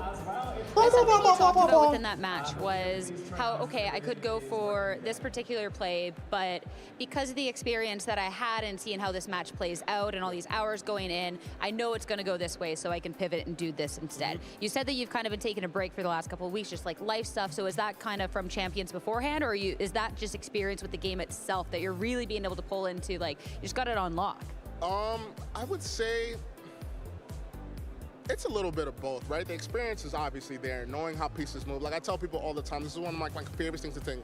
Pokemon change, but the way that the game plays is probably like the same 9 times. And we have hyper offensive teams, we have standard balanced teams, and when there's like these meta teams, like it's very important to know if you're going to an event. It's very important to have your matchups into said teams and know exactly what pieces to bring, and practicing set pieces in the matchup with friends and or whoever you could play with, right? So I just asked Taboo for a lot of help. I just said, hey, what are you doing to this? And I would show him what I would do. He's like, no. You bring these 4 and do X, Y, and Z. And then I do it. I'm like, oh, wow, it works. When we had our Champions run, when we hit Champ, I would say that it's very hard. it's because we finally understood our team, and then we knew what our leads were into the different meta teams. You're playing for years. I think I'd won like 20 straight games into Wimglim. In the years, right? Now We had the script downloaded which it is now, and just putting into Wimglim. And if you're newer, everything is just brand new to you, right? But I think, unironically enough, although that this Yeah, meta stabilize is, Fathra. Pretty, I don't want to say solved. I don't. I'm clicking Calm Mind turn 1. 2016, and then as we know, we'll Have fun. with a very unique team. Calm Mind light screen. I don't want to say solved, but we pretty much know what's good, right? So that's very beneficial to the newer. I'm baton passing away. It's very beneficial for you because you GG. don't have to worry about too much variance when it comes to teams, right? You're able to practice into just the main common teams. Might be 1 or 2 pieces missing, but Wimglim Slim Jim. kind of figure out We saw a along the way. Wimglim Slim Jim earlier. When there's a lot of variety, it's a lot harder, I would say, for newer players to just have constant matchup prep into something that they're obviously unaware of. As for a veteran player, it's probably something that you've seen before, or you kind of know the approach that your opponent wants to bring with said team. But all in all, I do think that there's some very interesting Pokemon and Champions so far. I think Vivian. The Vivian, yeah. Vivian. I think that's a very interesting Pokemon that was kind of creeping up a bit from my friends were telling me. It has an interesting speed stat as well. It's 155. So it's faster than, I believe, Modest Floettes. It's faster than, I believe, I want to say Modest Charizard. So Vivian hits like a weird speed stat where it's faster than Pokemon that are trying to hit hard, right, for the most part. So I like Vivian. Blastoise is interesting. That's something that I used at a grassroots and had some good success. I don't know how good it is going into this tournament, being there's an abundance of Charizard. Yeah, the Vivian is very scary. I think Farig is very interesting as well. Whoa, what'd you call me? And Mega Camera actually. Mega Camera. Really? Yes, I'm actually a Mega Camera believer. Funny enough. Mega Camera. Yeah. So there was this team that I faced, and it was like Incineroar, Farigiraf, Camera, and I think that my hypothesis coming into Champions now is that if you have a strong fire type that resists Eternal Floette, I think that it's like good. That's just what I think, right? So I played this team on the ladder, and it was Incineroar, Farig, Camerupt, and friends. It had Vivian. It had Vivian, and it was Scarf. And I had a rough time using like the main like Charizard team. And I was like, wow, this is like really good. Like if my Charizard can't do Charizard things because of the camera up in Trick Room, especially in Trick Room, like it just kind of blows out. And it has very good moves. It has, I believe, Heat Wave, Earth Power. Earth Power. The other move that they use, but Heat Wave and Earth Power hit the meta for very good damage. Glimora, super effective. Can Gambit, super effective. Heat Wave and Earth Power. Earth Power. Being able to Heat Wave other Charizards, and Charizard not doing much back to you because I believe Camera Up is like fire and rock or fire something. I don't know. But fire and something. And it's fire ground. How can you be a believer? And do so much damage back is something that I appreciate, and I think that if Yeah, you're he using forgot. Mega He Camera probably at knows. this event, you're probably gonna have some good success if you pull the right matchups. Okay, I know Joe Brown's been talking about Mega Camera Up, so I know he's sitting there like, yes, Darcy's talking about Mega Shout out to Camera Joe. Up right now. I mean, how else have you enjoyed your time in Champions? Because I know there was so much anticipation from so many players going into this event, especially Keep too, Among Us for out of trainers who have Champions? been around the fact that we are going back to Megas. Among We're Us done with is an icon. terrestrialization. Megas are back, but obviously a new spin with new ones added, and then a very different power level into this current state of the game. Okay, so I'm enjoying Champions. I think that we've been playing Scarlet Violet for almost 4 years, right? I think that Are they gonna say low power format we're again? done, gone. Champions comes in. We're starting to. We had like a big grassroots, right? I think it's like a we're figuring buzzword. out what's good. Like we Low saw power Aerodactyl. format. Then we saw Mega Aerodactyl. Now we're like, okay, well Charizard's really good. Rock won a big grassroots with Charizard and Aerodactyl, and that pretty much set like the pedestal for the format going forward. Now it's all up to the innovators, right? Everybody knows what's good, right? Everybody knows what's good, but we definitely do have some innovators here. My good friend Wolf, as you know, is somebody I'm very confident to have somebody. If anybody could figure out what's good other than meta stuff, I would go to him, if anything. And I have no clue what he's running. I don't know. He probably maybe he's running meta stuff, but I would put confidence in him to pilot something that is pretty good into the main core of teams. But I like the success that Champions has been having as far as like content creators goes and streamers. We're seeing an abundant amount of VGC content. Yeah. To give you guys context, I've been playing since 2015, mid-2015, right? And we just had Aaron Zhang, Alex Avlaza was like the main two that you would go. And now you type VGC on YouTube or any other Twitch or whatever, everybody's streaming and playing the game and putting their thoughts out there, and I think that's like really good for the game. He's talking about us. And I'm very happy to see that. And I think the players also are enjoying a fresh start into the game. What's also pretty amazing to see is how everybody's consistently laddering on the ranked battles. If you're paying attention, Every to social VGC media, player speaks better than me. First started, The good ones. The best interaction that I've seen on the X platform was when Eric Rios had, I think, topped the ladder, and he had posted it and said, "Okay, like I'm top, whatever, with 2,300 elo." And then I think Gio had subtweeted him and was like, "Catch up," and he posted that he was up there. So I love like competitive banter like that. I think that it's really good to see. It's very healthy to see. He had me until he said amazing that. Players playing the game. Yeah, don't call it especially X. on Champions. They're contractually obligated to say X? No, they're not. I'm not so much of a ladder player. I like to work out matchups with friends. But the first season, I wanted that end game with Champions, and I had a terrible story. I have a terrible story to tell you. So it's like 2 hours left before the season ends, and I'm like 274, and I'm like playing one game like every hour to kind of inch up, right? So I'm inching up. So I ended up going on a 2-game losing streak, and I just got bumped out of Champions. I was like 360th place. I'm like, oh my God. But I will say that's the first time I felt like that in over 10 years of playing Pokemon. Okay. Which was a good thing. I was eager to play the ranked ladder. So I thought that was really good. It was really motivating for me. Like, oh, I really want to do this. So I think that Champions hit everything on the. Yeah, I'm a champion in champion. Just saying, I did hit champion. Literally, I hit it once. Off of social media platforms and made it into their own, and they're here. Back then, it was very hard, right? It's very hard to just create teams and make teams. So we're doing these in a no word? He'll be like okay. An amazing thing and an amazing. Especially like this guy's been doing it for so long. He'll be good. It's been a lot of fun, and I mean we've gotten to see so much going into this, and of course now out in the field. As for us, I know the I think Lorcy's also in like the community ambassador program because but Lorcy, thank you so in much the other for games all they the have competitive insights. players in the ambassador program. It's just Unite that doesn't. As for us, we have. I forgot the segment name, but we're through the lens with Len. Did I try to go for regionals? No, I don't have the capacity for it. Len's ready to break down that last match. It was a pretty fun one. It was really fun. It feels like a long time ago, though, when you think about just like the insights that Lorcy was able to provide based on the match. I just wouldn't have the time to prep for it properly. How Pokemon Champions has been evolving as a competitive Pokemon space. Makes me excited to see what we got left in store for today. Do they kill you on the spot if you accidentally swear? No, the interviews are rarely live. Can still have a lot of success in the format. So they just record in like when they have time, and then they do The first thing that it. stood out to me was this looks pretty similar to what we saw Brendan last But I've time. also He was using been 2 megas, live but on still broadcast. with a non-attacking move, something I've you done can buy some okay. time for. But unlike Brendan's team, you got some real damage in there to also support, which I think gave a lot of flexibility to Lorcy.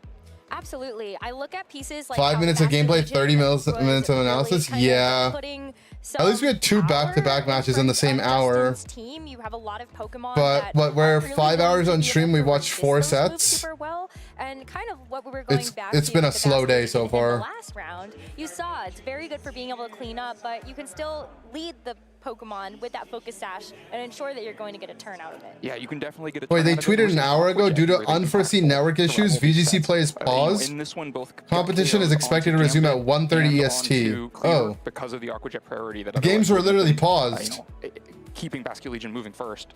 So yeah, very powerful Pokemon. There's a reason it's at 50% usage. That's true.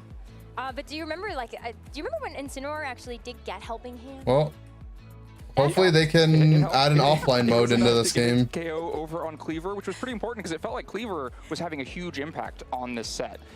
The Stone Axe was pretty significant damage on its own. You know, probably meant to hunt down one fire type mega, but instead finding a different fire type mega that didn't want to get hit by it. But then once you have those Stealth Rocks down, they're pretty good damage across the board. Yeah, absolutely. I mean, you set up the Stealth Rocks, and the one that you're talking about is the Charizard, right? That's kind of the big secret enemy that this Cleavor is trying to nail. And with the Stealth Rocks, you're taking 50%. Yeah, that was over an hour ago. Switch that in. So I love that Cleavor ended up being showcased. I just didn't see it. Has it on his team, but Lorcy found a great way to get around it. Yeah, so if we go into game 1, turn 1, we immediately have both the Delphox and the Cleavor on the field, and the Cleavor is already causing problems. It's threatening a faster Stone Axe. This event has been a disaster. KO. And meanwhile, the King Gambit is a bunch of damage threat as well, and so things are pretty difficult in this position for Lorcy. Yeah, you also, because you have, you know, if you want to, you can have the Sucker Punch there from the King Gambit. That's one way that you can kind of get through the Delphox, but... Well, yeah, Lorcy was saying that... Well, so he has to protect it, right? Like, this is he the didn't know impact this Cleaver's already Iron having. Head Sucker Even Punch just one turn in the game, you got to protect against both of these. will kill the Sneasler can only Gambit, help or one kill of his them. So Sneasler. goes into the King Gambit, gets a bunch of really valuable damage here. I think throughout the set, we saw the King Gambit be really important. Like, Which makes sense how he Lorcy's plays... having success, it was because the Gambit plays this was out. so low already. So then, Delphox can't protect itself again. Cleaver is continuing to have impact on this game. It gets a bunch of damage into Basque Legion. Sucker Punch picks up a KO here, and that's like kind of space that Cleaver has bought. You've spent 2 turns with the thing next to Sneasler. But I feel like that not might being be able like to an attack. important calc And to so instead, Sneasler just bulk gets taken for. down, and the damage trade is like hugely positive for Justin at this point. And game 1 stays pretty positive for Justin. Your soul is forfeit. Apparently it's worked like that since Gen 4. That's what I was trying to say, that I feel like there's no way this is new. Justin, until we get to this moment. So let's... The thing is what happens is, I think if you encore, the following turns, when you're actually clicking your damage move, because you don't have a choice, then the sucker is pinned. You're threatening Sucker But on Punch here. this turn alone, I think so you know because you that will didn't just click be a damage move, it works Delphox this should be way. basically suppressed from ever doing damage. Meanwhile, the Incineroar can try to go out on the offense, but you're suppressing Delphox. And then the Whimsicott has a Focus Sash, and so you can't get rid of it in one turn either. You can't just throw a Flare Blitz, get rid of that. Otherwise, you might do something like Substitute and Flare Blitz, try to trade it off, and then you have a Substitute, you blocked Sucker Punch. And so this should pretty much be a lock unless your opponent takes you out of the lock for you, which is because the way Sucker Punch works, it's always based on what you input. It doesn't really matter what you're going to end up doing on that turn, whether you get encored or instructed or some other mechanic that chooses your moves for you. The reason why I had a feeling it worked this way as well is into sleep. If you sucker punch someone that's asleep, and while they're asleep they click the damage move, even if they stay asleep, the sucker will go on them. Instead, Encore forces back. But in their Heat sleep, Wave if they after click the a double status protect on the move and you previous sucker turn. them, it wouldn't Sucker work. Punch, all Sucker Punch sees is still the intent. Even if the sleep use substitute. doesn't get the Looking wake. over here, and in the meantime, Heat Wave gets to come out and do so much damage and really change this game. This is how Sucker Punch has always worked, but it's a pretty obscure mechanic. You're usually using Sucker Punch into supportive moves. I think a lot of players know the mechanics around using Encore on single target moves and trying to change their target, but this mechanic in particular of avoiding He's saying this is how it all works.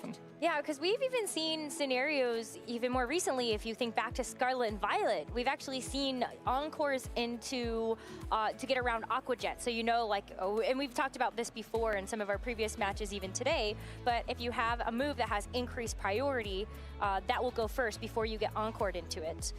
So yeah, it was kind of fascinating to see that play out because it's really not that often that you see a support move get picked and Sucker Punch fails. Yeah, Spinach isn't going to make it. What else did you plan? Encoring your own partner in order to create the situation. How are we where you looking can on the Sucker Punch blueberries? This time, Justin helpful for Loisy there. Kind of bails him out of a game I think he was otherwise losing. Yeah.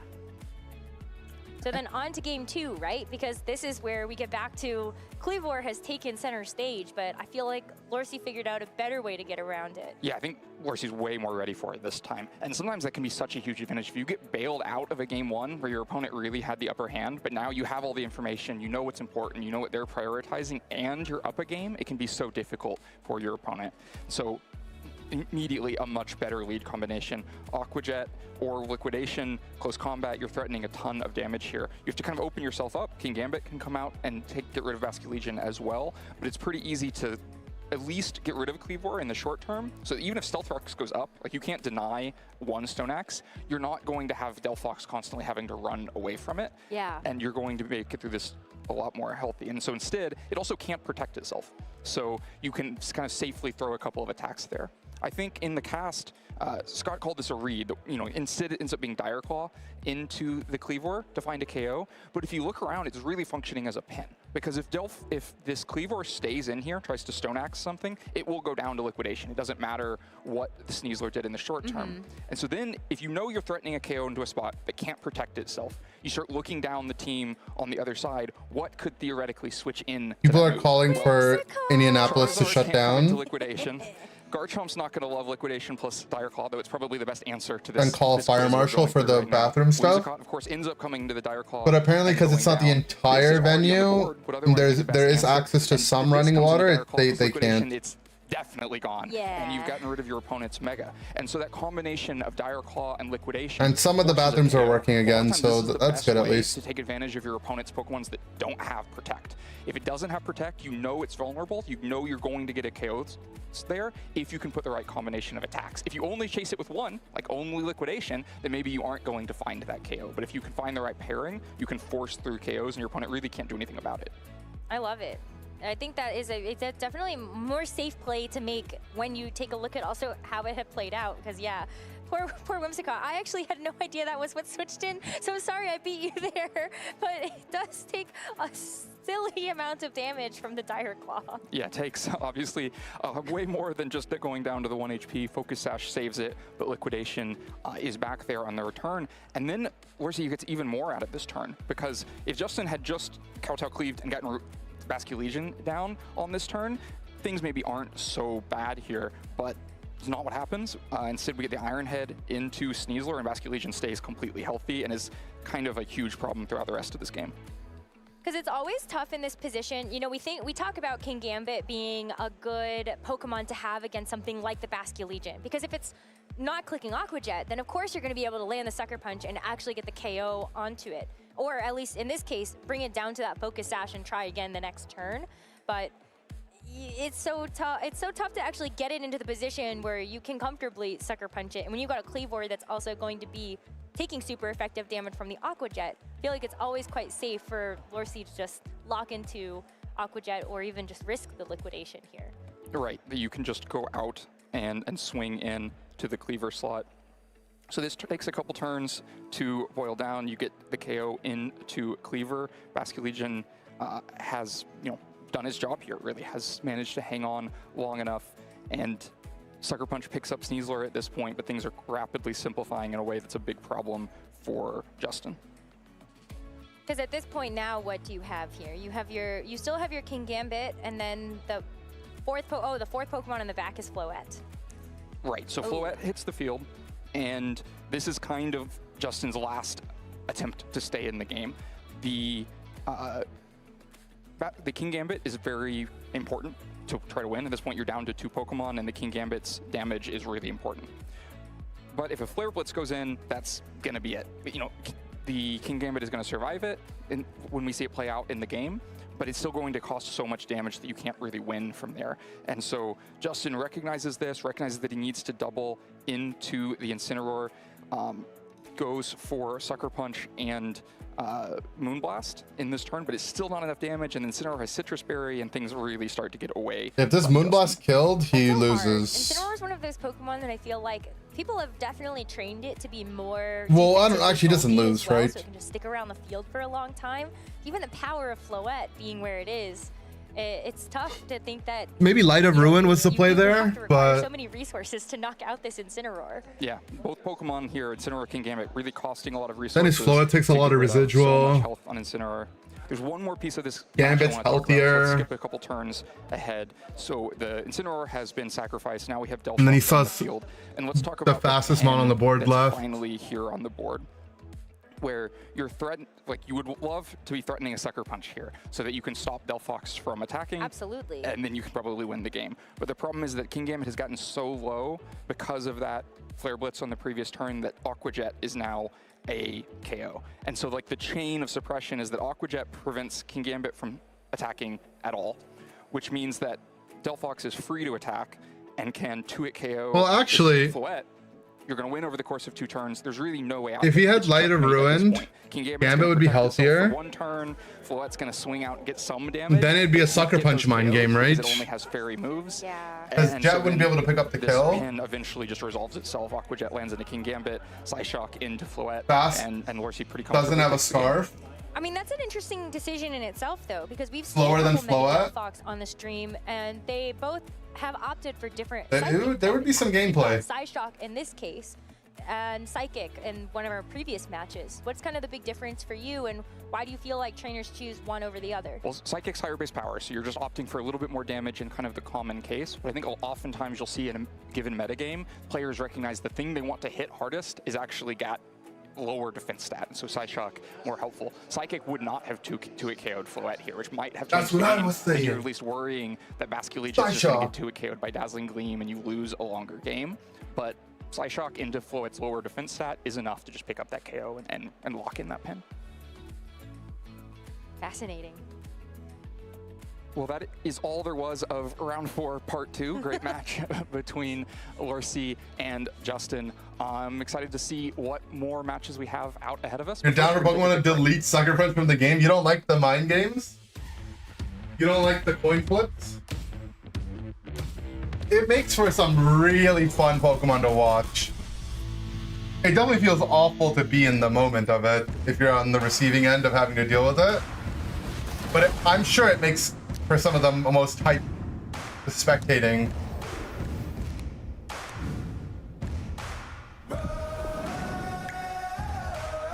Well, minute break.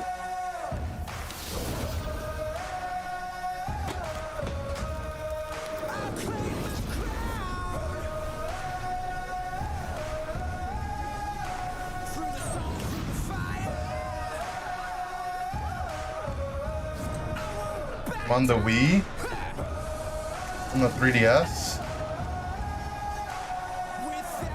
on the Switch, and now on Champions. On the phone? What?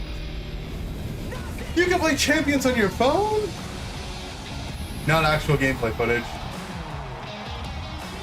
Got Dondozo. Yeah, we're getting Dondozo next, by the way. We're getting Dondozo next. They already have the animations ready for it. Mega Tatsugiri, go.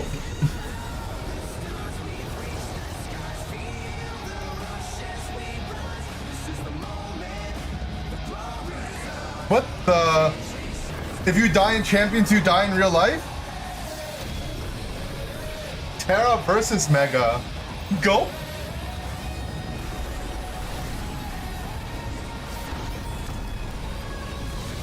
Okay, well, obviously Dondozo is winning that, bro.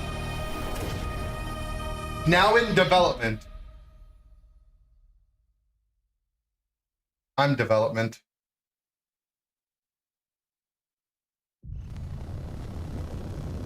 Oh, is this another history? Makes Pokemon viable in VGC? There are many factors to consider. Fluttermane has strong offensive pressure. Amoonguss has incredible defensive utility. Amoonguss. Rillaboom has valuable support with an ability that boosts. Rillaboom is one of my favorite mons. And if you're looking for a Pokemon that can do all of the above, then Incineroar has got you covered.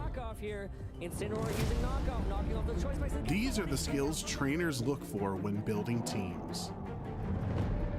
These are also traits lacking from legendary Pokemon Articuno. What the? Why the Articuno shade? Hey Pokemon trainers, welcome to Pokemon Championships. Articuno's cold front. Where we showcase important matches throughout the history of competitive Pokemon. For nearly 2 decades, Articuno was better off left in the Seafoam Islands than it was on the battlefield. It's going to be Articuno. How much can this Pokemon do? Misses. That's huge. Oh, was he Snowcloak Articuno? Kanto had many more accolades than Articuno. In 2019, world champion Paul Ruiz got top 4 at LAIC by using Moltres as a Xerneas count. The way that he builds his team is just phenomenal. You can see that wonderful Moltres. Zapdos has a fantastic typing, great utility, and a dude, we've seen Zapdos a lot, right? To its name. The Paldean region introduced terastallization, giving Pokemon the chance to change their typing and potentially change their fate. Scarlet and Violet also changed Hail to Snow, now boosting Ice Pokemon's defense by 1 stage. Terastallization and Snow were the missing pieces needed for Articuno to finally show us what it's got in VGC. Show us what you got. Trainers were up to the challenge, Amir Abdulovsky and Nikhil Reddy. At the Utrecht Special event, Nikhil cracked the code on Articuno, and Amir also saw the potential in this diamond in the rough. What? The most important teammate was Alolan Ninetales. Articuno Mirror? Giving Articuno accurate blizzards and helping it take less damage thanks to Aurora Veil. Hisuian Arcanine was the other key Pokemon in this core. A dog! Intimidate to lower attacks and Rock Slide or Flare Blitz to threaten the Pokemon that resisted Blizzard. Rock Slide there, launched out from the Arcanine. Nikhil and Amir took Utrecht. Let's go Rock Slide. With one of the coolest strategies we've seen in VGC. There for a particular point in time in a match where you need that one-hit KO. Body Press does connect through. Articuno able to take that really well thanks to the Aurora Veil. Sheer Cold though does connect. It's connected. Sheer Cold. And the Registeel is down and out. Just raw Sheer Cold? Choice Spec Sheer Cold sent a shiver down the spine of Articuno's Wait, what? opponents. Wrap-up trainers is getting cold in here.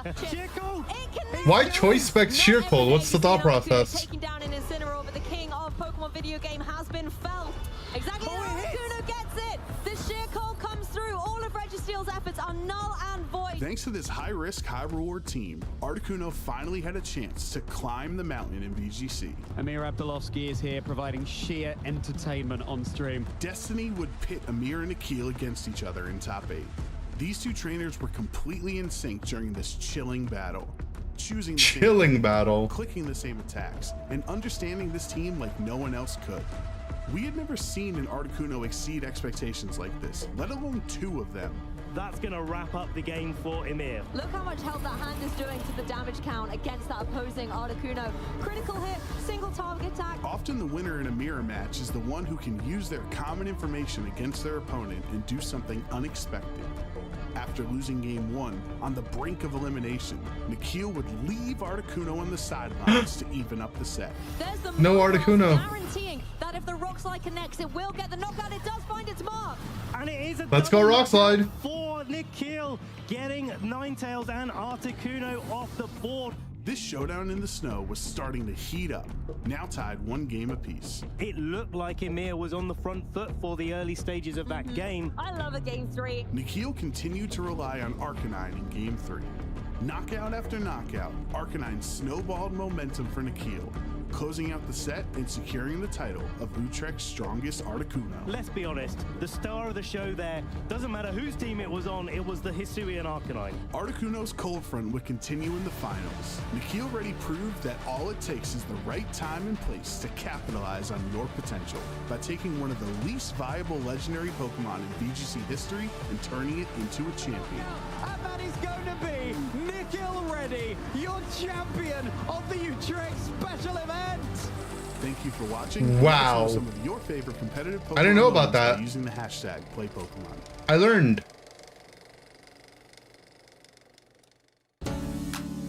Trainer quick tips. Don't tunnel vision.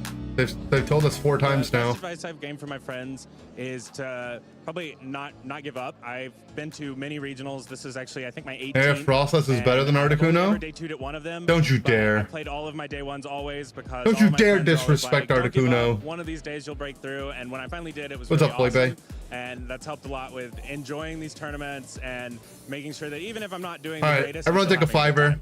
The best Up piece next, of 5-minute break. advice I've received from my friends is learning my move count so I I'll can be RB as well. optimize my gameplay. The best piece of advice I've gained from my friends is probably to take it slow. More specifically in a match when you're like really stressed out or maybe you made the wrong read. Try to just, you have a little time, take a breath, take a step back, reevaluate it, and then just see if you have any outs or see where you can go from there. It doesn't hurt. I believe the best piece of advice I've received from my friends is to just take it a game at a time, relax, don't worry about it, know your lines, and just have fun. Best piece of advice I received from my friends is, when you lose a match, there's always a lot to learn from it. So I always say, losing's learning, and that's a great way to improve and a good outlook to do better in future tournaments. I think one big piece of advice that I would give to people, or that has been given to me by my friends, is to find a Pokemon you like. Obviously, you can kind of see my get up here.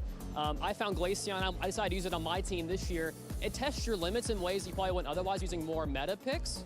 And those are totally fine to use, but for me, choosing my favorite Pokemon and finding a way to make it work, it was really impactful for me.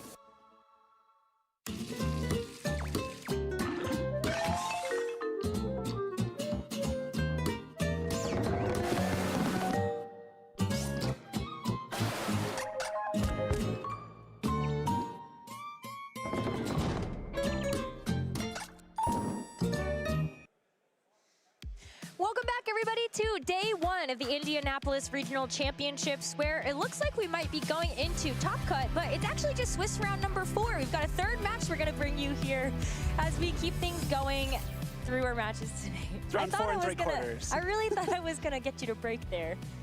Almost. No, it's like when a parent is trying to get their child to do something and they start counting down. They're like 1, 1.5. We're on round 4, 4.5, 4 3/4. And we just got so much more round 4 action. We love round 4 and we hope you do too. So we're going to show you another one. 4 is my favorite number. It is mine now too. It's also, I can count on one hand with that, so. You're right. Good job. Speaking of Swiss round 4. We have another matchup for you, and I'm actually really excited about this one as well. What the? We're back on round 4? Thomas Kulin versus William Brown. Now, William Brown, I feel like, represents sort of like the newer age of VGC player. He's been so consistently dominant the last couple of years. It's Espathra! Really come into his own, but it's Espathra colored our child on! It's our team! He's been playing longer than Pinsky's I mom! But 13 years ago now, so it's cool to see Oh him my do God! events in the modern era as well. He's someone that can always show up to an event and make a deep run, even if he's been taking a little bit of She's a break. here! And so far, so No, good. I'm... 3-0 going into William round Brown 4, is our and GOAT. continue on even further. These teams are also really exciting. We get a chance to get another look at this whimsical. Skullvillain is the mega I wanted to try on this team next too. But I feel like this is kind of another iteration of these. Skullvillain's so cool on this team because you can Rage Powder to help set up. There's actually You still get the small things, I think, that physical make this damage team a lot more unique. nerfs. I'm talking mostly about those I'm so super locked in. effective berries, the Roselli Yeah. berry for the Garchomp and the Kebia berry for the Whimsicott. Which is the poison resist berry for those uninformed. It means that Whimsicott should be able to survive a Dire Claw. I imagine if you're running the Kebia berry, it's because you've trained it for that, or potentially something like a Glamora Sludge Bomb could be on Tommy's mind there as well. When you don't have the Focus Sash available on the Whimsicott, it's kind of one of your Swords Dance second-best Gambit. options there. Yeah, Garchomp moveset also unique. That is not a set that I've personally seen yet. It is Stomping Tantrum and Stone Edge instead of Earthquake and Rock Slide. We are going full on in the you will not wide guard my Garchomp mode because there's no spread moves on this Garchomp at all. That's true. To be guarded. We have had like oh my Should we gosh, a page what in is the it binder that for I'm Primsky's thinking of? mom? I just Well, want to Stone collect Edge is less accurate, one but of more each card from our powerful champion team. than Then both Rock Throw. Slide and Rock Tomb. Rock Tomb, that was Yeah. the one. I was like, well, it's one The of best card I can get. Yeah. So Rock I am Tomb trying to get the there. Espathra But card. This is a more unique team. Of course, going to be Oh featuring my god, this one has of the everything I known want on it. evolutions in that Mega Dragonite that we've already seen, but Mega Scovillain is also on this team. This is Ice a Beam pretty cool team. We've Politoed. got the Espathra as well, the Calm Mind Baton. I love the Blast Ice set. Beam. Something that's been picking Or up a any little ice bit of move. traction there with the speed boost Did I and buy the Calm full art? Mind. No, I haven't You're seen able it to yet. use Baton Pass to Maybe I'll get it transfer all those online. stat boosts to one of your Pokemon. Looking at Williams' team, all of our Chaladon, Politoed, and Dragonite would be really great targets for that Baton Pass. Of course, that Politoed, we're not used to seeing the offensive set on Politoed, but it is carrying the Mystic Water instead of something like a Citrus Berry or a Resist Berry instead. So if you want to pass it to the Politoed, you'd more than, get a lot of mileage out of it too. You could, for sure. I mean, those Ice Beams are going to be super effective into something like that Garchomp. The Roselli Berry is only going to save you from those Fairy-type attacks. True. But you also do get a nice boost of damage to that Weather Ball that is going to become a Water-type attack when in the rain. There's, of course, a way that you can go around that, which is going to be with the Mega Charizard. Yeah. So that's going to be something that sets the sun and changes that Weather Ball into a Fire-type attack. But it is not going to be I'm so either of excited, those I'm so Megas hitting excited. the field right now, or even Pokemon hitting the field. We've got the Dragonite and the Sneasler versus Where's the the Garchomp and Spathra? The Basculegion. Dragonite, we're so used to the. Oh, you're physical saving it for Dragonite, later, William whether Brown. it's I see you. Skill Shot or like Choice Band, Extreme Speed. But the Mega Dragonite is much more inclined for those special attacks and will be carrying both Dragon Pulse and Hurricane. Hurricane being a really, really great option when the rain is up. We might get a little bit of a weather war going on between these two trainers throughout the battle, but no weather just yet, and no possibility for it on this turn. You don't need the weather, though, if you're the Dragonite, if you're going to be just focusing on the Dragon Pulse and the Extreme Speed. Extreme Speed, of course, going to give you a nice way to be able to get some Take it on the damage Chomp. down, or you see the This same Dragon thing Pulse is coming gonna into connect. Chomp. I feel like that's just going to end up being a Dragon Pulse to KO it on this turn. They got to stop it, Dragon Pulse to follow up, and that is going to Okay. be basically a one-hit Well, I got round knockout one, into William this Brown. Garchomp. Is it one to knock it into Garchomp? He has a The Spathra on his Basculegion stream. Can respond. Do you rather break the multi-scale on the Dragonite or potentially get a big knockout into Sneasler with Liquidation? And you do just KO the Sneasler, so we're trading Pokemon right away. I feel like I would like this trade a little bit more, though, for Tommy. I mean, the fact that you get rid of the Sneasler means that you don't actually have something that's going to be dealing big damage to, like, your Charizard or your Or Garchomp. Chaladon, okay. The problem with the Basculegion is that, you still get a chance to use the rain. If that Well, goes this Gambit doesn't have low King kick. Gambit, right? The Sneasler is a big obstacle to King Gambit. But it doesn't really hit because our of the best Chaladon. options you have into King Gambit in general in this metagame. And now that the King Gambit is gone, Dragonite only has resisted attacks, and the Archaladon needs the weather setup to be even neutral. We're going to see that weather come in now. Dragonite going to preserve its multi-scale for later as the Politoed is going Last to come in and respects. set up the Ow. rain. It's going to take this We last relive respect, that. which it actually handles quite well. Remember, it's only going to be an additional 50 base power, but that is one bulky Politoed. Okay, where is this We have this Electroshock going? Chaladon with the rain is going to be able to fire out these electro shots in one turn. That's going to be a nice special attack boost. And the King Gambit's actually going to take quite a bit of damage from that electro shot as well. King Gambit, though, is going to go for the sword stance. That's going to be a nice +2 to its attack stat. I like the option for a sword stance there instead of going straight for damage. If you did go for something like a Kowtow Cleave into the Archaladon, trying to get a little bit of damage into it, maybe soften it up a little bit, you do activate its stamina ability. You're just gonna give it boost its stamina. defense by one stage. So your next attack will do Gulp. even less. But now that you've gone for the sword stance, you can threaten a +2 Sucker Punch at neutral defense. Won't one-hit KO it, but will still do a lot of damage and could soften it up for something like your Charizard in the back. I'm wondering, though, how you actually get around this Archaladon. I think that's the biggest question with the stamina boosts. You're going to continuously take less and less damage from King Gambit and Basculegion, as those are both physical attackers. But you do The have Toad this leaves. +2 to the King Gambit, so, is something like a Kowtow Cleave actually going to do a lot here? Sucker. Gambit goes for the Sucker Punch first, though, and actually, Ooh. as I say that, I mean, that's not a resisted hit. That's just neutral damage. It's going to bring it down low enough that we could have potentially seen a last respect. Okay, an to Electro follow Shot it up. into. But the Probably the Archaladon Gambit, right? is safe for now because it's going to be the Dragonite that takes the last respects instead. Another Electro Shot is going to boost up this Archaladon to +2 special attack. and it's going to finish off this Kingambit for good. King Gambit is knocked out, but that Sucker Punch was huge. Now at last respects, with the extra power from one more Pokemon being knocked out, could be enough to have this Basculegion knock out that Archaludon. We are seeing Archaludon attack before the, the Basculegion attack before the Archaludon as well. So that should be a speed advantage for that Basculegion. Okay, Weather War You don't time. have to worry about the weather being correct for that speed interaction. And now the multi-skill has also been broken on the Dragonite. So even though Tommy's in Pokemon disadvantage here, I think the game state might be pretty fine for him, right? You got Last Respects, will knock out anything for the rest of this game. Like anything takes a Last Respects, it gets knocked out.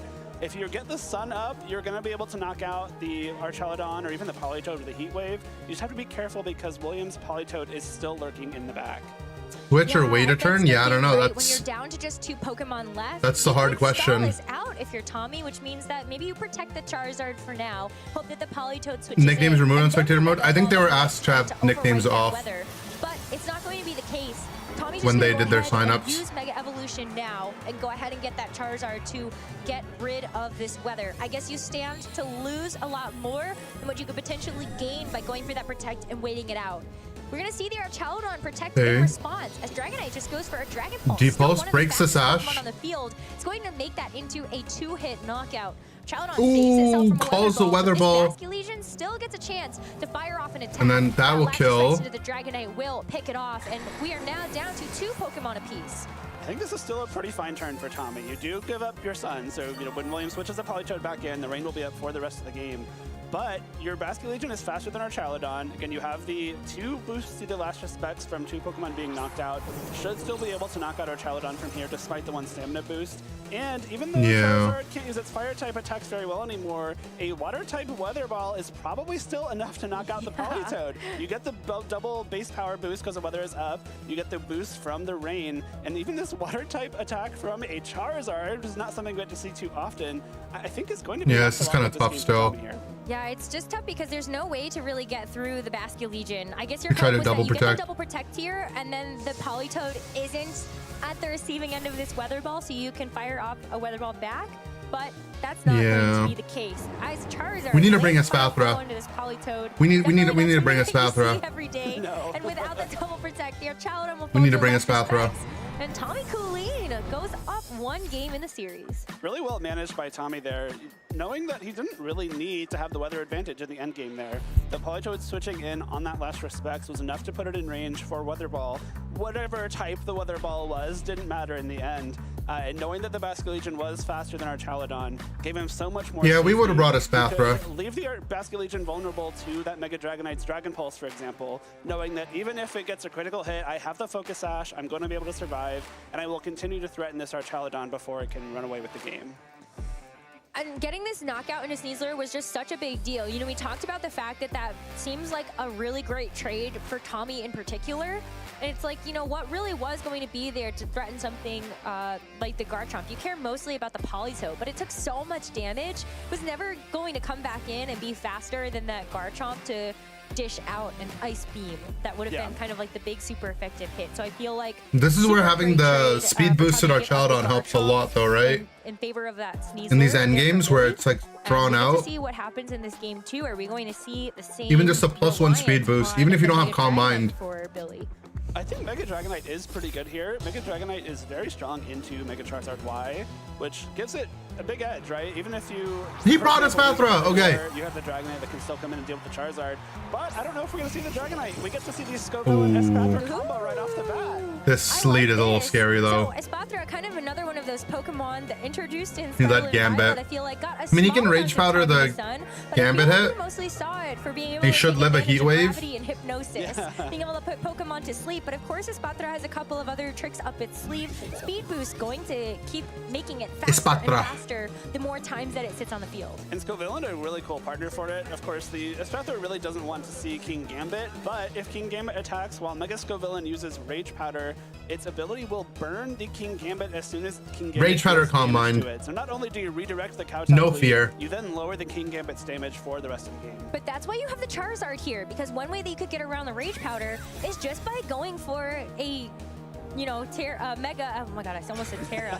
No, he can click Sword Stance. double protect though here from Billy just to kind of scout out what Tommy might want to do with both of these Pokemon. We don't even see the Mega Evolution actually committed to this turn, as this is probably about as bad as it can get with the Kingambit taking advantage of that double protect, getting the Swords Dance off, and now what?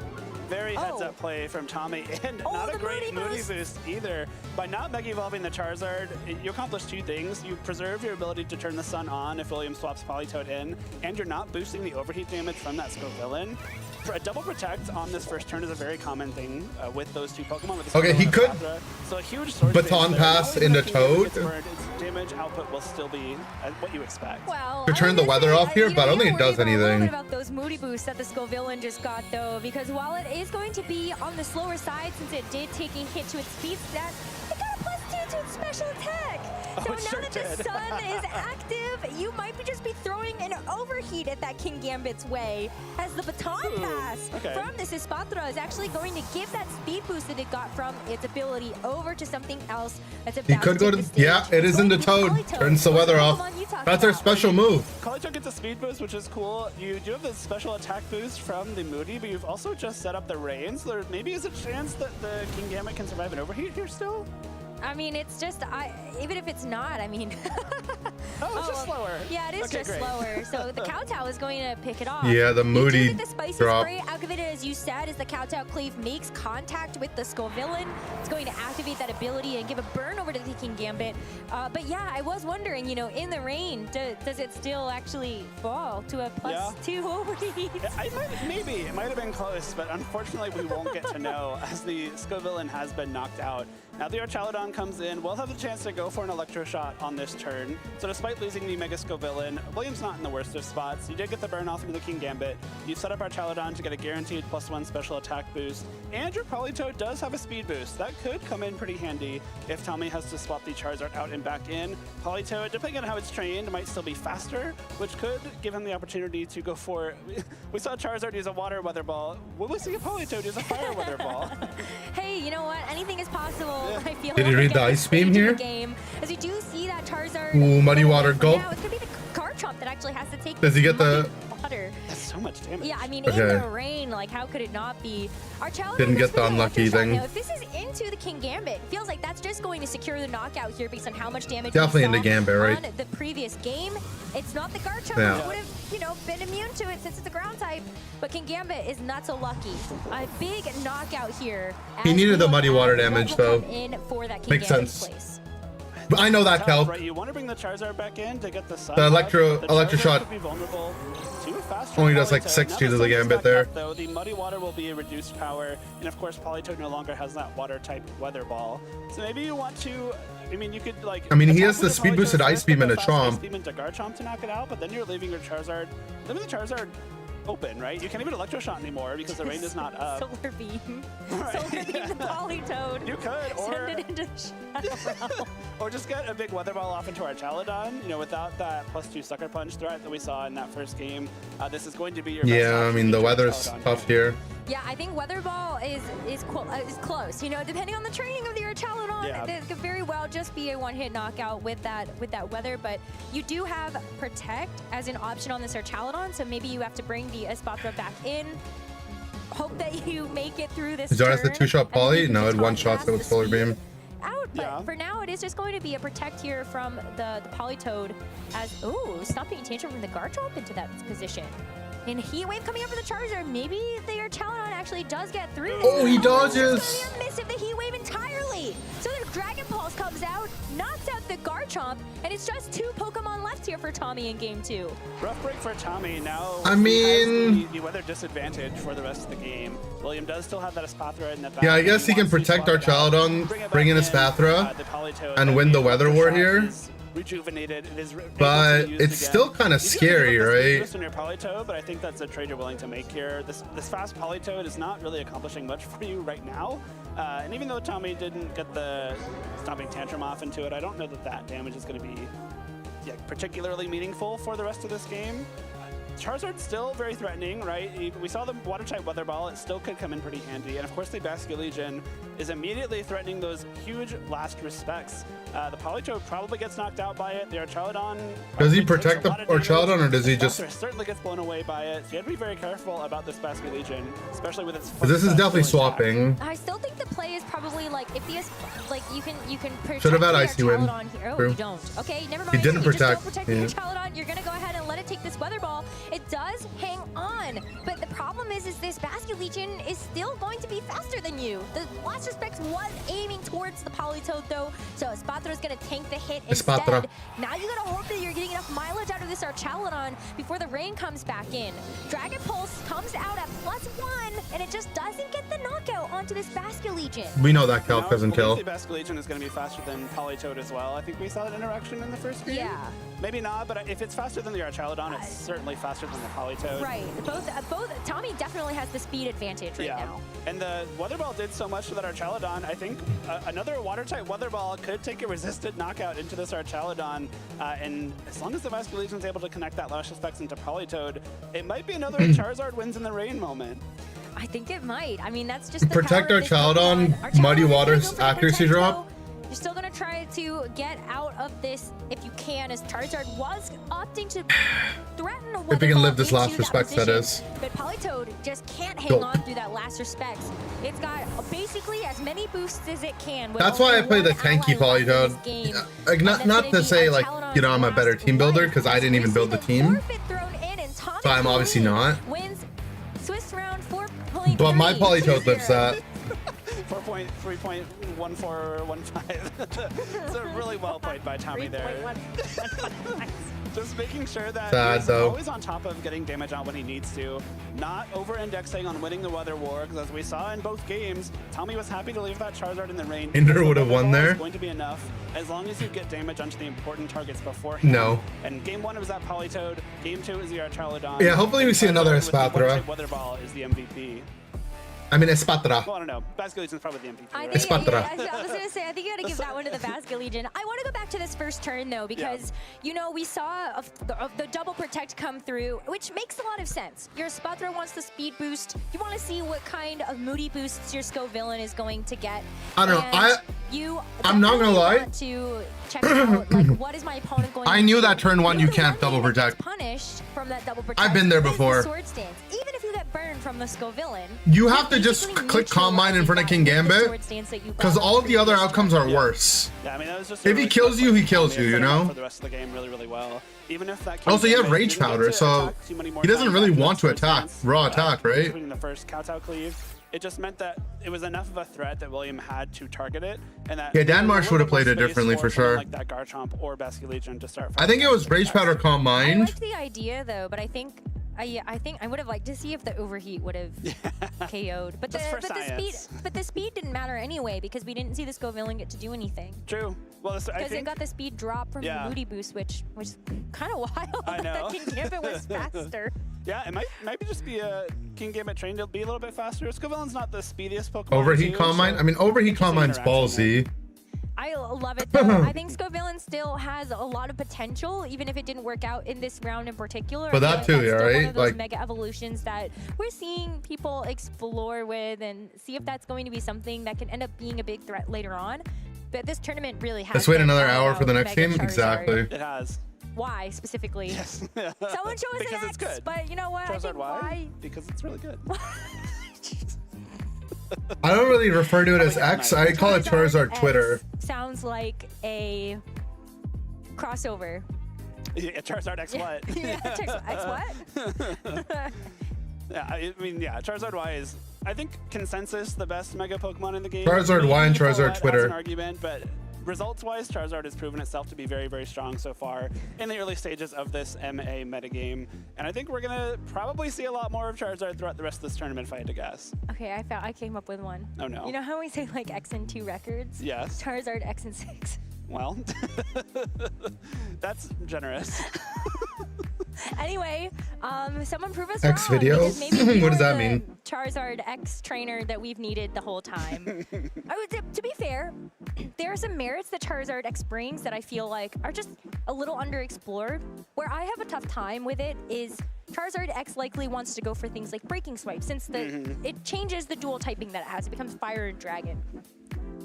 So Breaking Swipe, really great, but you don't have your immunity to ground type attacks anymore. Yeah. So Garchomp just gets to fire off an Earthquake, and then that's a sad Charizard.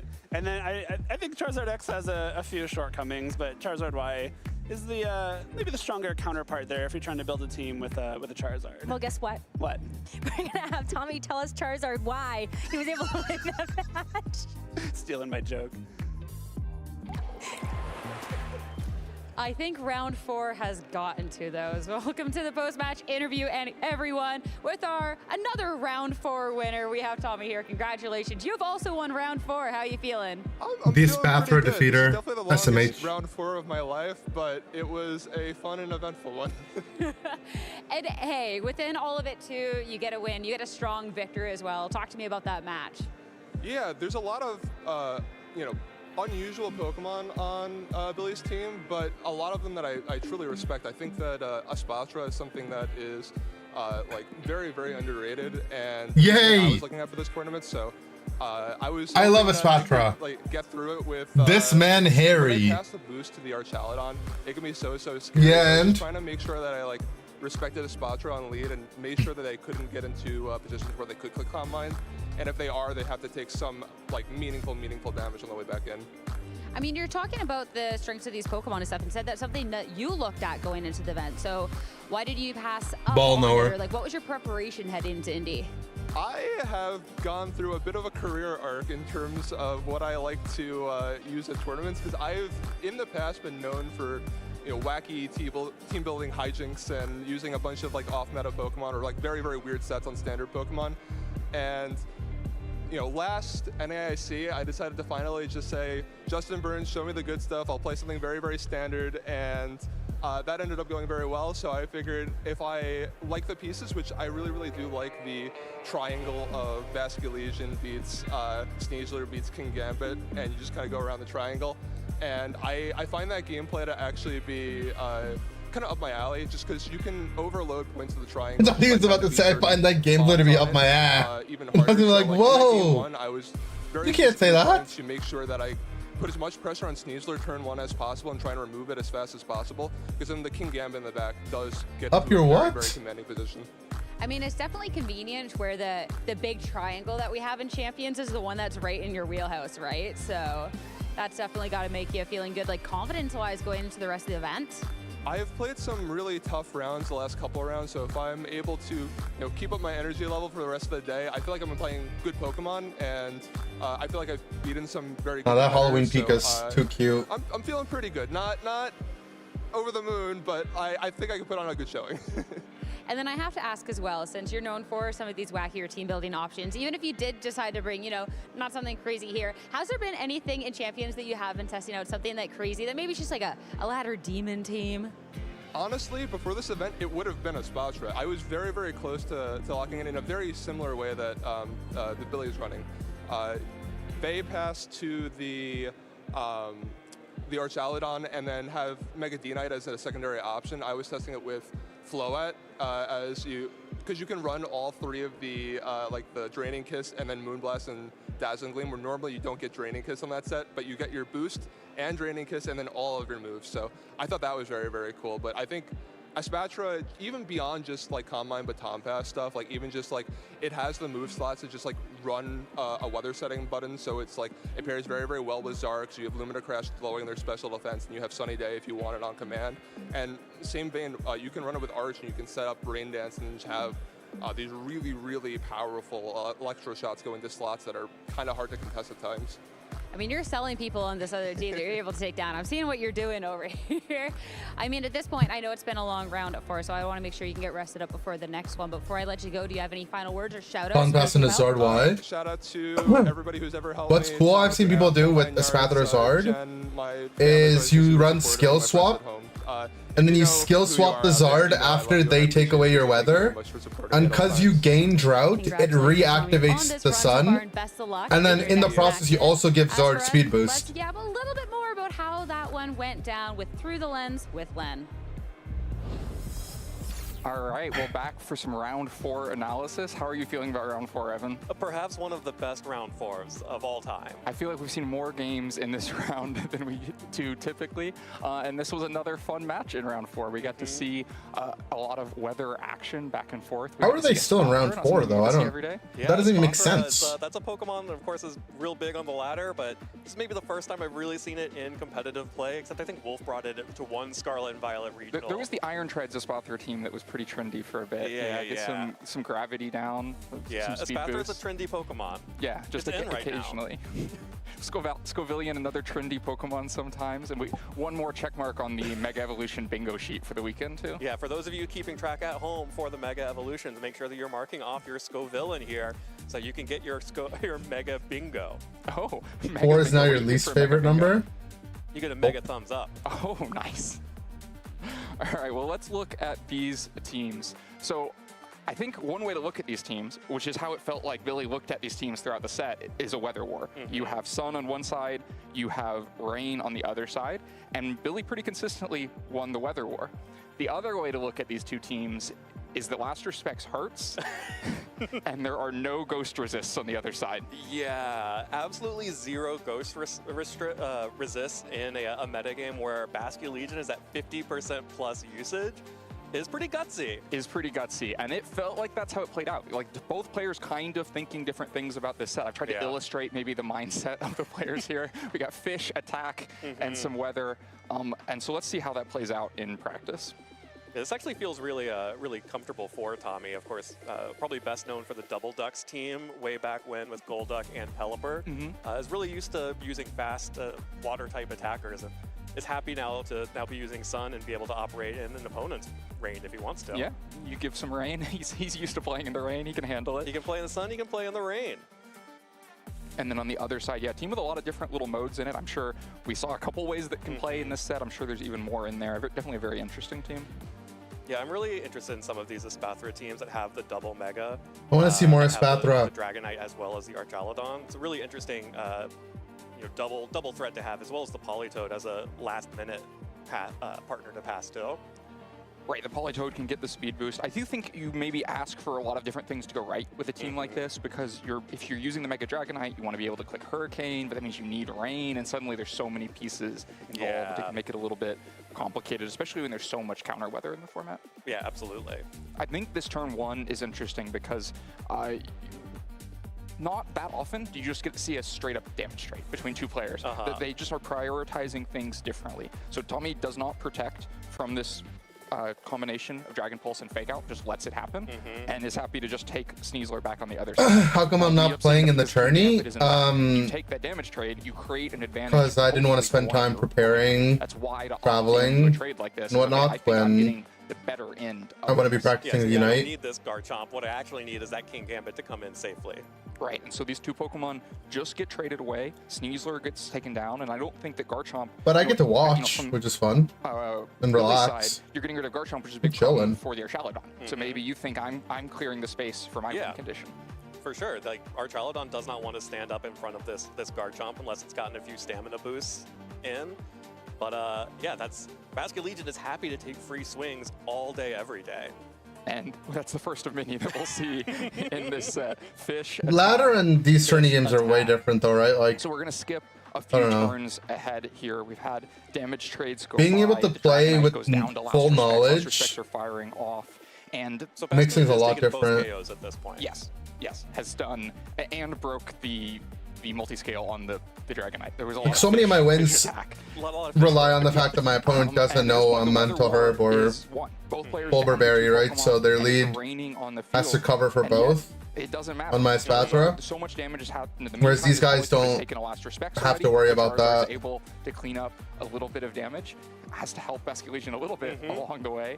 Can't do it all. Can't do it all, but certainly can do a lot of it. As Basque Legion then picks up their Archaludon KO. And so Basque Legion has KO'd the Sneasler, done most of the damage to the Politoed, hit the Dragonite twice and KO'd it, and Charizard just had to Weather Ball once. Just one Weather Ball. One Weather Ball in Maybe rain. Open Team is my format, true. By the way, this is the rudest screen capture you've ever made of an Archaludon as it's about to just like fall backwards. Like, oh! Too much Last Respects. I might try to play in a cup before the regulation changes, though. Changed up the mode entirely. Like a local cup. And the Scovillain Maybe like an online tourney if I have time. Kind of telegraph a double protect. Yeah. Both of them want to get those end of turn stat changes.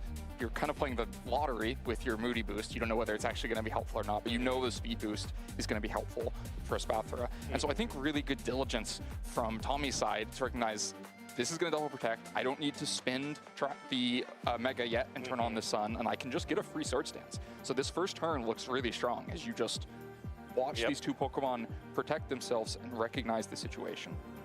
Yeah, this is a trap that you sometimes fall into with Scovillain. I played a bit of Scovillain before this tournament, and oftentimes you want to try to sneak in that Moody boost here, and the math is generally pretty good. You know, you have a bunch of neutral options for drops or boosts. Special attack boost here is pretty good. The speed drop is not great. Ideally, you're really trying to hit that special attack or one of the two defenses for Scovillain here, but you know, dropping speed for special attack, not the worst trade in the world because you get big, powerful overheats. Yeah, it ends up making the Kingambit faster than the Scovillain here, so it does come back to bite him a little bit. And then I think this turn is really cool. I think this is Why isn't Spraggles casting? He'll be up soon, don't worry. Because that was, again, the thing he was a little bit more focused on than Tommy here. So normally, the Charizard is going to win it. Like here, I think you're, instead of double protecting, if he had Calm Minded, either Calm Mind Overheat, then it's just Sunny, because right? You didn't do anything about which covers the Gambit, it kills the Gambit, and covers the Sword Stance play as well. Evolution, but before any actions actually happen. Spathra, one of the only at worst you trade to make that happen, and does it to really great effect here. So the at best you walk away with a boost and a kill. The Mega Evolution happens. You and Rose, I heard it. Or Rage Powder Calm Mind, evolutions now. The Dynamax which doesn't cover the Sword Stance, but it does at least cover Gigantamax, Baton Pass. These Spathra gets out into the back, gets Politoed in. At least gives you some compensation. Give over a speed boost to Politoed that likely means it would move before the Charizard or the Kingambit. So looks like a very strong turn. This Heat Wave is kind of not that relevant. Misses the Politoed, but wouldn't have done that much damage anyway. And then Kowtow Cleave does KO the Scovillain after the boost, but you get the burn back. So it seems like a pretty strong turn for Billy. Yeah, it's a decent turn at least. Has the Politoed able to threaten the Charizard, and like you mentioned, the Weather War has been won by Billy at this point. And at least that Weather War is going to force this Charizard switch, right? Charizard can't stay in the rain against a faster Politoed. Like, that's a mess. Yeah. And so Garchomp has to come in instead. But look how much damage this fast Muddy Water does. Yeah, like, that's without any boost too. And so this is. It has Mystic Water, but yeah. You get a ton of nice boosted damage with your water attacker, and the Electroshock finds the right target. So for the middle of this game, it really did look like Billy was bringing it back. Totally. Yeah, I remember being backstage watching this and thinking like, okay, round 4, part 3 is going to get a game 3. This is also where, like, if you have Rain Dance on your Politoed, and how this game has been playing out, you can make some Smurf plays, right? No fish. No fish. Oh no. I've been looking. I've got my snorkel on. I'm floating in the water. I'm trying to find a fish here. Well, no fish yet. Garchomp and Charizard in. Because you have the boost, together, so you'd be faster. And now you've turned the Weather War back, right? And so the Charizard is going to get the swing. It misses this Heat Wave here. That buys time for a Dragon Pulse, so Garchomp goes down, and Tommy is down to the last 2 Pokemon, which means that if Billy wants it, he's won the Weather War, right? You can switch out and get Rain. But this just creates the opportunity for Basculegion to come in and threaten so much damage, because immediately here, now with 2 KOs down, you're threatening Blaster Specs KOs all over the place. We know that the last Pokemon in the back is a Spathra, which also then makes you see once again the difference in mindset. Now, you know what he should have done? He should have Ice Beamed himself here. Billy's going to switch this Politoed out in order to try to win the Weather War, but that just creates a very vulnerable Blaster Specs target. It goes down to the this can use so much of the Weather Ball. Does so much damage. It has huge damage. And just a turn later, it is looking over, right? There's just too much damage coming in too fast. Yeah, and with the Focus Sash on the Basculegion, there's just nothing that Billy can really even do about that, because even if he swings into the Basculegion at this point, both Basculegion and Charizard are faster and have real easy one-hit KOs onto both, or not one-hit KOs, but KOs on the remaining health here. Right, and so this just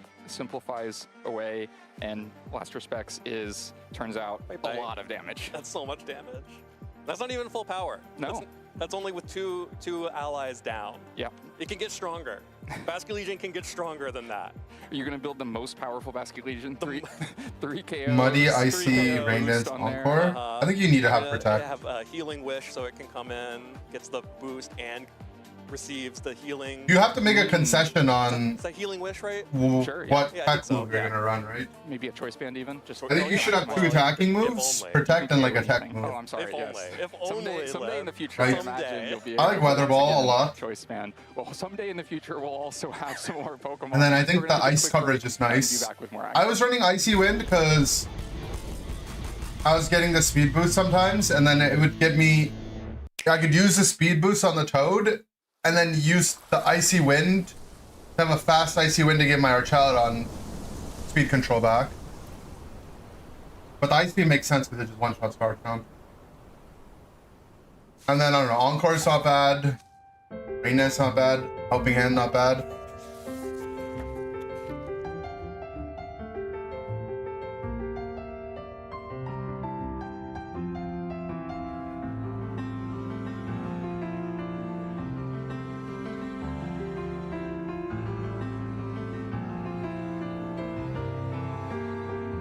No, but it's possible like the moves that he has are for like other matchups that we don't get to really see, right? It's obviously nice to just be like, oh yeah, would have had this matchup covered.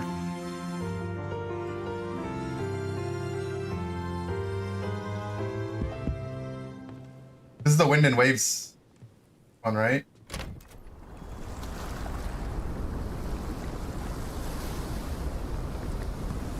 Pikachu on vacation? Yep.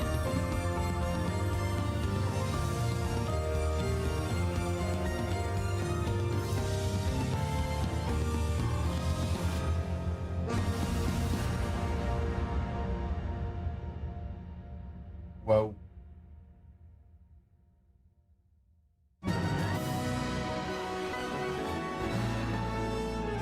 Oh my god, it's gonna be so hype. I can't wait. Yeah, the delay between generations is insane, right? They really had to get champions out for VGC to not be screwed during the downtime. But I'm still so hyped. And you know, like, people have been complaining for a while that like, oh, if you can't make the Pokemon game good, spend more time on it. We'll wait. I swear, like, I've heard that rhetoric for like the last 5 generations to Game Freak. Like, what do you mean? Don't feel rushed to make a new game. If you're gonna make a game, make it good.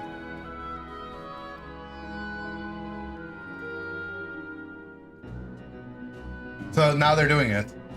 Which sure am I getting? I think I was Team Pombon immediately, but I might be Team Brouch. I don't know. I actually, like, now that some time has settled, I think all 3 are really good. I know, like, immediately it felt like they were Pal World mons, but I don't know, they seem like Pokemon to me.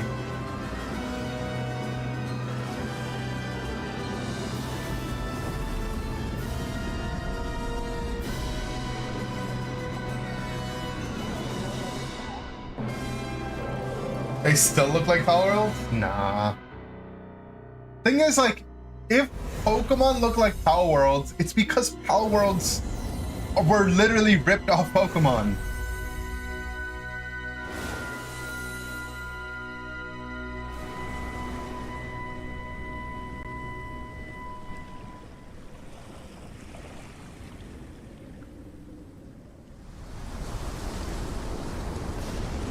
Lumineon confirmed. Yeah, that's the new evolution.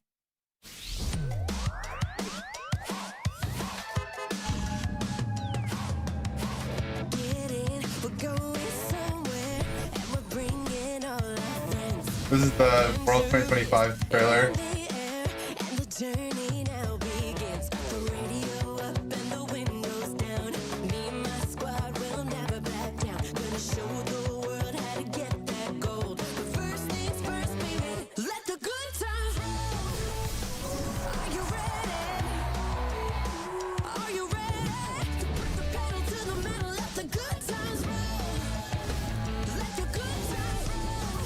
This is last World. That's a lot of Bunnelby. That's a Pokemon Unite reference. They're fighting Rayquaza.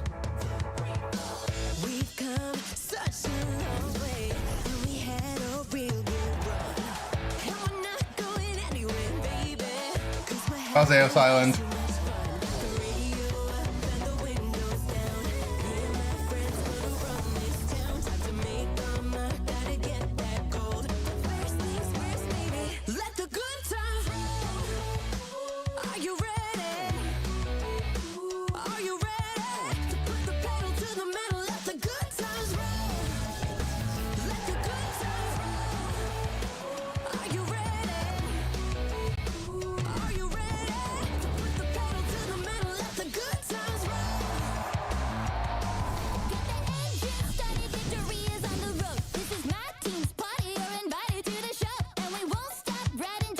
This looks like the streets of New Orleans.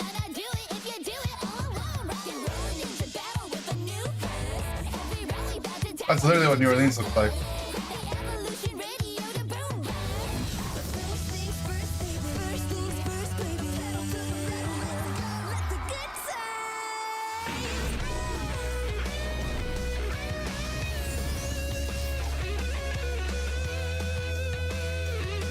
No fucker start punching a hole in the desk. That's not what happened.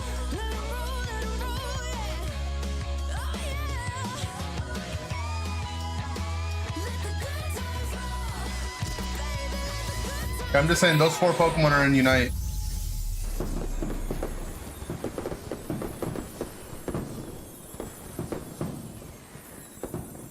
This Worlds trailer is definitely like. Hello, trainer. The first game I ever played was Pokemon Diamond and Pearl, but I kind of went back after that and started playing a bunch of them just because I was so obsessed from, I don't know, it must have been 8. My favorite Pokemon, that's got to be a 2-way tie between Ludicolo and Hariyama. I just like the way they dance with their hands, you know, they're groovy. Those are some good picks. I don't know, that's the energy I'm on. The farthest I've been for a tournament is probably Japan, but I've been all over the world, thankfully. Just gotten to see a lot of cool places, Australia, Europe, but probably Japan. I haven't been to Oceania. Players I look up to. I kind of want to reach that next level. Players like Wolf Glick, Emilio Forbes, Naoto Mizubuchi. So I'm just trying to be one of the best. If the event's close enough, I'd like to go by car, but a lot of the time I gotta take a plane. I usually try to eat light. I try to get a croissant and a coffee, and then try and snack on like goldfish, little small things throughout the day. My favorite city that I've been to is probably Vancouver. Yep. I'm from the US, but it's always nice to cross the border and meet a lot of new friends, great food. Give us a Vancouver NAIC. Gotta go with Vancouver. I listen to a lot of hip hop and rap, but I listen to a little bit of everything. I love when genres mix. Outside of Pokemon, I really like cooking for my friends, just spending time with them, getting out.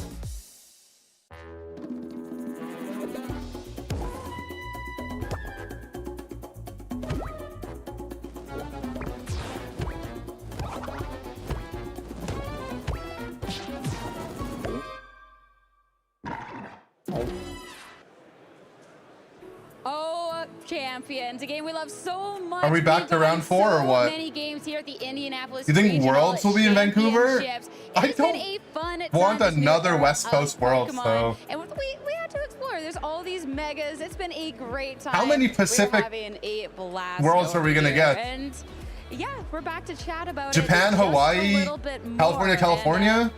not to get ahead of ourselves, but we do think Let's get on the we make Atlantic, all right? progress on our issues. I've always been trying to make progress in my issues, and I've never made it very far. So hopefully it goes up better for the internet here at the venue. We might have round 5 soon. I think we've run out of round 4 matches to show you, but if we find some more in the back, we'll dig them up. There is still a round 4 match out in the field. Between the US and Japan? With True. the chance of sudden death in that match. Yes. So we are eagerly Yeah, I wanna go to awaiting the Europe. results so we can get on to round 5. Not really, actually. You may be able to see live on camera when we find out that there is a round 5.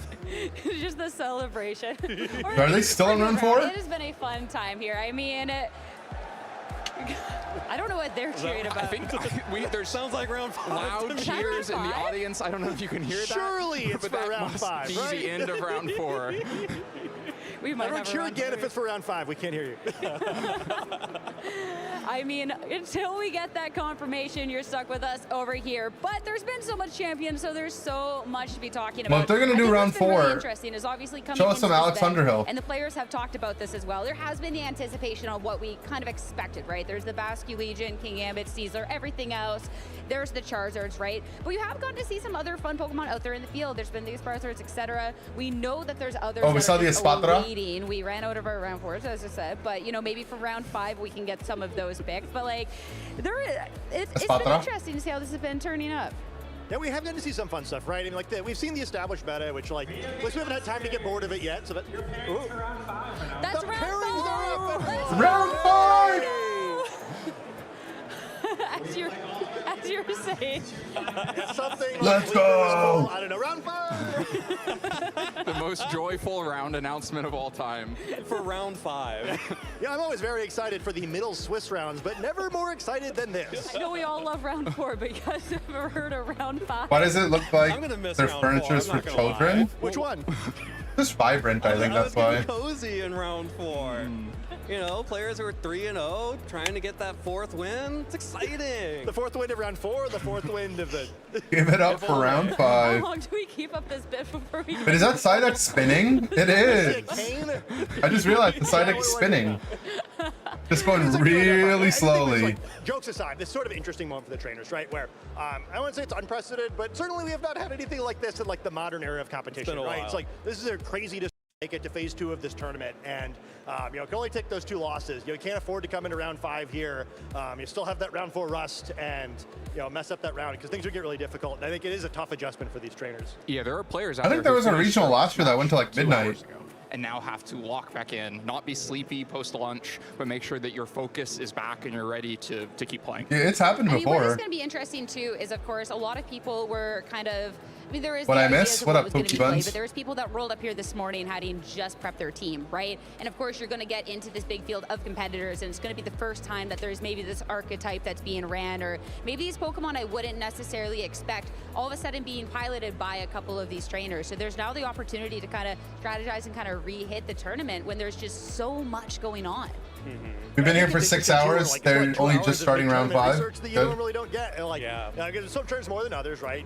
But if you were one of those players, especially the lucky ones who get your round done pretty early, it's a lot of time like, okay, you know, like I can think about the usage stats a little bit. You know, maybe I can see, you know, what the rumors are about like kind of the cool teams in the tournament, and really just kind of put you in a unique position to try to adjust to unforeseen circumstances.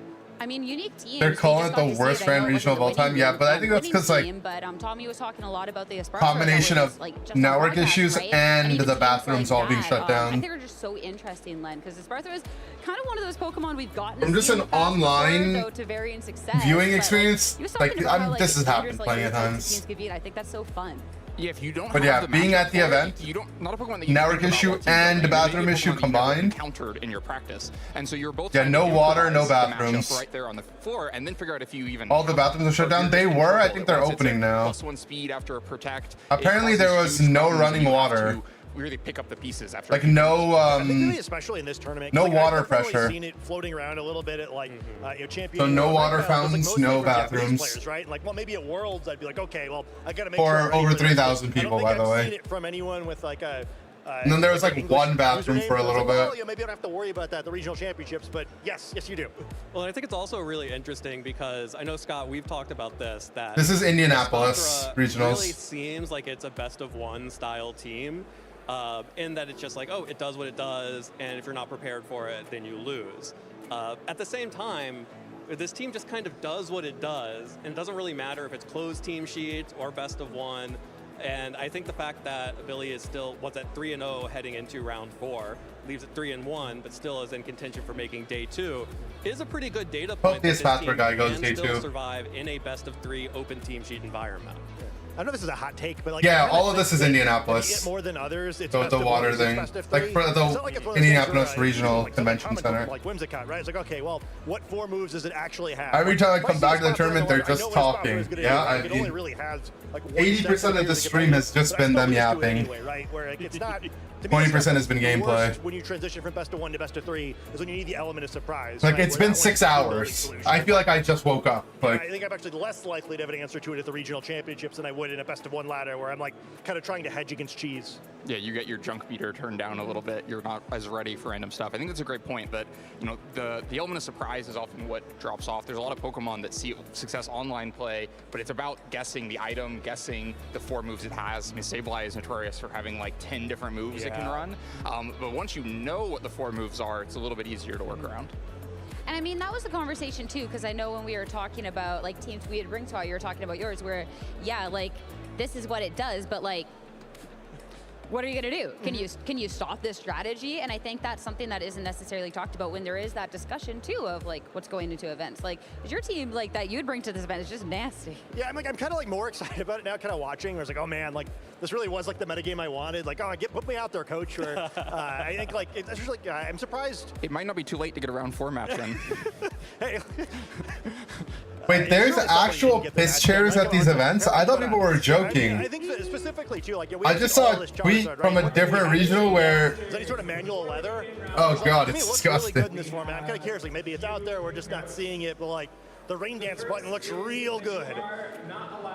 I mean, obviously for Scott, like, man. A what? Okay. This team put me in there. If you don't want to yap, We can see the Garchomp. close your eyes. Is it same thought? Like. But I just liked it on my phone so you can see it. Against the Charizards. The Basket Legions and the Sneaslers and the King Gambits are what the hell? more problematic for Tyranitar, but I'm sure there are people out there in the field making it work too. There are plenty of Tyranitar out in the field. We just have not had the opportunity to see them yet on stream. Potentially we will as we move into round 5 and What beyond. the hell? I mean, the fact that it's like, okay, this is how the team would fare. How do we think each one of you guys They would stack up probably in this tournament? dropped I mean, their like, you're coming off of Levin the top 4 slushie. finish. Oh, We get to see rip. the Sand and Tyranitar There's one at rounds. every NA event? My god. Uphill battle for Tyranitar at the moment, at least the way that I like to play it, so Not confident. not confident. No porta potties? I think the bathrooms are getting I'd be really fixed. interested to find out, because like, I think the team is not a problem, right? We're like it's a little rogue, but I think the team would do okay. So I like generally how it would match with the field. Like the Is pilot from would what be a I can problem. gather It's been a on long social time media. since I was allowed to play in tournaments, and you know I play best of 3 when I can, but I think it's so different from the in-game ladder, right? And like I've gotten very used to like, okay, you know, close team sheet, analyze what's probably going to happen, do my thing. I think like I would win game 1 at a very high rate. I think where It's not abnormal to see more? Oh god. I would know their matchup, or my matchup into them better than my opponents would to me because I'm playing something rogue, right? And it's like, okay, well, once I've shown them, how do they adjust? And like, I think the bad end would be the possibility of losing game 2 and 3 a lot. So, Okay, someone took a picture of the piss chair from How many games Indianapolis. would you be winning? How many It's games so would I much win? worse than the one I just showed. I'm not gonna show you guys. I think conservatively. Oh god, it's so bad. Conservatively, Conservative. nice. That's not confidence. What'd you have done in round 4? Yu-Gi-Oh card where you had to shake hands so people would make themselves nasty. Yeah, but they changed the ruling on that fast. Maybe the 5-3 springs from Where that. a verbal confirmation was fine. We can take it? No. Maybe I could have walked back. No, you can't. I'm not posting it anywhere. It's too bad. Ready to go. All right, guys. Okay. I mean, as well with champions, like, has there been anything else that's like caught your guys' eye? Obviously, it's the teams that you guys think you would bring, etc. But like, now that we've gotten an opportunity to scope a little bit more out in the fields, like, this is the first champions Come event. on. Like, how is it Guys. shaping up? I want to see more new megas. I think I there's might get definitely megas banned we if I haven't show seen it. out It's there. that I mentioned bad. Tyranitar probably got a Tyranitarite on it most of the time in this format. I think there's a lot more megas out in the field that we haven't got a chance to see on broadcast yet. Yeah, I'm kind of surprised. It's not- I mean, some of it's just been, you know, like It's a lot not of for the this top world. Players have kind of opted to be Charizard gamers, so here we are. But yeah, I mean, I think it's weird because, like, if you think kind of back to the restricted Discord Pokemon link it? formats and kind of like those being the captains You of the don't team, want to similar way, see like, Mega it. Evolution was. I felt like we didn't want. We'll have to for dig for it weird ourselves, and who knows what other restricted Pokemon. scary things we odd to me stumble that so many upon. players have kind of You're seen saying those I'm for the protecting sake you of by weird. showing I it know to there are you. some on Tyranitar, and like hopefully we get to see that because I think it's like of the non-Charizard Floette Mega Evolved Pokemon the most likely to win. But yeah, it's interesting to me. So Worst region of all time. Venue-wide connection issues, not working bathrooms, no water. Had to play round 3 in front of the regional piss chair. Yeah, I think I agree with that. I want to see more Scovillain team. It's this one right here. I enjoyed Billy's You don't want to see it. Like, team. I promise you, it's not good. Option to both. If I scroll down one more time, you will see it. Could start getting boosts like a Calm Mind, as well as, you know, neutralizing some of those physical threats so that Archaludon could come in with some Calm Mind boost or. Yeah, I'm not scrolling down. Obviously, it didn't work out for him in that last round, but Scovilla as a support mega is kind of unique in that it is actually usable in this format. Most support megas are not usable because the power of a mega is too strong to give up. Like, there's an opportunity cost to using a support mega. You're losing out on a major offensive threat. In this meta here in MA, where you have Basculegion, you have Archaludon, you have all kinds of incredible offensive threats that are not megas or do not require a megastone. Like Glamora does not require a megastone, although it could. Some of those support megas like Would you say it's a Scovilla, low maybe to a power lesser format? extent, something like a Clefable or Audino, I don't know, maybe. Okay, so now we have our wish list. Anything else to add to that wish I just list? wanted to follow up on this Yeah. Scovillain thing a little bit, which is that I really think this is Scovillain's time. Like, if it's going to happen, it seems like it should be in this regulation. So, like, Oh, yeah, I'm that here, pick I is hope bad. that Yeah, NEC it's- and turning people go for it just because It's like, bad. you'd assume, and like, who knows where we're going to go with regulations, right? But it's like, we have Mega Evolution, we have relatively few other Pokemon, we have no other than type boosting offensive items, right? It seems like if a Pokemon whose job is to be a Mega Evolved Pokemon that supports its team by not taking damage, this is probably the strongest Scovillain's ever going to be, right? You know, you'd assume more Pokemon get introduced to the format, the power level of the format increases. Why is it a harder for piss Scovillain chair to and not a tank for piss the team, bucket? right? So, Well, like, you see, I'd like to see it I win at think some the point, type and that of point might have to person be pretty soon. So like, come on, let's give it a shot. that would allow that to happen in their life Maybe it'll be doesn't there have the for decorum round for number it to be slightly 5, better. Which is ready, everyone. That is enough from us. Let's get this tournament restarted and set it Surely to it's your coffee or casters, something? I Rose hope and Jake. so. Thank you so much, everybody. Any player We from are the here Unite with team playing Swiss round champions? number 4 and I 4 don't for think so. Chanel. Not that I know of, at Round least. number 5. Thank you, Jake, for that joke. And I'm really good at math. it's all on one hand. That's all I gotta say. So it's 5. Here we go. We got there. We're filling out the hand. Let's go down to the stage and get ready because I'm so locked in and ready to get into another match here for Indianapolis Day 1. And we're in round number 5, so we're halfway through Swiss Phase 1. These Wait, trainers we're still about to show drink? you are 4-0. Oh, They've had a oh really boy. great start to the tournament. They need 2 more wins to secure their spot in Phase number 2, hoping to get that 5th one right now. But we still have a lot of Pokemon to play. This is, you know, the 5th round out of 8 in the first phase, and trainers need 6 wins to get to Phase number 2, and ideally more, right? Put yourself in a good spot for top cut, but getting to that Phase 2 is the first step. Why y'all look for it? That's what I'm so saying. There's definitely the mental hurdle. We got a chance to hear from our compatriots over there about We're kind finally of starting. the stakes that are at play. This is not just the first Pokemon Champions Regional, but there's still championship points on the line for our It's a girl competitors, gamer, hype. World invites that they are trying to capture. And for Dawei, you know, one of those competitors that is right outside that top 80 of the North American leaderboard that you would need to get to the World Championships. But Dawei C is one of those players that we always look at, and they have very creative teams. I think this one Allegedly. fits that same bill. I will sing Dawei's team building praises forever. I always love the teams that they bring to events. This is no different. Like, Ceruledge is a really cool option here. The Flash Fire ability can be really strong. Ceruledge. Charizard Y. Of course, something like a Sword Stance Shadow Sneak can go a long way as well.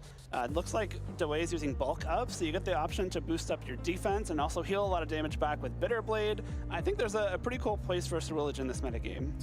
And on the flip side of things, Kylan Van Severin's team is a little bit more Kylan standard. Van Definitely some of Severin. the Pokemon that we expect. He sounds like he's from Castlevania. Regulation, Hype. MA. But Kylan, of course, has already proven himself several times over this season. Actually, already well within the top of the He gets leaderboard. knighted. I'm He's like, set for I was life, like, I'm pretty bro. sure Kylan is like in the top 10, Yeah. looking at like a travel award. So I think number still- 6 going into this Okay, weekend. yeah, so still an important place to kind of confirm the travel awards there for Worlds. Also, just wanting a big finish of his own, right? I think he has a top 8 this season so far. But Calm Mind, add on Floette, to bulk that. But up, his way is Barrel the Edge. way. as we Coil Hypnosis, Ceruledge team, accompanied by that Coil Hypnosis, and Floette team with the help of Sleep Powder Pavilion. Oh no! Never. I don't know if I'm rooting for them. This Ceruledge, or even Double Sleep Cancer. Oh yo yo. That have utilized those redirectors, or even Give me Basculegion King Gambit instead of that. Like the Incineroar, to give you wiggle room for these Pokemon that maybe require that turn of setup to actually get that going. So I love that you have a different end that you can play with. The Vivillon, I think, is one of those Pokemon we didn't really get a chance to see shine when it was At least it isn't Scarf Viv, true, but this one actually Dash Viv is like, it's up there. So you have a little bit more flexibility in what you're picking. The Combat Ice Sleep Powder gives you almost perfectly accurate sleep moves as well. I think it's about 93% is what it comes out to, so you're landing those most of the time, which Compound Ice Sleep Powder is actually 98. Even better. So yeah, I mean, that's 97.5 or something. Easily rely on to give yourself some extra turns to get those bulk ups or calm minds going. The Milotic is also a pretty cool set. Coil boosts your attack, defense, and accuracy by 1 stage each. Milotic not going to take advantage of that attack boost, but the defense can come in really handy, can keep it around on the field for a lot longer. And of course, the accuracy boosts that Hypnosis. I believe with 1 boost, Hypnosis goes up to 80% accurate, and then with 2 coil boosts, it is 100% accurate. So if you can get those 2 coils up, you have another very reliable sleep option. Look, if it was one or the other, I'd be down, but both? Come on. I mean, it is, right? It can be very difficult to take down. Pet peeve over move orders? Cool, but, you know, I think that's what do you mean? It's just protect in the first slot, and if it's not protect, it's the sleep move in the first slot. That is very it's the most important moves. There's not many great ways for you to take it out. You might be looking at something like the Solar Beam from the Charizard as kind of your one-stop shop for dealing with something like that Milotic. But can you reliably low kick get Black Glasses Gambit? Interesting. Can you set up Sash Charizard Bass for success when you might have to deal with that full Ceruledge offense on the other Floette. side? The Ceruledge could actually be pretty annoying for Kylan to get around. It was carrying the Colbur Berry, which will mitigate some damage from the King Gambit's Kowtow Cleaver Sucker Punch. Both of Kylan's Mega Evolutions are pretty weak to Ceruledge. Of course, Charizard can't touch it at all with Fire-type attacks, and Floette will only be doing resisted damage with those Fairy-type attacks. So if that Ceruledge gets a bulk up off, it can start healing off some damage with Bitter Blade. It could be pretty difficult. Luckily, Kylan does have the Basculegion with the Focus Sash. Could be a nice kind of last-ditch effort into that Ceruledge, and of course the Garchomp as well. Yeah, I think that's something that I'm looking at for Kylan to be able to utilize here. Something I mean, the like Ceruledge matches one of the Megas, but it's you also bad into the other 3 damage guys. Just help you kind of get Or those like 2, I on guess. some of these Pokemon. Dawei's team is not actually the fastest when you take a look across the board at where these Pokemon like to sit in their speed tiers. Vivillon a little bit faster, Floette as well, can sometimes be on the faster end of things, but it's kind of tough to All right, say. GL. That's why you look at something maybe like I was gonna say the Sinistcha, but this actually doesn't even have Trick Room. Yeah. It just has 3 supportive options there with the Rage Powder, Life Dew, and Hachagacha. There's no speed control at all. Yeah. Yes, Dawei kind of has to rely on her Pokemon being bulky enough to survive, take some attacks, heal up with something like Leftovers, Hospitality, Bitter Blade. Looks like a network Kylan issue. has a lot more options to go on the offensive immediately. I think it's tough to kind of look at this and feel like there's kind of an easy, clear answer that I would say if you were Kylan. Yeah. Because you really do have to worry about this Ceruledge making an appearance and being tough to beat. I think something we haven't quite talked about yet is the fact that, yeah, okay, Bitter Blade is great, but Shadow Sneak, a priority option here for this Ceruledge, it's going to be very impactful in terms of the strength that it's going to provide.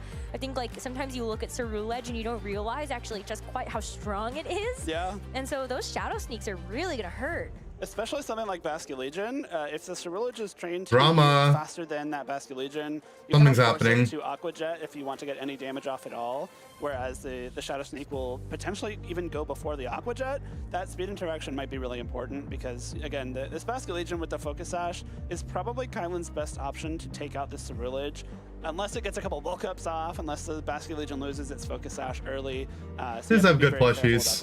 Give her that. I guess that's why I also look at something like the the Whimsicott and the King Gambit. You know, with something like the Tailwind, you can probably guarantee that the King Gambit will be faster than the Ceruledge. So you could just I want the Ceruledge to win. Don't even have to try to play that Sucker Punch mind game. Of course, if you I don't even mind the Pavilion. It's the hypnosis foil of my Lodic. that can walk over the King Gambit. And if it does well in the tournament, what does that mean for the ladder? To move those attacks away from the Ceruledge or even the Floette. The Floette with a Calm Mind. Looked at our team and deciding whether that's allowed. They're like, Well, let's get ready to go. Our competitors too many are now sleeps. just thinking about the Pokemon that they want to bring to this best of 3 set.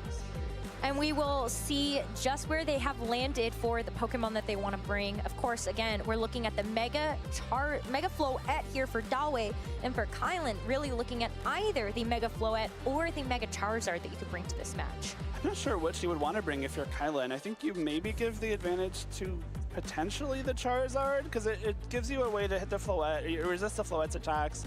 You can quickly dispatch either the Sinistra or the Vivian if you need to. You got the Solar Beam for the Milotic. You just have to be very careful about that Ceruledge because, again, you can only Solar Beam the Ceruledge, and that resisted Solar Beam won't be doing too much, especially considering Bitter Blade is there to heal it back up too. I would say, though, I think that's why the Basket Legion actually I can't believe this is just a thing. Because I think about it, even if the Sun is active, those liquidations Are they signing contract before the match? No, they're just taking notes because it's open team sheet. Ceruledge, if you are also able to put yourself into a position where you can get an Aqua Jet, or at least in the very back, get a super powered Last Respects, I think that that's a way that Kylan can really work around something like that Ceruledge. Floette, Whimsy. Whimsicott, though, for Kylan, no Charizard. Vivian, Ceruledge. Most likely in this game, and the Ceruledge and a Vivian. Immediately, Dawei says, I'm going to start setting up this Ceruledge. And this is 2 really great Pokemon for Ceruledge to be sitting in front of. Yeah, you have the opportunity, I think, here to just kind of go for some damage into either of these Pokemon. Well, you can't bulk up necessarily because you can get Encored into it. Bulk. That's something and you that can't sleep the Whimsy, right? To, you know, to slash down, but it's going to be the Mega Evolution for Floette first. The Floette will Mega Evolve, activate that Fairy Aura ability, and power up the Fairy-type moves of both itself and that Whimsicott. Whimsicott holding the Fairy Feather item is no slouch when it comes to offense. Those Fairy Feathers actually do boost up those Moonblasts quite a bit. I have seen some Garchomp get taken down very low in that regard, but it's just going to be a quick Dazzling Gleam here. Vivian gets taken down quite low as the Vivian Sleep Powder on the Floette into the Mega Floette. It's going to be stopped. And then Bitter Blade on the as a reminder, you know, Sleep, Whims. you have a chance to wake up as the Bitter Blade comes out from the Ceruledge and brings this Whimsicott all the way down. Dig, dig. That is the downside to having the Fairy Feather, as there's no Focus Sash to keep this Whimsicott in the game. I think that's a really smart play from Dawei. If you go for something like a Bulk Up, Rage Powder on this turn, you leave yourself pretty liable to getting Encored by the Whimsicott on the following turn. Vivian cannot redirect that Encore away from Well, now that Tailwind is up, as a grass type is Vivian doesn't outspeed. So you immediately take out the Whimsicott, you heal up the damage from that Dazzling So you put Floette to sleep, which means it has to stay asleep on at least this coming turn. You still have that one guaranteed turn. Vivian leaves for Ensign. Though, because Whimsicott, while it got So now it's -1. is able to utilize this Tailwind. Rock Slide. Get a massive attack. Let's go Rock Slide. It's going to just be the Rock Slide. You would have liked to be able to knock out this Vivian as well, but of course, because it does have that flying typing, you need to be able to hit it, you know, with a type attack. Yeah. Still a great opportunity here for the Ceruledge to take advantage of that weaker attack option. And now there's fake out Garchomp. pressure. Not the same type attack bonus, doesn't get flinched either, and it gets that bulk up off. Now that the Encore threat is gone, that bulk up will come in very handy. Love the Incineroar swap there as well. You lower the damage from a possible Earthquake or Rock Slide. Now you have the option to fake out that Garchomp before it can do any more super effective damage to Ceruledge, and either get another bulk up off or just start going on the offense with that Bitter Blade. If you're able to Bitter Blade the Floette, it might come close to a knockout, and if not, you're still doing a lot of damage, but again, Shadow Sneak range and healing. Well, you got the fake out in 2 here for the Incineroar. Floette another still Pokemon sleeps. that gets to get enough damage down onto with And now the it's sneak Rock range. Slide. Now the Ceruledge with that +1 to its attack boost is going to take advantage of this Floette still being asleep and heal back all of that damage. This is why the Ceruledge is a pretty good threat into Kylan's team. any chip damage you can do into it is likely just going to get mitigated by that Bitter Blade. It's kind of like we saw with Brendan Zhang's team earlier on in this tournament. That Draining Kiss, Floette is able to heal itself up after taking some damage, but in this case, the Cerulege, I think, is, well, more better positioned into the rest of Kylan's team than that earlier Floette was, especially considering Dawei still got all 4 of their Pokemon. They could swap out and back in that Incineroar, get another Intimidate down on this Garchomp, and suddenly this Garchomp, which is typically a pretty good answer to Cerulege, is unable to touch it. I don't think there's a way that this Garchomp can actually get a one-hit knockout onto this Incineroar. The best case senorio here is going to be this Rock Slide coming out, flinching the Incineroar before it's able to use a Parting Shot and actually pivot out. One other way that you have more chances to do this is just by getting some healing back Flo wakes the up. Citrus Berry. Good Moonblast. So Moonblast here. I think it lives it though. This Incineroar Yeah. does not quite do enough to actually get that job done. And then parting on a Chomp. Either. Parting Shot That Chomp is perfect to get into the -2. Garchomp to continue to mitigate its attack output. But now this Cerulege looking even tougher to take down as this match progresses. Smart by Kylan to go for that damage into the Incineroar there. If you are able to knock it out, you don't get Parting Shot. Bring in their own -1 Floette. attack, which is better than -2, and more importantly, you don't give Dawei the option to swap that Incineroar back in. But now, with the potential of getting Garchomp down to -3 attack, with that defense boost on the Was that last turn a Cerulege, how Tailwind? do you break through it? It's really tough to. I mean, because I think, you know that if you go for Earthquake here, you're kind of forcing the Floette for Kylan to protect itself. Otherwise, you are also probably knocking yourself out in this situation. Well, no, I guess not, because it's at -3. Right. But you don't want to be doing additional damage to yourself. But it is just going to be the Floette staying in for Dawei, going for the Mega Evolution. And so now we've got 2 Mega Floettes staring each other down. But these blue Pokemon just look a little different than each other. So it's not quite a mirror. All right, let's go Rock Slide. Take a look at how well that Cerulege is going to handle Does that. it flinch? Now it's just about whether you can fight through the flinches. Floette is going to be the first to move. It's going to be Dawei's that is faster than Kylan's to get the That wasn't Moonblast flinch. and the KO onto the opposing Garchomp. Does their HUD not It's even have about limiting items? your attack Yeah. output. If you can just limit it by Annoying. going for the attack and the KO. Let It Ruin now coming out. That's one of the newer moves that we have It's seen the here from in-game Floette, one. But it actually doesn't get the knockout there, and the Floette's going to knock itself out in response. So who cares if Cerulege In-game flinches? doesn't Just look at the support open team sheet at all. I spoke it into existence, but I think it's probably safe to assume that was supposed to be a Bitter Blade, which would have done nothing in this case. I think. And now Kylan is down to his last Pokemon. It is the Spassky Legion, which we were saying is, maybe your best option into the Cerulege late game, and it is, but you still also have to deal with the remaining Pokemon Dawei had available. So a really, really well played game Now the one Pavilion- from Dawei to take game The one. Pavilion League Because flushed Because I up. feel like even if you go for something like the Last Respects, since even if it's fully powered, you have a Shadow Sneak from the Yeah. Cerulege that at +1 probably knocks out the Spassky Legion, or at least brings you down to the Focus Sash, I have to imagine. Comes really close, and if not, the Floette just picks it up in the very end there. Yeah. So that was probably not going to be winnable for Kylan from that position. No, no, definitely not with 4 Pokemon. So the forfeit makes a lot of sense, but as we think about what could change going into game 2, I feel like you just have to be really cognizant of the fact that this Vivillon can always go for some type of sleep powder. But it's rough because what do you have that will be faster than that can afford to actually try to, get the knockout? I do think the Pokemon that Kylan led with were fine. It's just that Dawei had a game plan for that lead already. Whimsicott does prevent you from going for that turn 1 bulk up. Watched which can be Arsenal very fumble the useful. Champions League. If Whimsicott's gone, Unlucky. you get the bulk up off afterwards anyway, especially with a little help from that Toon's Intimidate not gonna be to happy. lower that physical damage before you can get that defense boost. The way that Kylan approached that game, You I saw think the fell chair? apart a Not little good. bit after that The first piss bulk up chair went is off, not and good. Kylan wasn't really How's able the to bingo stick to going? swap We've in only that hit Legion until the very connection end, and it was issue. too late. The bingo's not looking good. Yeah, I think maybe I would consider, I would consider leading it, maybe just seeing. Well, what kind of also, we've damage only you can actually get watched out like of Vascular Legion, 5 but rounds. It's also tough to do Or that. because six you think matches about on stream. Wanting to have the power of the Last Respects for later in the game. But it's going to be the Garchomp and the Kingambit for Kylan as we see the Cerulege and Vivillon running it back from game 1 for Dawei. This is a much better lead You know, for mega Kylan here delayed. in terms of trying to mitigate the damage from this. I mean, Arsenal fan, Toon Slim is. I don't really watch The Vivillon is football. of course, double weak to rock. And so This chair should have been on the bingo. And Cerulege right off the bat. True. And Incineroar is a decent swap in here to mitigate the damage. Oh, that's from the shiny Garchomp, but having Vivillon. the Kingambit next to it makes it much more difficult to do.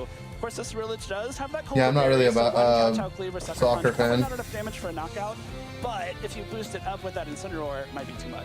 Well, Garchomp gets Let's to go go for Rock Slide here. If it connects onto this Vivian, you have to imagine that it is at least goes going down to to bring it Sash. down to that focus dash, and so perfect. Does it cover from the flinch? extremely effective Rock Slide.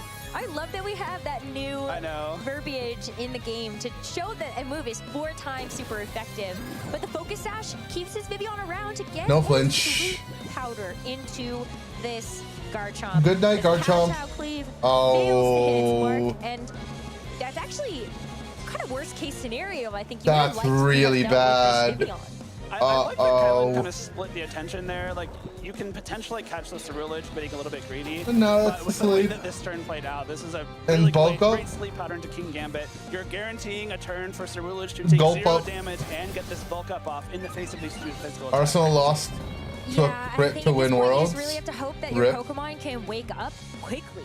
Yeah. Otherwise, you know, this Vivian isn't going to be doing a whole lot. It does have Hurricane, which, you know, Compound Eyes is going to be a little more accurate, right? But it's still a Hurricane outside of Rain. I mean, the Vivian has done its job, right? Anything else you get out of Vivian in this game, I think, is extra. Wimglin, Bitter there was Blade one is on going to stream. threaten a lot of damage That's all so far. King Gambit, if We not saw just Spathra in the last round. With the bulk up and the potential of an Intimidate later on, this Garchomp It is lost, also but probably not it was gonna be able to 3-0. do as much as you might like it to as well.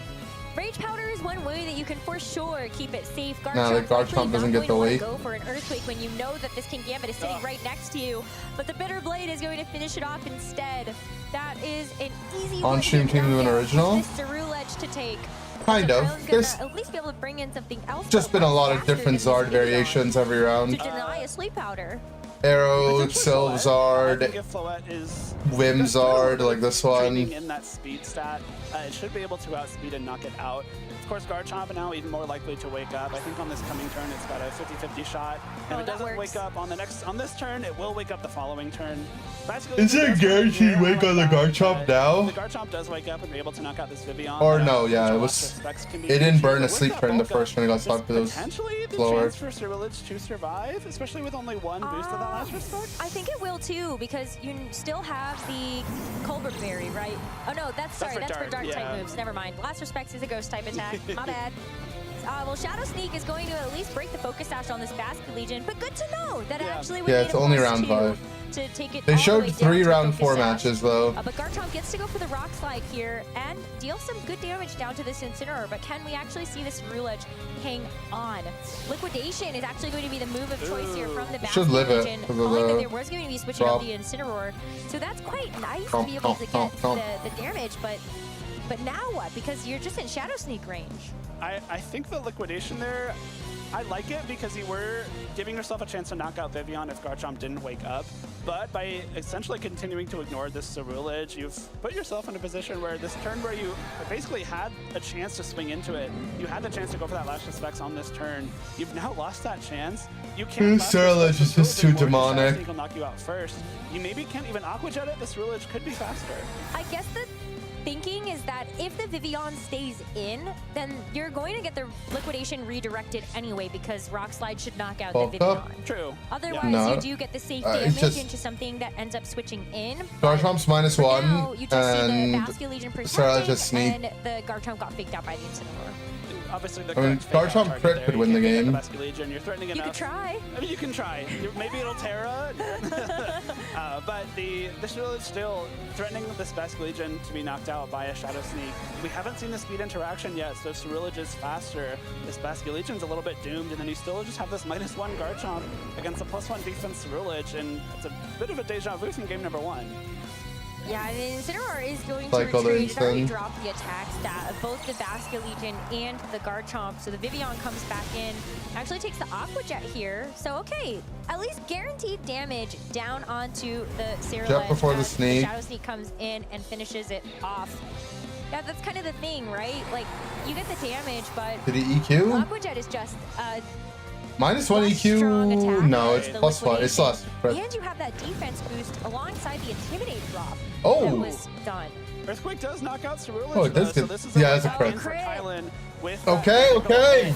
maybe was I was gonna say, there's no way that kills, right? Earthquake was. But we're back. Regardless, we do find out that the Cerulege is slower. Yeah, there's no way it dies. The Cerulege is +1 and the Chomp is -1. Game in this set. Lost to a crit bingo sheet. True, true. Is still going to be really scary if that is the 4th Pokemon they brought to this game. I think with the Garchomp already having taken some damage, already at -2 attack. Floette. Floette mirror, but always Floette's faster. Incineroar in the back.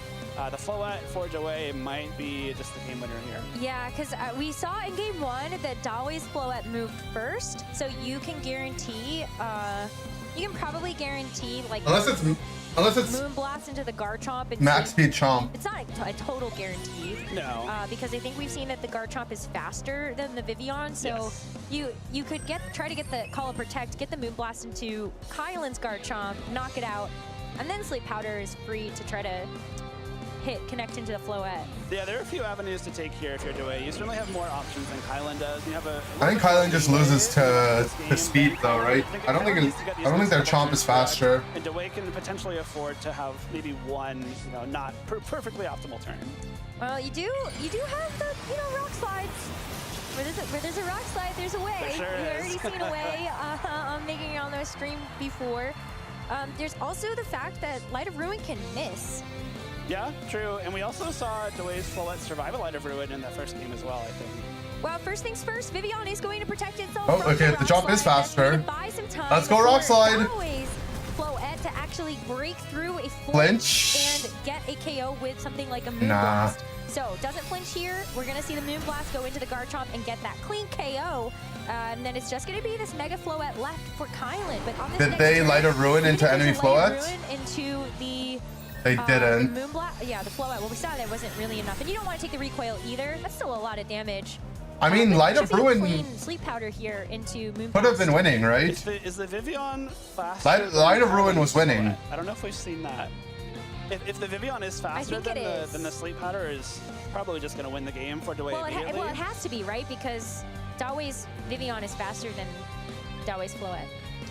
Yeah, then you're right. Yeah. Then you're right. Yeah, okay, so yeah, Sleep Powder. Sleep Powder could miss. We'll put Kylan's Floette to sleep. And they might not be knocked out on this Wait, turn, wasn't Light of Ruin game? Very difficult for Kylan to survive the next couple I mean, not guaranteed, but at this point, you can just the Pavillion's only damage ability is Hurricane. As you take your first mandatory turn of sleep. And I just don't think there's a way to get through it. You do have Dazzling Gleam as an option for Kylan's Floette, but you're not faster. I think that's the thing, is you have to survive a second Moonblast, and it just doesn't look like that roll. They could live a Moonblast. They could low roll. Dodge the Hurricane, and doesn't dodge Hurricane though. Never mind. But it's not going to happen. Hurricane is going to bring that Floette down low, and Dawei's Floette will finish it off with a Moonblast. That's going to be a 2-0 win for Dawei C in this round number 5. That Cerulege was so impressive, even in the face of two very powerful physical attackers with super effective moves, the King Gambit and the Garchomp. I mean, you're asking for a lot to get crit into Rock Slide flinch. Take away, kind of run In the away Hurricane miss. You did lose to a critical hit, but thankfully that Floette was enough. The crit did start it up though. I think that's the thing about the Cerulege that was really hard, is we kind of already talked about the limited options that Kylan has to actually deal with the Cerulege, but after it ends up getting a defense boost, think about where that super effective damage is coming from. King and the line was starting. Garchomp is a physical attacker. Yeah. Bastion is a physical attacker. And then all the while, you have that defense boost that probably just makes a lot of these attacks easier to handle, and then you have the Bitter Blade to actually heal yourself. I think always correctly The papers are their team sheets. So right before the match starts, they exchange We their saw team. the Garchomp get put to sleep before the King Gambit, which means that you can go for that. And then at the end, they're signing their match damage your slip, probably. Cerulege, and you have that Colbur Berry in case the King Gambit gets that first turn wake up to protect you from a Sucker Punch. So just Let's identifying go. the right targets that are I mean, the Pavilion Cerulege and taking team them was out, actually putting them to pretty sleep in the right ways. To make I'd be sure down to try Cerulege can do what it that needs on the ladder.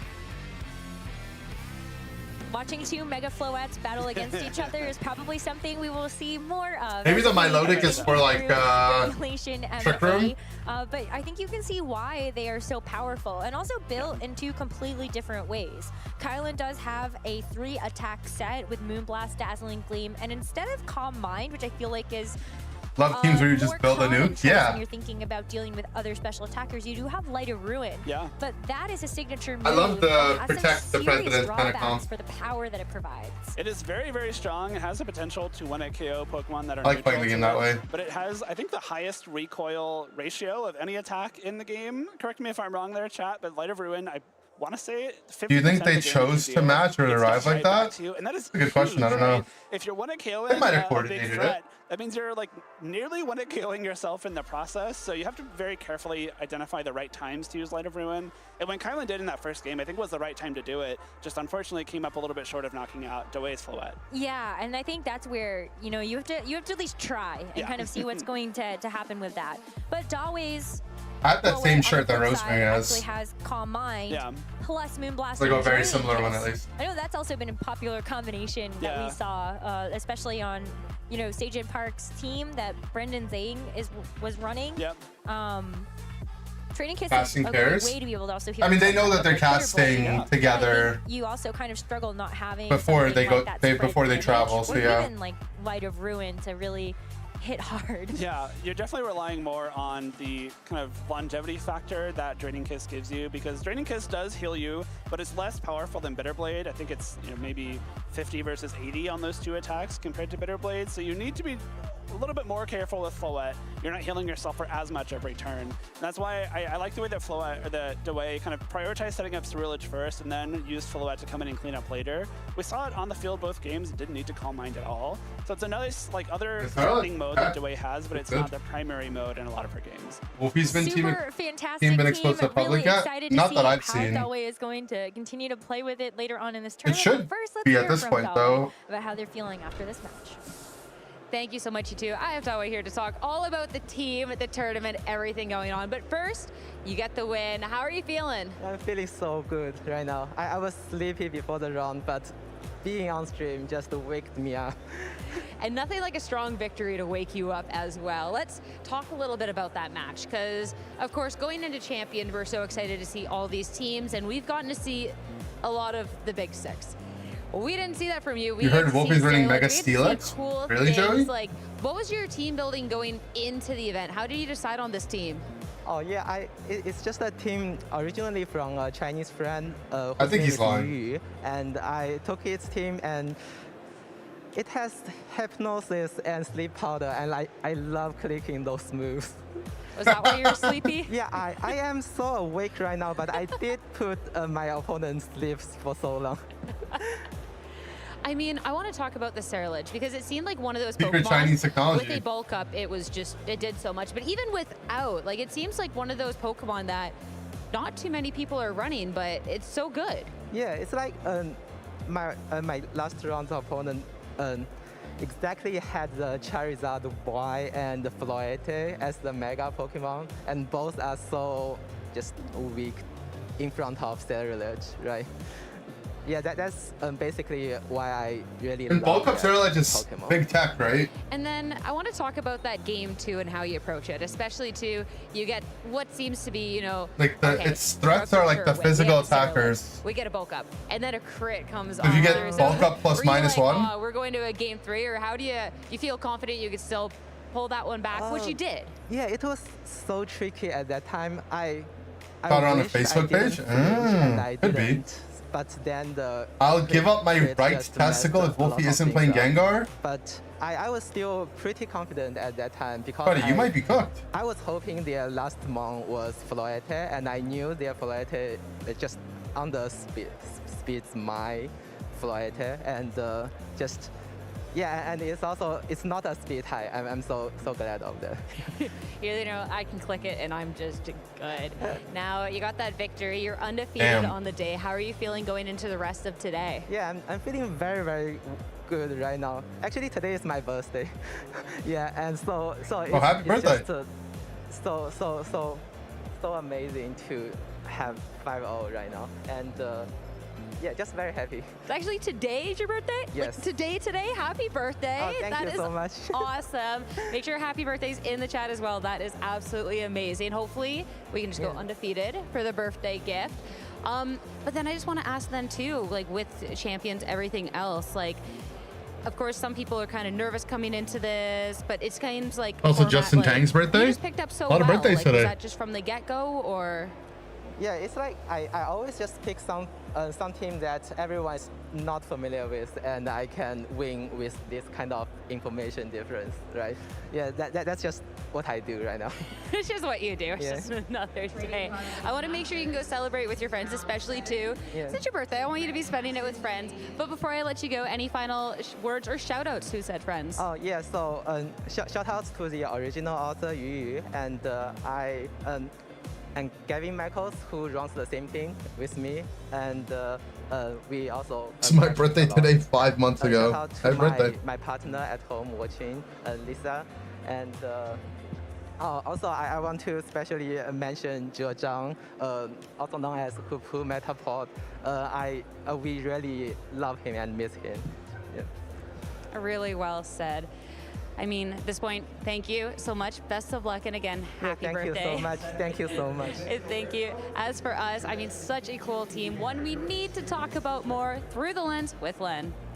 Yeah, it'll be my birthday again in like Well, a good 10 birthday months or result so. for Galway. Fun to hear that. It was a really fun match to watch. What were your thoughts as you watched it? I loved it. It was really fun. I think Douai's team is super cool. I think they always have really cool teams, and this was no different. And How long are the I round might breaks? DM them after this They've event been and like use their team at NAIC because I think it was really fun. anywhere from 15 minutes to an hour. Yeah. Sometimes you just see matches where you see. Well, some I'm assuming Pokemon they that's want to getting go almost through no it use. fast because of all the The delays. best Pokemon in the format, and this was a match that made Cyril Edge feel that way. Yeah. I mean, obviously has good matchups into those two most common megas. The only like full-time Mega Pokemon that we saw in the top 12 usage because it does so well into both Charizard and Floette. Yeah. And we saw that, you know, full force in that match. I mean, that's the perfect Cyril Edge matchup is what Douai just played against, right? You want to have it in front of that Charizard and that Floette just because they have such a hard time damaging it, and it gives you so much space to get those bulk ups off. Yeah. It's interesting because looking at the matchup, you do great here against these two Megas, but it feels like everything else is a problem for the Cyril Edge. Yeah. And yet it still had a huge impact. And I think part of that is really good game planning from Douai. Because often if you see a boosting Pokemon with a I mean, the very Pavilion around definitely it, helps the a game lot. plan I mean, this becomes seems just cool. entirely, let's focus all this I just think support the here, core and of you would have brought like a set of Sinistcha, Cerulean and Pavilion. Incineroar and just tried to make it work. But I loved that in both games, the last Pokemon was the Floette of her own, since she hadn't used a Mega to boost up, and so had this extra damage potential at the end of the game that really closed those out. Even it was a Calm Mind Floette, so it's kind of setup oriented too, but you don't need to Calm Mind everything. Why they trust Seru pissing? Both of those games, so The bathrooms aren't working. And the extra speed helping there too. That's moving why. Before, like, it was actually pretty quick Floette from what we saw, and so able to really. Cyril Edge is close out on the game. piss chair. And then this team has a lot of sleep on it. We saw Vivian earlier on stream, but all it did was come in and get KO'd. Here we've got, one accurate sleep move after a coil, second accurate sleep move here, and then, just some representation of other accurate sleep moves sitting on the side. Where's the Moongus? That's funny, I didn't even notice that. And that's exactly how Game 1 started, was the sleep prioritization. You mentioned... My birthday in 11 months? Well, it's almost June, that's comes why. into play here, and was a big Closer factor. to But to 10. start off, it seemed like Mathematically. had the right game plan to disrupt the bulk. You see a boosting move, you go to Whimsicott, and you try to encore it. Yeah. But Cyril Edge is the rare boosting Pokemon that can just deal with Whimsicott on its own. immediately. Tropicos wishes it could, based on how we saw in those last Pokemon's few weeks of Regulation bathroom. I. But Monka. because Cyril Edge has that potential, doesn't need to boost, can just swing into Whimsicott. They're having a one-shot on the Whims, especially the Whims dropping fast. Kind of back to the game plan for Quite good. the drawing board for Game 2. That's exactly right. Like this Cyril Edge, you want to get those bulk ups off as quick as you can, but in this case, definitely the best thing to do is what Douai did. You just Bitter Blade the Whimsicott, take it out. You know it doesn't have that Focus Sash. You can just immediately one-hit KO it, remove the threat of those Encores while also putting Floette to sleep. And this then you winning have is one just thing that's so the Floette thing can OP, come in and no? maybe threaten the Cyril Edge, but you also have your Incineroar in the back, and if it's something like the Garchomp that we saw from Kylan, that's just a really nice first couple turns to set up the Cyril Edge later on. Right, I mean, this is an incredibly strong turn 1. Yes, you gave up some damage into Vivian, but you didn't give up any damage into Serial Edge because you healed back. And you It's Vape's birthday. Happy birthday, Vape. Some sleep over here. So it just, a lot of birthdays today we're celebrating. You can't really ask for more than that out of a first turn. So maybe if Bitterblade also raised your attack, you could maybe ask for that, but like that's getting a little greedy. And so a few turns later, Dawei's continued to capitalize on that lead, is able to get Incineroar in to intimidate Garchomp, really lower the attack stat, continue to put some picks in the tier 3 set. Cool, I'll take a look later on. Great damage. Yeah, the combination of swapping It's not your birthday? Intimidate while you bulk up. And What then about your also grandma's flipping Fake birthday, Out. though? You're kind of buying Ceruledge 2 turns at once to get that How's she bulk up doing? and then an attack off. Especially when that attack is this Bitterblade, you're immediately back to full HP again. And like, now what are you doing to try and combat the Ceruledge when you've had what is kind of your best positioning possible against it with the Pokemon you brought? Yeah, it's Okay. really uphill battle Okay, to bye. find the spot. And this is the second time we've seen Incineroar doing classic Incineroar things, Yep. still bulky enough to hang on here. I think Kylan maybe has a way to fight back in this if you just get the Incineroar KO right now, but Citrus Berry enough for it to hang on, parting shot off, and really set up the perfect Yeah, that Citrus Berry position was clutch. for Dawei in that next turn. Yeah, I mean, just perfect like flow chart here for Dawei for the rest of this game. You make sure that Ceruledge doesn't take damage here. You get the parting shot off, lower the damage from Garchomp even more, threaten to bring it down to -3 with Intimidate on the next turn, and then you just can't touch Ceruledge anymore. Like, you can maybe critical hit it, but that's asking for a lot when any damage you do is probably just getting healed back up. And if you could deal with it, you still have to deal with the Floette in the meantime, which is going to just threaten KOs into Garchomp, right? Like, you would really like to switch Garchomp here because it's a -3 facing a Floette, but you can't afford to give up Basket Legion because then you're really going to have no way back into this, and so Garchomp just gets funneled down without having almost any impact on that game.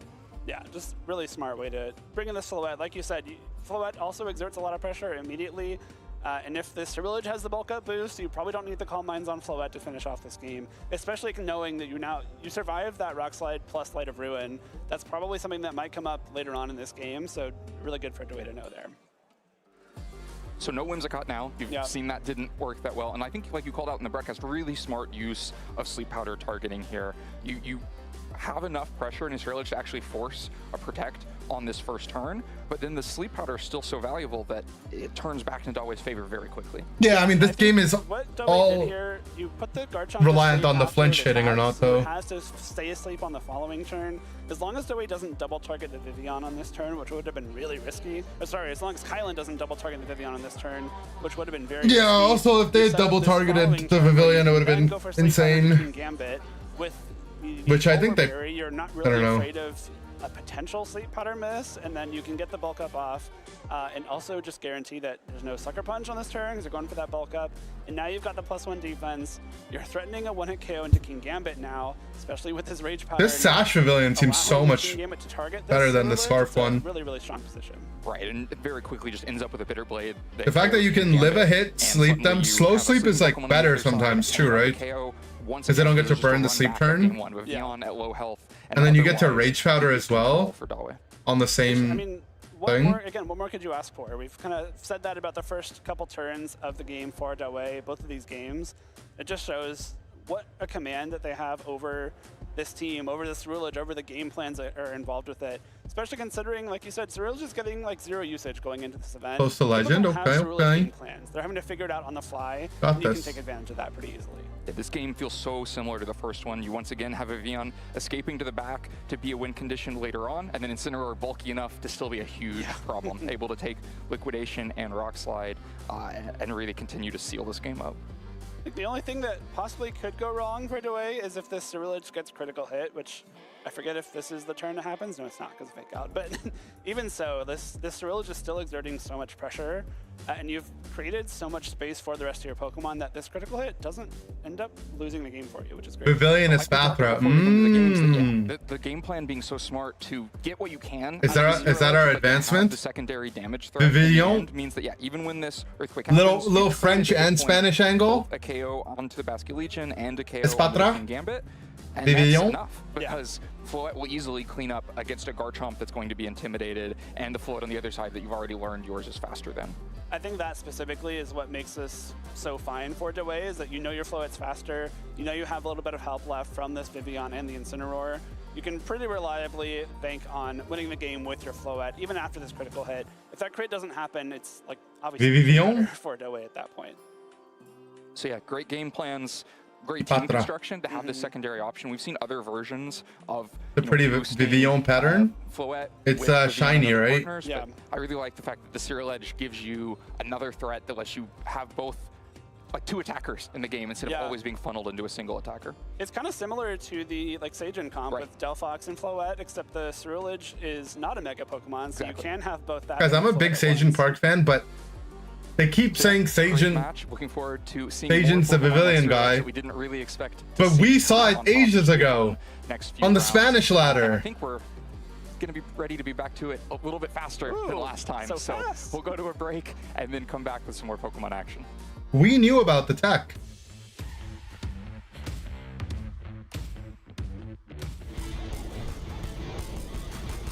We actually knew about the tech before it went I'm public. out here on the floor with Alyssa Smith Omega and Henry public, at Rich, least. out here competing at the Indianapolis Regional Championships. This is a big regional. We didn't invent it. It's champions. I know you've traveled far. You've also been traveling. How are you feeling going to the event? I'm very excited, a bit tired, but it's Trying to build off with Mega Blastoise? Yeah, I tried Mega Blastoise. with like a big Wisconsin group. It's been Here's so a calc for you. That's sad. Super keen to be getting back to Megas, and obviously coming over to America Giraffe is always one of the highlights with of my Polar years. Berry But lives. It's the first Champions region. Limit a It's Crash huge, Dark Pulse from and I Blastoise. can't wait to get into it.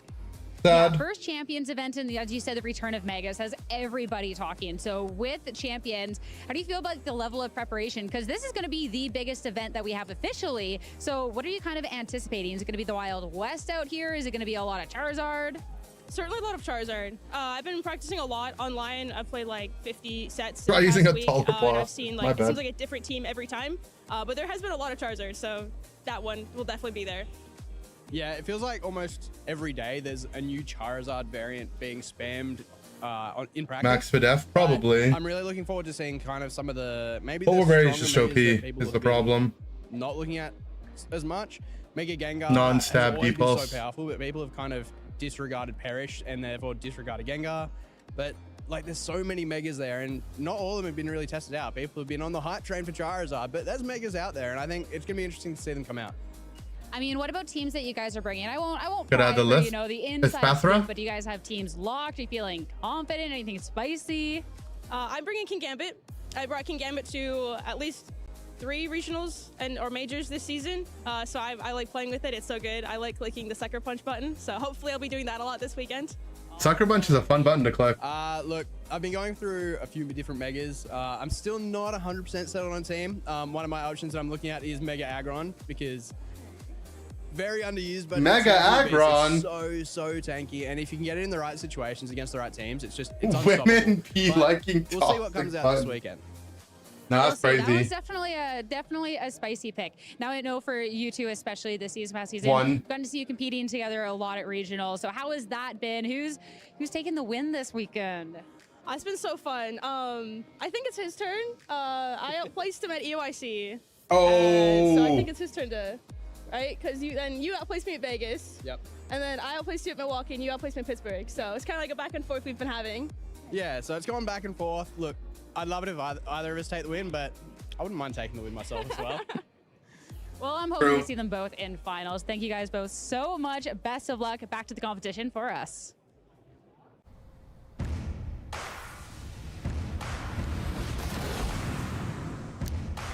Unopened booster box of Greninja SIR? You mean Chaos Rising or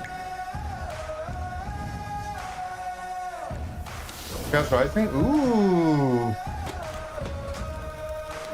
Yeah, I mean, stream it in Discord.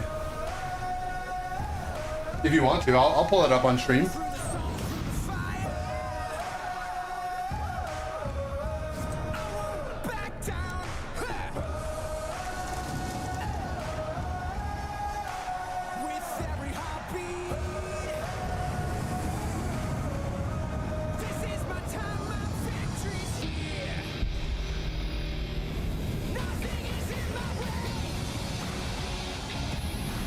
Oh my god, it's Don Dobo!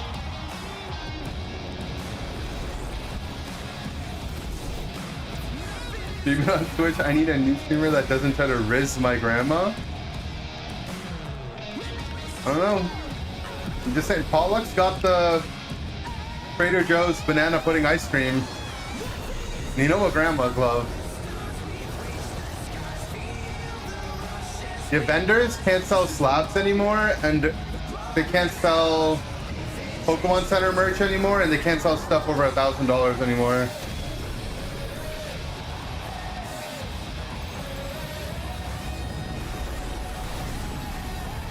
Don Popo. Why is that Megazord X going for a flamethrower though? Like, come on, man. What's that about? Go. Kerry Diratona, he has been leveling up event after event. And Predicted Terra Grass? Yeah, but why is it flamethrower, not Flare Blitz? upping that to find himself into the grand. You're fine with it? Yeah, I think I'm okay with it too. To the gold. Why not try and take it all the way? I don't like how it caught Hi, my name is Kerry Diratona, and I'm some things in the crossfire. If I were to be Like the Japan exclusive Pokemon Center merch. My favorite's King Gambit, and I've always had like. It's impossible for some people to get access to that stuff. Iron Jugulus or Roaring Moon, funnily enough. So I got into competitive Pokemon because I was watching Wolfie VGC on YouTube and Aaron Cybertron Zhang, and it looked really interesting to me. And so I started looking into it around the end of Sword and Shield, but I never actually got into it because I wanted to age up into the Masters division, and I also wanted to wait for the next generation to see what all the new Pokemon were and how I could interact and like put them together. What growth he's had since he started a couple of years ago. He's not a veteran player. He's been playing for just a couple of years, and to already have a regional championship under his belt, really impressive.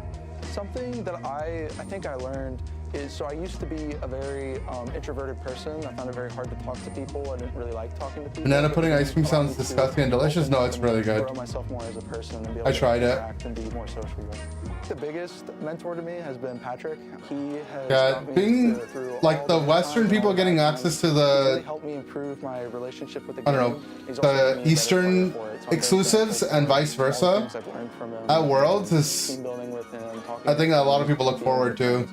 I wouldn't say quit. I think there was times where I got frustrated. I think capping the dollar value on cards But I mostly took that as signs of I need to improve my and not being able to sell stuff you bought at the venue are both good things though. My advice would be make connections, interact with people. The more people you're able to like interact with and form good Definitely, connections it's with, super cringe for you to go at the venue Pokemon Center, buy a Pokemon Center ETB, go to a vendor and sell it for profit.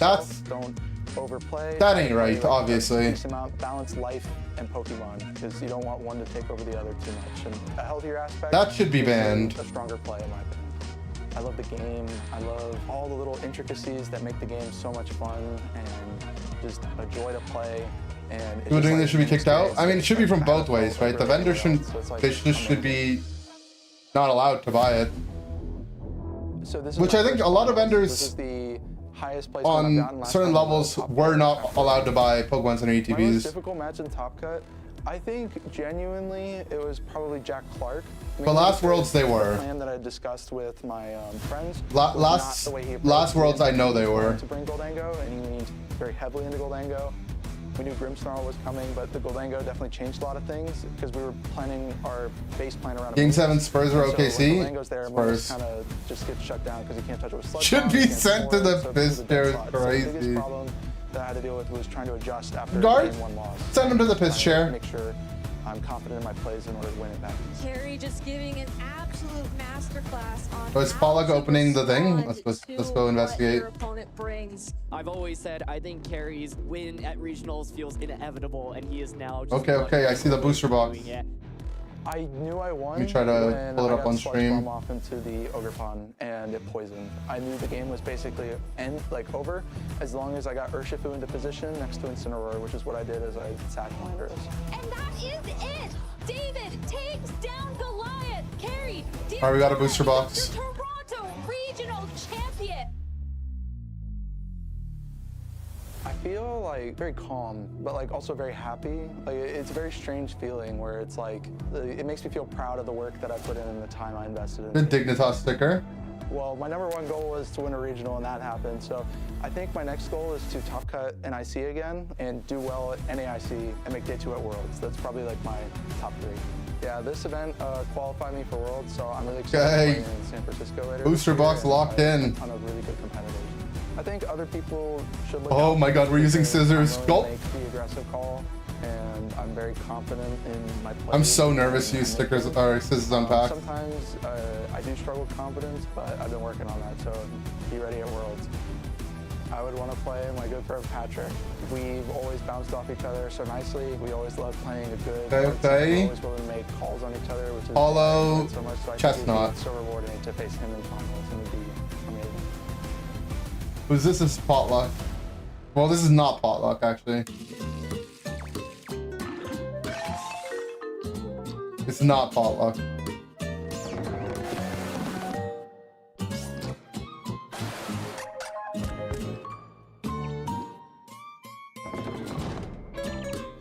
Is he typing somewhere? Isn't the chestnut rare? It's a hollow. It's fine. Of the phase 1 of our competition here at the not bad. Indianapolis Regional Championships, getting to the point. GameStop has a booster box at 9 packs. Phase 2, the matches are getting so intense. Playing for It has 70. been so much 9 fun, packs for 70 and I is cannot not wait to see bad. which traders make Depends it on what tomorrow product it is. and can maybe find themselves to be our first Not like the end of the world. Champions champion. Yeah, GameStop prices are probably not That one is going to be a great. rough one. Champion squared. Awesome. Sierra, Rose, and Jake, to chat a little bit before we get into the next round, let's talk about the economy, guys. Everyone's stealing The economy? The big 6 stocks, Jake. Up or down? Okay, nice. We sleeved the hollow. I like Okay, that. what is the big 6 of this format? Maybe we can talk about that. Oh, I figured, okay, hold on. I came up with an acronym, guys. You ready? Oh no. Let's go. Gulp, we're scissoring. Evidence Scott, we're talking about chalk, right? That, you know, I came up with Bax. Basculation, Aerodactyl, Charizard, King Gambit, Sylveon. I mean, yeah, that's a good And team. then the G for Garchomp is silent. Where is it though? Where in the word is the Okay, G? okay. Would it be If it's like, silent, it doesn't matter. Yeah, I think it has to be the second one. Yeah. BGA. Did you get GameStop Pro? It's not. I think it's good value usually, It's Sorry, how silent. could I forget? especially if you buy singles. Sorry, so we got our acronym. Up or Okay. down with the stocks, Jake?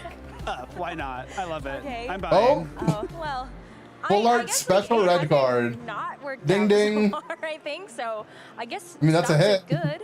They're stable. They're stable. Okay, stable. I mean, we're looking to disrupt that out in the field, though, on our stable stocks, because, I mean, even at the last round, we got to see, out of all Gives things, pocket Sarah PTSD, that same. match up so good into, I mean, just some of the people. I think like it's some of the playable people, some too, of right? the I think people Pokemon play that card. in on this Bax team. I'll say it again. I've quietly been Doacy's #1 fan when it comes to team building for years now. I always love what they come up with, and the Ceruledge was such a cool option into this meta Oh, we're resealing if the you're packs. expecting Charizard and Floette to be #1 and 2 on the Megas, then it's really, really good into those Pokemon, and so I don't know if you can come up with a better way to give yourself space into those 2 Megas. I do wonder what do you do against an Aerodactyl? Like, what if you just have like Aerodactyl, Garchomp, Rock Slide spam? Dodge. Smart. Why did I not think of that? There's a silent D in Bax, and that stands for dodge. Is that one also silent? Yeah, exactly. I'm glad we got some content in between Making sure. these I rounds. love being able to highlight the Ceruledge and being to get a little bit more of one of those unconventional picks that does match up really well into those Pokemon, as said, to be the most expected. And I feel like, too, with expectations, was there anything else that you guys kind of expected maybe we would get to see a little bit more of to be able to counter, or just something kind of like Back-to-back hits. As soon as you said that, my mind went to Chespin Glamora, IR. because it is I like actually that. in I the top like 12 of that. the usage graphic. Yeah. We saw it as a part of a team on stream Okay. during our round 4. I don't know if it ever But it didn't come to the came. game. Yeah. So I think that's one of the Pokemon that I feel like quietly like over that, the we last like couple that. of weeks, stocks have been rising. You know, people have known Glamora is less of an unknown quantity and something Pretty that you good, might pretty want to good. invest into. Yeah. And that's just because it does Yeah, match up Costco super membership well or to the Sam's other Club Pokemon membership that for are part of cards is that pretty top worth it. graphic.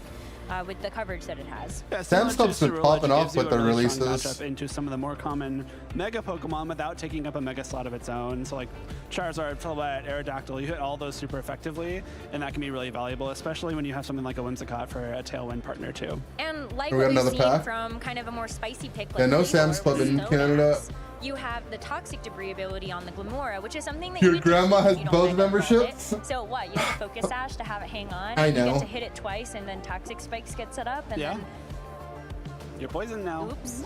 You're poisoned. Oh no. All right, what about stocks that are down though? Anything that you kind of maybe thought would make a little bit bigger of a splash, or you see and you're like, maybe this just wasn't Sam's, kind of Costco, and BJ's? cutting it. I know, putting two on the Yeah, spot. Penis Grandma has that too. So Floette, I think going into this event, I thought this was going to be a Charizard weekend, and then maybe Floette comes out a little bit later in the metagame.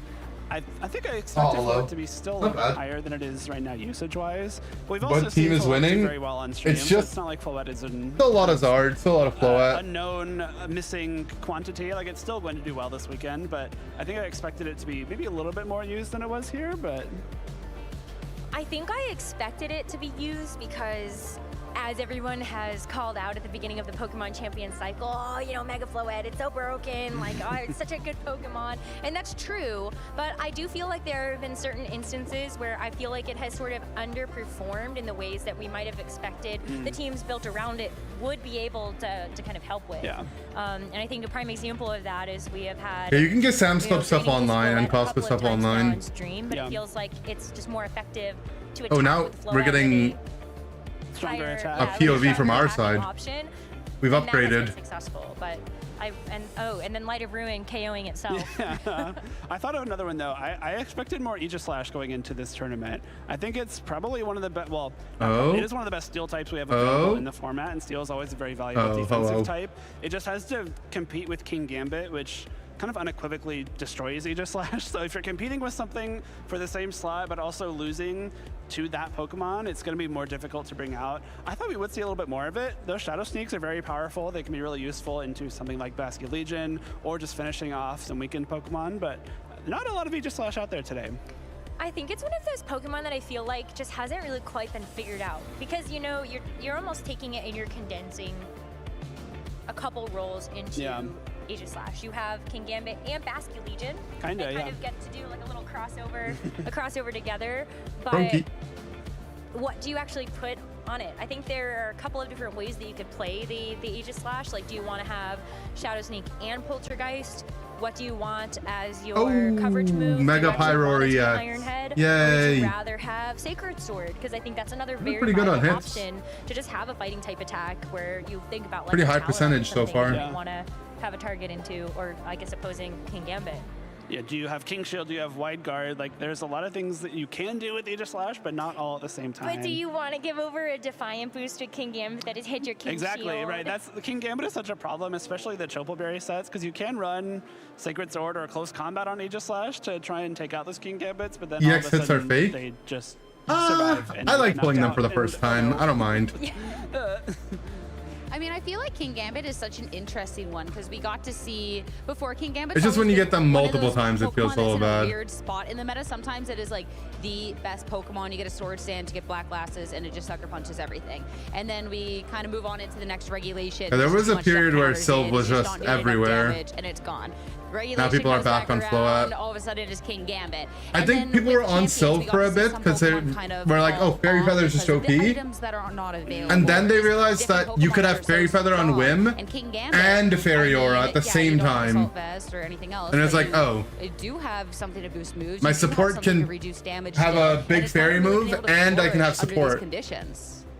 I think it's also just because it's been such a good matchup check to Basculegion in particular. I Yeah. think that's the one where I look at, okay, well, you have Sucker Punch for that, or just to kind of get around the fact that Basculegion is just a little bit faster than you, or you end up having something where I think Low Kick has been pretty common, Iron Head has also been pretty common. Yeah. Those are great. But I mean, Geo was playing offensive Sylveon, typings to so- have versus a lot of the format. And then So Incineroar's good. popping back up. So like, why not have a Defiant Pokemon on your team? Where I feel like maybe Oh. if you were paying attention to the early days Galeo. of Pokemon Champions, Incineroar stocks are down. Is this guy a fraud? Like, what's going on? So there's Incineroar stocks, or secretly hold them.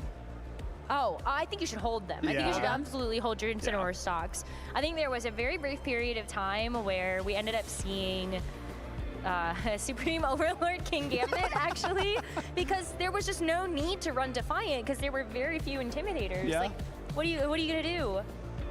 Not get that boost? I Yeah, don't know. I'm like, okay, I'll just like, I'll use my Fallen Comrades instead and get a Supreme Overlord boost, like my last respects on Basket Legion. I don't know, it's like good teammates right there. Yeah. It's, you know what, don't get them, you know. What happened to the sound? Why not? I mean, I've been excited to see some Should of these still be Pokemon playing. and how they're able to pop off too. And we'll have to see Unlucky. in this next match which Pokemon are going to be popping off as our next round is ready. So let's get it started with your casters. Back over to Scott and Evan. Oh, we might be starting our next round. Incineroar stocks are down. Bye. I'm gonna watch this last pack and then we might get into the game. That we've seen a heck of a lot more of it on stream so far than we did relative kind of its place on the usage chart, where I do feel like it's not quite as good as it was before, but I think it's still a lot better than its usage would indicate. So buy while stocks are low, everybody. Yeah, buy when low, sell when high. Like I'm selling off my Charizard stocks right now. It's been doing pretty well on stream, but then I saw Dawe just run over that team with Six. Oh, Like, Crobat. if you came to this tournament and you prepped to beat those big six, if you came to beat the Gabax, All right, well, good luck with the rest of your packs. Let us know if you pull anything big. good right now. Yeah, we'll still figure out where to put that G later, but yeah, I mean, I'm surprised that more trainers didn't have to do that, right? To me, Faster you get the whip. Well, yo, let him. I'm gonna enjoy his packs, okay? Unless I think it absolutely cannot be beat, Not I badly. should counter it, and I'm glad at least one trainer did. I mean, it's certainly not the only one in the field, but we've had a very like Charizard biased trainer so far. I think people mix it up a little bit moving forward, but I don't know if my money is on Charizard to win. I want to see more Espathra.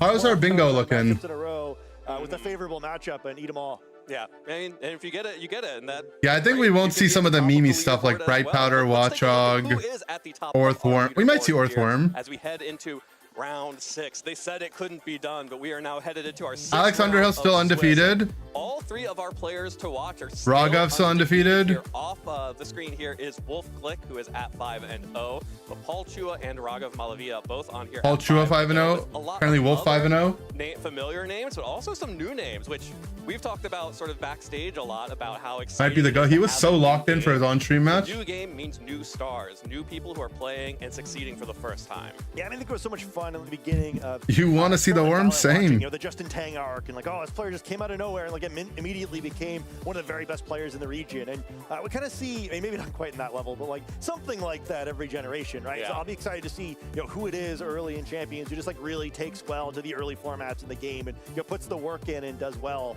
Wolfie might have the worm. We have bingo. Yeah, we made a bingo at the start of the stream, Joey. I think that, you know, the Here, new stars I'll leave it up being for around is you. always my favorite part of this all.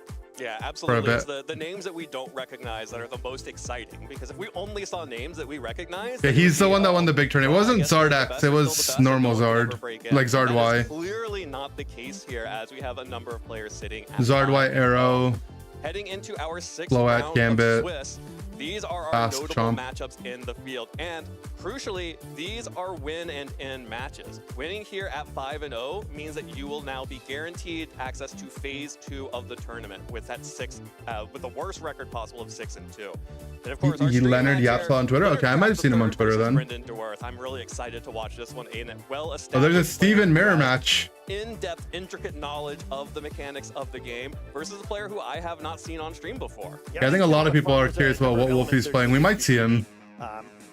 Shout out to all the players at 5-0 already. Of course, as you noted, The Wobble to make it Fat? to phase 2 now with which Doesn't will have sound too 8 familiar, rounds in phase actually. 1, not 9, like I said in the lounge after our 15th round 4. And we got some fun stuff here, right? Where I'm going to see Leonard showing off the Wapafit that he's known for his username, but his team a little bit different here. I don't think I've seen them on Twitter, but knowledgeable player about mechanics in the world. Yep. GL. And I really love this team fit, as we'll see once we get into the team sheets. All right, what do we have here? Very Gengar intricate teams, a lot of moving K9, Samuro, and then Sand. Oh, that's like Joe Sand team. I thought Gengar is probably the strongest Mega Evolve Pokemon in the format. But the reason why I did not select it for the team I would play is because I think it's too hard, and I don't want to deal with that. But I think Leonard is exactly the right sort of player for this team. It's the Joe Sand. Very chess-oriented. You really need to kind of know what you're doing. But I'm very happy to see him playing. He's exactly the sort of player I think should be on Gengar. Absolutely, and of course, showing off the It's kind of crazy how like Joe made that team like the start of the regulation, and people are still running the same 6. Like, did he really just solve it on his first try, or are people just too lazy to fix it? Gengar and the Alolan Ninetales. Often we've seen the Alolan Ninetales have both the Encore and Disable. Okay, so it's not Perish, it's just and the Ninetales here for Leonard. Disable Encore. Has the ability to have both of those offensive attacks on Gengar and the ability to set Scarf the Samuro on the Alolan Ninetales. Yeah, I think it's a really powerful this way where Leonard Craft the third. Like on Whimsicott in particular, I think having Samuro Loki counters are, yeah, it farms their child on. Like, especially an open team sheet. With Sacred Sword. Better than your opponent to get away with that sort of thing. Or the game has to kind of be over anyway. I think this is a lot trickier where there's a lot of times, you know, one of Gengar and 9. But I mean, it gets one shot by E-Shot. So there's like options, right? Like it doesn't, Sacred Sword doesn't OHKO and Reflect on my team. It's non-stab and then I return kill. But it's annoying for my team as well because I can't disable it. It's dark type. For the Ninetales, get that off a little bit more cleanly. You next offer Fang over Silk Scarf? Pretty interesting. I know those Pokemon that kind of have showed up in ranked battles a little bit, but has not really appeared on like a successful tournament team too much. So I think it'll be a lot of fun to watch. Holding the Choice Scarf critically has, or does not have, its trademark move of Ceaseless Edge, which is one of the reasons trainers normally use it. I think instead Leonard opting for it for its unique typing and attack coverage. So, and also that the flip turn, which will maybe allow it to do some more shenanigans with that Shadow Tag from Gengar. So it's gonna be important on Leonard's side probably to Mega Evolve early so that bringing in the Shadow Tag, you know, it's immediately. Yeah, I mean, this is literally just the Joe team, right? There's like hardly any variation. I mean, I've seen the Hobbenberry for a while now. Which is primarily what you are using. Bulk Up Brave Bird, Roost Showend. The attacks from Basculegion. Same thing can be said of the Hydreigon on Brendan's side, which is, of course, a sand team here that we saw piloted early on in the format with a few different changes to this team by Joseph Ugarte. With this Tyranitar, the Mimikyu in particular is kind of the hallmark of that team. But the Tyranitar and Excadrill here being the core offensive pressure. This is the same 6 and basically all the same moves and items. Probably most of us tried this team out just because it's was so early format when everybody was looking for a team. It's a little bit different. You know, the Hydreigon in particular is built differently than things were back then, but it's a very powerful team, right? You know, it's got pretty effective speed control at the Tailwind on Corviknight. No Heat Wave Hydreigon, true. Matchup Pokemon where it never really caught in any popular team except for this one, but you know, because it effectively has an invisible Focus Sash that you know critically isn't broken by stuff like Tyranitar's Sand. I think it's a very effective Pokemon, and then yeah, tons of hate for Basculegion, right? Kind of proving to be the most important Pokemon in the format, but not really even just the Hydreigon, but you know, Tyranitar and Rotom both making it very difficult for it to switch in. So a lot of great. Joe's one of the goats. Yeah, I mean, it's just crazy how he came up with a team like at the start of the format, and it's still the same 6. Two of Brendan's Pokemon that are very unique to the team in the Corviknight and Mimikyu being the leads here.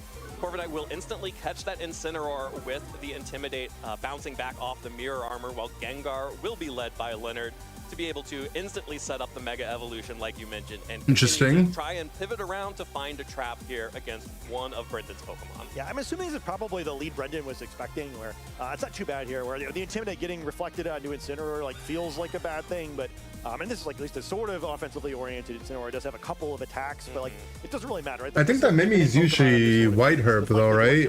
Or maybe not. Anyway, it is a situation where like Gengar is in Spell Tag. Still not bad. I don't want to ignore this Corviknight for too long and let it just like bulk up. So find Joe's anti-stream sniper thing make his streams unwatchable. Yeah, it's just unfortunate because he gets stream sniped, right? To lock in the Corviknight, of course, because like, Mimikyu is a ghost from his perspective, it's like he might either not stream or have to deal with stream snipers. And go for a bulk up here onto the Corviknight to start or manage it the way he does, so I get it. Incineroar switching out with the parting shot, dropping Mimikyu's attack. For ladder, I think I would drop it, but he's just used to it. Switching in another Pokemon. Now, Corviknight just showed a bulk up here. Actually, just going to be the Samurott. If Ninetales had been here, may have been a good call to bring that Pokemon in, but without coming in, may not have brought Ninetales this time around. Yeah, I was thinking the same thing. You know, normally you think, like, oh, it's a weather matchup. Like, I have to bring my weather Pokemon. I don't think you do here at all. Where it's like nice to have the option of resetting the weather from the Sand team, but like. Ninetales really doesn't want to fight those Pokemon anyway, where it's very weak to most of the core Sand Pokemon, so I think fairly likely it's not here.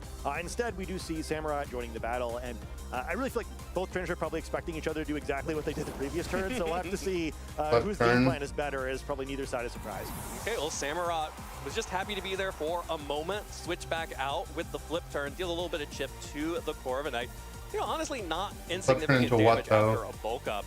What is the answer to the core? Incineroar here again to drop the attack of the Mimikyu one more stage and protect the Gengar a little bit more. That is going to be what Leonard does. Yeah, it scarfs Samuro, but how does he actually deal with Mimikyu one more stage now at -3 attack? So even super effective damage is not going to be dealing a whole lot to Gengar. Shadow Ball will do decent, is going to deal a whole lot. A Shadow Ball into Corviknight brings it down under half while the play -2 player up. Negligible damage onto the Incineroar there. Yeah, maybe emphasis on the play a little bit less rough there, where it does its best, but not ideal. However, you kind of widen the same spot where he gets the tail end up there for Brendan, who now has the option of roosting. And maybe he probably wants to pivot out, right? Corviknight does not know protect, so would have been in a very bad position otherwise. But and then you still have a sort of interesting spot. Like, well, I mean, you could get roost disabled. Like, it doesn't really matter. Maybe he wants to pivot out. But we'll have to see what the Corvik's kind of just stuck though. The Mimikyu's going to need to leave battle here with 2 Intimidates. It's just doing nothing. He can roost, but he can't really do much about the fake out. Bring in the Tyranitar here.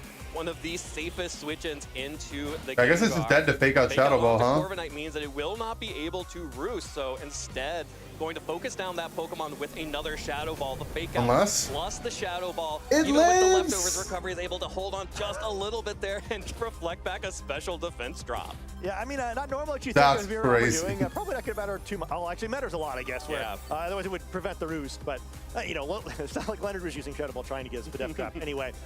So because now he can get the roost. Where it has the option of roosting, and it's a little bit more threatening this time, too, right? A little harder to just start focusing down the slot when I mean, it's just roost knock, right?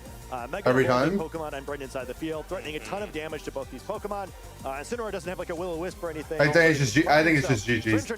Sand wins here. Pokemon, and Gengar is going to have to you just roost knock. Yep, Gengar is able to retreat. It is not Shadow Tag, and instead tagging out for Sneasler now out on the field, instantly threatening fighting type damage into Tyranitar. Brendan is going to go ahead and Mega Evolve, getting that stat boost onto that Pokemon. Corviknight forced to roost here because of all the damage that it I mean, he has Tailwind and Bulk Up. Allowing the Sneasler to get in relatively safe. Rock Slide's also really good. Damage to Incineroar, and if it can get a flinch on Incineroar, that puts Brendan in a really strong position. Otherwise, Incineroar may just be able to pivot. Oh, and it does flinch. Oh my god, the Rock Slide flinch. It's over. Is in full display there. Yeah, I mean, it's a big flinch, and I think it really puts Brendan in a nice spot. I think one thing for his side of the field, Corviknight feels like the sweeping threat right now because it has one bulk up, but it's easy to imagine a situation like we saw before where it gets pinned. I think what really matters is getting rid of the Sneasler, actually. I think kind of the answer to like, oh, well, why is Ninetales here? Oh, because Sneasler is necessary to check this Tyranitar, who otherwise kind of runs over this team. You can just click Brave Bird. But you know, that kind of becomes like one last Brave Bird onto the Sneasler Rock Slide again. Samurott means Tyranitar Sneasler can fake out, but Sneasler's kind of in a tough spot now. What's the play here? For it would allow the other Pokemon to be able to only have to focus down that Samurott in order to win. Get a lot of Pokemon who can't protect here.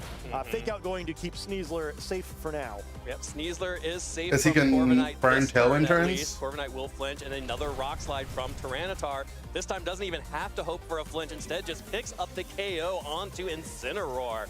And Incineroar, you know, the stocks, I'm still willing to buy Incineroar stocks, but Brendan making short work of that Pokemon here as Corviknight shrugs off that fake out damage with that leftovers. Oh, the Tailwind ends. Critically expiring here, so I don't know. I think it's probably pretty close on whether Corviknight is being threatened with a knockout. If you it's still not in Shadow Ball range. A Shadow Ball from Gengar in a close combat. Something missing that would probably be throwing the game. So, I mean, Leonard, the sort of player who probably knows either way. Also be a little cheeky just to ignore that Tyranitar here, but, you know, that's the fun of turns like this one. Like, oh, well, you know, my Mega's exposed. Are you actually going to go for it? I would guess no. So I mean, maybe I play a little risky. And yeah, no I think it's just Ooh, no protect from Tyranitar. Another Tailwind knock into Corviknight does good damage. Here comes the close combat. It does have a bulk up. Can it survive the close combat? It cannot.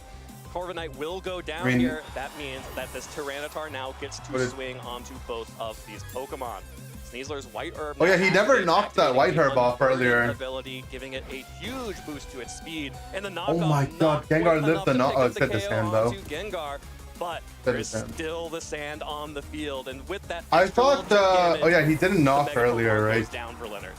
I mean, if you got the knock on the Sneasler earlier, both sides losing sort of an important piece of that, sort of a very important. That would have been good. The Mega Evolved Pokemon on one side, the bulk up from that Corviknight going to waste, sort of. Although really doing a great job of kind of the visible follow me there, protecting Tyranitar. Okay. However, we do see Samurai entering the field, and yeah, he's going to be in a tricky position now where you got to commit. Still tricky because of the White Herb. Samurai, but there are some pretty good options. You know, he does have the Sacred Sword, which would be devastating. About these Pokemon could go for a water type attack. Critically, the final Pokemon on Brendan's side of the field. Sash. So you maybe don't want to lock into a fighting type move with only a weakened Sneasler next. They're probably going to be forced to go for a water type move instead.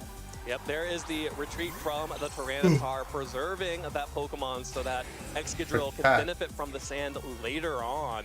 Mimikyu now out on the field. Sneasler's Rock Tomb will connect into the Protect, trying to lower the speed of that Excadrill, trying to break the focus at lower speed and pick up a KO, not bad. and instead gets none of it. Yeah, you see what he's going for there, right? It's like almost a great play where, like, oh, you know. Okay, so and then he also preserved sand here. That was smart. But yeah, would have broken the Sash had Rock He Tomb kept Sash alive, and now he gets to reset sand. Which would have picked up a knockout before it moves. Instead, Brendan doesn't make a job. He calls the play. He gets Tyranitar out, which also matters because it's going to be able to reactivate that Sand Rush later. Assuming Excadrill doesn't fall to that same combination of attacks, because now that that slot is committed, it's Protect. It is still in a lot of danger here, but you know that Mimikyu that we were kind of making fun of earlier, suddenly looking like it's in a really good spot where I don't think either of these Pokemon can do very well with a play rough, and there's no Incineroar left to intimidate it. Yeah, absolutely, and even a Shadow Sneak coming out from that Mimikyu may be able to deal enough damage to the Sneasler. I mean, it's Spell Tag Shadow Sneak. Right from behind, Sneasler goes down to the Shadow Sneak. That Pokemon is now off the field. Mimikyu picking up that KO. Samurott passive is built-in spoon. Sounds pretty good. Onto Mimikyu, but it's just going to bust the disguise on Mimikyu, leaving that Pokemon vulnerable, taking a little bit of damage because of it, but this Earthquake coming out from Excadrill will deal plenty of damage. We hit ourselves pretty hard there. Does not have the power here to clean this up. Yeah, I don't think there's any way this is going to go Leonard's way. It's a really impressive game by Brendan. Who always just kind of seemed like he was in control of this one. Not a whole lot going on. Does the VGC Copy Pasta guy still play? Who's the VGC Copy Pasta guy? There's not really a whole lot Leonard could have done about it. You know, just like going for a blind Shadow Ball that turn would have been very risky. Yep, Mimikyu will just protect itself this turn while Samurott gets an off onto the Excadrill. So actually dealing a good amount of damage back, but again, single target attacks. That means that Brendan gets to swing with the Excadrill, the Mimikyu. I mean, how? This guy's team has nothing to handle Torb, right? Leonard will go down here. Brendan will take game one, and Leonard's going to have to make something happen here in game two. That plan does not work. Yeah, exactly. You know, I love Leonard in the way he the game. He got flow-charted there a little bit, right? Where it just seems like Brendan got exactly the lead he was expecting the other side of the field. Leonard kind of was in a position the first couple turns of the game where like he really didn't have. How's this guy going to handle the Torb though? Do safely what he did the first turn. So he only really do safely what he did the second turn, and then by the third turn the game kind of felt where there just wasn't a whole lot of options for him to get back in. I think team preview is going to be the key here, right? There's a lot of dangerous Pokemon on Brendan's side of the field for Gengar here, and it's going to be a difficult matchup for Leonard because of that. I think that was a roll on that Shadow Ball. Gengar or Ninetales match up at a pretty high percentage of the time, but hey, he's a smart player. If anyone's going to figure a way through this one, I think there was a chance. There's a world where it could die there. Here. The Corviknight just barely hanging on to that Shadow Ball, allowing it to get back up and roost. Also, the Mirror Herb is crazy. What's the Mirror Armor? Ignoring the drop and reflecting it is funny. To be able to pick off the Sneasler with Shadow Sneak, and then Brendan was just way too far ahead in game one. Nothing Leonard could do there, so gonna have to go back to the drawing board here in team preview. Pick out a new selection of 4 Pokemon that matches up much better into that lead. So let's take a look, see what the Beedrill Professor has in store for us now. I'm impressed. That's 100 wins with Beedrill. Yeah. Hey. I don't think I've seen Regional play 10 games. Anyway, we have Samurott and Gengar facing out this time. So same lead, I think unsurprisingly on Brendan's side of the field. Corb's back. Show me you can beat this. And there's definitely more options this time. I don't know what Shadow Ball does to Mimikyu. I assume that's very easily a knockout if there's like a double target in that slot. I think because of that, the double is a little bit obvious, where I think Brendan did a pretty good job of calling that. I think in one decisive turn in game 1, where just attacked with the Tyranitar knowing that Sneasler wasn't actually going to go for it. Here, I think it's a little bit more of a read. You know, this time there's no bulk up on the Corviknight, but maybe you just protect and try to get the freebie. Yeah, there's also the option for, I mean, Samurott has the ability to critical hit through those bulk ups too if it needs to, but here comes the Mega Evolution from Gengar. Brendan will protect the Mimikyu here. Of course, Corviknight does not have Protect available. Oh, he did try to flip turn off the Mimi to break the disguise. Open it up for the Gengar. Ooh, what a read. Just like in game 1, Leonard goes for a big double target. And then the tail, oh, it's over. Free Tailwind from the Corviknight. Yeah, I guess fortunately for Brendan, or fortunately for Leonard, Brendan was reading that turn just like we were. Like, oh, I probably shouldn't just give up my Mimikyu for nothing after it wound up being the MVP of that previous game. And he's in a very interesting spot now where not only you get the Tailwind completely for free, the Mimikyu is no longer pinned, where you'd assume now that the two Pokemon on Brendan's side of the field are quicker, so you could go for a double, and because of that, Samurott has to escape here. But we see a mix-up where this time there is the Ninetales. Okay, so A9. Having to enter battle before Tyranitar, so not exactly controlling the weather. Yeah, not just before Tyranitar, but also without the ability to find like a bulk up or something to catch in the trap. Instead, just going to take a Play Rough and the snow bonus Bird from both the Mimikyu and Corviknight. Does survive, but that just means that the poison. Mimikyu gets to break the disguise and gets poisoned here from the Sludge Bomb. You know, if this becomes a slower pace match, the poison's not so bad. You know, but with Sand eventually, probably later playing out, I think there's a real world this makes a big difference. However, for now, not such a great spot for Ninetales. It takes those attacks pretty nicely, though. It's got to be like right at the point where you're concerned about whether it can take a Shadow Sneak or not, just like in the previous game. However, a critical difference is now at least Gengar is threatening a knockout into that slot, and while I think a double the other direction probably knocks out Gengar too, you're now in that position where, okay, well, we both have danger being threatened in either direction. I mean, he could burn a turn of Tailwind here. Previously, Leonard is kind of just pinned. Yeah, well, with the Gengar and the Ninetales out on the field, these are two Pokemon that can start stalling out some of these Tailwind turns, but Ninetales will just retreat for the Samurott, trying to waste some of these turns by hoping to catch a Shadow Sneak that's not very effective into that Pokemon. Instead, Gengar takes a Shadow Claw from the Mimikyu, and Corviknight firing off a Brave Bird catches the Samurott on the switch-in. So Ninetales switches out, survives. Gengar survives. That's a Shadow Ball in the core. Not with a lot of health, but does survive. Fires off another Shadow Ball into the Corviknight. Now, Tailwind is about to expire. I believe there's one more turn remaining, but this Gengar is still well within Shadow Sneak KO range. Yeah, I'm starting to get real concerned for Leonard here, where Brendan's played an excellent set so far, and that's a lot of damage on the board. There's a bunch of weekend. Yeah, the Sneak is going to be a problem. Pinning the Gengar, but even beyond, actually both of them probably pin. And then even beyond that, you assume Tyranitar's in the back. The sand damage alone is. I mean, he could try to go for double protect on the Gang. It won't matter, right? The Samurott doesn't have protect. Going for the Play Rough on to I mean, the turn 1, letting the guy get Tailwind up for free. He's just he has no answers into this core. So getting that Pokemon off the field, probably a double up, honestly, just to cover for the Play Rough 5% miss chance. And that means that Brendan has taken down a big Pokemon threat. Now, Tailwind is over, but once again, the Shadow Sneak from this Mimikyu is just pinning Leonard's Gengar. Yeah, it's really awkward too, because I think you'd love to bring in Ninetales here to help try to deal with this problem. You kind of can't, because you know, it would also be getting checked by the Shadow Sneak, especially with the ability to turn the snow off by switching Tyranitar in. So Sneasler gonna have to come in instead. These are not the Pokemon that Sneasler is on the team to fight, where you know. What's Sneasler doing here? Maybe it gets Corviknight here, but I think it's probably going to be just short, and then just matches up really poorly with this Mimikyu. Right? I mean, I guess you could try to Dire Claw it and maybe go for the Shadow Ball into. Try for the double protect. Instead, and Leonard's not going to get it. Yep, had to go for the double protect. Does not get it. Instead, the Shadow Sneak will pick up the KO. This Mimikyu has proven its worth on this team, just dismantling Leonard's Pokemon. There's the close combat from Sneasler onto Corviknight. Actually does pick up the KO, so no Tailwind goes up. Right, you never had bulk up. It will be Sneasler and this Ninetales against the world here.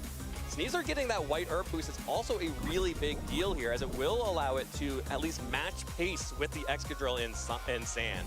Yeah, I think the trick is going to be how do you break that focus sash. Because, yeah, now it's kind of a similar situation at best as last game. The Ninetales going to come in first, match the extra dribble there. I'm probably anticipating that, like last game, Brendan's kind of trying to prioritize speed control, so leaving the weather control, rather. But I guess speed control, too. He's going to have T-Tar in the back, and then... but however, it's the reverse switch is kind of spooky, where at least Sneasler now is sort of pinning the Excadrill slot. Like, are you really going to switch Tyranitar in there to try to get the weather and risk getting close combated? But like the answer to that might be maybe. Yeah. Where like okay, well, that's gonna happen. I'm gonna Shadow Sneak your Ninetales, and then I still win from there. So I'm curious what Leonard's move is going to be to try to prevent that. Mimikyu's gonna switch out instead. So we'll see Tyranitar coming in to try to win the weather war, but not risking the slot that's likely to eat a close combat. Yep, that's going to be the Tyranitar on the switch in. This is Sash is the problem. Brings it down to Focus Sash as expected. So Excadrill now at 1 hit point, but in the sand where it loves to be. Sneasler takes those drops, does not have a White Herb anymore, and I love it. Earthquake, every Pokemon on the field, pick up KOs on both the Ninetales and the Sneasler. Who cares that you just did over 50% to Tyranitar? You just won the game. Yeah, easy clap, right? Where it doesn't matter. I think even if you crit Tyranitar, it probably just barely survives. And yeah, and you still won the game. Yeah, literally win the game, as you see the forfeit there. And yeah, would have wound up in another 3v1 situation. That's a really well played set by Brendan, right? Where I'm not quite sure what Leonard's supposed to do with that matchup. Easy clap. But yeah, Brendan just didn't give him anything. There's no mistakes. Yeah, I don't know how you're supposed to defeat Corviknight with that guy's team. Any real outs there where a couple of every time I see Corviknight on the other team and I don't have a way to handle it, I just nailed a double target. He would have been. I just want to FF. But Brendan wasn't allowed to allow that to happen. Called it both times. Really excellently played set. Yeah, really well played there by Brendan, being able to completely, in both games 1 and game 2, identify the moment that Leonard really needed to make a call, go for a big play to wipe off a threat from the board, and prevented it from happening. Just like blocked him. There was a hard wall that Leonard just could not get through.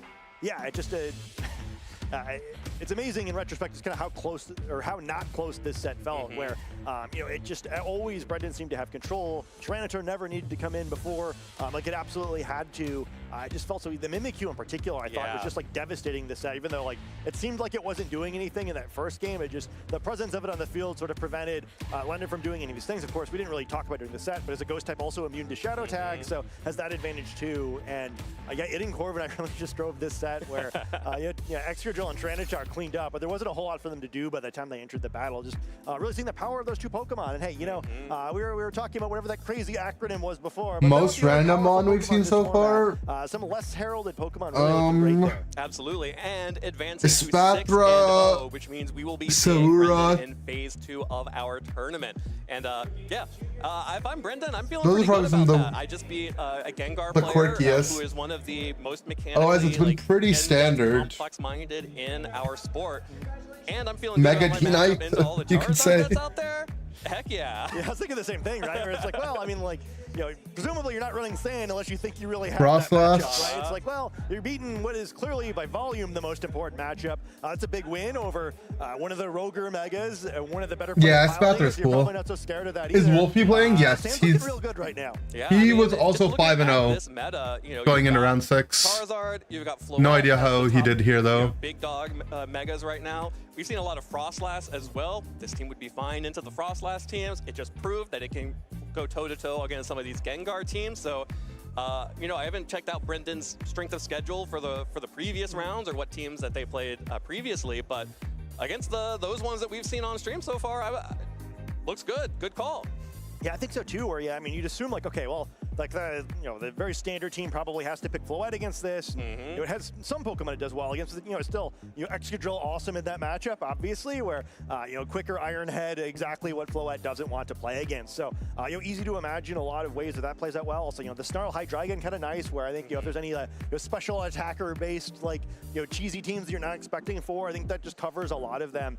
There's some great tools on this team, and I think again, it is interesting too to watch kind of the the other stuff on the Sand team do well, where I think everybody knows, like, okay, Tyranitar Excadrill is a strong thing, but the puzzle really seems like, well, how do you finish the team, right? Where, it doesn't synergize super well with like the most frequently used Pokemon in the format. But interesting that it was a team that's just using what people were literally using the first week of the format that looked pretty good there. And we've kind of been poking fun at folks not seeming to want to like explore too much outside of the Charizard archetype, but I don't know, it looked pretty good to me. Yep, looked pretty good to me. And Mega Frostlass design is scary. No. And going to be watching the special event and heading into the North American International Championships as well.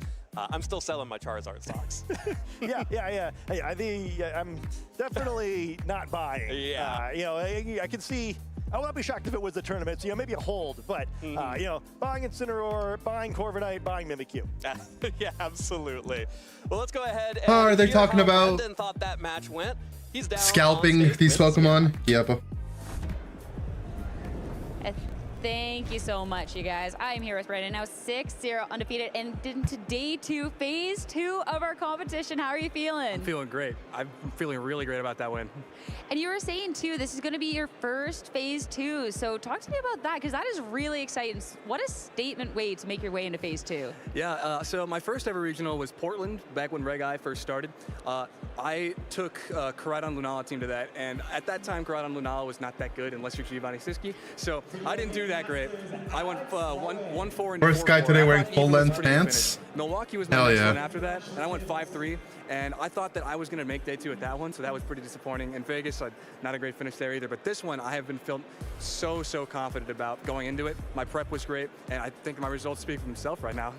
They certainly do. Let's talk about that prep in this team you brought, because going into this event, we have understandably seen a lot of Charizard. We've seen a lot of Sun, etc. Whereas coming from you, we're getting to see not just the Sand team, but true. This was a really classic Name of the Sand entity team. Mega Frostlass is based off of? Pokemon. Did you look at older teams for inspiration? Did these teams just like mesh in your prep? So originally when Champions first came out in April, I made a Sand team myself that was very similar to this, but with different pieces. Like I had Dragapult and Basculegion and Sneasler on that instead. When Joe Ugarte made his Sand team, I looked at that and I'm like, this looks really cool. I'm going to try this out. And so I actually asked him to help coach me with it too. So I've been having a lot of practice with that. And I he's coached by Joe. And cups, challenges. And I decided that some of the techs on it, like I used to have Scarf on Hydreigon, which I thought at the time was really good, but moving forward, like Garchomps were getting a lot faster, bulkier, and stronger, and I needed something to resist that, so I switched to Habanberry, and I didn't think that Heat Wave was as useful as it was. And then on the Mimikyu, I recently switched that from White Herb to Spell Tag because I decided that, like, the Incineroar Intimidates, or just Intimidates in general, haven't really come up in a lot of the matches I'm playing where I need the Mimikyu. So if I bring a Spell Tag, I get Shadow Sneak damage, I get Shadow Claw damage. It's really helpful in endgames for sealing up. Because I'm not sure, actually, when I got the 30% on Leonard Sneasler, I didn't know if that would kill, or KO rather, with Shadow Claw. Or Shadow Sneak, I had killing Pokemon? Actually had to use it like that before. Pokemon don't get killed. I mean, you said your prep felt good, and from talking to you, it clearly was. And how relevant? DQ what about your rest of the matches? Like, how did those Crazy. feel? Like, were all those kind of like close matches, or? I have had. So the match before this was actually Mega Gengar also, so I had a little bit of practice before this. I played a wide Send him to Lavender Town. Mega Charizard Y, I played Mega Gardevoir, Mega Venusaur, I played Mega Scovillain, a lot of stuff. And I felt that for basically all of those, I had really good lines. I felt like, I think my weakest matchup I have yet to play, I'm not going to reveal that yet in case I do have to play it, but my prep for that, like specifically for Zard, was how do I get my weather in the end game to control at the end? Because if I can get my Sand to override the Sun, and I shut down like the Fire and Solar type move, or Grass type moves from like Solar Beam from Charizard, I can win with that. But like Garchomps and Aerodactyls, they pressure me hard. So that my prep was concerned with like how do I position my pieces to set myself into these winning positions. And I mean, it's so funny that you're talking about this preparation into Charizard, but then you're like, I played the 2 Mega Gengars, I played the Gardevoir. Like, you certainly had the gauntlet today. Yeah, I'm actually happy to play a wide variety because it's a lot more fun than playing the same team 7 times. It certainly is. You might have to play the same team 7 times tomorrow, though. How are you feeling now that you've locked your spot in phase 2? What about chances of going forward and stuff? I'm not going to make any predictions. I'm just happy I've come this far. I'm just really happy I've come this far. No, that's, just one match at a time, not get to your hair, so I respect that. I mean, looking back to, you talked about those events that you've gone to and like your results at them. What are kind of your goals within competitive Pokemon? Are you looking at that World's Invite and just getting stronger, becoming one of those top trainers? Is it like, when I can, I go to a Pokemon event and have fun. If I win, I can do that too. Like, what are your goals within this game? Yeah, it's mostly just to go to the events I can and have fun. Like, making Worlds would be awesome, but it's not like on my top priority. Next year, I'd like to try to qualify if I can, but right now, he's got Machoke arms. The new content we got. Why Machoke and not Machamp, huh? Exactly. Perfect. What's the emphasis on the choke? Enjoy hanging out with friends and stuff. Before I do you have any final words or any shout outs for friends or anyone who helps you along the way? Yeah, I'd like to shout out first of all my family for helping me come here. It's been a great ride. I'm having a great Four-arm time. I'd like to freaks. shout out to my friends, Narwiz, Camo, McDruby, Evelyn. Great help for team prep. Nothing wrong with forearms. Coach Joe Ugarte, he's been excellent help for this. So phenomenal, so phenomenal. I mean, the proof's in the pudding. Congratulations again on the run. Best of luck, not just in tomorrow, but your next 2 matches. Who's counting, though? I'm not counting. To play through. As for us, of course, fun team to see, a fun game to watch, and we have to break that one down a little bit more with Through the Lens with Len. Welcome back. I'm excited to talk about some Tyranitar action. I know you were excited to see Tyranitar win. Yes, and the Corviknight. Have we seen Wolfie's team yet? I wonder what he's playing. A little bit more. Is it actually Mega Steelix?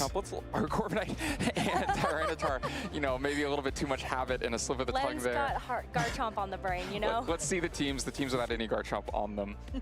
So 2 teams that only have 1 Mega, and so a little bit of inflexibility there. Both teams, if you're going to bring a Mega, it has to be Tyranitar on one side, it's got to be Gengar on the other side, and Brendan definitely gets the better side of that. Absolutely. I think like Tyranitar is one of those Well, Megas. he started 5-0. Just the sand expert, but I feel like in this meta in particular, you think about the extra damage that the Tyranitar gets, even just that little bit of extra speed, feels like it helps out the Tyranitar a lot in order to get some KOs that otherwise wouldn't be able to get. Yeah, it's some nice extra stats, especially with no Assault Vest. Some of the other items Tyranitar might have run not in the format right now. And the problems for Gengar don't end at Tyranitar, like Excadrill, Hydreigon, Mimikyu. These are all also problems for Gengar. It doesn't like fighting against Corviknight either, as we saw. Kind of fails to get the 2 at KO, has to worry about its tailwind speed control and just getting hit back with Brave Bird. If you have Gengar out, you really want to be able to just quickly lock things in and focus down KOs, and this team makes that almost impossible. Because if I'm not mistaken, this Corviknight has that careful nature, so you're going to end up having more on the special defense Like side. attending in-person events, yeah. If the spreads that I am using are similar to the ones that Brendan are using right now for this team, then that Corviknight can take at least 2 Shadow Balls. I think from the amount of damage, and then who knows what else. Well, we saw the survival from the second Shadow Ball be pretty important. Always want to see in this match the good players play at the events. So let's get to that point. Let's look at the first turn of this game and start talking about the pressure. I mean, this Corviknight was just demonic. Gengar, while it has reasonable targets, what are you supposed to do to Corviknight? You'd like to hit a Corviknight with Shadow Ball, but you won't get a KO. You can break the disguise. You want to get that KO after the disguise is broken. It doesn't have any easy targets, and it's immediately worried about Shadow Claw. Gengar, not a bulky enough Pokemon to just take super effective same type attack boosted hits easily, and so there's pressure into that slot. And that's going to force a very passive early game from Leonard. It's just going to be protecting, trying to parting shot, trying to find some space for Gengar to operate in. Yeah, because it's kind of interesting because while I look at Gengar and Incineroar in this particular situation, I'm like, oh, well, you actually have Darkest Lariat. That's not a move that you see on Incineroar very often. But if you wanted to try to threaten a KO into the Mimikyu, you do have to send both Pokemon at it. Right, and it'll move first and do a ton of damage, and so the priority isn't immediately. He's attending here, the worst in-person event ever. From one True. But then and get the parting shot out, so this turn doesn't look so bad. But you're giving up a bulk up. But he's attended more events since he made that post. Turns in ahead, this isn't like his first one back, right? To diffuse the pressure. You've intimidated the Mimikyu quite low, but you haven't broken disguise. You haven't put a lot of damage there. You don't have a KO threat into the Corviknight either. And Mimikyu's able to just go out into the back, already having distracted Leonard for so much of the early game. And you replace Mimikyu with Tyranitar, a Pokemon that's just as much of a problem with Tyranitar. Now you have no damage threat against it, and it's going to start chipping you down just with be weird. Sand. Like being able to move from one big problem for Gengar to another makes this so difficult for Leonard. I mean, wow. Yeah, look at that. That Corviknight took that so beautifully, and then that mirror armor to send that special defense drop back. Ouch. And what's impactful about this is you've spent kind of 3 attack drops already with Incineroar. You led your Intimidate, you got a Parting Shot, and then you got another Intimidate on, and all of those were not spent on Tyranitar. Now it hits the field while you have Incineroar already on the field, and makes life really difficult. So Gengar still hasn't accomplished much, and immediately has to get out into the back again. So it switches out, and I think you can imagine the play that Leonard wanted here. If you can get Gengar out into the back, but get a Parting Shot back into Gengar, you maintain the lock. You can maybe lock Tyranitar in with close combat on the other side, but Rock Slide Flinch here really disrupts all those plans. One of the best moves in the format right now, and I think one that a lot of people are also not super excited to have to play against, and it's because it still has that 30% chance to flinch, but there's also just so much power behind Tyranitar since you're also getting that same type of attack bonus. So I feel like, you know, who better to drop those rocks than Tyranitar? Yeah, it's a lot of damage. You're not normally faster than things on the other side, but Incineroar are one of those things slow enough that you still can flinch it. In the meantime, the board position just continues to improve for Brendan. Gets damage onto Sneasler, some sand chip down, gets leftovers recovery back into Corviknight. These small, slow things are moving the game. How long until the next round, man? I like that they do this analysis, you know, Incineroar has been but it just feels like we're watching the game a second time. The big double target off, but you have to pick your target. So let's look back at the beginning of this. It's not like they're doing like a recap of like the cool moments. They're just doing a recap of the entire game. You have the threat. So like, yeah, I mean, it's nice. The play that Leonard makes, but then you're just ignoring. But we're just watching the game a second time. It's going to protect that Tyranitar. They're going to be so scared. I wish they had like pre-recorded games from the other matches in the round. In Brendan's shoes, where you have to look and say, what game's not fast enough to need this? Yeah. If I let a close combat through. The casters do a great job explaining most of the stuff during the game. And at this point, if you I'm just like, okay, well, a close combat through, then it's Corviknight that gets time to watch this game again. One slot or the other, or Tailwind back up again and really cause. There's some cases that warranted, like that Sucker Punch interaction. Definitely revisiting that was good. Brave Bird, then how do you deal with the Excadrill and the Mimikyu in the spoiled with the Nightcasters? Yeah, but this is like less of a caster thing. Garchomp, like a conscious decision they made with production, right? I mean, either place my opponent can put damage is not a problem for me as long as I don't protect next to it. We are spoiled. You can really get a lot of damage out of this. Where if this Tyranitar does just protect itself and allow this double target into I don't know. It makes it seem like these casters are all good. Absolutely. I think every one of these casters is really The only good. thing that I could think of is like if this It's Sneasler just- actually does. I think the choice of the content Does it get through? No. is what I disagree with. Was that the white herb? Did it activate there? Yeah, so it survives. So this like turn more of because like the damage production is not off decisions. instead. So you're just getting rid. Maybe we're spoiled by Unite hasn't had its production. attack mitigated at all. So this is just a free KO. You do slightly hang on, but there's enough sand damage left, and so. You know, either way, you were getting something positive out of this. And let's look at the Shadow Sneak KO. I'm gonna go get a drink. Sneasler has taken as a Walk couple of for a second, slides, WB. like resisted moves, but you've had so much sand chip in the meantime and those resisted rock slides that you've gotten Sneasler all the way into Shadow Sneak KO range. It could be a big extra advantage of Tyranitar that you're getting those little bits of chip into the things you aren't actually trying to attack. And that Shadow Sneak really sealed up this game. At that point, you know, just single targeting Samurott that has to deal with a Focus Sash and the Disguise and the Mega Tyranitar, like it is not happening. You need like 5-6 hits to get through that team, and you've got time for 2. I will say I was really impressed with how Brendan in that end of game 2 as well just decided, hey, I can actually just deal earthquake damage to myself. I think there are a lot of players in that situation that want to try to go for something that is a little like, would be a little weaker. Oh, this is definitely my my pet peeve. I'm on my earthquake yourself more often, hobby horse all the time. Do it more. If you've got a 100% win condition that involves earthquaking yourself, go for it. I agree. No, but I appreciated that. It was good gumption. So going into game 2, we see one pivot here, which is that there's no Incineroar led this time. Instead, it's Samurott led, and that's because there's no Incineroar in the match at all. It's the oh my the Ninetales brought instead. And that has a kind of long-running ramifications throughout this game too. Because without Intimidate, you're never stopping the Mimikyu's attack stat, and eventually it gets really significant Shadow Claw damage into Gengar. And the Ninetales, well, it gets a pretty good turn.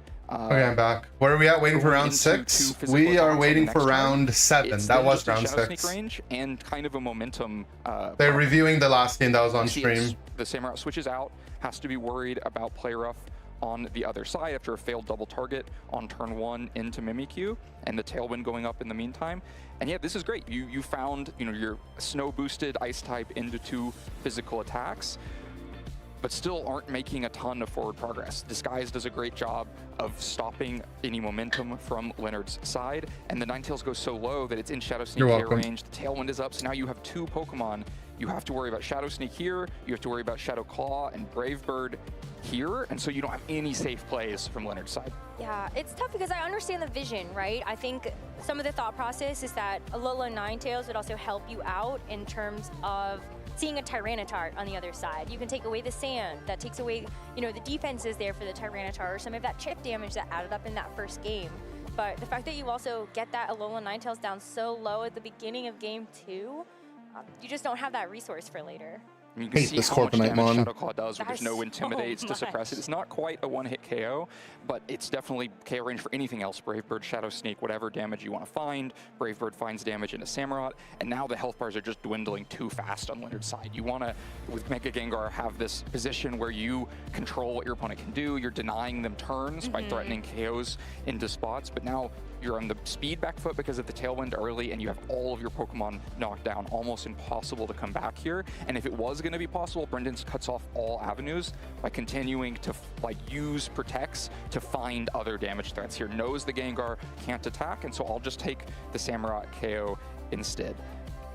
And then on the next turn, Gengar now can't protect because it just protected itself last turn. So I'm going to find that easy KO and just easily simplify this game down to a win. And Corviknight looked so good here. I'm curious, maybe we have to revisit the conversation later about why you don't like Corviknight on sand. I love Corviknight Sand. Obviously spent most of Scarlet Violet playing Corviknight in Sand. This is what makes Corviknight in Sand look good, right?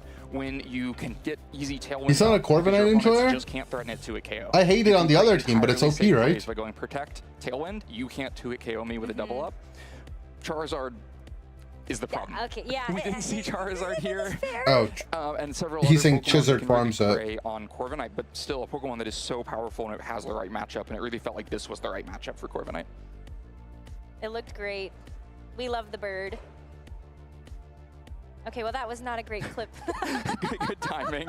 We love the bird. Yeah, it's gone. But this game was over. Yeah, but I mean, Chizard doesn't like getting hit by Rock Slide. Initially go down, but way too little too late after having done more than its job to take the set home for Brendan.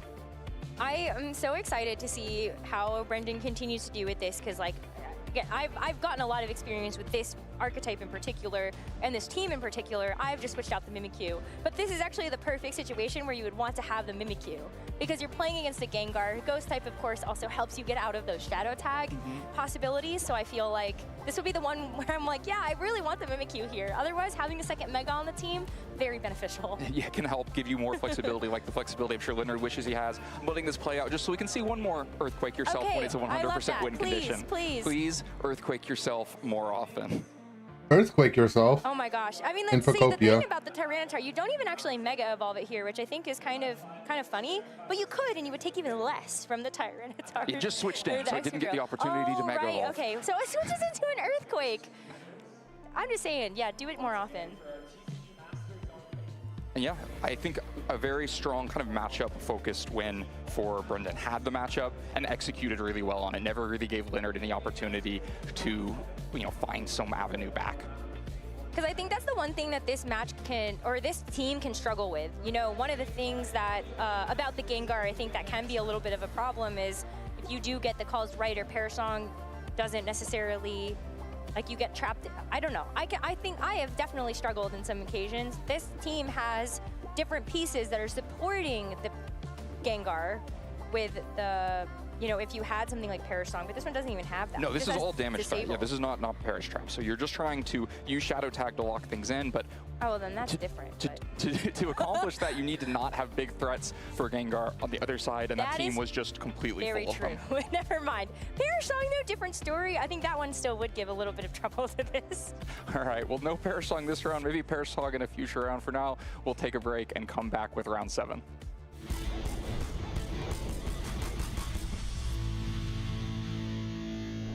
I'm here with Rajan Ball, defending Indianapolis champion. It has been a couple This of guy's years. the I GOAT. kind of forgot we had been here a few years ago, but He's the guy that won with If Maridon. you're not on broadcast for a while, we've had so many tournaments. I mean, let's take it back because it is. I got the chance to talk to him since that win, but last now you're year, back 2 years here ago at New where you were able Orleans. to get the medal before. He's a So cool how do you feel guy. going into this weekend? Is that kind of weighing on you? Like, I can get this title defense? Oh, absolutely not. It is not weighing on me at all because of how the prep has looked like going into this tournament. No, in the bad He's a way. lawyer. I saw that face, but in the bad way.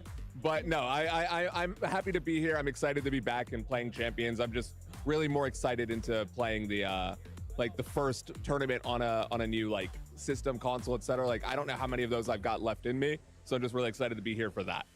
I mean, you talk about the prep and everything else. How are you looking into this event? Because I know with the fact that we are going into this new game that it's kind of the Wild West. Like, you kind of can't expect yeah. anything. No, for sure. And honestly, that's what makes things so much fun. New I remember, coach? like first like tournaments going to 2017 or like new game, new Scarlet He's- Violet. he's a cool guy. I don't know if first he'd reggae coach. Regional, like they're just so fun. Even as you see the metagame develop outside of it, like there's always going to be new stuff. He's really There's, funny, though. He's it's like- gonna be a really funky time. And He's a cool guy. a really enjoyable tournament to play.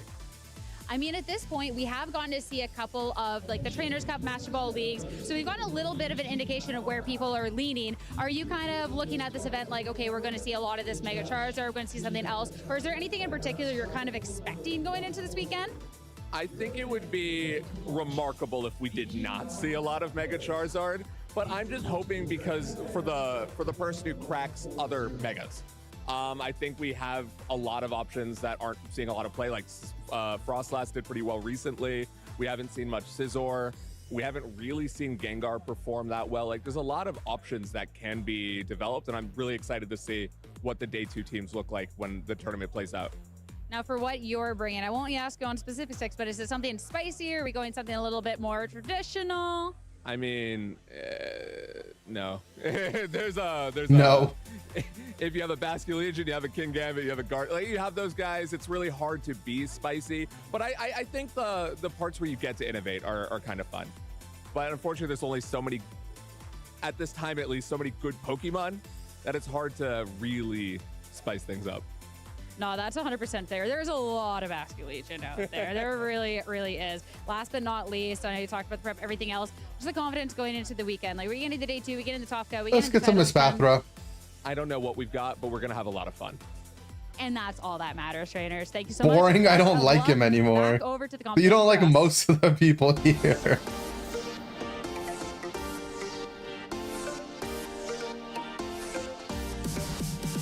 I think the best strength a trainer could learn to have is really mental fortitude. You're going into a tournament, you're playing 8 rounds of Pokemon at least, whether it's VGC, TCG, Go. That's a lot. Or Unite? So you really need the mental fortitude to go through that, and you also need the. You like mental fortitude to everyone? bounce Well, back. most people are playing In case you lost a boring round, stuff. You need to go into the next round with a fresh mindset. Make sure you can do as best as you can.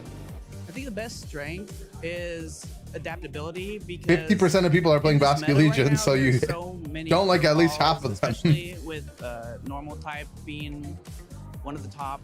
So I like it. It's lots of different varieties and different kinds of Pokemon Vampire we is don't crazy. see normally. Honestly, the strength of, persistence to Shout keep out going, Mental no Fortnite. matter, what happens Fortnite after Battle each Pass. round. And that's, also something, I'm myself am continuing to learn every day. Confidence. Hi, I feel like Jess. confidence is like one of the biggest things because you'll play test all the time, and then when you get to the event, you'll start being scared because like, oh, I'm fighting that matchup, or oh, I heard there's a lot of whatever deck that counters yours. It's like sometimes you run hot, sometimes you won't even see that matchup that's the most played. So just being confident in what you practice, what you're doing, and that goes for everything in life. I've been playing Pokemon my whole life, but new to VGC, and one of the things I've learned is like figure out what you're bad at and cover for that. Is that a second person named Shiny the team Psyduck? I'm using often carries an Amoonguss. I'm too new and too inexperienced to really use Amoonguss effectively, so I just dropped it in favor of Fluttermane.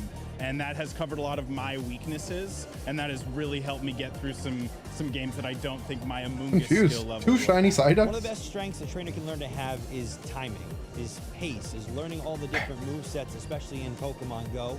This game is very strategic, and it's all about split-second decisions. If you catch a move, if you know when to throw, if you know how close your opponent is to throwing their charge attack, knowing all those numbers in your head, being able to count multiple things simultaneously, and having that just in the back of your mind is a skill that's going to help you go from a casual player to professional.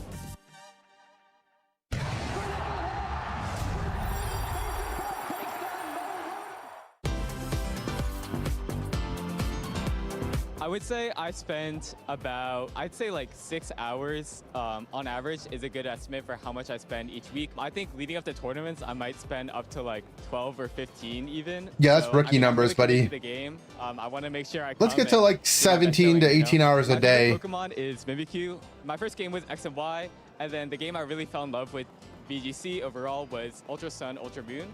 So, you know, Mimikyu, the totem Pokemon in that game, it was really good in that format. It was really good in 2017. So yeah, I mean, it's my favorite. Isn't it crazy that Mimikyu is like 10 years old? Forever. It's a tough one. I would say in my mind, Mimikyu is still one of the new ones. Just because I get to see my friends at every But for some people, Mimikyu's just always been in Pokemon. At home, I don't get the same experience of seeing my friends, being able to chat, check in after every round. So, in person.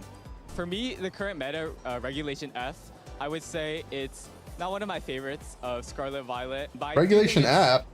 Maybe one of the better ones. Personally, I was not a big fan of Regulation H, but I definitely think now that We're in Champions now. At the end of the format, we've kind of adapted, you know, like a new meta. I think new teams are very popular, so I'd say the way it's ending, it's a good format. One piece of advice I would give to any trainer watching the stream is you should always be playing to win.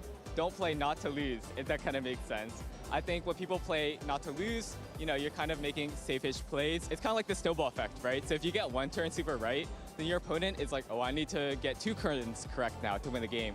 So, you know, I would always breathe to live. I'm a big math guy. I don't know if that counts as like a hobby, but I actually do math competitions. Recently, we did this like applied math project where we estimated like the negative effects of gambling in America. So it's kind of cool that I can take something theoretical like math and kind of show, oh, well, here's some real world impacts. Here's how we can, you know, help other people. I also play the violin.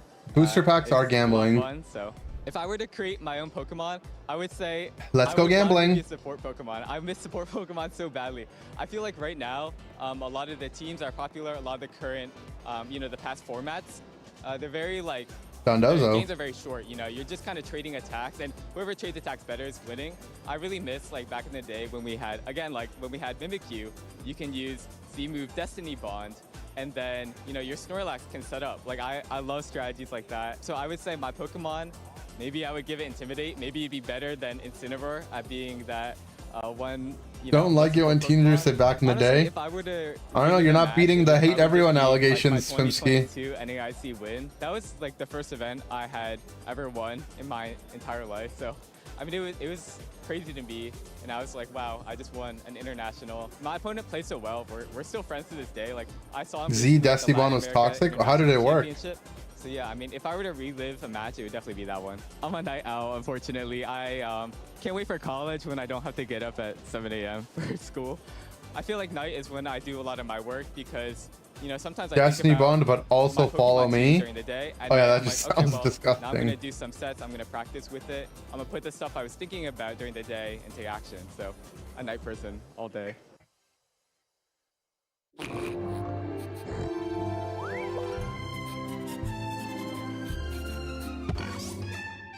They kind of wanted to make Lechonk the mascot for Gen 9, but it didn't really take off, huh?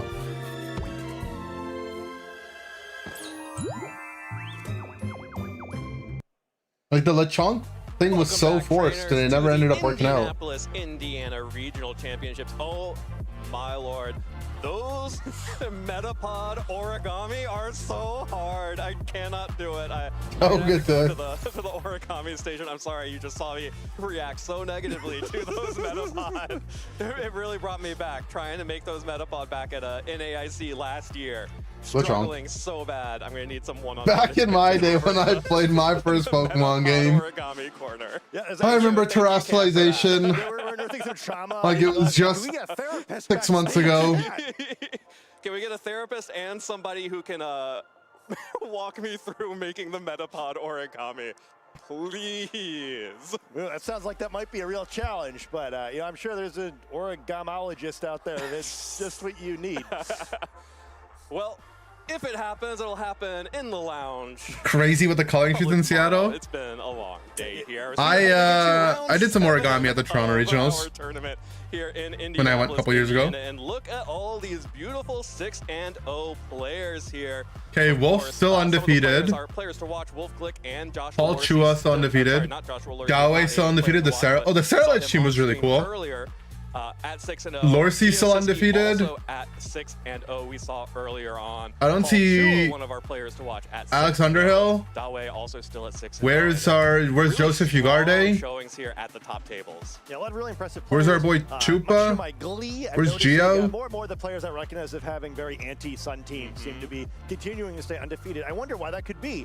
They seem to have folded the origami of this format, if you will, solving the challenge of dealing with a Mega-Evolved Pokemon with 35% usage rate, right? Maybe counter that. Also have to give a shout out to our friend Evan Scott at 6-0. Yeah, we still got it, buddy. Yeah, just surely by names alone, our favorite trainer. Well, let's take a look at our notable matches for our 7th round, and it is a classic. We rolled out all the old heads for the launch of Mega Evolutions here. And they still not showing Wolfie on stream, huh? Alberto Lara versus Colin Hire. That's fair, I guess. Match. Oh, because Wolfie's playing against Brendan, and Brendan's already been on stream, right? Also, look at these incredible matches happening at Makes 6-0 sense. right now. Joshua Lorsi versus Gio Siski, great matchup. Brendan showing his worth in Gio's that still last there. match, punching his ticket to his first phase 2. Now goes up against Wolf Glick. I'm excited to see the result of that match. Dawei also here against Ryan Klemic. Should be a really exciting round. Yeah, I think it should be a lot of fun. I mean, that Brendan versus Wolf. Isn't it crazy how VGC players like rarely have like standard names? They always have like the cool names. The folks backstage like, you know what? These guys are old. We need trainers that they will recognize. Oh, I've seen these guys. This is the guy that makes videos with Raghav. Very long time. Should be super fun here. I see on one side. Is our both our coaches are in this? One of our coaches was undefeated until last round. Not that much has changed. Yeah, the battle room. The battle room. That's what it is. Alongside the usual tricks. Floette wasn't there originally. Gengar wasn't there originally, but the rest of these, the other 4, have been around for a Their while. parents knew they were birthing gamers. True. In and out, but the core. You never see like standard names like, Scarf Garchomp, you know, Michael Jordan or LeBron James. Yeah, nothing else. They're always like cool names. That kind of they're familiar with, that they can play optimally. There is no question that he's going to be very comfortable with the Pokemon his side. Yeah, but also Or Dan, yeah. There's no Dan Marsh. Garchomp, Palafin, Kingambit, and Dragonite should be a really exciting matchup. Okay, there. so Plenty more about Colin's not team really headed sand. coming up. It's just Mega T-Tar. That core of Tyranitar, Non-Mega Gengar, cool. which he has always believed in, alongside the Megas, Floette, Icy Wind and Sash Tyranitar. Gengar. This is a Scarf rare Chomp. Focus Sash Gengar here. Yeah, you normally see that Mystic Mega Water Evolved, Bass. Gengar, but going a little bit different direction with 2 different Mega Evolving Pokemon. Triple available. Mega Team with team? the No, Tyranitar, the who actually Gengar more has Sash. you can Close bring to in Triple with Mega. And then the Floette, who is definitely going to be using that Mega Stone to the fullest if it's entering the battle. A lot of fun here too, where we often kind of hone in like, oh, you know, these teams are similar looking, but they're Wait, different. Sandvale We really need Garchomp. this Hold case on. where, You're right. does not look all that similar to the Sand team we saw in the previous round. Sandvale Garchomp. You know, Nah. we're seeing the Tyranitar really just That's gonna- that's gonna be funny. Garchomp, which I think is unconventional on the Sand teams, but we do see a lot of in this format in general. A Choice Scarf Garchomp's actually quite a big thing. We've not seen so much of it on stream. I think is Found the D-Gen. Corviknight once again is I guess the one piece that's like. Really I'm guessing different. Collins seems to gonna be the same as Raghav's team, right? The very They're probably playing the same team. Trainers are no longer used to this. We have seen it in the The past. Frostlass, D-Knight. Rolled around where I think it's like Marcus Is Sandvale missing the bingo? No, but it should be. It never made any sense to me. It seems like a Pokemon that only Germans could use well. But we'll have to see if Alberto has. We'll put Sandvale here Yes, Sprechen Sie Deutsch, in the bright powder for the category. on Alberto's side. And this is one of Sandvale. the fastest Icy Wind users in the format, so it makes a lot of sense if you can dodge King Gambit, which is going to be very important for Alberto. Can't just spam those Icy Yeah. Winds because King Gambit Oh, it's not. on Colin's team. Palafin. Going for 3 attacks, the double Dark types and the Iron Head for the better matchup into Fairies, but it's all about the Palafin on this team. It is Palafin, Flamethrower they D-Knight throw again. Regulations A and B. The similar themes as Raghav's team, but not the exact one. Violet is showing up undefeated here in our E-Speed first Flamethrower, I D-Pulse. guess fittingly, it's like, hey, I heard we're doing a new whole generation thing, so it's my time for just a while. I think it's really underplayed. I think it's been very powerful. I've not So played Palafin both over versions, but I played Bask. it a little bit alongside Palafin. What's the benefit of Palafin here? Damage it did, where it was very frequently scoring knockouts. It's for me. I tankier, was has expecting bulk it up, to get, and bulk up and is has effectively the same stronger boost as priority. Pokemon's going to be capable of getting multiple boosts with its own bulk up or help from this coaching sneak. It's funnier. I don't see True. too frequently, but I think it's super fun. We're also very excited by its nickname, which for any fans of Survivor, there's a coach in that as well, and we're and there is a dragon to slay on the other side, and Palafin here to support. Yeah, with the double battles. Yeah, this is gonna be a fun match. The double duos twist this time. Let's go around. Rockslide. Should be a lot of fun. This Aurora Veil. Let's I think go is very Blizzard. Impactful. A bunch of Pokemon on Colin's side of the field are difficult to knock out. And, another team that I suspect is doing very well. Oh my god, finally a match. Feels like it's been hours. Here we go. It is He led Palafin. and Sneasler. Hype. The Tidewalker combo is led from Colin up against the Tyranitar and the Corviknight for Alberto, one of his comfort leads. Yeah, although, because we were talking about... All right, Sandlead the versus lens about the last round. Corviknight excels in these situations. Punch Guy where it's not lead. being threatened with a knockout, and you'd assume a close combat in a wave crash from this much smaller, cuter Palafin probably not quite going to be enough. Tyranitar feeling very threatened, perhaps, alongside it, but do you really try to go for it in this situation where a Protectory switch seems so clear and a Brave Bird's being threatened on that Sneasler? Yeah, the hard part of Palafin here is this would be great if A lot of tech Palafin were issues, already in yeah. hero form. It'd be a great turn to just go for a coaching and get some big damage out from the Palafin, but because Palafin has to switch out to activate the hero form, So Palafin Colin is leaves. forced to switch it out. It is not exerting enough offensive pressure here, and instead, Garchomp out on the field for Colin. Alberto going to match the switch, switching out the Tyranitar on his side for the Basculegion, and there And immediately is gets a the coaching. +1 to attack. Did he +1 Brave to Bird the defense. Sneasler? Garchomp No. can pick up KOs, survive a Brave Body Bird, or press. Easy, deals more damage back with the rough skin. Wow, that's a heck of a play there by Colin. Perhaps on Alberto's side of the field, maybe fishing for King Gambit instead. Catching Was he? Yeah, he's looking for Gambit, I guess. Maybe does correctly anticipate a coaching there. Although I guess probably if you're expecting coaching this line, maybe you just go for an attack onto the Sneasler instead. But a really good looking play for Colin there, where gets the Palafin out safely, gets this buff onto the Garchomp, and now facing down 2 physical attacking Pokemon, and not really being all that threatened either. Where you can start trading. Someone flood the bathroom. The water pressure just wasn't working at the convention center. Yeah, honestly, The bathrooms and water fountains were down. Colin now has the real offensive threat capable of taking There these was coachings from multiple accounts of the piss chair as well, which I learned is a VGC thing or a Pokemon regionals thing. Yet. No Pokemon have gone down. Just protecting itself once Oh more. my god, this guy got 2 rounds of coaching. It's The over. Dragon type Garchomp. Dragonfall into the Protect means that Alberto has at least avoided damage and gets the Tailwind set up this time. Tailwind goes Two up. defense boosts on that Garchomp now. Yeah, I mean, the speed control is great and all, Pay but for it really coaching matters who's twice. first if you can't knock out your opponents. The positive thing for Alberto here is he likely does have that flow at the back. At least I'd hope so. Otherwise, things are looking pretty bleak. Yeah. I guess maybe you hope Icy Wind does a lot if Gengar is there for some reason, though you'd assume not in this situation with the awkwardness of Tyranitar potentially breaking your own Focus Sash, which is kind of information for Colin as well, right? Where surely he has not selected this combination of Pokemon. So Sneasler leaves. Back for Palafin.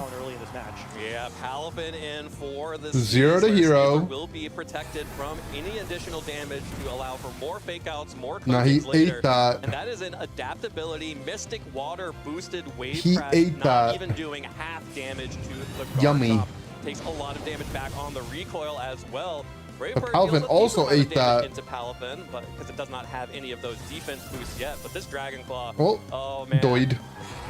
Garchomp's angry. Garchomp is ready to pick up some KOs. Yeah, easily picking up the knockout. I think what is widely considered to be the strongest Pokemon this format, and kind of just makes it look useless the whole way through there, right? Where it doesn't get too The much. fish got shot. Without it mattering too much. And at this point, even if that Pokemon is Floette and it comes in here, seeming How broken is coaching? viable-ish for Colin to be able to stall that. It's like bulk up, but for your guy. A really important decision here for Alberto, where he's really on the back foot, and I think if he doesn't kind of immediately take control of the match the next turner, so we should start talking about game 2 instead of this one. The one benefit that Alberto has, if Floette is in the back, is having that tailwind, like you mentioned, meaning that this Floette would be able to pick up a KO onto the Garchomp. But with Tyranitar coming out here, that's a bad sign for Alberto's hopes here. This is again I should name him to Metafy. against a Garchomp that Yeah, has it's bulk up for your +2 guy. attack and defense, and a Palafin that can get its own buffs to its defense. Yeah, I'm surprised to see Tyranitar coming in. It can only super feasibly be Garchomp or Floette in the back. Maybe it's Garchomp instead, which would be pretty disastrous here. Yeah, things are looking bleak. I mean, that coaching early on was so great, and I think also with the too. That Caesar was hanging out with Corviknight on the field for an awful long time. Got out at just the right time. He does seems weird. Yeah, I think he just wanted a way to break snow. Yeah, at least gets the Protect out of the Palafin as well. But that's just actually going to be a whiffed Brave Bird into the Palafin as Earthquake comes out from Garchomp. Would have dealt big damage to both of these Pokemon, but instead, just a wasted He's just turn. burning. Again, another turn of Tailwind. The Burning advantage Tailwind, that yeah. Alberto has in this game right now has been wasted. Yeah, this Tailwind not doing a whole lot, where so far it's been totally irrelevant. There's only a single turn of it left, and I guess it could matter of his turn for allowing Tyranitar in particular to attack before these Pokemon, where Corviknight's a little bit safer, but like, great? Do you really want to do that? Where, I guess Tyranitar is going to have to do something before he gets caught with Sneasler again in the end game, but it's just hard to see a path for Alberto here. I think that Tailwind seemed like it was going to be the opportunity, and it's just like not doing much for him. Yeah, the Tyranitar is just not exerting a lot of pressure here. It's a Garchomp Scarf? To take out this Palafin, No, right? With the double up from the Tyranitar. No, it's not. It's not. We saw Corviknight, P-Claw but earlier. In doing so, you're just leaving this +2/+2 Garchomp on the field, and unless that... Yeah, how does he remove this Garchomp? Unless that Gengar is in the back, it's looking unchallenged. Yeah, I just... I don't see the pattern. We see that. Hey, Mega T-Tar. So the answer to why Floette didn't come in is because Floette wasn't here. As we might have thought. Hello, Ender. I don't know Hello. if Mega Evolution's going to be enough to pick this Garchomp up, and it looks hungry. And the Jet Punch from Palafin does a surprising amount of damage, more Large than 50% jet. onto Tyranitar, whereas it is a stronger version of Aqua Jet. The knockoff I knocked it a lot. For +2 defense. Boost, knocks off Oh, he the doesn't get his Citrus Berry. chomp, chomp, chomp. Would have been a bad situation for Alberto for sure if that Citrus Berry had been able to activate, but Palafin's able to hang on after the Brave Bird because it was not double targeted, and Tyranitar knocks off the Citrus Berry and goes down for its troubles. Yeah, I mean, the Citrus Berry knockoff is like a somewhat big deal. I guess as big of a big deal as it can be in a situation where it's a... Who are you rooting for? 2 coaching boosts. Probably on Garchomp. right side. With that healing, yeah, it's like over, no matter what's in the back. He's got some We'll cool have to see what it is Pokemans. here. Okay, so it is the Garchomp. That's kind of thinking, okay, it doesn't make any sense really to bring Garchomp in Tailwind when you already have a speed advantage that you don't need. Garchomp will be the quickest Pokemon on the field. He is Scarf Chomp, I guess so, I mean... threatening a knockout at either of his Pokemon, even with the coaching boost, but there's a lot of ground to make up still, but maybe this is the way to do it. Yeah, and I'm sorry, Alberto. Love you to death. Bringing the dragon in front of this Sneasler is not... You're just asking to get slayed at that point. Yeah, I mean, that might not have to wait for a travel count. And the sand is broken as well, right? It's not over there. I think it's interesting to see what Garchomp's going to choose to lock into. You know, like, Rock Slide is sort of an option, although you can't Rock Slide flinch forever. Yeah, or Palafin if it opts to go for a jet punch to get around that. And so we're going to see the Earthquake immediately trying to dish out. So he's scarfed, so he's choosing to lock himself into that. This pretty comfortably. He lives, though. With 13 hit points, the Dragon Claw Doid. right back will be a trade Ding, of ding. both dragons slayed here after the rough skin damage, but that is all Colin needs. Hey, where's the Oko? Actually, it does not, because that's is able to hang on here, because that's Sandvale on Alberto. They didn't do the ding ding. Not the rough skin. My apologies. Production. Alvin just gets the leftovers recovery, and Garchomp still Where's- on the field. Yeah, Where's my- So this doesn't seem great. The good news is... Where's our ding ding? Out of game 2, that's the good news. Really dominant game and by Colin there. I guess 2 elements of this. Like, that was an incredible first 2 turns by Colin. Yeah. Like, almost no matter what Alberto brought, I'm not certain what he was supposed to do from that point, where just masterful early game. And you see how he's become undefeated. No ding ding. That is a very tricky and a much better version of, like, kind of like much better path of how coaching was used in this match when I've watched from other players. Conversely, on Alberta's side of the field, I'm surprised to see no special attacking there. They allowed FF, yeah. Coming to battle, so There's physically attacking a Pokemon. pretty big You have both bulk up and coaching on the other side of the field. tactical There's a advantage lot of to ways for this to FFing happen.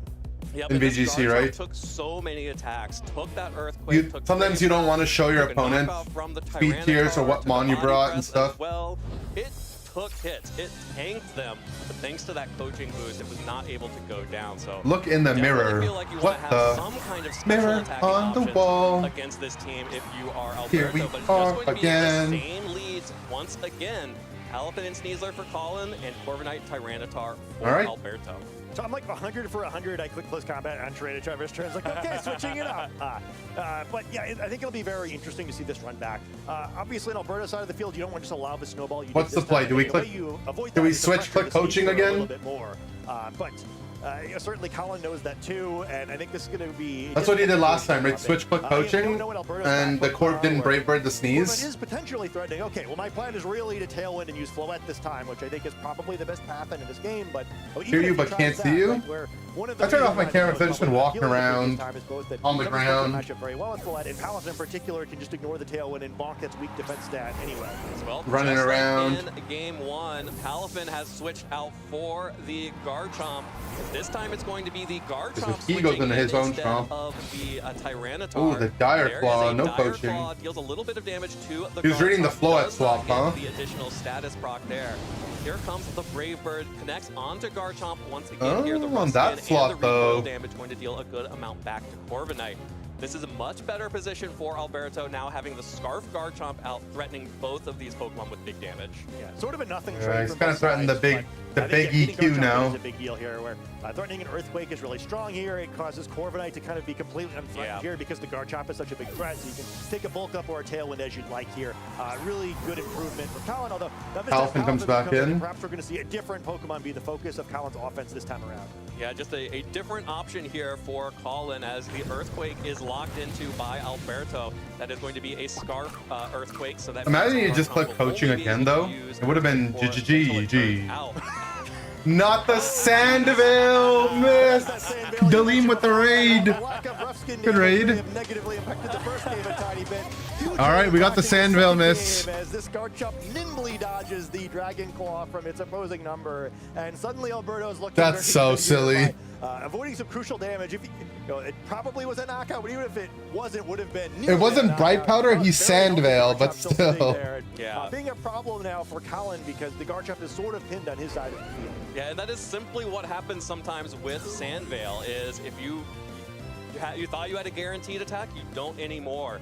That means that another Earthquake will come out from Alberto's Garchomp. Palafin protects itself from any additional damage.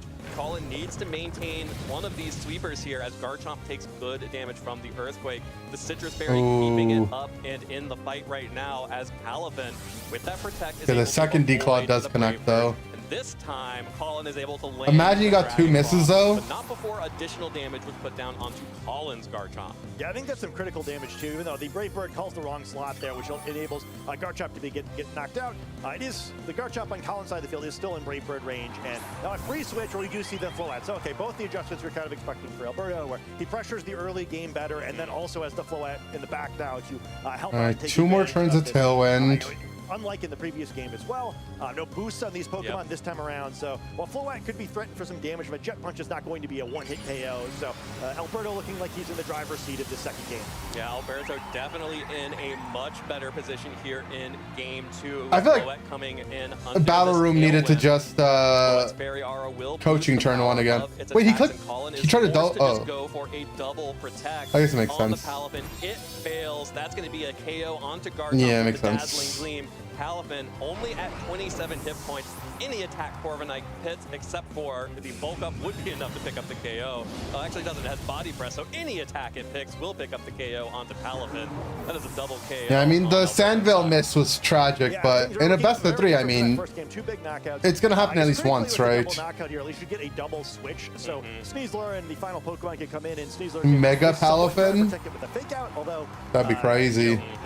Mega Palafin, but trouble. So you don't do it from the 0 to hero mode. Perhaps Frostlass can go for the Only in the baby mode. 3-ish against the team that still has a Tyranitar. Still has Tyranitar in the back that could switch in at any moment to remove the snow from Frostlass. Frostlass is forced to Mega Evolve here. There is no option remaining for Colin. We'll be able to set the snow, so the Blizzard will be active. Aurora Veil will be active. Unless this Tyranitar switches in. Does not happen. The fake out connects. Large fake out damage. Floette flinches, is not able to attack, but Corviknight's Brave Bird will be able to connect onto the Sneasler. Picks Double Blizzard Flint or Freeze. It is 1v3 for this Frostlass, and Ding ding. it can't beat Tyranitar. Yeah, so you need a lot of Blizzard hit freezes is what in the plan sand. is. Yeah. There's our first Blizzard hit onto Floette and Corviknight. A critical hit onto Floette, in fact. That is helpful as Tailwind peters out. Blizzard landing on Floette. Oh, I mean, that Pokemon out Tailwind ends. Here, but He should be faster. It's so hard for me to see how this Frostlass. I mean, it doesn't win the 1v1 in the back is a problem. Yeah, honestly, I think even with the freeze can't last long enough in Pokemon Champions for it to actually work. So I do think this is 100%, but hey, you know, why not click some Blizzards? Corviknight going to survive here, Freeze? so that'll be it. With the I guess Tailwind up GG. You know, both players probably thinking about that third game. I think both players played very impressively in the games that they've won so far in this set, where just kind of dominant victories. And as we've seen so much so far in Regulation MA, the early game is just so important, where both these games snowballed really quickly. Yeah, really awesome adjustments. All right, go for the Alberto triple as protect. well to see what went wrong in that game 1.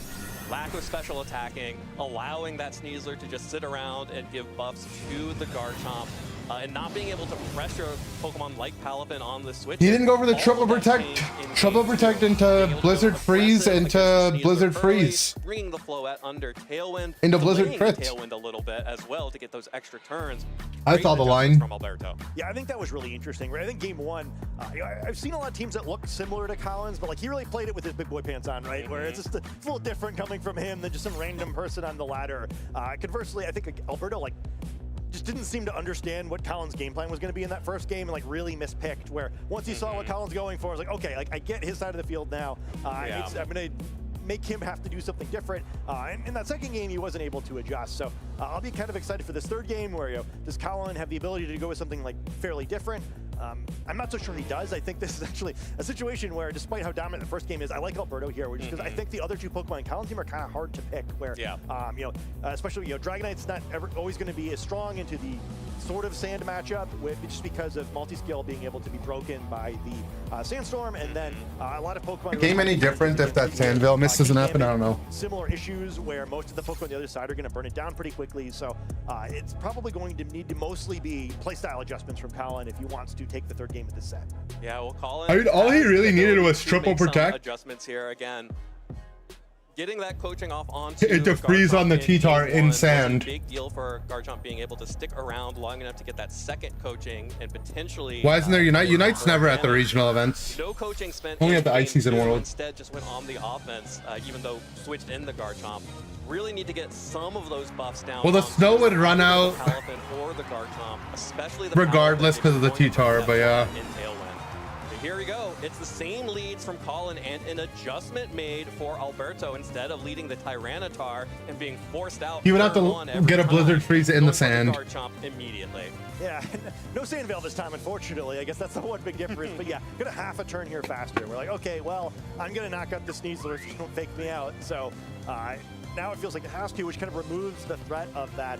The bathroom won't be big enough for Unite, What true. do you do with the Corviknight slot, right? Do you just go for the Tailwind here? Unfortunately, no bulk up, as you mentioned before, so you can't exploit it the way that some of the other Corviknight we've seen have, but pretty nice opening position for Alberto as he kind of continues to adjust, and maybe also thinking like what we were in between turns, like, well, it's tough for him to pick different Pokemon, so probably going to see something very similar to what I saw in Game 1 and Game 2. And once more, as is Califan's want, switching out this time to Frostlass.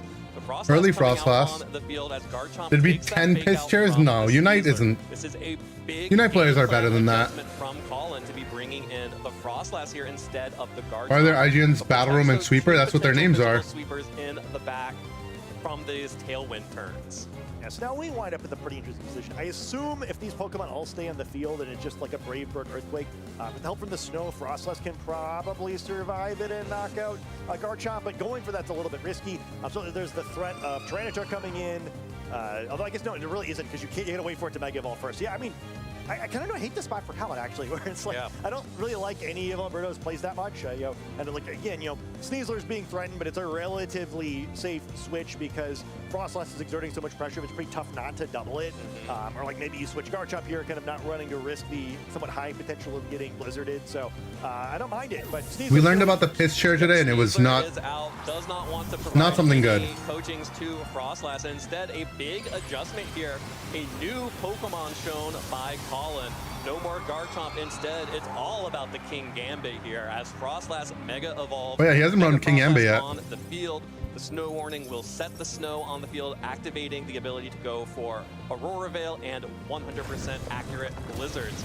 There's the Earthquake, deals really good damage to both of those Pokemon. A critical hit on the Frostlass. Not a crit. That gets spooky here as Corviknight's Brave Bird Is he now actually gonna- coming down onto the Frostlass as He well. lives. Not enough to pick Okay. up the KO. Gulp. Hit points, Frostlass holds on after the critical hit. With this Blizzard, KO onto Garchomp, big damage onto Corviknight. that is massive. I think this game is super over without that. And the freeze. The other way, the freeze on the Corviknight. And hey, these matches are closer than ever. Looked like it was all over for Colin, but that Frostlass wants to stay undefeated. Hangs on at low HP, picks up a knockout, picks up a freeze, and suddenly things are looking like Colin might be We've the seen one so many freezes today. The It's crazy. Corviknight on Alberto's side, being like, you might wonder how I got into this position here. Frozen, still on, hanging in air. Unclear how that's occurring, but there don't think really about it. is still the tailwind up for Oh, that's Alberto. how, yeah, it's keeping it up. He's literally frozen mid-flap. Yeah, but critically in the context It's of the so actual battle funny. here, where Float will be the quickest Pokemon in the field because of the tailwind. But still, a precarious position, especially if this Corviknight isn't able to unthaw. With a 25% chance now, so reasonably likely, but not probable.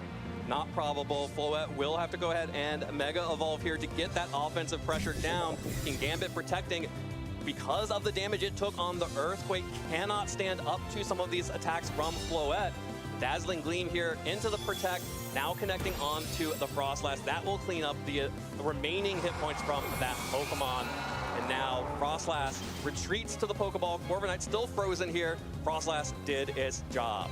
So it's probably going to turn out that the freeze actually doesn't matter that much. It's a lot of fun, of course, to enjoy here, but it can only be frozen for a couple more turns anyway. And that Last turn of Tailwind, right? Yeah. But it could matter for this turn here, where still has potentially one more turn of freeze to burn, and Sneasler out in the field. While it's not maybe your ideal matchup into these Pokemon, threatening a fake out and other slide, and I think more critically trying to get back to the point where this Tailwind expires and Sneasler's able to actually use its speed. So I think most likely a fake out on the Floette, obviously, just kind of banking on this Corviknight thawing or not. So it could be a very important freeze roll on this upcoming turn. The other option here is to DC breaks freeze now. a defensive play from Floette. retreat your King Gambit for a coaching onto Palafin, then you're in a good place. Yeah, I think that's probably the best play here too, where I don't know if you get that much out of a turn otherwise, so I'm still curious if we go for it. But no, it'll be the fake out, playing it safe here, but King Gambit gonna get a hold of somebody. Yeah, King Gambit now has the opportunity to go on the offensive because Corviknight is still frozen. There's the Iron Head coming out, connects onto Tyranitar on the switch, and that Pokemon goes down. A critical hit. Ding, ding. Pokemon want this 7-0. Yeah, what a crazy set here. A bunch of wild plays back and forth. Tailwind expiring. King Gambit still going to be the slowest Pokemon in the field, but now this Sneasler is the fastest. And this is sort of an interesting situation in itself where I believe the Corviknight has to thaw here. It's either this turn or next turn. Yeah, well, I can't recall. Yeah. It's a shame because that's critical, but hey, we'll find out together, everyone. Conversely, the Floette, the obvious play here is to go for Protect, so are you real bold to try Dazzling Gleam anyway? It could be a difficult move to make in this position, but it's just a game, right? Truly a bizarre set so far. There's no way out of this. Come down to this remaining turn. The Corviknight still frozen in the air alongside the Floette. If it can unfreeze, if it unfreezes this turn, can fire off either a Brave Bird into the Sneasler or a Body Press into the King Gambit. I guess it's kind of a 50-50. I think it's guaranteed thaw, no? It has to Or no, maybe not. But hopefully both traders remember, although we've had some adventures with that so far this weekend. Well, there is King Gambit It's not. here off of the field. Palafin coming out now, so this turn, Palafin is now out on the field and capable of taking a coaching from the Sneasler. He just Dyer's the Floette spot. No Protect. Colin calls Alberto out, knocks out the Floette. This Corviknight is now all Corviknight did thaw. Even with the thaw, the Tailwind able to make this the fastest Pokemon on the field to do nothing. Really well played there from Alberto, really well played from Colin as well. Just ultimately ended up King Toilet was able to get a couple of good rolls and maintain a lot of advantage, capitalize on each one of those that he got. Corviknight 1v7. Well played by Colin, yeah.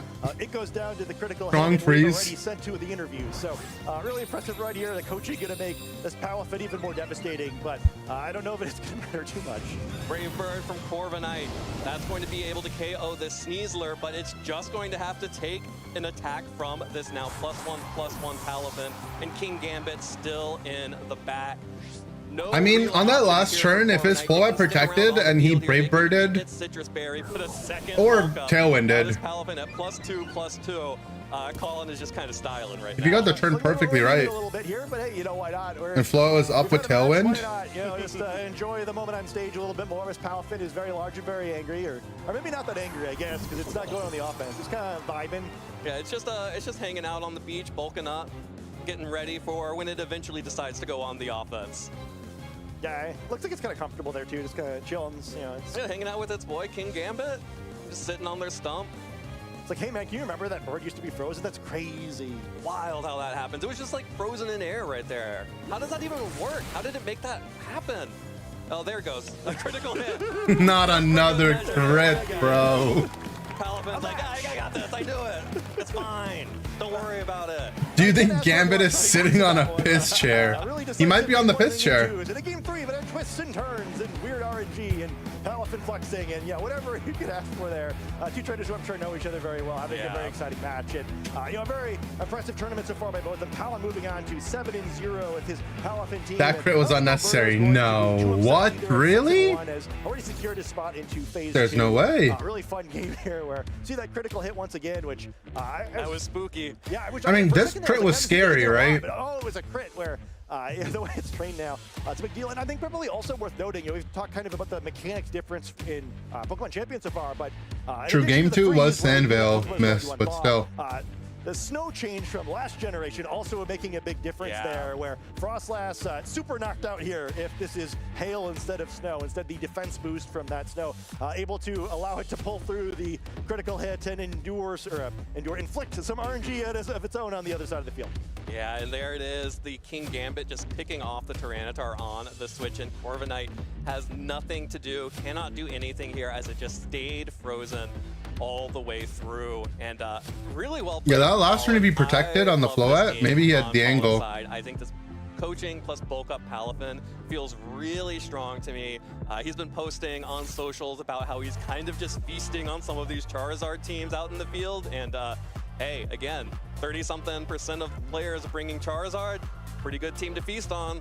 Yeah, I like the little adjustment in the third game too. Kind of mentioning before game 3 that like your Dragonite's basically unpickable here, so there's not a whole lot of adjustment. But I do think Kingambit rather than Garchomp wound up being a pretty nice change for him, where it at least endured some earthquakes there, could have helped out the end. The threat of Sucker Punch at least helps close the end game there. Didn't wind up doing a whole lot. I guess the Garchomp wouldn't, and both of them kind of just hanging out, taking attacks for their more valuable teammates. But that's what you got to do sometimes, right? You know, think an other matchup, those are really excellent Pokemon. Some matchups, you know, your Pokemon aren't so good, but their health can still contribute to your team, even if maybe you're not getting the opportunity to attack with them so frequently. Still a valuable resource and a very bulky Pokemon. So normally it's difficult to knock it out, and that's powerful because it allows it to continue attacking. This time it's being difficult to knock out, and that's powerful because it stops you from attacking its friends. Absolutely, and you know, incredible play there from Colin, also to be able to show off Frostlass once again. We've seen a little bit of Frostlass early on in the Every day. Frostlass today has gotten a freeze. Frostlass is still a game-winning freeze. Still very much a strong Pokemon.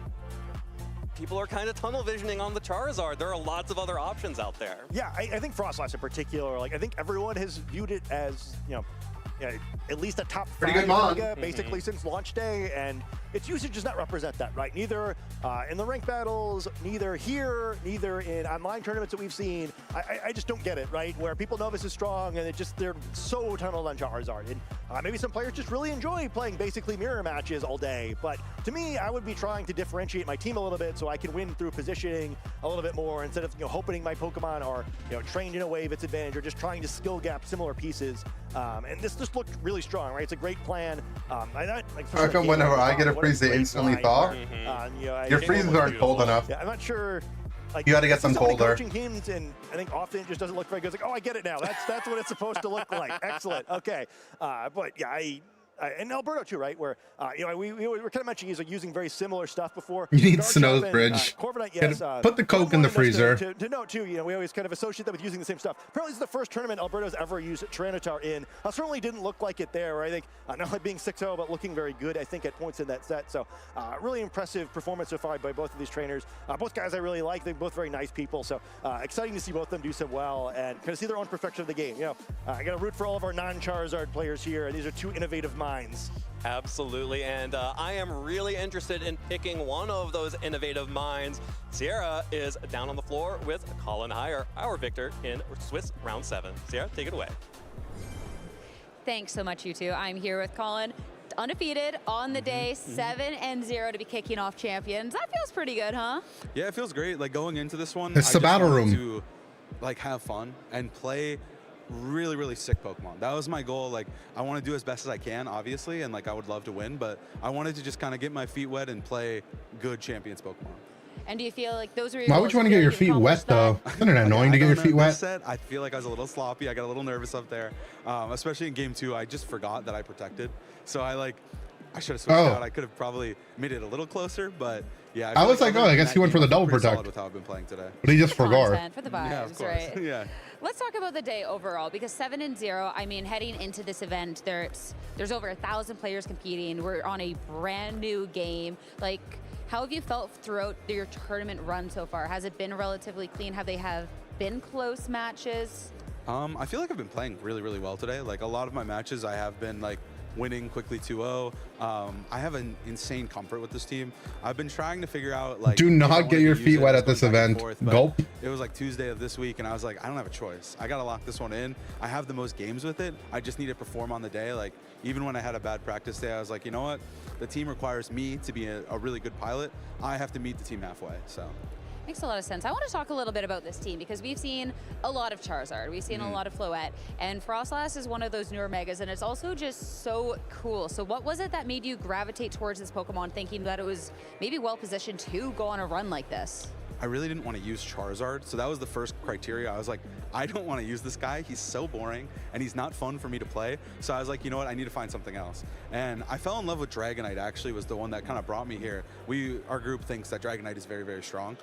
He just trades super well. But then I feel like Solo Mega doesn't feel great, and Frostlass just makes everything on the team so bulky, and it lets you play like much more controlled and like sometimes longer, like slower paced games where you can just kind of bulk them down and just win with coaching, bulk up, or just good damage. I mean, we got to see the coaching, the bulking, and making things a little bit difficult to be taken down within the set. But before we talk about that set, there is another Pokemon that I wanted to talk about, this Palafin, because that's something that we've seen within Scarlet and Violet to be very strong, especially in the beginning. Yeah. But for Champions, we haven't necessarily gotten to see it take off as it has in its prime. So what made you kind of pick this Pokemon up? So Palafin's really interesting because I think Basculegion is the best Pokemon in the whole game. So it's really difficult to justify Palafin when Basculegion is right there. A lot of my friends actually ran the same 5 Pokemon, but they had Basculegion over Palafin. But I just think like he kind of transforms the team into kind of a priority spam where I don't have to worry about speed control. I just need to hit him like with the priority moves, and then it doesn't matter like what speed control they're setting up or how they're trying to approach it. I can just move first or set up a huge checkmate with coaching.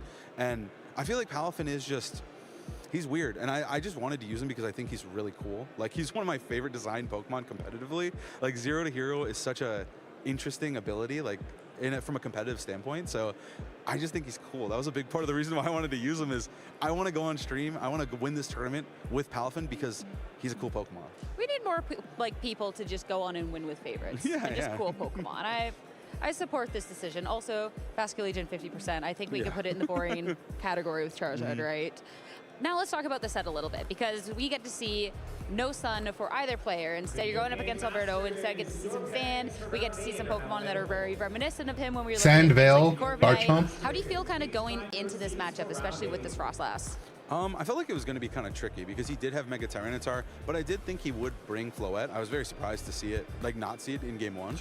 So I kind of felt like as long as I put pressure on with my physical mons, with coaching, and also Palafin looked incredible. Like there were very few Pokemon on his team that could deal with a bulked up Palafin. They might nerf the fish out of it. Nerf Bass? I doubt it. He took a little too much damage, and so I just prioritized keeping him as safe as possible. And I felt I don't like think they Palafin needed actually, this the really tournament big, to know key to victory, Basculegion and I is could just trade willy-nilly heinous. with Frostlass.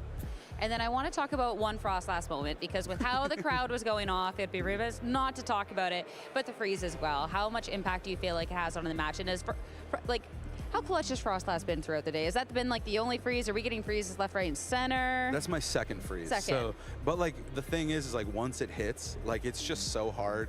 Like Alberto, he loves to rock slide. Don't get me wrong. He loves to press rock slide. But in that He case, loves it's kind rock of a similar slide. thing where it's hard to deal with a fast rock slide because they're just moving first. And in that case, Frostlass was moving first, so it had a good chance to hit a freeze there. And I think it really just made it like easy mode. Like I mean, it actually got really, really close. I wouldn't say easy mode because I think that game came down to whether or not I call his Floette to protect.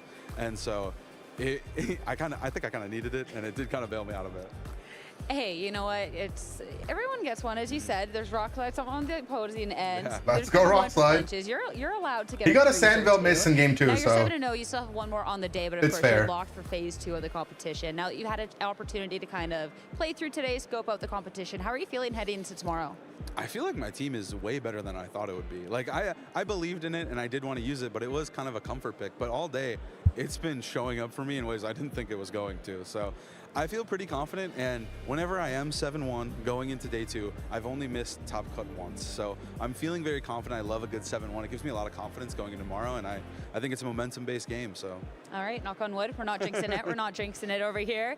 I'll let you go get ready for your last match, but before I do, any final words or shout-outs? I got to shout out my girlfriend, Allie, for sure. She's been supporting me all day. The boys for building Frostlass with me, Raghav, Alex, and Justin, mostly just pushing it forward and trying to make it as good as possible. And shout out to my parents watching as well. I'm glad they're able to Shout watch you out. be able to take this yeah. win and everything else. Best of luck in your next one, and of course, going on for tomorrow. As for us, a little bit more breakdown, of course. You know what is up next. We have Through the Lens with Len. Through the Lens, let's go. I am so happy to be back to talk about a little bit of Garchomp Corviknight Tyranitar action. Of course, didn't come out on top. unfortunately, but congratulations to Colin on winning the match. How did you feel about it? That was a lot of fun. I mean, I thought both sides of the field were pretty I impressive. think that was the last round for today, right? I think Trinitar is too, right? I mean, perhaps so underplayed that... Or they're doing one more. In that first game, like, I got to get the Trinitar out there. But I think strong archetypes, we should see more about these. So 2 smart players picking 2 smart teams. Yeah, so let's take a look at the teams. Like you mentioned, the shout out Tom Brady, by the way, oldest guy to win the Super Bowl. The Mega Stone. Shout out to Tom Brady. That probably helps to answer Thomas Bradley. Frostlass Terrestrialization. You can turn off snow not once but twice if you need to, and so it can be really. All right, guys. If you guys want to continue watching the stream, more than welcome to the VGC stream. I'm gonna head out. The problem is like, oh, there's 2 different ways to. I think that was the last round for the day. Anyways, there might be one more round. I think some of it too is like maybe you just think, okay, well, I can. So maybe if you want to watch the last round, you can. But we'll see later in it's been a long day. Made that real tough. I'm pretty tired. I gotta vibe a little bit before I gotta play some Unite. So I want to be fresh. I'll see you guys. I'll see you guys tomorrow, likely. Yeah, I think. Yeah, day 2 will be tomorrow. I'm gonna watch it tomorrow for sure. That's gonna be the big one. Yeah, I'll see you guys next time.